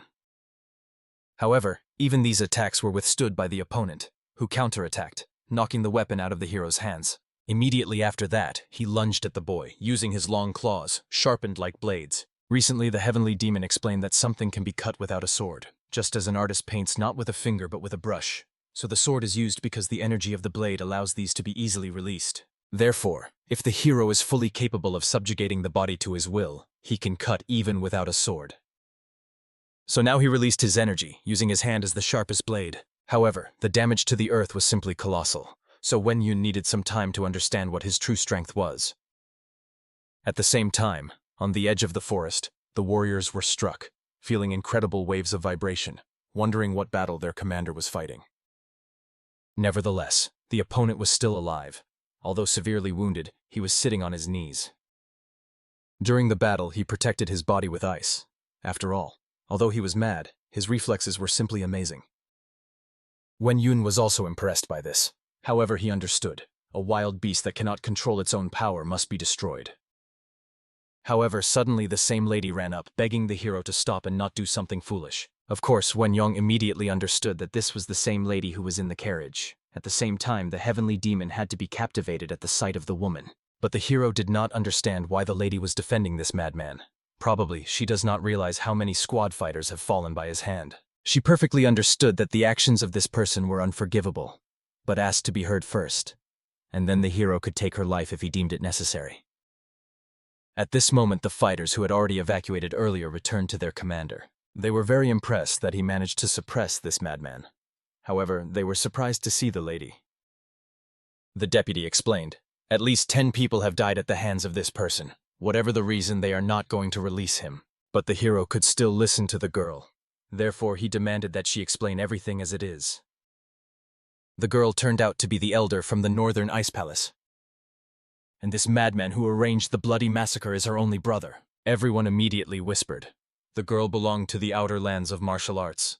No wonder he had such power when he was from the Northern Ice Palace. It became clear to the hero. The girl desperately defends this madman because they were bound by blood. However, this was not enough to keep him alive. And honestly, she was surprised that the hero was unwavering even before the younger lady of the Northern Ice Palace. Using sound techniques, she explained, "The King of the Sword of the North, their leader, has only one son, her brother. If Wen Yong spares her brother, a great opportunity will open before him." She heard. Affairs in the northern lands were very complicated. In such times, help from external lands and support from the Northern Ice Palace could become much more advantageous for him. If he, the great hero, spares her brother, then the Northern Ice Palace will serve him for a full 3 years. Of course, although it sounded like an excuse, her brother did not attack first. And naturally, Wen Yong immediately turned to the deputy. He knows what really happened. It turned out that this madman sensed a sinister aura, and they really struck first. So the lady's words were not a lie. As a result, it became clear. All they did was awaken the sleeping fire with their own hands. For this reason, he turned to the squad to learn their opinion on this matter. The deputy understood. Although the lady's words evoke pity for this person, everything must be decided by the law of cause and effect. The numerous murders by this monster could not be forgiven for some reason. The heavenly demon himself felt that the hero was inclined to spare this person. Probably this girl made him an offer that was hard to refuse. Therefore, he decided to intervene and take the floor. He calculated, the actions of this person, although unforgivable, were still understandable, considering that his mind was clouded by obsession. It would be unfair to kill someone who is not even aware of their sins. Therefore, he proposed to heal him, make him aware of his sins, and it was just to call him to responsibility. As is known, the union of martial arts is the only force that preserves the spirit of the Midlands. If not them, then no one could help this person. In principle, the shaman agreed. The easiest thing would be to kill him now, but that would make the death of the fallen fighters pointless. But if the young man returns to his senses and repents of his sins, his repentance may become a way to soothe the souls of the dead. A Wen Yun, using sound transmission, explained to the lady. Although her brother committed a crime worthy of death, considering the circumstances, they can pardon him. He is obliged to pay due honor to his fallen soldiers. Therefore, it was necessary for the Ice Palace to grant him full power in the Middle Lands for 3 years and leave evidence. And thinking about this proposal, the lady realized there was no choice. Therefore, she had to agree. And Wen Yun demanded that until the end of these 3 years, her brother remain under his supervision as a guarantor. After that, he addressed his fighters, confessing that his heart was breaking at the thought of the fallen fighters. But they must forget that they were the last bastion on the path of justice. Therefore, they must render judgments worthy of this path. That is why he decided to follow the will of the young Lord Dokumu and the assistant commander. At that moment, the first master decided to find out from the newcomer. When exactly did the Jade Phoenix manage to make a deal with him? Even the second master did not know this. The young man explained, this beautiful lady, who was recently oppressed together, he had already sworn to protect. It was an agreement between the parties, so it was better for third parties to step back. Honestly, Chaon had heard about this agreement almost for the first time. However, if it helped to get out of the turmoil, she was ready to play along. But the second master still did not believe, asking the elder brother not to fall for the tricks of this scoundrel.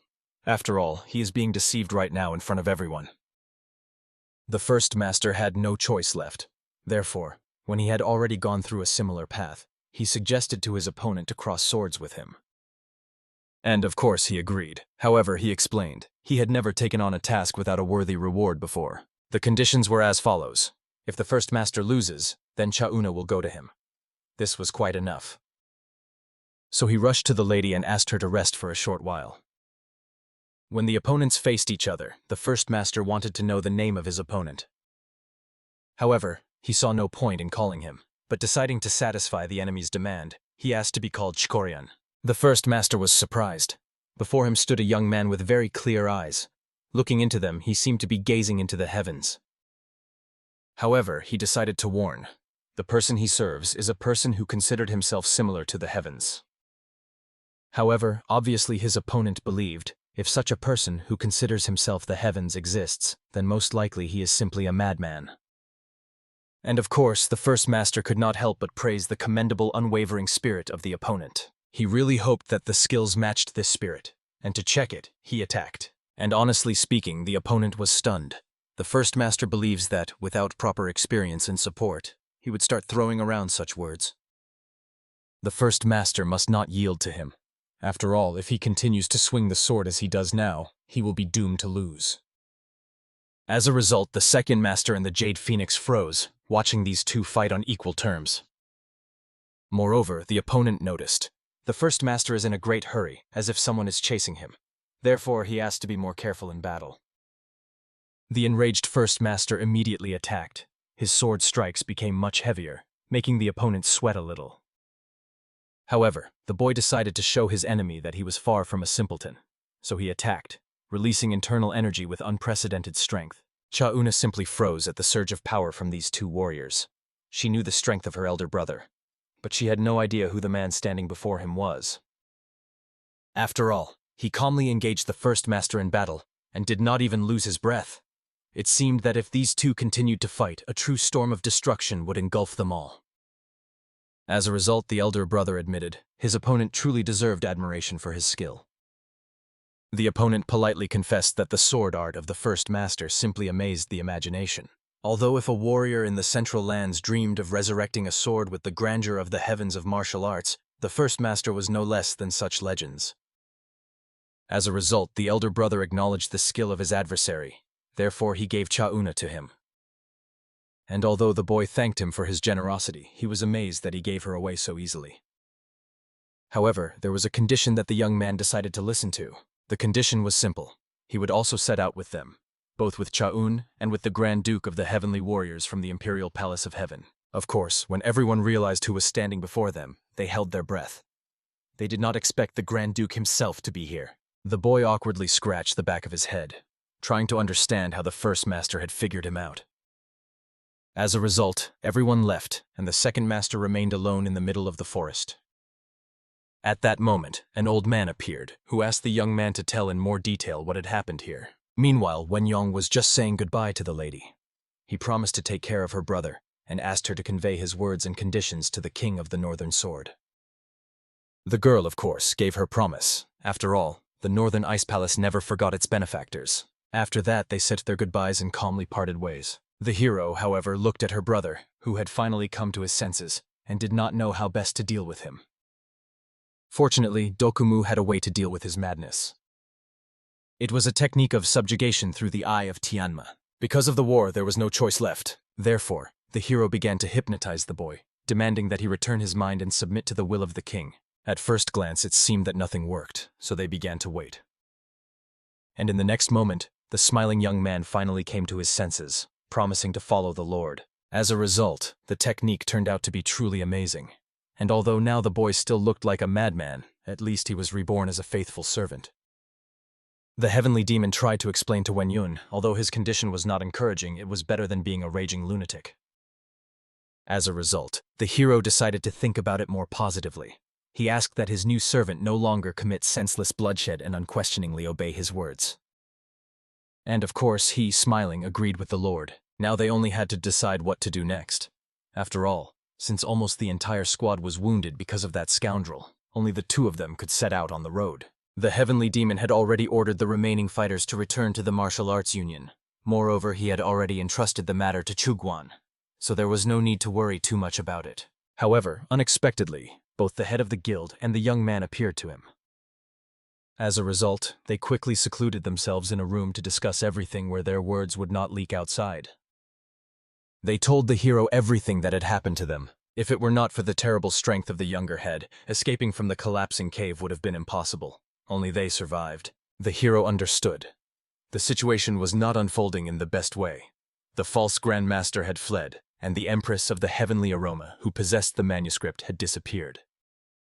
Searching for Cha-un was not the best path. Therefore, the young man believed it was better to ask the Lord for help. That is why they arrived here in advance to wait for him.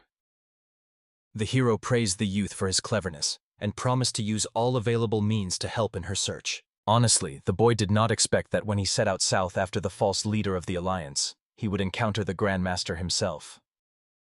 To understand what was happening, the information from the head of the Union was insufficient. It was necessary to find the Empress of the Heavenly Aroma, connected to them, and hear the truth from her own lips. As a result, he asked that the head of the guild stay here with him. The hero would order his people to ensure nothing happened to him.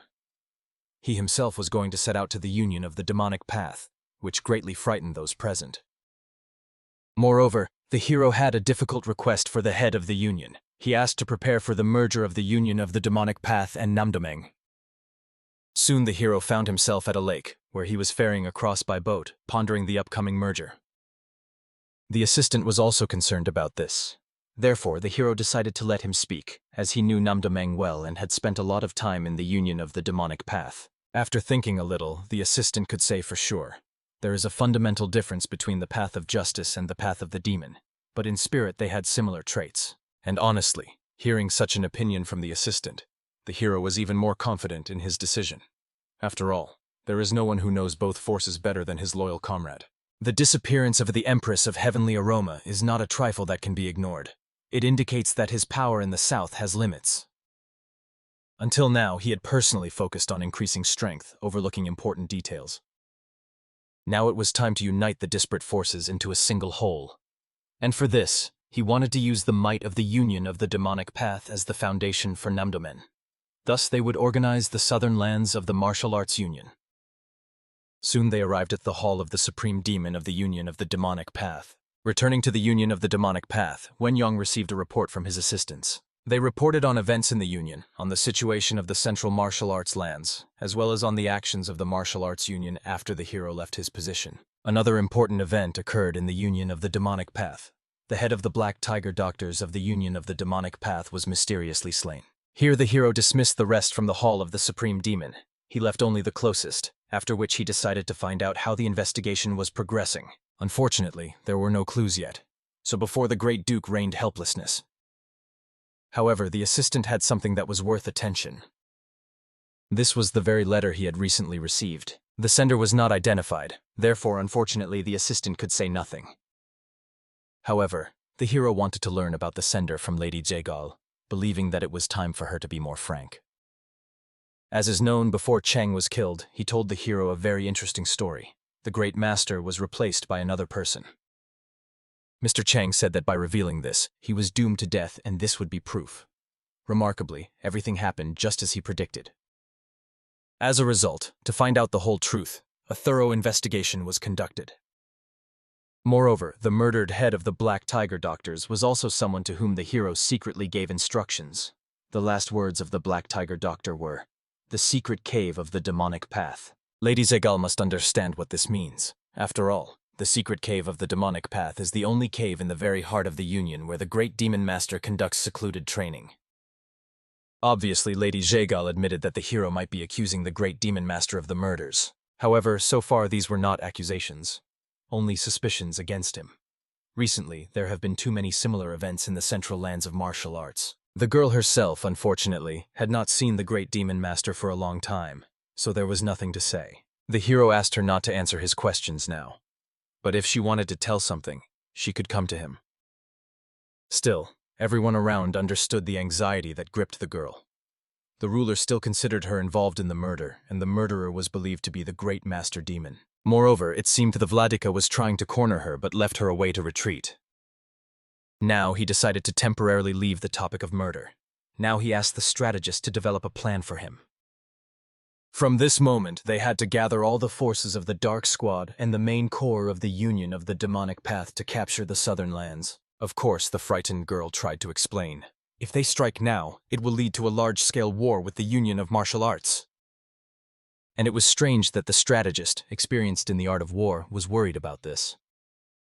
She, above all, must know. Although the Martial Arts Union was larger in scale, they did not have as advanced a base as the Demonic Path Union. Therefore, by launching an attack, they will, first, buy time, and second, make the Yangtze River a border, which will lead to a prolonged war between the Martial Arts Union and the Demonic Path Union. And finally, they will be able to capture Namdomen, merging the forces of the Demon Path and making them stronger. But the strategist pointed out, the basis of this plan is flawed. The plan itself sounded so absurd that she did not even know what to say. As a result, she decided to find out from the hero how he generally planned to carry out this capture, considering that Namdomeng was so important to them. Accepting these doubts, the hero decided to find out. If the capture succeeds after all, will the strategist follow him unconditionally? This will be a chance for him to prove his strength to her.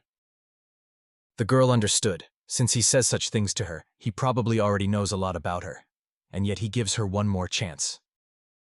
As a result, she promised, if he really carries out this plan, she will reassess him, solely by her own criteria. This hero was already enough. Therefore, he ordered that the entire Union of the Demonic Path gather here within 2 hours. He ordered the strategist to develop plans based on the capture of Namdomeng, to check the number and disposition of forces so that everything was thoroughly prepared. After that, the girl left, and the hero ordered the rest of the subordinates to assist with the capture in the upcoming war. However, the assistant was still worried. Would this confrontation lead to the mutual destruction of both sides? Honestly, this worried the hero himself. Moreover, he heard that his subordinates had already strengthened their position in the Union of the Demonic Path, and many were following them. Therefore, he explained that he intended to make the possible impossible. Therefore, he brought them from the main order. So they had to convince the warriors of the Demonic Path and avoid armed conflict. And the assistant, who fought side by side in the Union of the Demonic Path, was capable of this. As a result, inspired by the king's words, they immediately agreed to carry out the order. The only thing that worried the subordinates was the strange people who arrived with him in the persons of Dokumu and Yulgik. When they found out that it was the same heavenly demon and the great Dokumu, they immediately bowed, greeting them with great respect. And it was clear that he was clearly pleased with such a reception. At the same time, the madman awkwardly stood aside. He also wanted a little attention. As agreed, within 2 hours the hero gave direct orders to the masters of the Union of the Demonic Path. And those who knew him could not disobey his order. And even those who did not know him could not disobey, because they received morals and no more disputes arose. Lady Zhigal, spreading the map of the northern lands on the table, began a detailed explanation of the plan. She pointed out significant regions and branches, explaining how to capture them. The strategy, developed by her in just 2 hours, was remarkably perfect and detailed. So, looking at her, the hero had no doubt that she was a descendant of Zhigal Kunmin. After all, her mind was worthy of admiration by the heavens. Therefore, he wanted to make her entirely his person. As the saying goes, power does not last 10 years, nothing is eternal, everything is subject to time. And Namdomeng, one of the 4 pillars supporting the path of justice in the northern lands, will quietly disappear from the central lands. As a result, together with the help of the Lion King, they proclaim to their troops, from this moment, the Union of the Demonic Path and Namdomeng will be reborn as a single entity. This is how it became possible, exclusively thanks to the persuasion of Wen Yun, which proved how great the trust in him was in both factions. The Lion King was not at all saddened, watching the disappearance of Namdomeng. After all, he understood. Now he, together with the ruler, would take a step into a new era. He very much hoped that the hero would help them. However, of course, because of this quiet event, the world of martial arts was turned upside down. Everyone discussed this topic, and for some, it became a reason to start acting. The elder in the robe perfectly understood. All previous events were only a way to test the abilities of Tianma Sosin, but he proved his strength too brightly. Of course, although the result exceeded all expectations, the problem was that it exceeded them too much. Conclusion: he interfered with the Guardian's plans to conquer the Middle Lands, and all obstacles must be removed. But his strength was not just empty words. Therefore, the elders had to decide how to deal with him. But fortunately, the last of the elders asked not to worry about anything. Believe me, the strongest always live the longest. They know this better than anyone else. The elderly understood. As a result, the elders only had to help. If this matter happens, they swore to keep the promise given to them. Therefore, they asked the last one to lure the Great Duke Demon. This task was addressed to Lady Yahello. Of course, she did not doubt the skill of the elders. However, she thought it would be very difficult to kill the Great Duke, one of the 5 heavens of martial arts. But the elder explained, the secret technique of the Bloody Sky had already been completed, so the Great Duke would definitely die.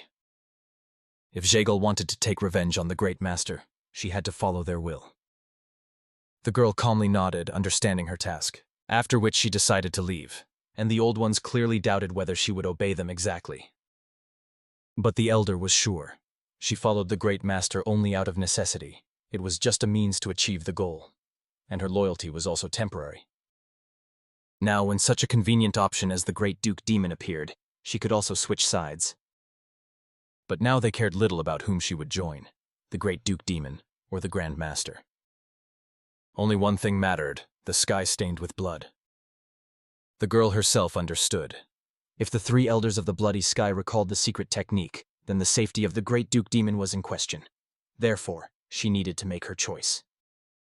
The choice was about what she wanted more, to follow the will of the Bloody Sky or the Great Duke. At that time, the hero was completing the unification, establishing new laws to govern this merger. Of course, for him it was a routine matter, and he finished everything easily. The witnesses could not help but admire the skill displayed by Wen Yun. After all, what he proposed was enough to reduce conflicts between factions to a minimum. Time passed, and soon the hero received another message from Lady Yahello. She wrote about Mount Yongzhong, where Yahello Kunmin once secluded himself, also known as the Mountain of the Open Dragon. For this reason, the hero, together with Dokumu, set out there. At that moment, Dokumu was controlling the body, while the heavenly demon remained inside.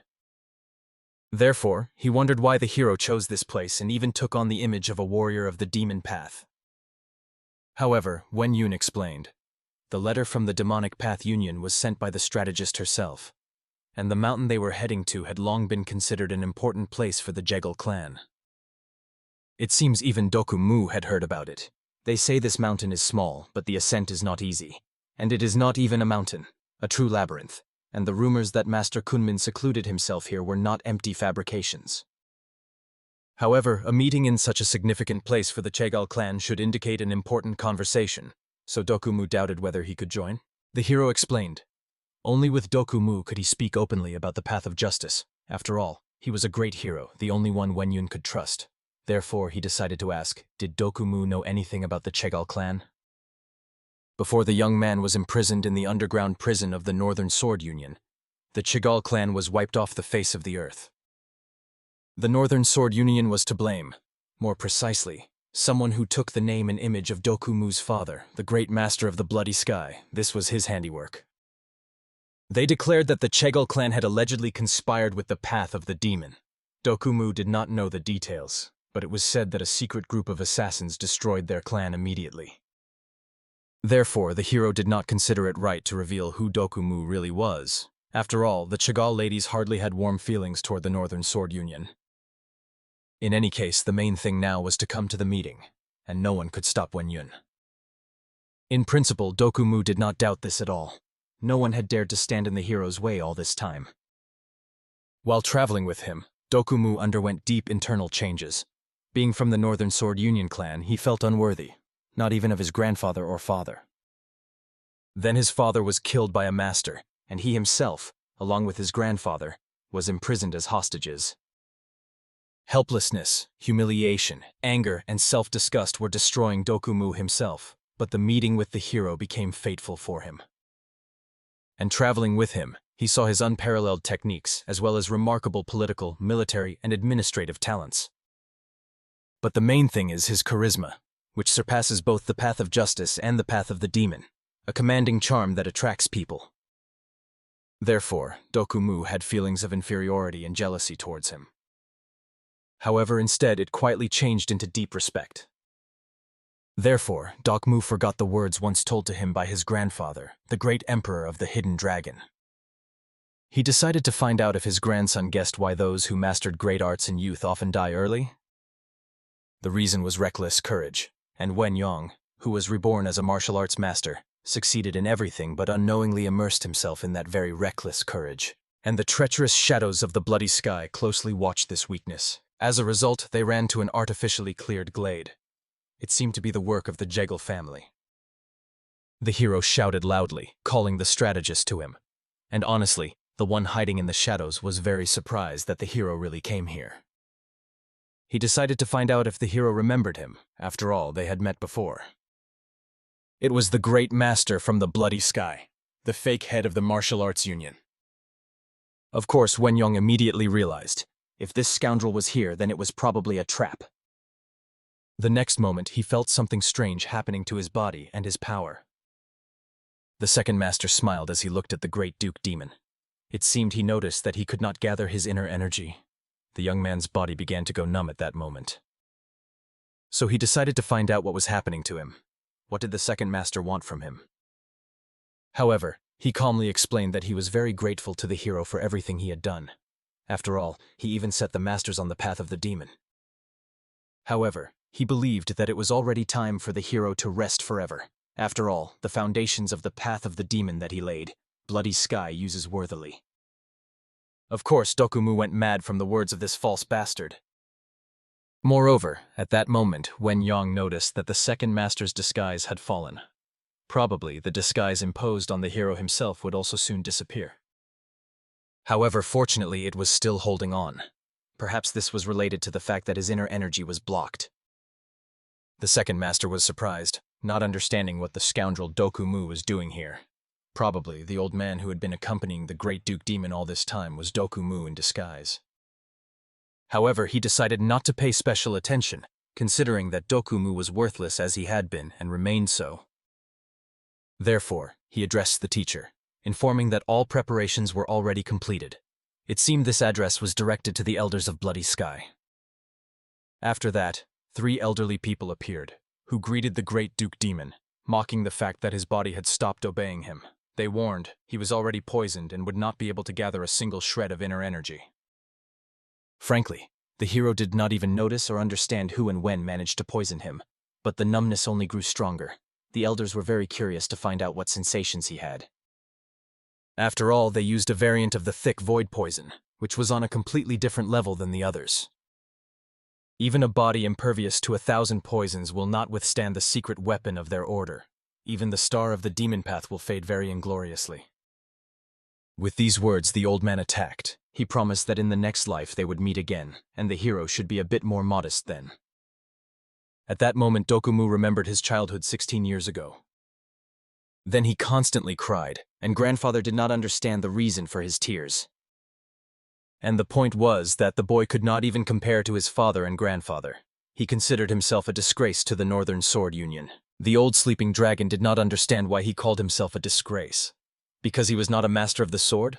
Or because he could not choose which grandfather and father he had? Unfortunately, the old man found it hard to understand the boy's thoughts, but he knew that the boy got up earlier than everyone else in the Northern Sword Union and went to bed later than all the others. He reminded that even the fish can turn into a dragon. Although the boy now considered himself worthless, he did everything to ensure his end was different. So the boy, then and now, will always be a pride for their clan. Therefore, at the moment when the elder attacked the hero, Dokumu stepped forward, protected his lord with his body, and even gave his hand to be cut off. Of course, the hero immediately rushed to help Dokumu. He did not understand why he had done such a foolish thing. However, when Dokumu was also poisoned and could not use martial arts, he could only help by remaining a living shield for the hero. As soon as they get out of here, Wen Yong will definitely take Dokumu to a doctor to save his hand. The elder only displeasedly ordered to deal with these two quickly. That upstart, the great duke, was only spoiling his mood. Of course, the second master was furious that this old man dared to give him orders. As a result, he approached the two, very surprised that the son of the head of the Northern Union Sword had sacrificed himself for the great demon duke. Surely his father would not have approved of this if he had learned about it in the afterlife. However, the boy only growled that this scoundrel dared to utter his father's name. The second master was also surprised that the hero had come here just because of one letter, and he realized that probably Lady Jaegel had won more of their trust than they thought. Moreover, considering that the hero already knew about their order, they had another reason to kill him. Therefore, the second master ordered his fighters to attack these two. The hero perfectly understood. Although his energy was still unstable, he could not give up. When so many swords were aimed at them, he immediately activated the last remnants of his inner strength, and such an energy outburst looked as if there was no poisoning on him at all, so everyone was very frightened. And the hero himself did not understand what was happening to him. The internal energy was still inaccessible, but there was some other force in his meridians. But it was still too weak, and with such a crumb of energy, he needed to find a way to salvation. At this time, the second master decided to ask the teacher how it happened that carefreeness, the secret technique of their order, did not work. After which he fearfully ordered that the Heavenly Sword Squad not be dragged out and simply attack, killing this boy with one strike. Considering that now the hero was protecting the wounded behind his back, he would not be able to dodge all attacks at once. Therefore, they had to attack simultaneously from all sides. The hero continued to fight, understanding. If he died here, then many people would die with him. Therefore, he had to hold out. In this confrontation, the boy noticed how the opponents targeted Doku Mu, who did not even make a sound so as not to burden the hero. As a result, Wen Yong rushed to save him. He managed to behead the audacious one. However, he received a wound on his back. His whole body was already trembling from blood loss, and the fact that he was losing vigilance only added to the wounds. At that moment, the elders realized that the suspicion that the hero was not poisoned was an empty boast. He barely coped with the killer's strikes. With such sword mastery, he could not be called one of the 5 heavenly martial arts. But although he was poisoned, his internal energy simply had not completely dissipated. Such a thing had never happened before, so incomplete dispersion was considered practically impossible. However, there was a chance that the hero had simply mastered some unusual technique of internal energy. Now the best solution was to use Doku Mu to finish off the hero in one sitting. Therefore, the elders launched an attack using the technique of the double demon bloody strike. There was no choice left but to use the bodiless sword with the help of his inner energy, trying to catch the rushing enemies. They had to retreat, realizing how terrible a power that boy possessed. If he had not been poisoned, they would have had a very hard time. The hero barely stood on his feet. After the last intake, his remaining internal energy vanished, and at that moment behind him was already a second master who knocked Doku Mu to the ground, threatening him with a sword.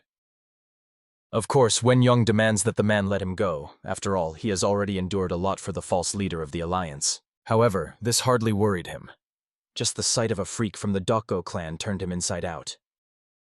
He wanted to trample them, crush them so that they would never rise again, just as the Jaegel clan was once wiped off the earth. And at that moment, while they distracted the boy, the old man who had crept up from behind pierced his chest through with a sword. At that moment, she became curious about what his reaction would be if she simply refused. Her gaze was attentive, almost defiant, as if she deliberately tested his patience, eager to see if he could hide his true emotions behind a cold mask. And for him, in turn, it was no less interesting. Who would dare to save her at all? This thought settled in him, causing both surprise and skepticism at the same time, because there was no one left around who had such courage. Then she calmly explained that everything was quite the opposite. The problem was obvious. Mr. Muyon, in her opinion, simply did not show proper respect for the power of the great patriarch of the demonic path. When she spoke these words, everyone around fell silent. They decided to listen to her until the end because they wanted to hear directly from her lips whether she really believed that they had underestimated the power of the great patriarch of the demonic path. She confirmed her words, quietly saying that yes, they underestimated not a simple demon, but the patriarch himself, who is called not the bloody, but the great. In her voice was a cold calmness, like a judgment on their overconfidence. But she only advised to take these forces seriously. Her warning sounded without emotion, but it carried such weight that no one dared to object. And this was what shocked those present, the realization that Sister Chao-un also knew about the heavens of the bloody demon. Her knowledge went far beyond that of an ordinary student, and everyone felt anxiety. The moment came when he heard 3 words from her lips, heavens of the bloody demon. Then he understood. If she spoke about it, it meant that deep changes had already taken place in her heart, and there were no longer any former doubts. She decided to repeat the words of His Holiness, spoken long ago, the very ones that were deeply engraved in her memory. "If this time I lead the Southern Union, advisor, you will finally truly follow me." This phrase sounded in her thoughts like an oath she could not forget. It was to her that he addressed then, and now she increasingly wondered whether it was really worth following His Holiness. She was troubled by why everyone now treated her with such hostility. One of the warriors sharply replied that her people, running back and forth, only irritated everyone. If she had decided to stand under the banners of their lord, she had to immediately prove her sincerity. After that, he asked her to tell at least a little about what she knew about the heavens of the bloody demon. His voice carried both suspicion and genuine interest. She perfectly understood that talking about the heavens of the bloody demon, bypassing the figure of their heavenly ruler, was simply impossible. That is why she began the story by noting that he had 3 outstanding disciples, each of whom left their mark on the world. One of them was the Supreme Elder, whose name was respected even by enemies. She asked to imagine this figure and admitted that she was an advisor to the Supreme Elder himself. Everyone around exchanged alarmed glances. If one were to define her personality, essentially she was a girl from the Destruction clan who adored reading treatises on military strategy and the art of victory. But suddenly something unexpectedly distracted everyone present. The atmosphere changed instantly. The host appeared in the hall. His presence silenced even the most audacious. He quickly cut off their conversation. Zhu's facial expression changed instantly. Indifference disappeared, giving way to tension. One of them wanted to hear from the host an explanation of what was happening, but he just waved it off, deciding to postpone the story for later. And then the host, without changing his calm tone, asked her permission to pose one question. It was a direct question, which path she had chosen. "My path is achievement," she answered without a shadow of hesitation. He only smiled and admitted that these words were entirely in her spirit, firm, confident, and unbreakable. For her, victory on the battlefield was a true achievement. Receiving honor is also an achievement. Even revenge for the native clan is also a path to achievement. After his words, she was breathless. Inside, everything tightened with excitement, and she realized that these words became both a trial and inspiration for her at the same time. But he was not finished yet. His voice became firmer as he emphasized that sacrificing an entire life for revenge was too pitiful a fate for someone like her. In these words, there was both care and bitter irony, as if he foresaw her future downfall. However, she could not hear these words. In her consciousness, everything looked different, distorted by memories, pain, and the fire of the past that had not even died out now. Her aspiration for achievement turned out to be an illusion. In reality, she had always followed only power, the same merciless current that had engulfed her soul since childhood. For it was power that trampled everything she once believed in. It was a path where weakness had no right to exist. Even the tears she shed in childhood, watching the flames, were a reflection of that very power that killed, destroyed, and forced survival. She remembered the day when she was carried to a narrow crack in the stone wall, and her father whispered for her to hide there while the fire raged outside and screams tore the air. Though still very small, the girl looked her father straight in the eyes and asked why they were condemned by the sword of the path of justice. Why must the innocent suffer for the sins of others? Father did not know what to answer. He only said that the truth would be revealed in time, and asked his daughter not to cling to the past because all reasons and explanations are but vanity. But the little girl did not understand why to repeat these empty words. Do not think, do not act, do not fear. It seemed to her that the world deliberately wanted to make her silent. Father found no strength to answer. His gaze was full of pain and his hands trembled. He only tightly pressed his daughter to his chest, as if wanting to pass on to her the last warmth of his heart. He quietly whispered a truth she remembered all her life. What matters is not what is outside, but what is inside. Then he asked her to forget about the clan, to run and definitely survive, no matter what happened. It was then that she rushed into that narrow crack which became her salvation, a door into the darkness where hope still flickered. It was salvation from death, but not from the pain that tore her heart apart. The little girl then screamed for a long time, calling for her father, until her voice disappeared in the roar of the flames. She looked back, staring at that narrow passage, unable to take her eyes off it, though tears blurred her vision. It was there she saw a terrible scene. Near the exit her father was already waiting for. Swords flashed, and everything ended in one strike. At that moment the girl saw with her own eyes the killer of her father. That scoundrel, calmly wiping his sword, brazenly shouted that the wisdom of the G-clan is unmatched, and no spear can pierce his chest. She was noticed, but the killer only laughed, throwing, "No need to follow her. The one who was meant to die is already dead." And he left, leaving her among the ashes. Her path since then was a path of pain. She could not forget the Jiga clan, which burned along with her childhood. But even more painful was remembering her father, his last words, and the warmth of his embrace, which disappeared with him. 10 years passed. The warriors stood in a straight formation, and the question was asked, are there any survivors among the Jiga family? Then even the noble Jiga order turned to demons for help, a strange sight, before which the ruler on the throne clenched his hands. He addressed the girl in the cloak, asking what motive drives her to action. Her answer was short, but sharp as a blade. Revenge, and now she knew without a doubt that power is the true path. For the sake of revenge for her kin, she was ready to turn even to the devil. She confessed that the Supreme One from the worlds of the Bloody Demon lured her with the promise of retribution for the death of Yi Chongsa, and now she wondered if they would understand her feelings while she cooperated with the heavens of the Bloody Demon. The Supreme One coldly replied that it is impossible to understand her, and she did not doubt it. People like him, who possess excessive power, will never comprehend the feelings of those who live with pain, not glory. But he did not finish. After a short pause, he quietly said, "Maybe, but I ask you, listen."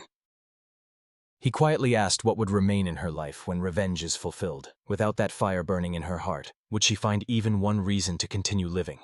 His voice was filled not with reproach, but with sincere pity. Admitting that he desired her just as much as she desired him, he said, "Why then resist the flow of fate, if they were both long doomed to meet in this whirlpool of passion and blood?" He approached her, looked into her eyes, and repeated the question that had once already been asked between them. Would she truly become his? He promised to fulfill her revenge if she gave him her loyalty. But even after this promise, pity flickered in his gaze. He saw how hatred was eating away at her soul, and he knew that after revenge there would be only emptiness left in her.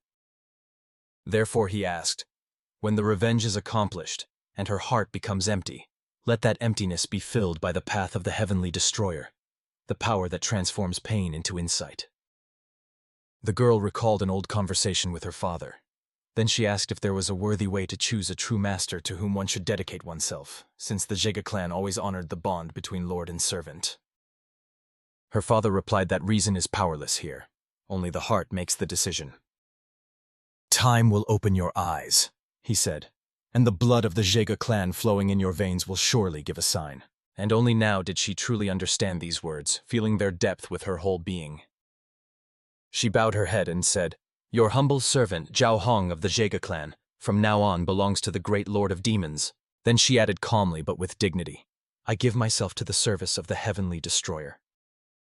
A day passed before the arrival of the heavenly destroyer at the camp of the demonic path. He was still lying gravely wounded, and those standing nearby begged him to wake up. The red-haired warrior had the gift of killing, but did not know how to save lives. This helplessness irritated him. He wondered if it was possible to save someone the same way they kill, with a strike to the right spot.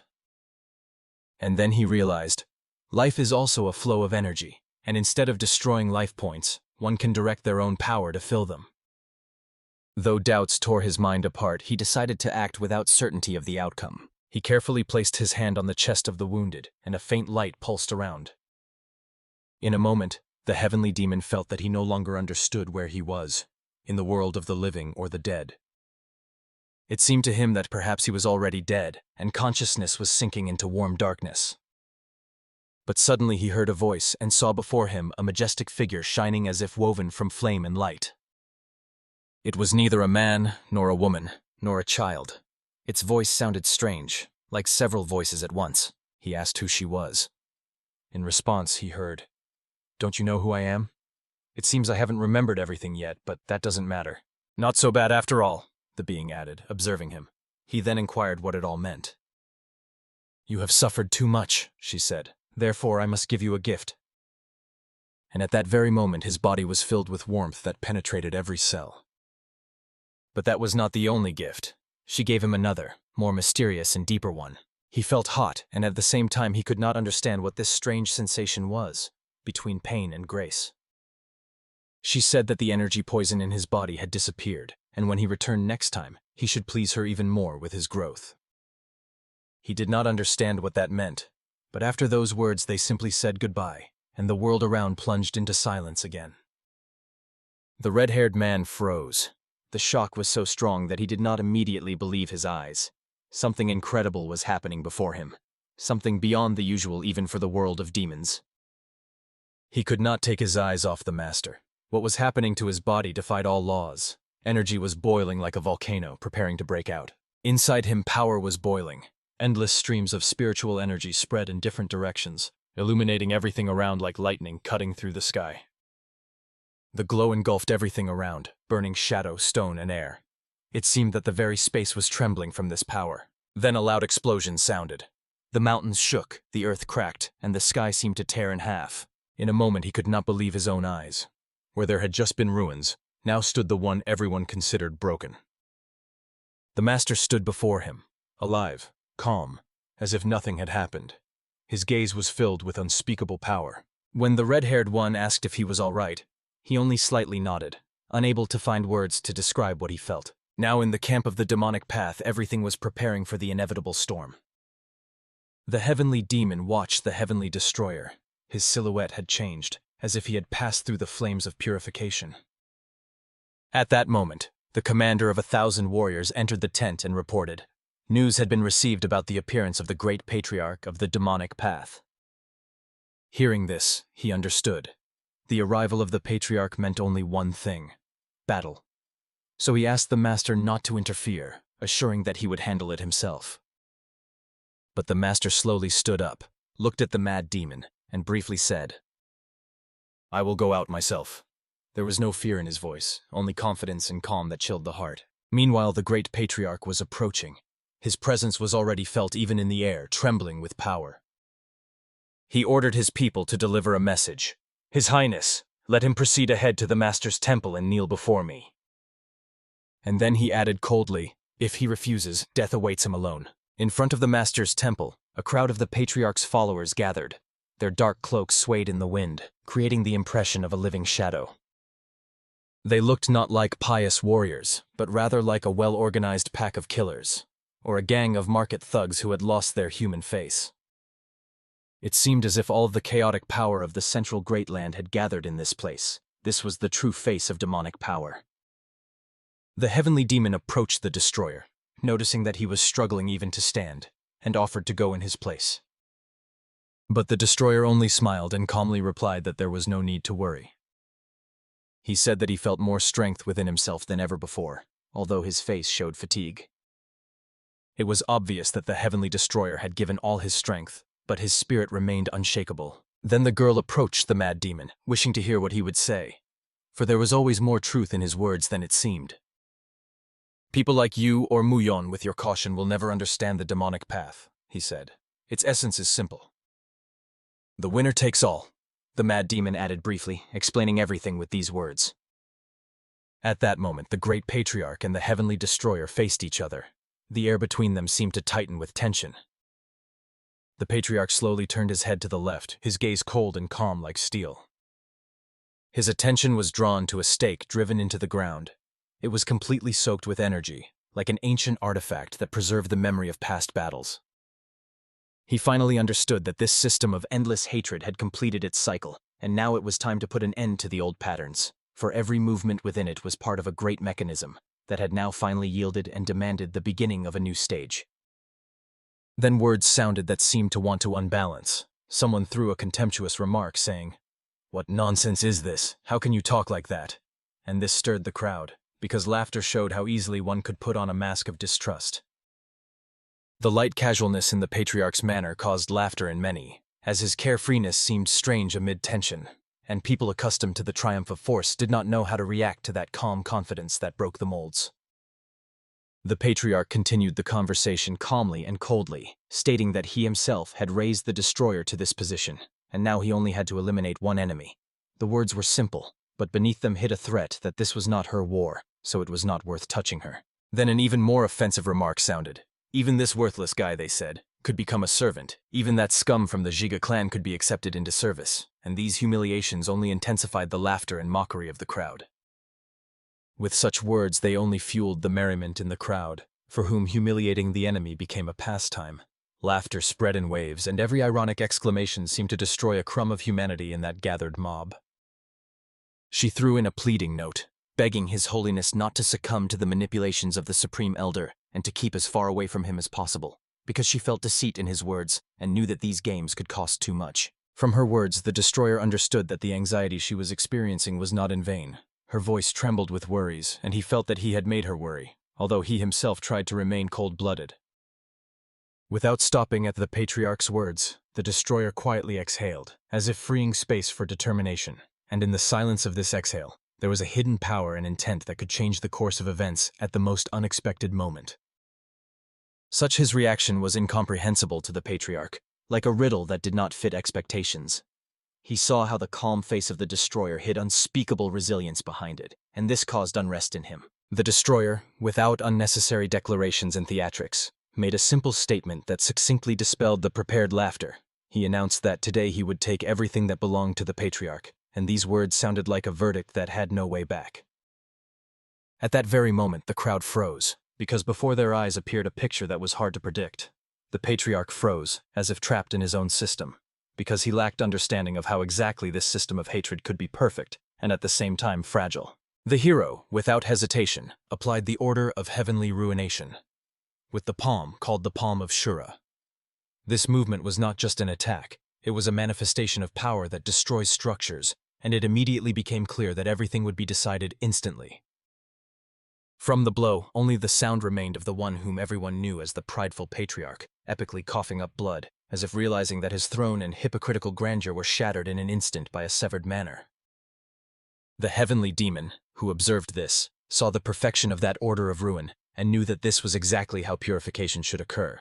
It was a true, practically flawless mechanism demonstrating the absolute superiority of power. In fact, few had seen the power of the great Lord of Demons in action.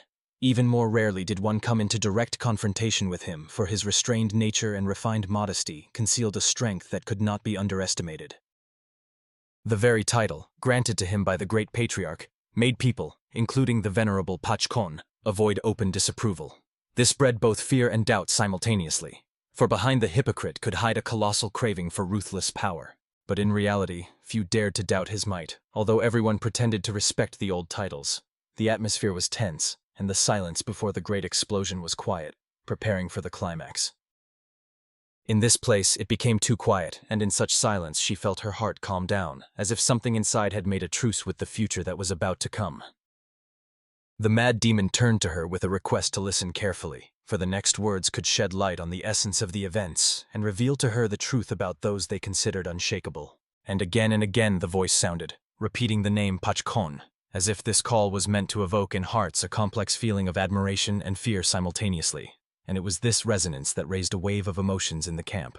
For the girl, it was the first time she heard such a deafening excitement after her entry into the camp of the demonic path, and this new wave of emotions seemed to open before her another side of service, filled with worship and horror at the same time. After this, the camp, which partly belonged to her master, began to fill with people who felt the changes, and every movement in it gained special significance, for now everyone looked in one direction, at the center of events.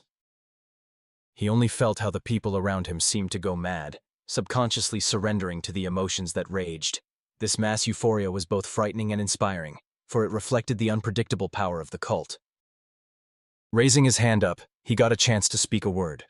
Every movement was important, for he wanted to address every demon so that they would hear what was to become both a verdict and a blessing simultaneously. He had something to say to each of the demons, and these words were to become both the definition of their roles and the final warning, for he understood that after this nothing would be the same. He approached the lying patriarch, and this approach was slow, like a ritual, for every movement of his body seemed carefully thought out before revealing the truth to all present.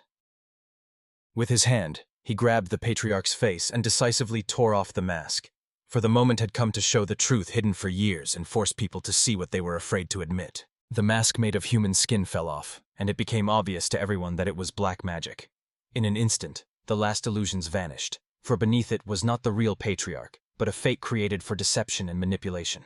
It turned out that beneath the mask stood not the patriarch but a forged image, a servant of the heavens of the bloody demon, and this revelation sowed fierce distrust and fear among the crowd, for the truth shifted the game to a completely different field.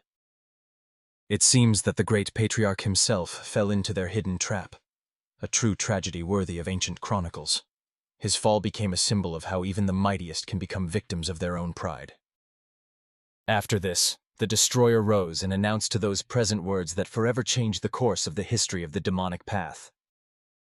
From now on, our camp steps beyond the struggle between the righteous and demonic worlds of the central Great Land. We must prepare for the emergence of a new enemy.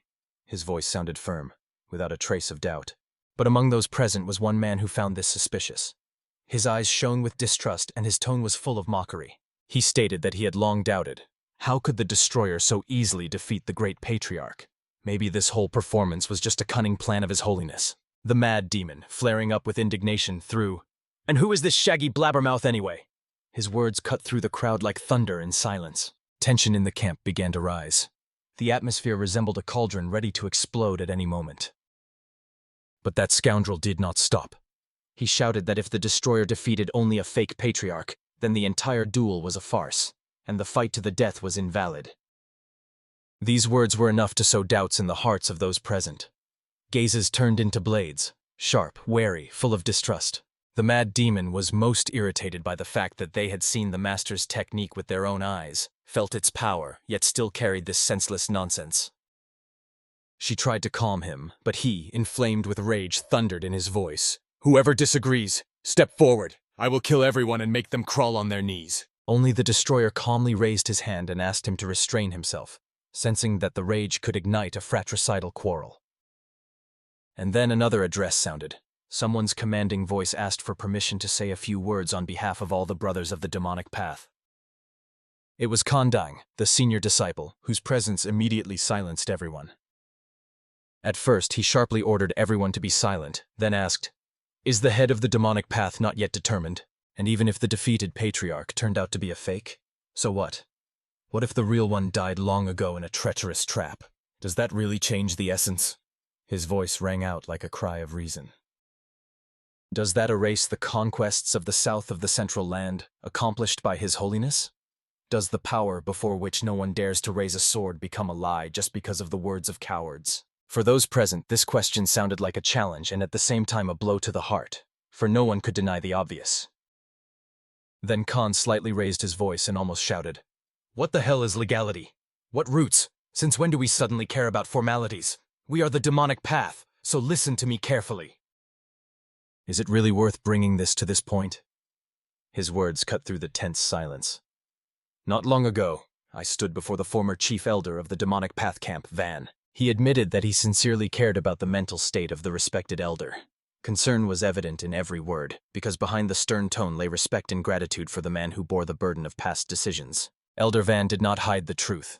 No matter how you twist it, denying the power of his brightness is pointless.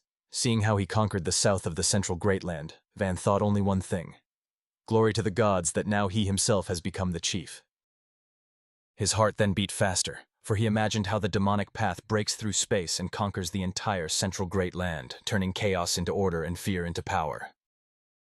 But did we ever lack that thirst, that fire and ambition? We forgot that back then the highest values were suspicion, cunning, intrigues that devoured us from within. Betrayal and deceit became our guides. We ourselves opened the gates to darkness, convincing ourselves that this was the path to true perfection.